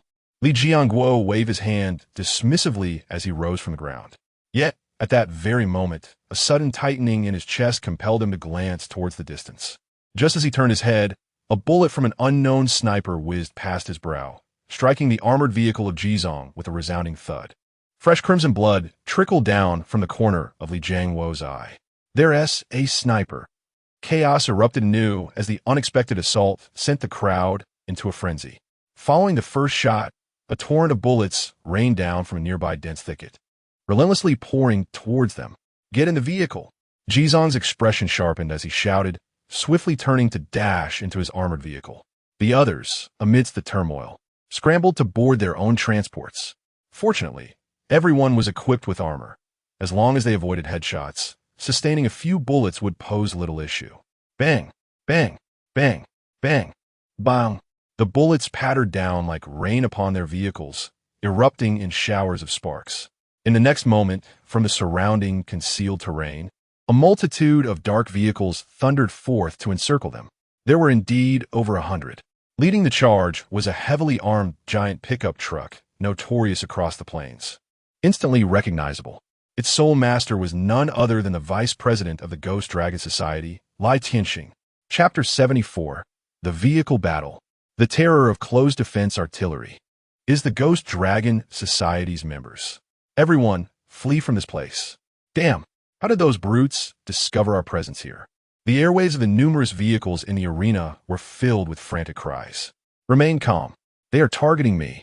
Li Jiangguo had successfully entered the tank, bloodied and shouting. He had just endured a brief barrage, with several bullets grazing his scalp, one even striking him squarely in the head.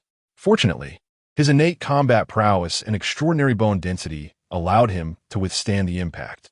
The deformed bullet was still lodged in his forehead.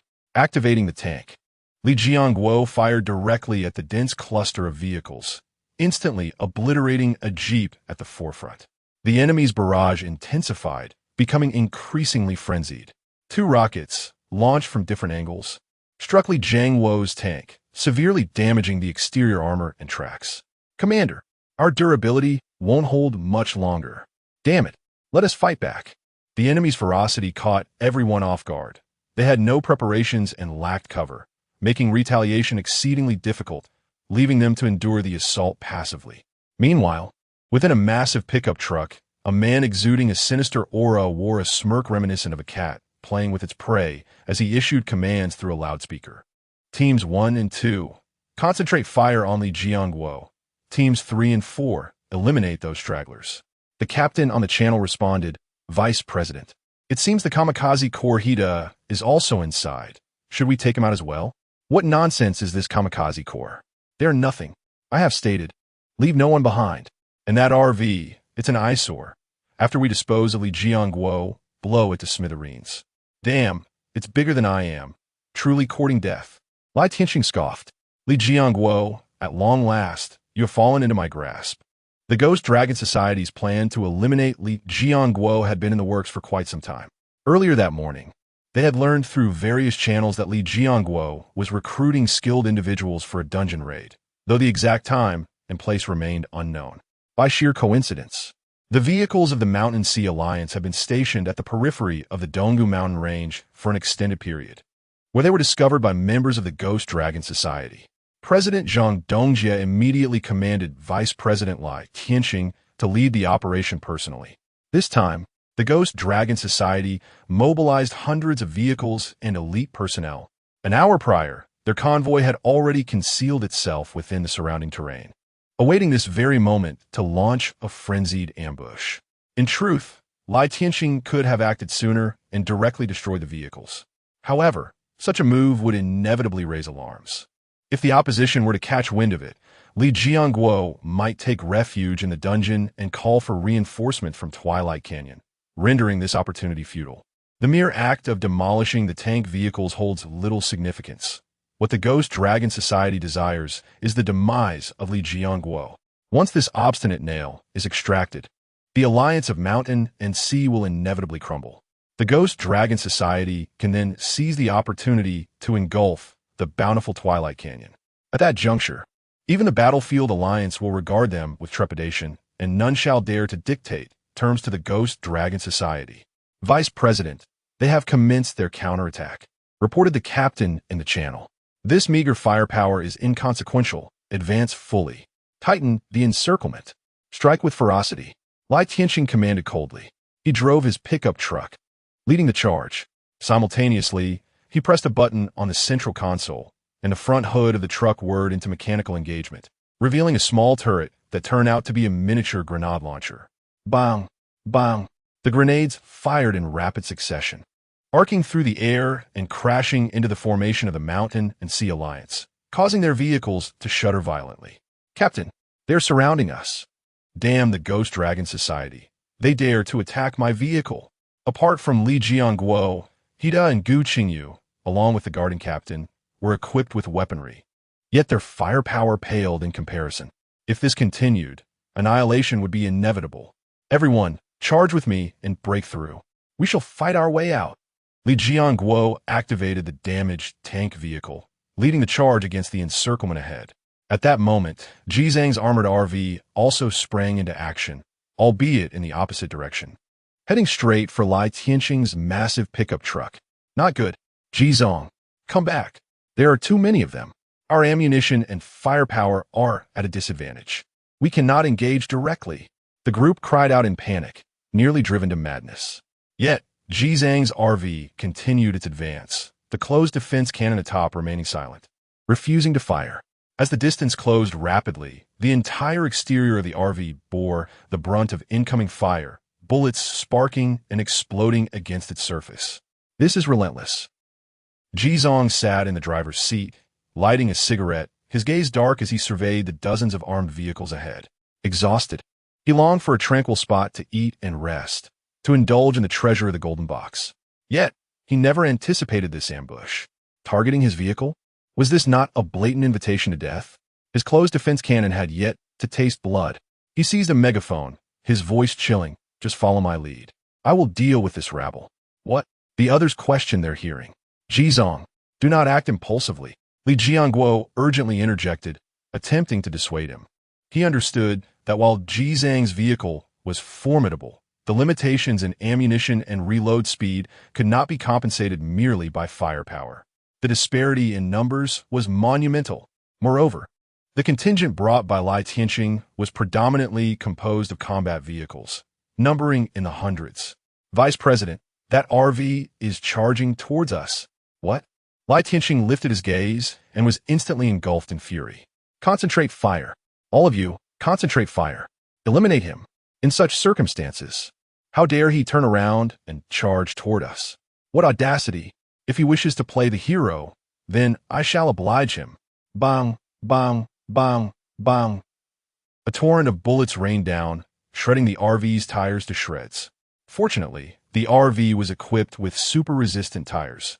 Even under such concentrated fire, it maintained a steady balance and continued its advance. Within mere seconds, the forces of the Ghost Dragon Society began to sense that something was amiss. Even a high-tier combat vehicle, when faced with such a terrifying onslaught, should have long since succumbed. Yet that RV continued to surge forward at high speed, akin to a beast charging into battle, showing no signs of obstruction. 500 meters, 300 meters. In the blink of an eye, the distance between the two sides had dwindled to a staggering 200 meters. Even Lai Tianqing's expression froze, staring in disbelief as the enemy drew ever closer. Meanwhile, in the driver's seat of the RV, Ji Zhang's lips curled into a sinister smile. Activate automatic targeting. Beep. The targeting radar illuminated instantly, revealing a map densely populated with enormous red dots. The close-in defense cannon atop, the vehicle swiftly pivoted into position. Its dark 7-barrel muzzle aimed squarely at the array of enemy vehicles ahead. Ji Zhang seized the loudspeaker, activating the regional public channel, and coldly remarked, "So it's the Ghost Dragon Society, is it? Now it's my turn." With the mechanical drive engaged, the gun barrel began to rotate slowly, reminiscent of a ritual heralding the arrival of death. In the next moment, bang, bang, bang, bang, bang. The terrifyingly potent firepower of the autocannon erupted at a staggering rate of 12,000 rounds per minute. A deluge of ammunition was unleashed upon a single off-road vehicle. Even with enhanced exterior armor, their vehicle's defenses were utterly incapable of withstanding the autocannon's maximum firepower. In merely 1 second, the off-road vehicle was perforated like a sieve, its fuel tank igniting. Boom! A massive explosion erupted, sending a colossal fireball into the air. Yet this was merely the beginning. Bang, bang, bang, bang, bang. The muzzle of the close-in defense cannon shifted, unleashing a roar akin to the harbinger of death, sweeping across the battlefield. Explosions erupted in rapid succession. Ji Zhang's decision to close the distance before opening fire had no other motive than the fear that the enemy might escape too swiftly. Chapter 75. The True Monster of War. A 1v100 annihilation. At the very moment the close-in artillery opened fire, the entire battlefield underwent a complete transformation. 1 vehicle, 2 vehicles, 10 vehicles, under the relentless barrage of the close-in artillery's maximum firing rate. The vehicles of the Ghost Dragon Society crumbled as if made of paper. Their bulletproof armor offered no resistance, disintegrating into fragments almost instantaneously. The sudden shift in the situation left everyone momentarily dazed. Boom! Boom! Boom! Vehicles were systematically destroyed and exploded one after another. Those fortunate enough to escape a breached fuel tank were reduced to heaps of smoking scrap metal, stained with bloody human remains. Once the reality set in, The frontline members of the Ghost Dragon Society let out the most terrified screams of their lives, frantically turning to escape. What the hell is that weapon? Since earlier, the RV had not launched any counterattack, leading the Ghost Dragon Society to believe that the imposing structure atop their opponent's vehicle was merely a FAAD intended to intimidate. Little did they know it was all too real. Bang, bang, bang, bang, bang. The cacophony of machine gun fire transformed into a harvesting machine across the battlefield, swiftly obliterating everything in its path. The encirclement of the Ghost Dragon Society was violently torn apart, and chaos erupted among the other vehicles, either making desperate U-turns or slamming on brakes.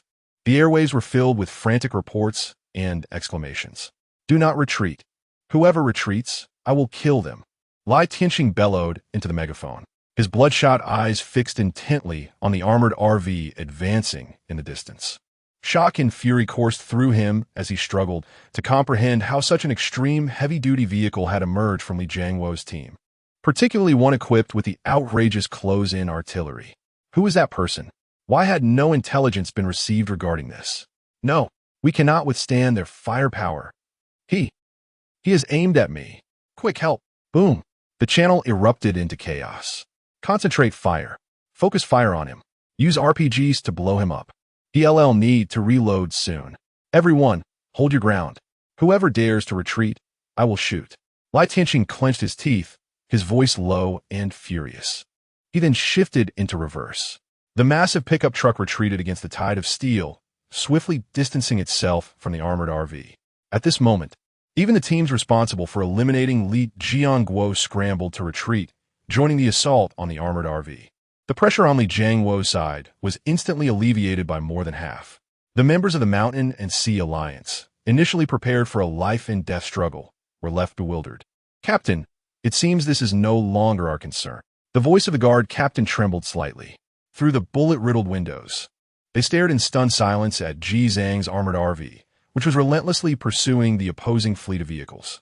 One vehicle versus 100, and amidst a hail of bullets, brutally assaulting the enemy. In a mere span of less than a minute, over 20 enemy vehicles have been obliterated. The crucial point is that the close-range cannons have expended at least 10,000 rounds of ammunition, yet they have not even reached the filling line. He continues to charge forward. He keeps delivering firepower. This is the rhythm of victory. A counterattack. Li Jiangwo, filled with fervor, shouted loudly. He piloted his tank, accompanied by his escort and allies Xia Zhushuang, and others, launching a frenzied counteroffensive against the enemy's array of vehicles. The earlier intention to retreat was due to the overwhelming disparity in firepower and numbers. But now, who dares to question whose firepower is superior? Xia, brimming with excitement, trembled all over, flooring the accelerator, the light machine gun atop the vehicle incessantly firing at the enemy. As he grabbed the megaphone and passionately broadcasted across all frequencies. "Damn it. You dare to provoke the Mountain Sea Alliance and the Kamikaze Corps? Even I, Ji, am not to be trifled with. Have you ever seen a close-range cannon? Keep it coming. Damn." With the emergence of Li Jiangwo's counterattack, the intensity of battle escalated dramatically. For the majority of upgraded second-tier vehicles clad in external armor, mutual assaults primarily deplete durability. Until both sides' durability is exhausted, annihilating the opponent remains a formidable challenge. Yet, the appearance of the close-range cannon, a weapon of overwhelming superiority, shifts the balance. Moreover, the defensive capabilities of the armored vehicle far exceed those of ordinary second-tier vehicles. Besides RPGs, other firearms struggle to inflict damage. The markings on the armor reveal that even the largest caliber bullets only leave minuscule abrasions, from the beginning until now. It remains uncertain whether even 5 of its durability has been diminished. As the situation intensified, the Ghost Dragon Society could no longer afford to conserve ammunition, unleashing nearly all their resources. The super-heavy rockets were wildly launched towards the armored vehicle. Boom! Boom! The vehicle shook violently from the explosions, tires melting under the assault. Yet it maintained its charge and fire. Ji Zhang remained composed in the driver's seat, assessing the state of the vehicle. He estimated that with standard ammunition, approximately 10,000 rounds could erode one of durability. The RPGs proved far more formidable. Excluding tire damage, Each shot could deplete 5 of the armored vehicle's durability. It seemed the level of external armor was still insufficient. Ji Zong stroked his chin, turning his gaze towards the upgrade options for the external armor. External armor, level 3. Upgrade requirements: gold X450, parts X250, steel sheets X1000, alloys X5. The cost for the level 3 external armor was exorbitant, representing the pinnacle of enhancement for second-tier vehicles. However, as a super tycoon, he need not even glance at such trivial amounts of gold and materials. He swiftly accessed the trading platform, gathered the required materials, and promptly clicked to upgrade. In the next moment, a burst of white light enveloped the vehicle before dissipating. The originally matte black metal armor underwent another refinement upgrade. The entire vehicle suddenly felt heavier and more grounded. A brand new metallic exterior, exquisitely smooth to the touch, boasts an almost perfect translucent streamline. The overall thickness has increased by 10 millimeters, and the material has been upgraded to an alloy, endowing it with remarkable impact resistance. Following this enhancement, the previously diminished durability has been instantly restored. Boom! Another rocket exploded against the RV. This time, the force of the explosion inflicted no decline in durability, and the vehicle's stability was significantly reinforced, swaying only as if caught in a gust of wind. Jitsong let out a cold chuckle. With no defensive pressures remaining, all that was left was to continue this game of cat and mouse to its conclusion. He maneuvered the armored RV, hurtling through the encirclement of the Ghost Dragon Society at a terrifying speed exceeding 130 km/h. The massive pickup truck, retreating rapidly, came into his sight. How could they think of escaping before the battle was concluded? Jitsong's gaze was icy as he fixed it upon the giant pickup. On top of the armored RV, a 7-barreled close-in weapon system, having consumed dozens of vehicles, locked onto the target with its menacing barrel, exuding an aura of lethal intent. Chapter 76. I told you to get lost, not to drive away at the moment when the armored vehicle tore through the defenses like a colossal beast. Lai Tianxing, seated in the driver's seat of the massive pickup truck, felt as though he had plunged into an icy abyss. A chill coursing from his forehead to the tips of his toes. The enemy had breached their lines. Quickly, block the way. Block it for me. Lai Tianxing, consumed by desperation, bellowed into the microphone, commanding his subordinates to shield him from gunfire. Simultaneously, he slammed the accelerator in reverse, taking cover behind other vehicles, while pressing a button on the central console. In the next instant, the rear of the pickup truck opened, and a small ground-to-ground missile emerged from its launch cradle, poised to strike. This missile, valued at a staggering 500 gold coins, was the last trump card bestowed upon him by his leader, Zhang Dongjie. Should Li Jianguo manage to break through, this missile would be employed to obliterate his tank. But now, it was imperative to use it immediately. If not, he himself would be eliminated. With a powerful whoosh, the missile erupted with a fierce backfire, soaring into the air, trailing a plume of smoke behind it. As the devastating weapon ascended, a sinister grin spread across Lai Tianxing's face. He seized the microphone and broadcast it across all frequencies, filled with the ecstasy of vengeance. Shout. Keep shouting. Aren't you quite arrogant? I shall see if you can withstand a missile strike. At this moment, the members of the Shanghai Alliance, charging alongside the armored vehicle, grew bolder, mercilessly beating down the already demoralized enemy, akin to a pack of dogs cornering their prey. It was only upon hearing Lai Tianxing's frenzied roar that they instinctively looked up at the sky. Upon spotting the missile soaring toward them, their expressions shifted to one of sheer horror. How could the damned Ghost Dragon Society even possess tactical missiles? In a state of urgent panic, they grabbed the microphone, attempting to warn Ji Tsong to exit the vehicle immediately, but it was already too late. The ground-to-ground missile had locked onto Ji Tsong's armored vehicle at an astonishing initial speed exceeding Mach 2. In this critical moment, Ji Tsong remained motionless in the driver's seat. Entering an eagle-eye state, he could perceive through the chaotic battlefield the wild and ecstatic gaze of Lai Tianxing from within the massive pickup truck. He spoke into the microphone. Fool, do you think the close-in weapon system is for show? In the next moment, the already elevated close-in weapon system automatically locked onto the tactical missile in the sky, calculating its trajectory, and unleashed a barrage of ammunition. Bang, bang, bang, bang, bang. A dense curtain of bullets formed, successfully intercepting the tactical missile when it was within 300 meters. Boom! A colossal and blinding fireball erupted in the sky. Lai Tianxing stood frozen, staring at the explosion, as if he had been turned to ice. The 500 gold coin super trump card was gone? What the hell? What the hell? Brother G is incredible. Ha! The moment of peril was effortlessly averted, and the crowd was so exhilarated they nearly leaped from their seats. The morale of the entire Mountain Sea Alliance fleet surged dramatically in an instant. The outcome of this contest was already devoid of suspense. Meanwhile, the Ghost Dragon Society, having lost its final means of resistance, plunged into genuine despair. The first to flee was Lai Tianxing. Upon realizing the dire situation, he immediately turned his vehicle around, decisively upgrading the chassis and engine with all available resources and gold, embarking on a frantic escape.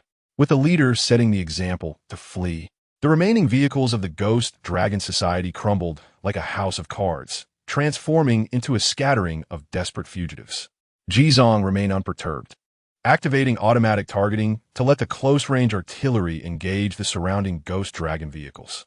He drove his armored RV, replacing it with a new set of tires, and began to pursue the massive pickup truck at maximum speed. A true game of survival had officially commenced. However, Lai Tianxing was cunning and unscrupulous. Upon realizing that his maximum speed could not match that of the armored RV, he deliberately veered toward his teammates, seeking to carve out a final chance for survival. Jizong, feigning restraint by not eliminating him immediately, gradually annihilated the retreating enemy vehicles through guerrilla tactics. Run for your lives. That bastard Lai Tianxing is using me as a shield. Curse your ancestors. Lai Tianxing, may you meet a wretched end. Bang, bang, bang, bang, bang. The vehicles, under the precise targeting of the close-range artillery, fell like fragile oil drums, igniting upon impact. The number of defeated soldiers diminished visibly. After several minutes, merely a handful of vehicles managed to escape to the distance, while the rest had been reduced to heaps of smoldering scrap. A cold smirk played on Ji Zhang's lips as he inched closer to the rear of the massive pickup truck. Initially, Lai Tianxing operated the vehicle's grenade launcher, firing tiny grenades in an attempt to destroy the armored RV. However, despite multiple direct hits, they proved utterly ineffective. In contrast, a single precise shot from the close-range artillery sent dozens of bullets crashing into the pickup's rear, causing it to shudder violently, leaking oil and emitting smoke. It was then that Lai Tianxing fully grasped the grim reality. Stop! Don't shoot! Spare me! I can offer you anything! Lai Tianxing pleaded desperately. His earlier bravado evaporated, his complexion as pale as parchment, consumed by fear. Oh, what could you possibly offer to barter for your life? Pray tell. Jizong inquired with keen interest, following up with another burst that pierced the pickup's rear, shattering the axle beneath it. The pickup instantly faltered, its chassis collapsing and sparking against the ground, sputtering to a halt. Don't kill me! Lai Tianxing wailed in terror. You have 10 seconds. If you fail to satisfy me, your life is forfeit. Ji Zhang's voice echoed, like a whisper of death within the confines of the driver's channel. I have valuable items. Please, spare me. 8 seconds. I have 38 gold and a plethora of materials left. All yours. 5 seconds. No, I have something else. You definitely need this. With that, Lai Tianxing frantically rummaged through the car, then hastily opened the window, holding out a massive, pristine white bone with his hand. I obtained this from a secret realm. It's undoubtedly valuable. Even our leader is unaware of it. Spare me. I will withdraw from the Ghost Dragon Society and live a good life. You can make me do menial tasks, or even be a parasite. Just please don't kill me, Lai Tianxing explained in terror. Jizong's gaze sharpened slightly as a line of information appeared before him. Mysterious finger bone evaluation. An ancient finger bone, seemingly concealing an unknown, enigmatic past. Perhaps only the true blood of its descendants can unlock this sealed history. Place it on the ground. Jizong gestured with a lift of his chin. You promise to spare me? Lai Tianxing asked, trembling. Jizong snorted coldly. Put it down, then get lost. Don't let me see you again. Instantly, Lai Tianxing felt as if he had been granted a reprieve. He cautiously opened the car door, setting the finger bone on the ground, then quickly closed the door and restarted the massive pickup truck. Dragging the incapacitated rear half of the vehicle along the ground. I'm alive. I'm still alive. Lai Tianxing gazed into the rearview mirror at the motionless armored vehicle, a surge of madness and joy filling his eyes. But in the next moment, Jizong's ghostly voice echoed once more from within the car. Wait, I said to get lost, not that you could drive away. Did you not hear what I said? As the words fell, Lai Tianxing's pupils constricted sharply. In the next instant, he was engulfed in a terrifying hail of bullets. Bang, bang, bang, bang, bang. Chapter 77. The conclusion of events, unveiling the golden treasure chest.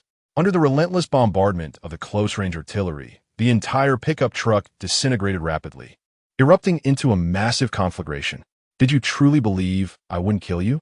Jizong cast a glance at the distant charred remnants scattered across the ground before retracting his gaze. Subsequently, he exited the vehicle and retrieved a fragment of a mysterious finger bone from the ground, examining it meticulously. It measured approximately 40 centimeters in length and 10 centimeters in diameter, merely a segment of a fingertip. This object bears a striking resemblance to human bone. Jizong mused, his expression sharpening. Moreover, he could sense that the interior of the finger bone emanated an indescribable divine aura. If this were to be utilized as a forging material, its potential would be formidable. However, based on the scant information provided, it seemed to be a crucial clue or item. Regrettably, the hints were too few for him to decipher its purpose at present. Jizong placed the finger bone in the vehicle. Much like the previous cursed parchment, it could not be stowed in his backpack and had to be placed in the glove compartment. At this moment, Li Jiangguo and his entourage finally arrived. The group gazed at the colossal pickup truck, now reduced to debris, and the close-range cannon, its barrel glowing red and steaming. The shock within their hearts lingered, unyielding. The Ghost Dragon Society, composed of hundreds of vehicles and an elite force of several hundred survivors, had been nearly obliterated, leaving only a few survivors. Upon seeing the young figure descending from the vehicle, the crowd's gaze transformed into one of profound reverence. This individual was undeniably ruthless. A life-threatening crisis had been averted. Yet, the matter was far from over. The Ghost Dragon Society's open assault on Li Jiangguo had transgressed the fundamental limits of the entire Shanghai alliance. The news of the ambush, upon reaching back, ignited an overwhelming fury among all members of the organization, and a multitude of reinforcements was hastily en route. With the ultimate zombie tide looming tomorrow, engaging in total war with the Ghost Dragon Society at such a moment would incur exorbitant costs. Li Jiangguo needed to swiftly regain control of the situation. Meanwhile, the five-member squad for this instance officially disbanded. They exchanged farewells. Xia Zhuxuang embraced Gu Qingyu, then turned back to glance at Jizong. Their eyes met momentarily. Typically awkward in social interactions, she exhibited a hint of fluster, quickly diverting her gaze before resuming her usual aloof demeanor. The young woman boarded her vehicle, softly uttering, "I'm leaving," before departing with her still healing wounds. Jizong shrugged. However, not long after, he received a message from Xia Zhuxuang regarding today's events. "Consider it a favor owed to you. Should you require assistance, feel free to seek me out." Jizong smiled and replied, "All right." He then bid farewell to He De and the others, who climbed into their off-road vehicle to depart, grumbling about ensuring that the Ghost Dragon Society would pay dearly for their actions. Li Jiangguo approached solemnly and shook his hand, expressing, "Today, we are fortunate to have you. Otherwise, we might have perished within." Regarding the earlier incident with the Ghost Dragon Society, I extend my deepest gratitude on behalf of the entire Shanghai team. Jizong replied with a smile, "Brother Li, there's no need for such formality. We are all friends. My entrance into the dungeon was indeed thanks to your support. Regardless, as long as I, Li Jiangguo, am present, you shall always be our esteemed guest in the Shanghai Alliance. Should you require anything, do not hesitate to ask." Jizong, seizing the opportunity, mentioned, "I do have a small favor to request. I am in need of Thunder Spirit Stones to advance my talents, and I also lack armor-piercing rounds and rockets. Additionally, I must find a reliable blacksmith. These resources are rather challenging for a lone wolf to acquire, but with the vast community of survivors in the Shanghai Alliance, I am confident they can fulfill my needs. Consider it a trivial matter. I shall directly add you to our internal trading network, where many items are not available on the market. You can simply purchase what you need there, and Zhao Xiaolong will deliver it to you, So there's no need for you to come in person, Li Jianguo responded with great enthusiasm, swiftly facilitating the arrangement. Jitsong then realized that these large organizations had already established their internal trading networks. Any valuable items were circulated internally first, rarely making it to the market. No wonder there were so few good items available at the trading post. As for the blacksmith you seek, they're as close as they are far, Li Jianguo chuckled. Nearby, Gu Qingyu raised her hand, smiling gracefully. Jitsong was taken aback. Sister Gu? Gu Qingyu blinked. Indeed, I am the blacksmith. Jitsong. Feel free to approach me whenever you need something. Generally, I charge between 10 to 20 gold coins depending on the materials, but for you, dear brother, I shall offer a 50 discount. That sounds great. I shall trouble you, Sister Gu. However, please charge me your usual fee. I cannot allow you to incur a loss. Jitsong replied with a smile. He had compared blacksmithing fees from other major factions, and Gu Qingyu's rates were quite reasonable. Simultaneously, he began to calculate in his mind. With a forging fee of 10 gold coins and materials costing another 10 gold coins, each forging increases his progress by approximately 0.7 to 1. To elevate the Blood of the Moon to relic grade, the cost would exceed 2,000 gold coins. While he believed he had sufficient forging materials, the forging fee would still surpass 1,000 gold coins. After pondering, he decided to retain his gold for now, prioritizing his vehicle instead. He would address the advancement once he reached the 3rd tier. Subsequently, Jitsong graciously declined Li Jianguo's invitation to rest at Twilight Canyon and formally bid them farewell. Watching as the Shanghai Alliance's convoy departed, he then returned to his mobile home, activated the autopilot, and set the vehicle on its course towards the Starry Sky Forest.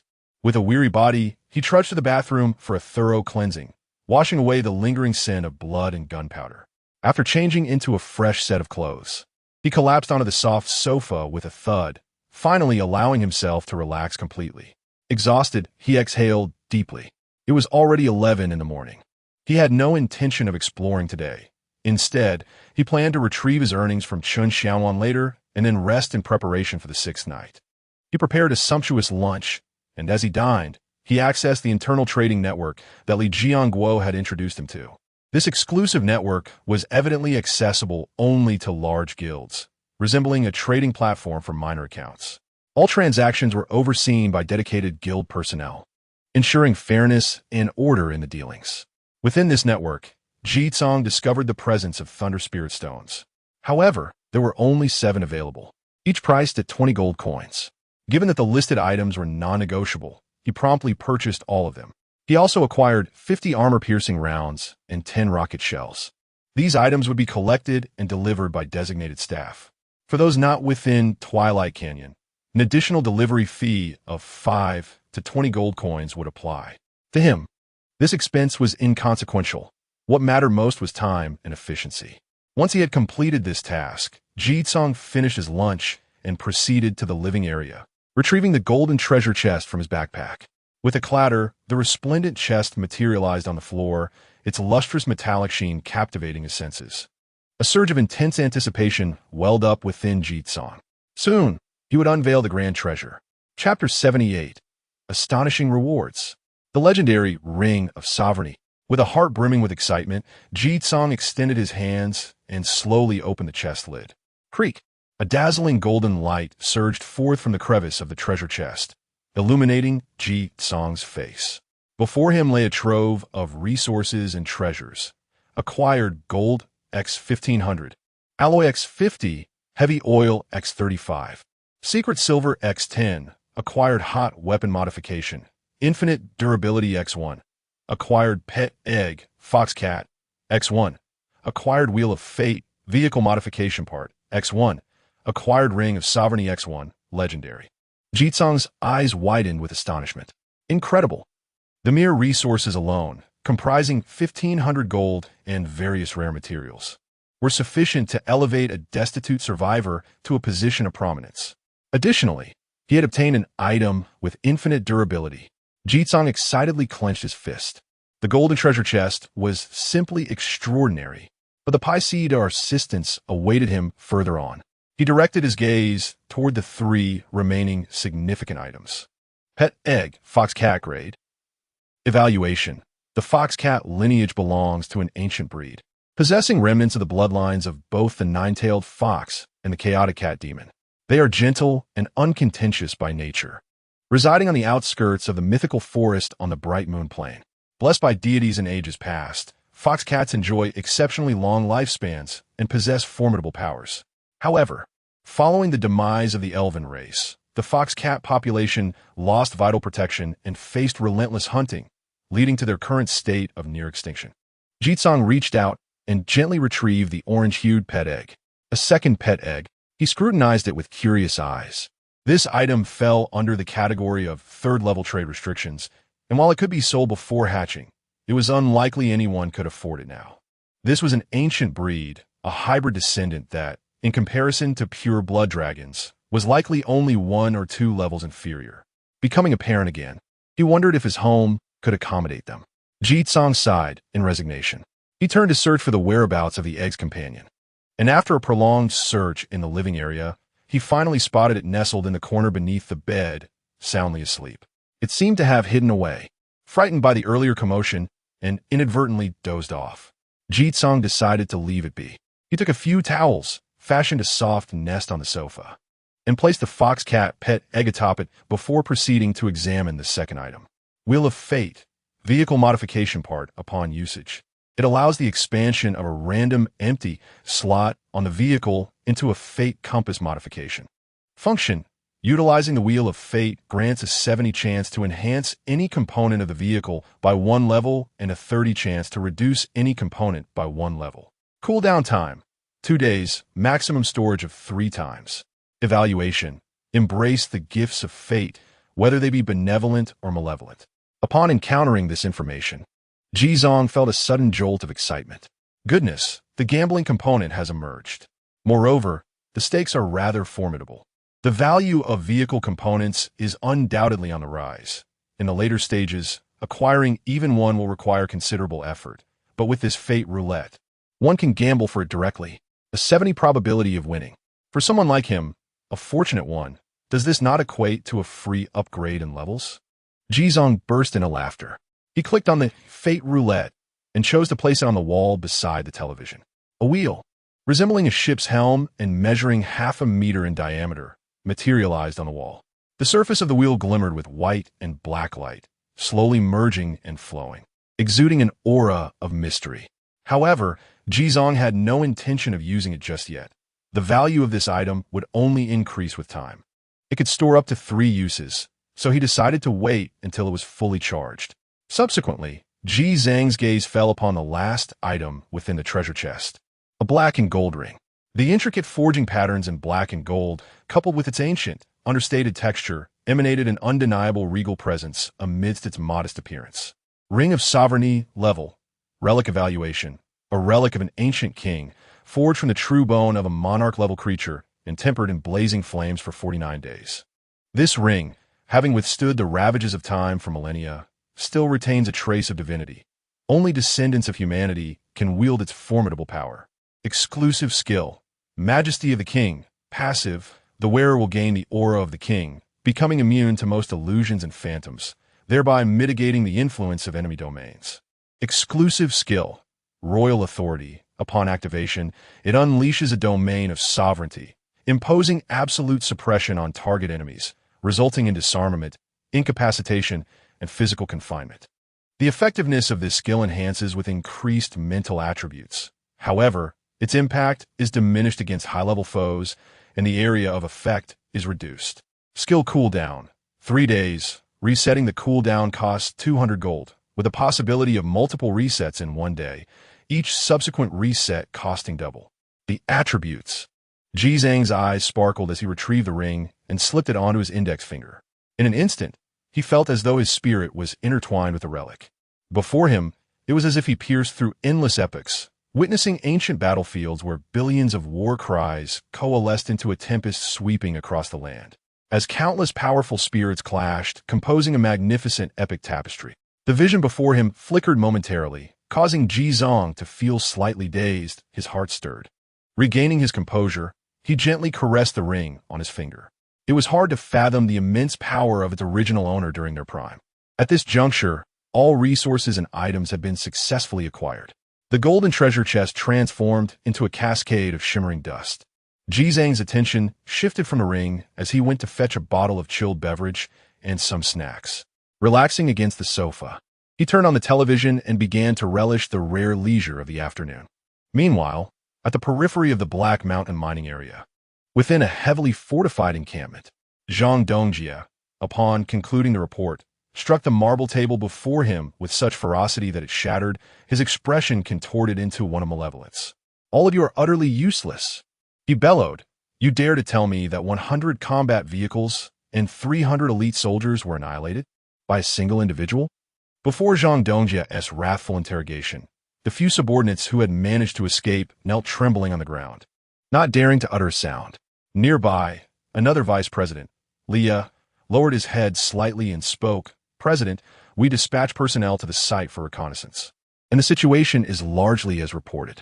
Zhang Dongjie nearly ground his back teeth to dust, veins throbbing at his temples, each word erupting from his mouth with palpable intensity. "Who is that person?"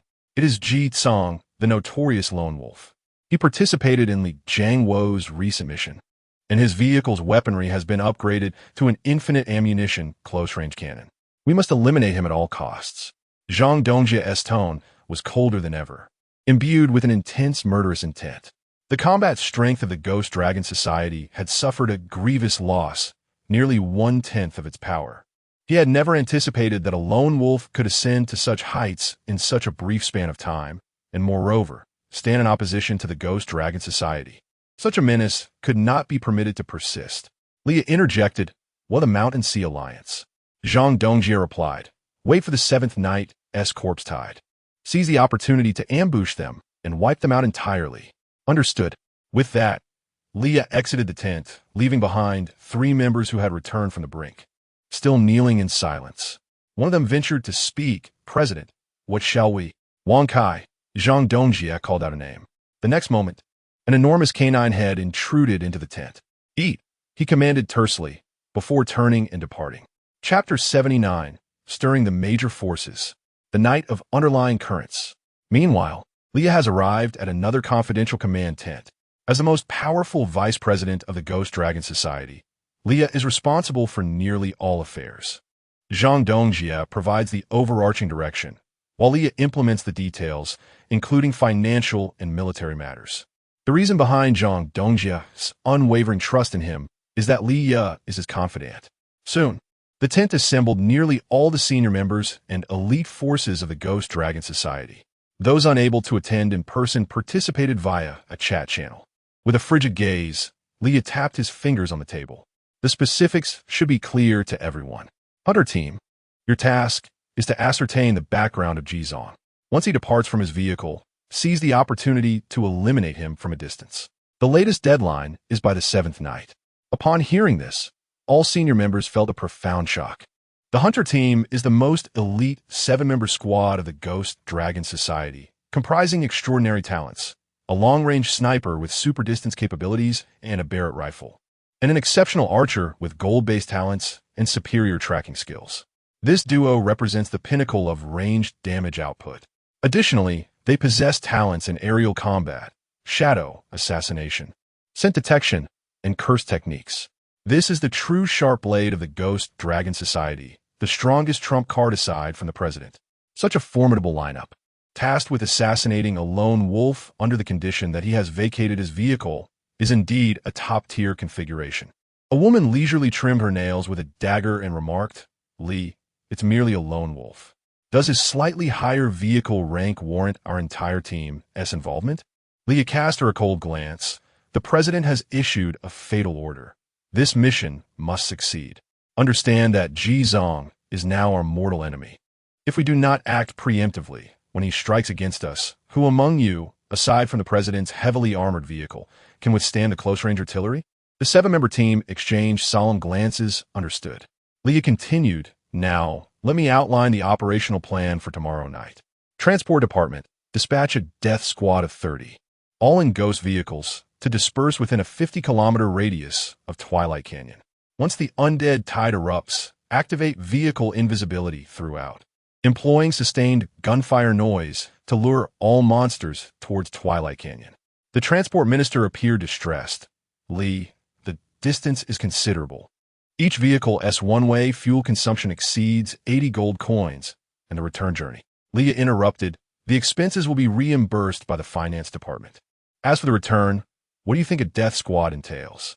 The transport minister hesitated. This, Leah asserted, gathers suitable candidates to the training camp. Have the demolitions experts forcibly implant bombs in them. Those who refuse will perish. Those who complete the mission and return alive will have their bombs deactivated. Gaining wealth and promotion. Is this a matter that requires a further explanation?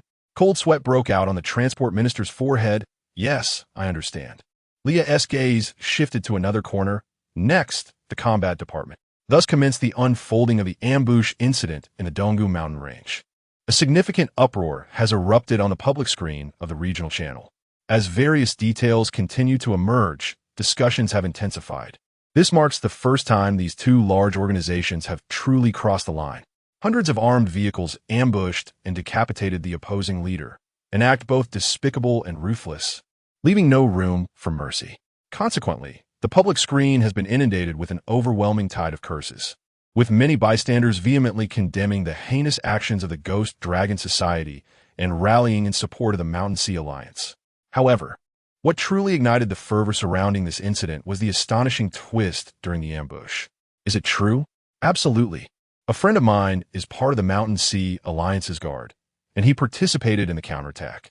Jizong directly used the close-in weapon system mounted on his vehicle to take out over 100 of the Ghost Dragon Society's vehicles.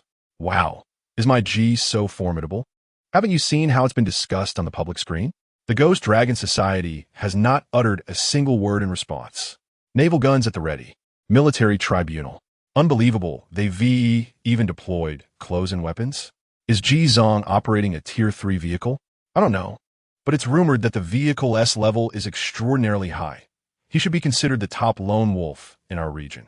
Ha ha ha. The Ghost Dragon Society is finished. They've truly hit a brick wall now. Why provoke my Jizong? The last time I insulted them, they even threatened me. Go ahead and keep shouting. But it's uncertain.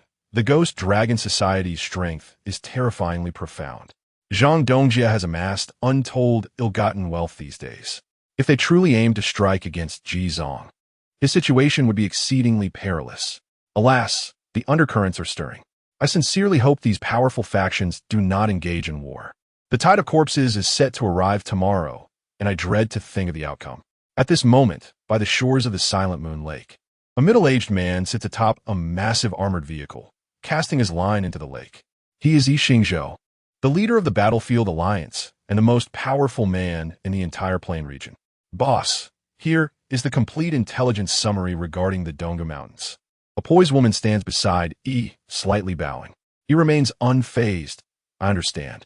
The woman continues, Boss, it seems war between these two major factions is inevitable. What do you think? He slowly replies, at this critical juncture, Li Jianguo will not risk the entire Mountain Sea Alliance in a life-or-death struggle against the Ghost Dragon Society. They will likely adopt a defensive strategy. The overall combat capability of the Mountain Sea Alliance is weak, focusing on gathering resources, building infrastructure, and stockpiling. In the eyes of the wolf, Zhang Dongjia, this is a juicy target. The Ghost Dragon Society has grasped this point, which is why they dare to act so recklessly.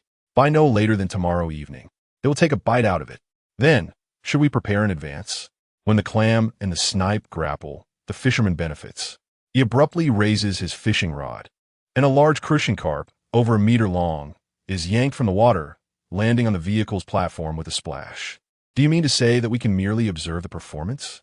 No, when the time calls for it, we must lend a hand to the Mountain and Sea Alliance, ensuring they do not falter. Yi Xingzhou approached, skillfully retrieving the hook with his bare hands, casting the sizable carp back into the lake before resuming his fishing.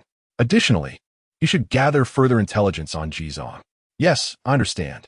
The woman comprehended that the final instruction from her superior was indeed the crux of the matter. Yi Xingzhou gazed into the distance, his eyes fixed upon the shimmering blue surface of the lake.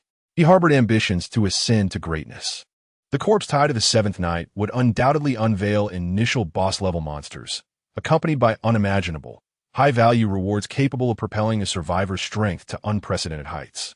This was originally a tripartite struggle among the Battlefield Alliance, the Ghost Dragon Society, and the Mountain and Sea Alliance, with perhaps the addition of a unique entity known as the Kamikaze Corps. However, the emergence of Jizong introduced an unpredictable variable, a lone wolf that had begun to shine since the first night, achieving extraordinary progress in less than a week. Infinite ammunition and an automated targeting closed defense cannon were the result of a synthesis upgrade, made possible through a second-tier extreme loading vehicle combined with various high-value configurations. Yixingzhou's eyes gradually narrowed. This is quite remarkable. Chapter 80. The Birth of the Foxcat Baby. The Arrival of the Sixth Night. Across the plains, the armored RV continued to race forward. Jitsong Mei had dozed off peacefully until the sound of rustling awakened her. Turning her head, she discovered that Eggseye had somehow climbed onto the sofa and was gnawing on the foxcat's eggshell with its newly emerged milk teeth. Oh dear! Jitsong hurriedly reached out to catch it. What are you doing? That's your sister. Eggseye squirmed, still clutching a piece of eggshell in its mouth. Looking utterly innocent, Jitsong then glanced at the pet egg below, realizing that Eggseye had only broken the outer shell, leaving the inner membrane intact. Are you trying to help it hatch? Jitsong paused momentarily. Eggseye let out a couple of whines, its clear eyes reflecting a hint of grievance. All right, I'll admit I was wrong about you. I'll give you a treat later. Jitsong set Eggseye down and gently patted its head. He then redirected his gaze back to the pet egg. The crack in the eggshell revealed a faint crimson membrane, and soft sounds emanated from within. Jitsong waited patiently, while Eggseye surprisingly remained still, standing beside him in anticipation. Before long, the membrane began to stretch and a small opening appeared. A fuzzy, crimson little head emerged. Its eyes still closed, mewing softly. Jitsong quickly pried the eggshell apart and cradled the newborn creature in his hands. It had a round little face reminiscent of a kitten, but its ears were pointed like a fox, and its tail was bushy.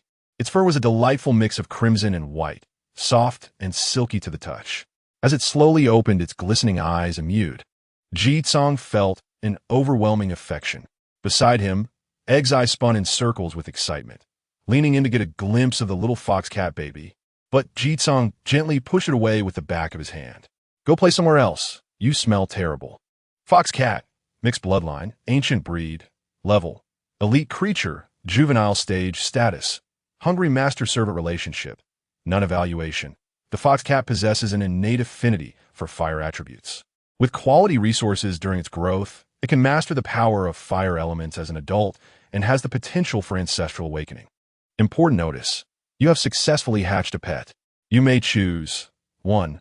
Establish master-servant relationship. 2. Release ancestral awakening.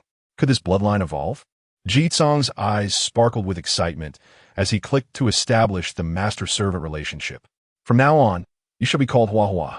After naming the little foxcat baby, Jitsong promptly went to the trading post to purchase a feeding bottle, filling it with milk to feed the newborn.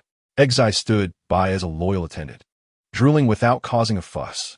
Jitsong casually checked Eggseye's status. Goodness, extremely hungry. I fed you a whole basin this morning, and now you're this starving. Jizong had no choice but to replace the original milk bowl for the egg with an oversized one, filling it with pure cow's milk and an assortment of fresh meat buns, along with a selection of vegetables grown by Chen Xianwan. The egg eagerly climbed in, indulging in a delightful swim. Meanwhile, Hua Hua, who was eating at a more leisurely pace, had Jizong support the milk bottle with a towel, allowing it to sip slowly. Once these matters were settled, Jizong returned to the driver's seat to check the map. They were now quite close to the starry forest, so he instructed Chen Xianwan to drive out and meet him, deciding against heading to her little canyon this time. Given the unusual circumstances, he had no personal concerns, but revealing Chen Xianwan's location could pose a danger. Soon, the two met in a dense thicket. Brother, are you all right? I heard you got into a scuffle with the Ghost Dragon Society. Chen Xianwan bit her lip, her eyes filled with worry. What could possibly happen to me? No need to fret. I will handle them in the next couple of days. Jizong waved his hand dismissively. By yourself? No way. That is far too dangerous. There are thousands of them. The girl's eyes widened as she clutched a large basket of harvested fruits and vegetables, instinctively shielding it. You mustn't go. If you do, I won't grow anything for you anymore. Hey, Jizong lightly tapped her forehead. Are you threatening your boss? Do you not know my current strength? But those people are truly terrifying, and there are so many of them. I fear for your safety. All right, I want to go. I'll hide just like you, tending to the crops and soaking up the sun. The girl shot him a look filled with resentment before reluctantly handing over the overflowing basket of produce. This time, in addition to an array of common and rare fruits and vegetables, there was an exceptionally heavy item, the solar fruit, which had begun to grow the previous day. Solar fruit, level, rare artifact evaluation, a fruit that grows under extreme heat, absorbing solar energy over time, containing an exceptionally rich and intense energy. Consumption is advised with caution for those with a physique below 30 points, as it poses a risk of ruptured blood vessels. Consuming it can increase physique by 25 points, with a maximum growth limit of once per week. 25 points. That's impressive, he mused. Unfortunately, like the misty treasure fruit, it could only grow once a week and was highly dependent on weather conditions. He had no idea when he would have the opportunity to eat it again. Yizang promptly transferred 500 gold coins to Chen Xianyuan. Tomorrow marked the 7th day, and with various forces likely to converge, it was not advisable to meet Chen Xianyuan in person. This sum would suffice to fully upgrade her second-tier ghost vehicle, ensuring her safety. I don't need that much for my upgrade. You should keep it for yourself, Chen Xianyuan stubbornly refused, pushing the money away like a fool. It was only when Jizong shot her a stern look that she reluctantly accepted 300 gold coins. Head back now, and remember to activate the ghost mode on your vehicle to avoid detection. Also, use the remaining money to purchase some life-saving supplies. We cannot predict what tomorrow night will bring, Jizong advised. Chen Xianyuan turned back 3 times, finally pouting and saying, if you cannot defeat them, you should flee. Jizong, amused yet exasperated, waved his hand weakly. After watching Chen Xianyuan depart, he finally boarded his RV and drove away from the dense forest. Just as he emerged from the outskirts of the Great Woods, he received a warning from Li Jianguo. It indicated that the Ghost Dragon Society had begun to stir, likely targeting him, urging him to exercise extreme caution. Such urgency? A cold smile crept upon Jizong's lips. He had yet to seek retribution against them, yet they were hastening towards their demise. The ensuing afternoon found Jizong resting within the confines of his vehicle. The armored RV meandered across the plains for several rounds, yet failed to uncover any significant intelligence, merely stumbling upon a few inconsequential wooden chests that yielded some resources and ammunition. Before long, twilight descended upon the landscape. Chapter 81. Encountering the exhilarating slaughter zone again. The highest density of zombies. It was now past 5 in the afternoon, the sun dipping beyond the mountains, casting a crimson glow across the horizon. Jizong happened to pass by a lakeside and decided to stop to replenish the water tank. Danzi, brimming with energy, seized the colorful collar in its mouth and dashed out of the car, frolicking joyfully on the sandy shores of the lake, utterly delighted. Initially, Jizong attempted to bring it back, but after several futile attempts, he resigned himself to letting it play. After all, Danzi had become somewhat clever, not straying too far. So Jizong allowed it the freedom to roam. Once he had set up the water pump, he returned to the vehicle to prepare dinner. With his physique having significantly improved, his appetite had increased several-fold compared to his initial state. Ordinary ingredients no longer provided substantial satiety, necessitating the consumption of high-energy foods for replenishment. It seemed he would have to hunt larger animals in the future. Moreover, Danzi should gradually begin to consume meat as well. Otherwise, with its appetite, maintaining it on pure milk and fresh meat buns would cost at least 30 gold coins daily. The main dish for this meal was the fiery sun fruit. Unlike other rare fruits and vegetables, upon tasting the fiery sun fruit, Jizong was immediately engulfed by a fierce wave of heat, spreading from his stomach throughout his entire body. After consuming the fist-sized fruit in one go, he exhaled a breath of warmth, feeling his skin flush and heat up. My goodness, this intensity is truly astonishing. Were an ordinary person to consume it, they would likely burst a blood vessel. After a brief respite, Jizong finished the remaining Starlight Spirit fruit, Essence Cabbage, and Sunshine Cabbage as side dishes. He felt a swelling sensation throughout his body, taking several minutes to regain comfort. He then accessed his personal interface. Name, Jizong. Title, Goblin Slayer. Physique 30. Spirit 10. Additional kill bonus 30. Physique 112. 5. 33. 5. Spirit 20. 3 additional kill bonus 30. Accumulated 7.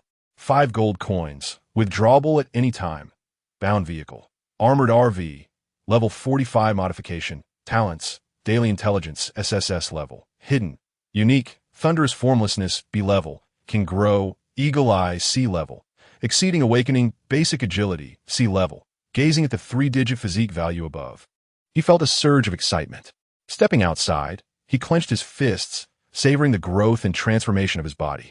Thanks to the existence of basic agility, he adapted more swiftly to this rapid increase in strength, feeling his muscles robust and refined, vitality surging, and energy more abundant than ever before. With a slight bend in his knees, he leaped forcefully into the air. Whoosh! He soared 7 or 8 meters high before landing steadily. What a thrill! Jizong laughed heartily. With his current muscle and bone strength, even without armor, he could withstand bullets with ease. At this moment, his strength, speed, physical resilience, and stamina were all more than tenfold that of an ordinary person.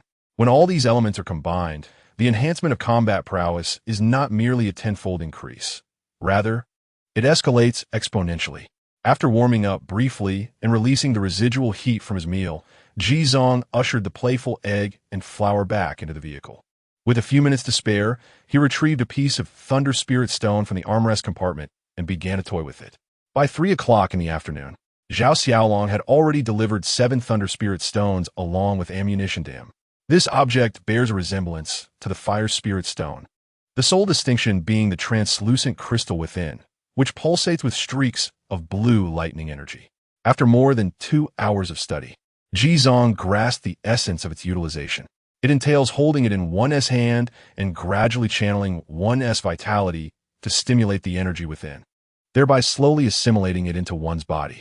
However, the efficiency of absorption correlates with one's physical constitution. Given his current physical attributes, he could absorb at most 1 per hour. Any more would be overwhelming. Each stone could potentially augment the growth progress of Zhile Wu Xiang by approximately 0.5. This implies that a minimum of 200 Thunder Spirit Stones is required to completely fill the progress, translating to a total of 4,000 gold coins. Talents, weapons, and vehicles all are significant financial drains. Jizong sighed deeply. At that moment, he suddenly recalled the little fox cat, and an idea struck him. Wasn't he that little creature attuned to the fire element? Jizong promptly retrieved a Fire Spirit Stone from the armrest compartment and approached the sofa. At this juncture, Flower had already finished a can of milk and was sleeping soundly with its 4 fluffy little legs in the air. Jizong placed the Fire Spirit Stone beside it. As anticipated, Flower instantly awakened, eagerly crawling toward the Fire Spirit Stone, rolling joyfully around it as if it were catnip, occasionally licking it. Simultaneously, a soft glow emanated from its body as it began to absorb the energy from the Fire Spirit Stone. Indeed, it was effective. Jizong's eyes brightened. According to its information panel, if nurtured with high-quality resources during its growth, the fox cat possesses the potential for ancestral awakening. It seems he would need to procure more Fire Spirit Stones in the future. At this moment, the clock hand had passed 6 o'clock. The inky darkness of night enveloped the vast plains and undulating mountains. The final night before the tide of corpses officially commenced. The blood mist gradually dispersed. Sinister figures, emitting chilling howls, surged forth en masse from the obscured blood fog. Jizong returned to the driver's seat, turning to gaze at the ominous night outside, his focus sharpening as he entered a state of heightened awareness. In the distance, numerous zombie silhouettes became distinctly visible before him. Ordinary zombies, meatball zombies, and crazed zombies, the classic trifecta. Additionally, Jizong discovered a brand new variant, a black zombie nearly 3 meters tall, its skeletal frame draped in blackened flesh, surrounded by fist-sized flies buzzing incessantly, with a black-red miasma swirling within its bones. Decayed zombie level, elite creature evaluation, a unique variant among the undead. Their bodies have been eroded for years by the noxious gases of the graves, resulting in nearly all flesh and tissue decomposing. However, Their bones have become incredibly resilient and are infused with potent corpse toxins. Furthermore, there are new elite creatures. Jitsong's gaze swept across, continuing to scan other directions. Given the current circumstances, the density of zombies tonight is indeed the highest it has been since the first night. He glanced at the chat channel where fellow survivors were fervently discussing the monsters of the night. Yet, aside from the decayed zombie, no one had discovered any other new varieties of zombies, nor had any formidable bosses appeared. It seems that tonight is purely a bountiful slaughter fest. A surge of excitement coursed through Jitsong. If he worked diligently tonight, he could finish this round and then directly ascend to a Tier 3 vehicle. Chapter 82. A mountain of corpses is a mountain of gold. Slaughtering thousands of zombies. As Jizong gazed out the window, Danzai scampered over from the living quarters and climbed onto his shoulder. His eyes brimmed with a fierce fighting spirit, glaring menacingly at the horde of zombies outside. Baring his gums and emitting a low growl, Jizong was taken aback, exclaiming in surprise. Had this creature awakened its combat instincts so swiftly? Now measuring about 70 to 80 centimeters in length, adorned with gleaming dragon scales, Danzai indeed resembled a young dragon. Jizong was immensely pleased with Danzai's growth. He opened the car window, intending to let Danzai savor the essence of the battlefield. However, the moment the chilling howls of zombies wafted in through the window, Danzai's voice diminished considerably. Jizang's expression shifted as he grasped Danzai and tossed him out. Instantly, Danzai revealed his true form. Nearly terrified to death by the zombies outside, yelping frantically and clawing desperately at the car door, leaving a puddle beneath him. With a bemused shake of his head, Jizong opened the car door, and the little creature dashed inside, making a beeline for the living area and seizing Huahua, who was still grooming herself. Before burrowing into the crevice of the sofa, Jizong sighed in exasperation. At that moment, the grotesque silhouettes of zombies had begun to swarm from all directions, many rushing toward the RV. Jizong programmed the RV's autopilot route, having previously scouted the area, which was mostly devoid of terrain obstructions. The RV commenced a circular route 20 kilometers behind, employing its closed defense cannon to automatically eliminate the approaching threats. Meanwhile, he took charge of the front area, synchronizing efforts on both sides to achieve maximum efficiency during this peak zombie surge. After setting the route, Jizong donned his gear, wielding the moon's blood, and leaped from the vehicle. The armored RV sped away at a cruising speed of 120 kilometers h, its rooftop cannon firing vigorously. The brilliant flashes and thunderous gunfire resonated across the plains, instantly inciting chaos within the horde. Roar! The mass of figures surged frantically toward the armored RV. The vehicle's efficiency in exterminating foes was indeed remarkable. From the moment it opened fire, kill notifications continuously flashed before Jizong, achieving a rate of 2 to 3 kills per second. Coins began to accumulate, albeit most were a mere 0. 1 gold. Yet even the smallest morsel is still sustenance. And this was merely the beginning. Breathing deeply, Jizong, clad in a black tactical suit, rested his hand upon the hilt of his blade, standing resolutely amidst the sea of corpses. Suddenly, a crazed zombie charged through the shrouded blood mist, racing swiftly towards the lone human figure. Jizong unsheathed his sword, delivering a swift slash. Swish! The blade glimmered in the night, severing the head of the crazed zombie, which soared into the air. Successfully killed a crazed zombie elite. Gold 2. Crazed zombie claw 1. Successfully triggered the moon's blood kill passive. Gained Constitution 0. 9. To his astonishment, the first kill yielded an attribute boost. Tonight was off to a splendid start. As Jizong walked forward with a nonchalant grace, the corners of his mouth curled into a slight arc, effortlessly dispatching one zombie after another that lunged at him. Once the RV had moved a considerable distance away, he drew forth an AK-47 and unleashed a volley skyward. Bang! Bang! Bang! The fierce gunfire instantaneously attracted the surrounding zombies, drawing them in like moths to a flame. Jizong bent slightly, then propelled himself forward in a swift dash. With his physical prowess having surpassed 110, his speed now eclipsed that of the frenzied undead, transforming him into a fleeting shadow rushing ahead. The blood-red patterned black blade in his hand danced with lethal precision, severing heads as though they were mere vegetables. Jizong surged forward for a kilometer, leaving behind the area where the RV had diluted the zombie density. At this moment, half an hour past nightfall, the zombies were most densely clustered. Standing there, he was besieged by countless undead, each one eager to pounce upon him, an endless tide of grotesque figures. This place was a hell for ordinary mortals. Yet for Ji Zong, it was a veritable field of riches. Money awaited him at every turn. His eyes sparkled with fervor as he retrieved a noise emitter from his backpack, launching a freshly loaded sound grenade into the sky. Boom! The grenade soared, tracing a parabolic arc before plunging into the throng of zombies. The next instant, a cacophony of piercing sound erupted. The sound waves spread like a tsunami, causing the sea of corpses across the plain to heave and sway. Ji Zong stood rooted, watching as a mountain of undead began to form before him, visibly accumulating in height. 30 meters, 100 meters, 200 meters. He remained as still as a statue, surrounded by countless grotesque figures surging past. They clawed their way to the peak, becoming part of the summit, only to be trampled by their fellow zombies moments later. The mountain of corpses collapsed 3 times, ultimately stabilizing at a height of over 200 meters. A mass of writhing forms intertwined in a grotesque dance. In awe, Ji Zong felt as if flames flickered in his eyes. This mountain of corpses must contain at least 10,000 of them. It was a veritable mountain of gold. His lips curled into a manic grin as he began to gather his energy, arcs of lightning crackling restlessly around him. Zzz. Zzz. Finally, the duration of his sound grenade came to an end.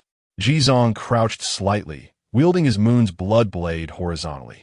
A torrent of thunderous breath erupted from him, transforming into a fiery mantle that billowed around him. The blade of moon's blood shimmered with a concentrated radiance of lightning.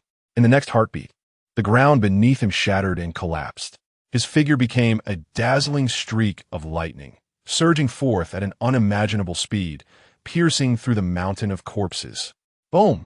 The mountain erupted in a cacophony of thunder, torn asunder, sending countless figures soaring into the air. Successfully killed a zombie. Gold 0. 1. Successfully killed a decaying zombie, elite creature. Gold 2. Successfully killed a meatball zombie. Gold 0. 5. Successfully triggered the passive skill Blood Moon Slaughter. Gained 3. 1 in physique. Successfully vanquished a zombie. Earned 0. 1 gold. In an instant, nearly 1,000 notifications of kills materialized before Ji Zong. The incessant stream of information blurred into a haze, shattering his previous record for mass extermination. Yet, the onslaught was far from over. A multitude of lightning threads coiled around Ji Zong as he executed a mid-air maneuver, abruptly halting. With a burst of lightning erupting beneath him, he was propelled once more. Boom! Boom! Boom! In that moment, his form transformed entirely into a humanoid tempest of thunder, ruthlessly wreaking havoc among the collapsing horde of corpses, harvesting all in his path. This unparalleled carnage persisted for a full 10 minutes. By the time the robe of thunder and fire was consumed, he had slain over 8,000 zombies. Chapter 83. Undercover Operations. No one told me I was fishing for sharks. Subsequently, Ji Zong, relying solely on his physical prowess, decapitated the remaining 1 or 2,000 scattered zombies in succession. The entire endeavor consumed over an hour. With a swift motion, the last zombie's head was launched into the air. At last, the world fell silent. Ji Zong, wielding the moon's blood, stood atop a thick layer of corpses. The surrounding landscape was a harrowing sea of bodies, with only him remaining upright. Panting heavily, Ji Zong felt his muscles tremble slightly from the exertion, yet a smile of exhilaration could not be contained on his face. In this frenzied, one-sided slaughter, he had slain over 10,000 zombies. Among them were at least 700 to 800 bloated zombies and more than 200 elite monsters. The mobile home had also contributed at least 5,000 to 6,000 zombies to his illustrious tally. The total gains from this endeavor were staggering. 13 forging materials. Over 2,000 coins. Moreover, his physical constitution had surged dramatically, manifesting 36 times in total, culminating in an impressive enhancement of 79. 5. His physical strength had skyrocketed. Regrettably, the lethal range of the moon's blood was rather limited, with most of the kills attributed to the devastating power of the Thunderfire robe. However, it was inevitable. If he had relied solely on his blade against these thousands of zombies, he would likely have fought until dawn, exhausted yet still not finished. While the Thunderfire robe made it easier to secure kills, its advantage lay in its unparalleled speed, allowing Ji Zong to slice through hordes effortlessly. Such efficiency was unmatched by his initial physical speed. Ji Zong sheathed the moon's blood and departed from the ravaged battlefield, making his way back to the lakeside he had visited earlier. He lay back on the sandy ground, resting for a moment. The immense energy expenditure from the battle, combined with the revitalization from his enhanced constitution, left him in a paradoxical state of fatigue and vigor, which was somewhat delightful. After a brief interlude, the armored mobile home circled back to its original position. Ji Zong opened the door, boarded the vehicle, and set an autopilot route for it to continue earning. He then retreated to the bathroom to wash off the grime and changed into comfortable attire, sinking into the sofa. To celebrate the bountiful harvest of the evening, he splurged 30 coins on a bottle of 1990 Roman Economy. Upon uncorking it, he poured the wine into a goblet, gently swirling it before savoring a sip. Ji Zong relished the rich aroma that unfolded in his mouth, mused, even the wild boars have feasted on fine chaff. 2 hours had passed since nightfall, and the peak of the zombie surge had subsided. With no noise projectiles in play, Ji Zong was disinclined to disembark and hunt monsters himself, as that would be an inefficient endeavor. Instead, he posted a notice for paid assistance in the chat channel, hoping to attract some intriguing tasks. Soon after, his inbox was flooded with private messages. Despite the high number of zombies this evening, there were scarcely any formidable creatures in sight. Moreover, the survivor group that has persevered until now possesses the capability to resist the hordes of the undead. Thus, the demand for assistance has diminished significantly. Most of the private messages are merely greetings or requests for friendship. As Ji Zong browsed through them, he finally stumbled upon a private message offering a substantial reward for aid. A staggering sum of 500 gold coins caught his attention. His brow arched in intrigue. In addition to the gold, there were also 15 precious spirit stones and a unique item known as the Shadow Amulet. Shadow Amulet, level, excellent evaluation, a talisman crafted from the true blood of the Shadow race. Upon use, it allows the bearer to meld into any shadow within a 10-meter radius for a duration of 5 seconds. Cool down, 1 day, while in this shadow state. One can conceal all traces of presence. However, should the shadow be attacked, the user will immediately become visible. Note, this item is restricted to level 3 trading and cannot be traded online. Now, this was indeed a generous offer. Even the large star group of several hundred individuals would scarcely provide such a price. Ji Zong decisively accepted the task and navigated towards the destination, located 70 kilometers away. During the journey, he inquired about the specifics of the situation. He learned that the individual was a high-ranking member of the Battlefield Alliance, who had been ambushed by monsters while exploring during the day, resulting in the annihilation of his team. Only he had managed to escape, but was unable to return to Moonlit Lake before nightfall, leaving him trapped by the zombie horde. It felt somewhat like a trap. Ji Zhang's eyes narrowed slightly. If it truly was a ruse, then there would certainly be some amusement in it. The armored vehicle sped along the road, and within half an hour, Ji Zong arrived at the designated location. Indeed, a large jeep was ensnared there, surrounded by hundreds of zombies, many of which were elite monsters. The occupants occasionally retaliated with firearms, but their efforts were evidently futile. Instead of charging indirectly, Ji Zong opted for a cautious approach, maintaining a low speed as he passed several shooting compartments while employing his eagle eye to survey the environment.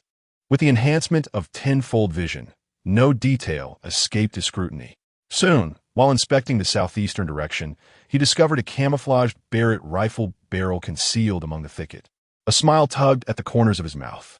Subsequently, he scanned other areas and spotted a severed tire track on the northern high ground, with deep imprints indicating the presence of an invisible ghost vehicle. The little Ghost Dragon Club certainly had an abundance of tricks up their sleeves. Ji Zong nearly laughed. This was akin to them delivering money and prey directly into his hands. Yet, he feigned ignorance and initiated a trade with the individual. The high-ranking member of the Battlefield Alliance, identified as Zhang Bin, was exceedingly eager and promptly transferred 800 gold coins. As for the remaining spirit stones and the Shadow Amulet, those would be exchanged offline after the rescue.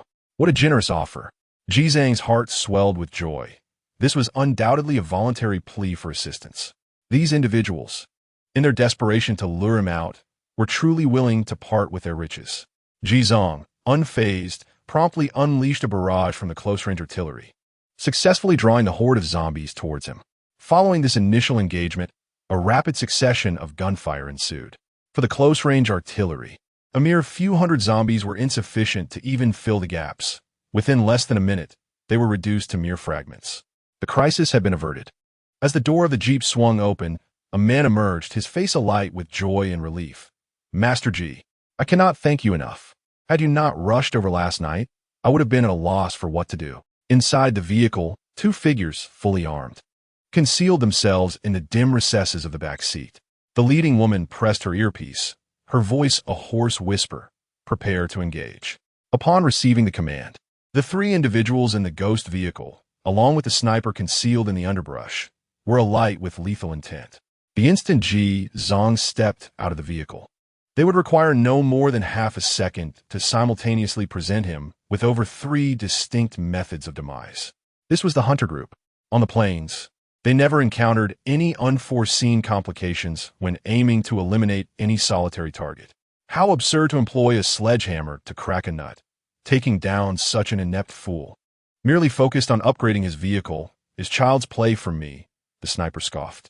Oblivious to the fact that the close-range artillery mounted atop the RV had silently trained its barrel upon his position.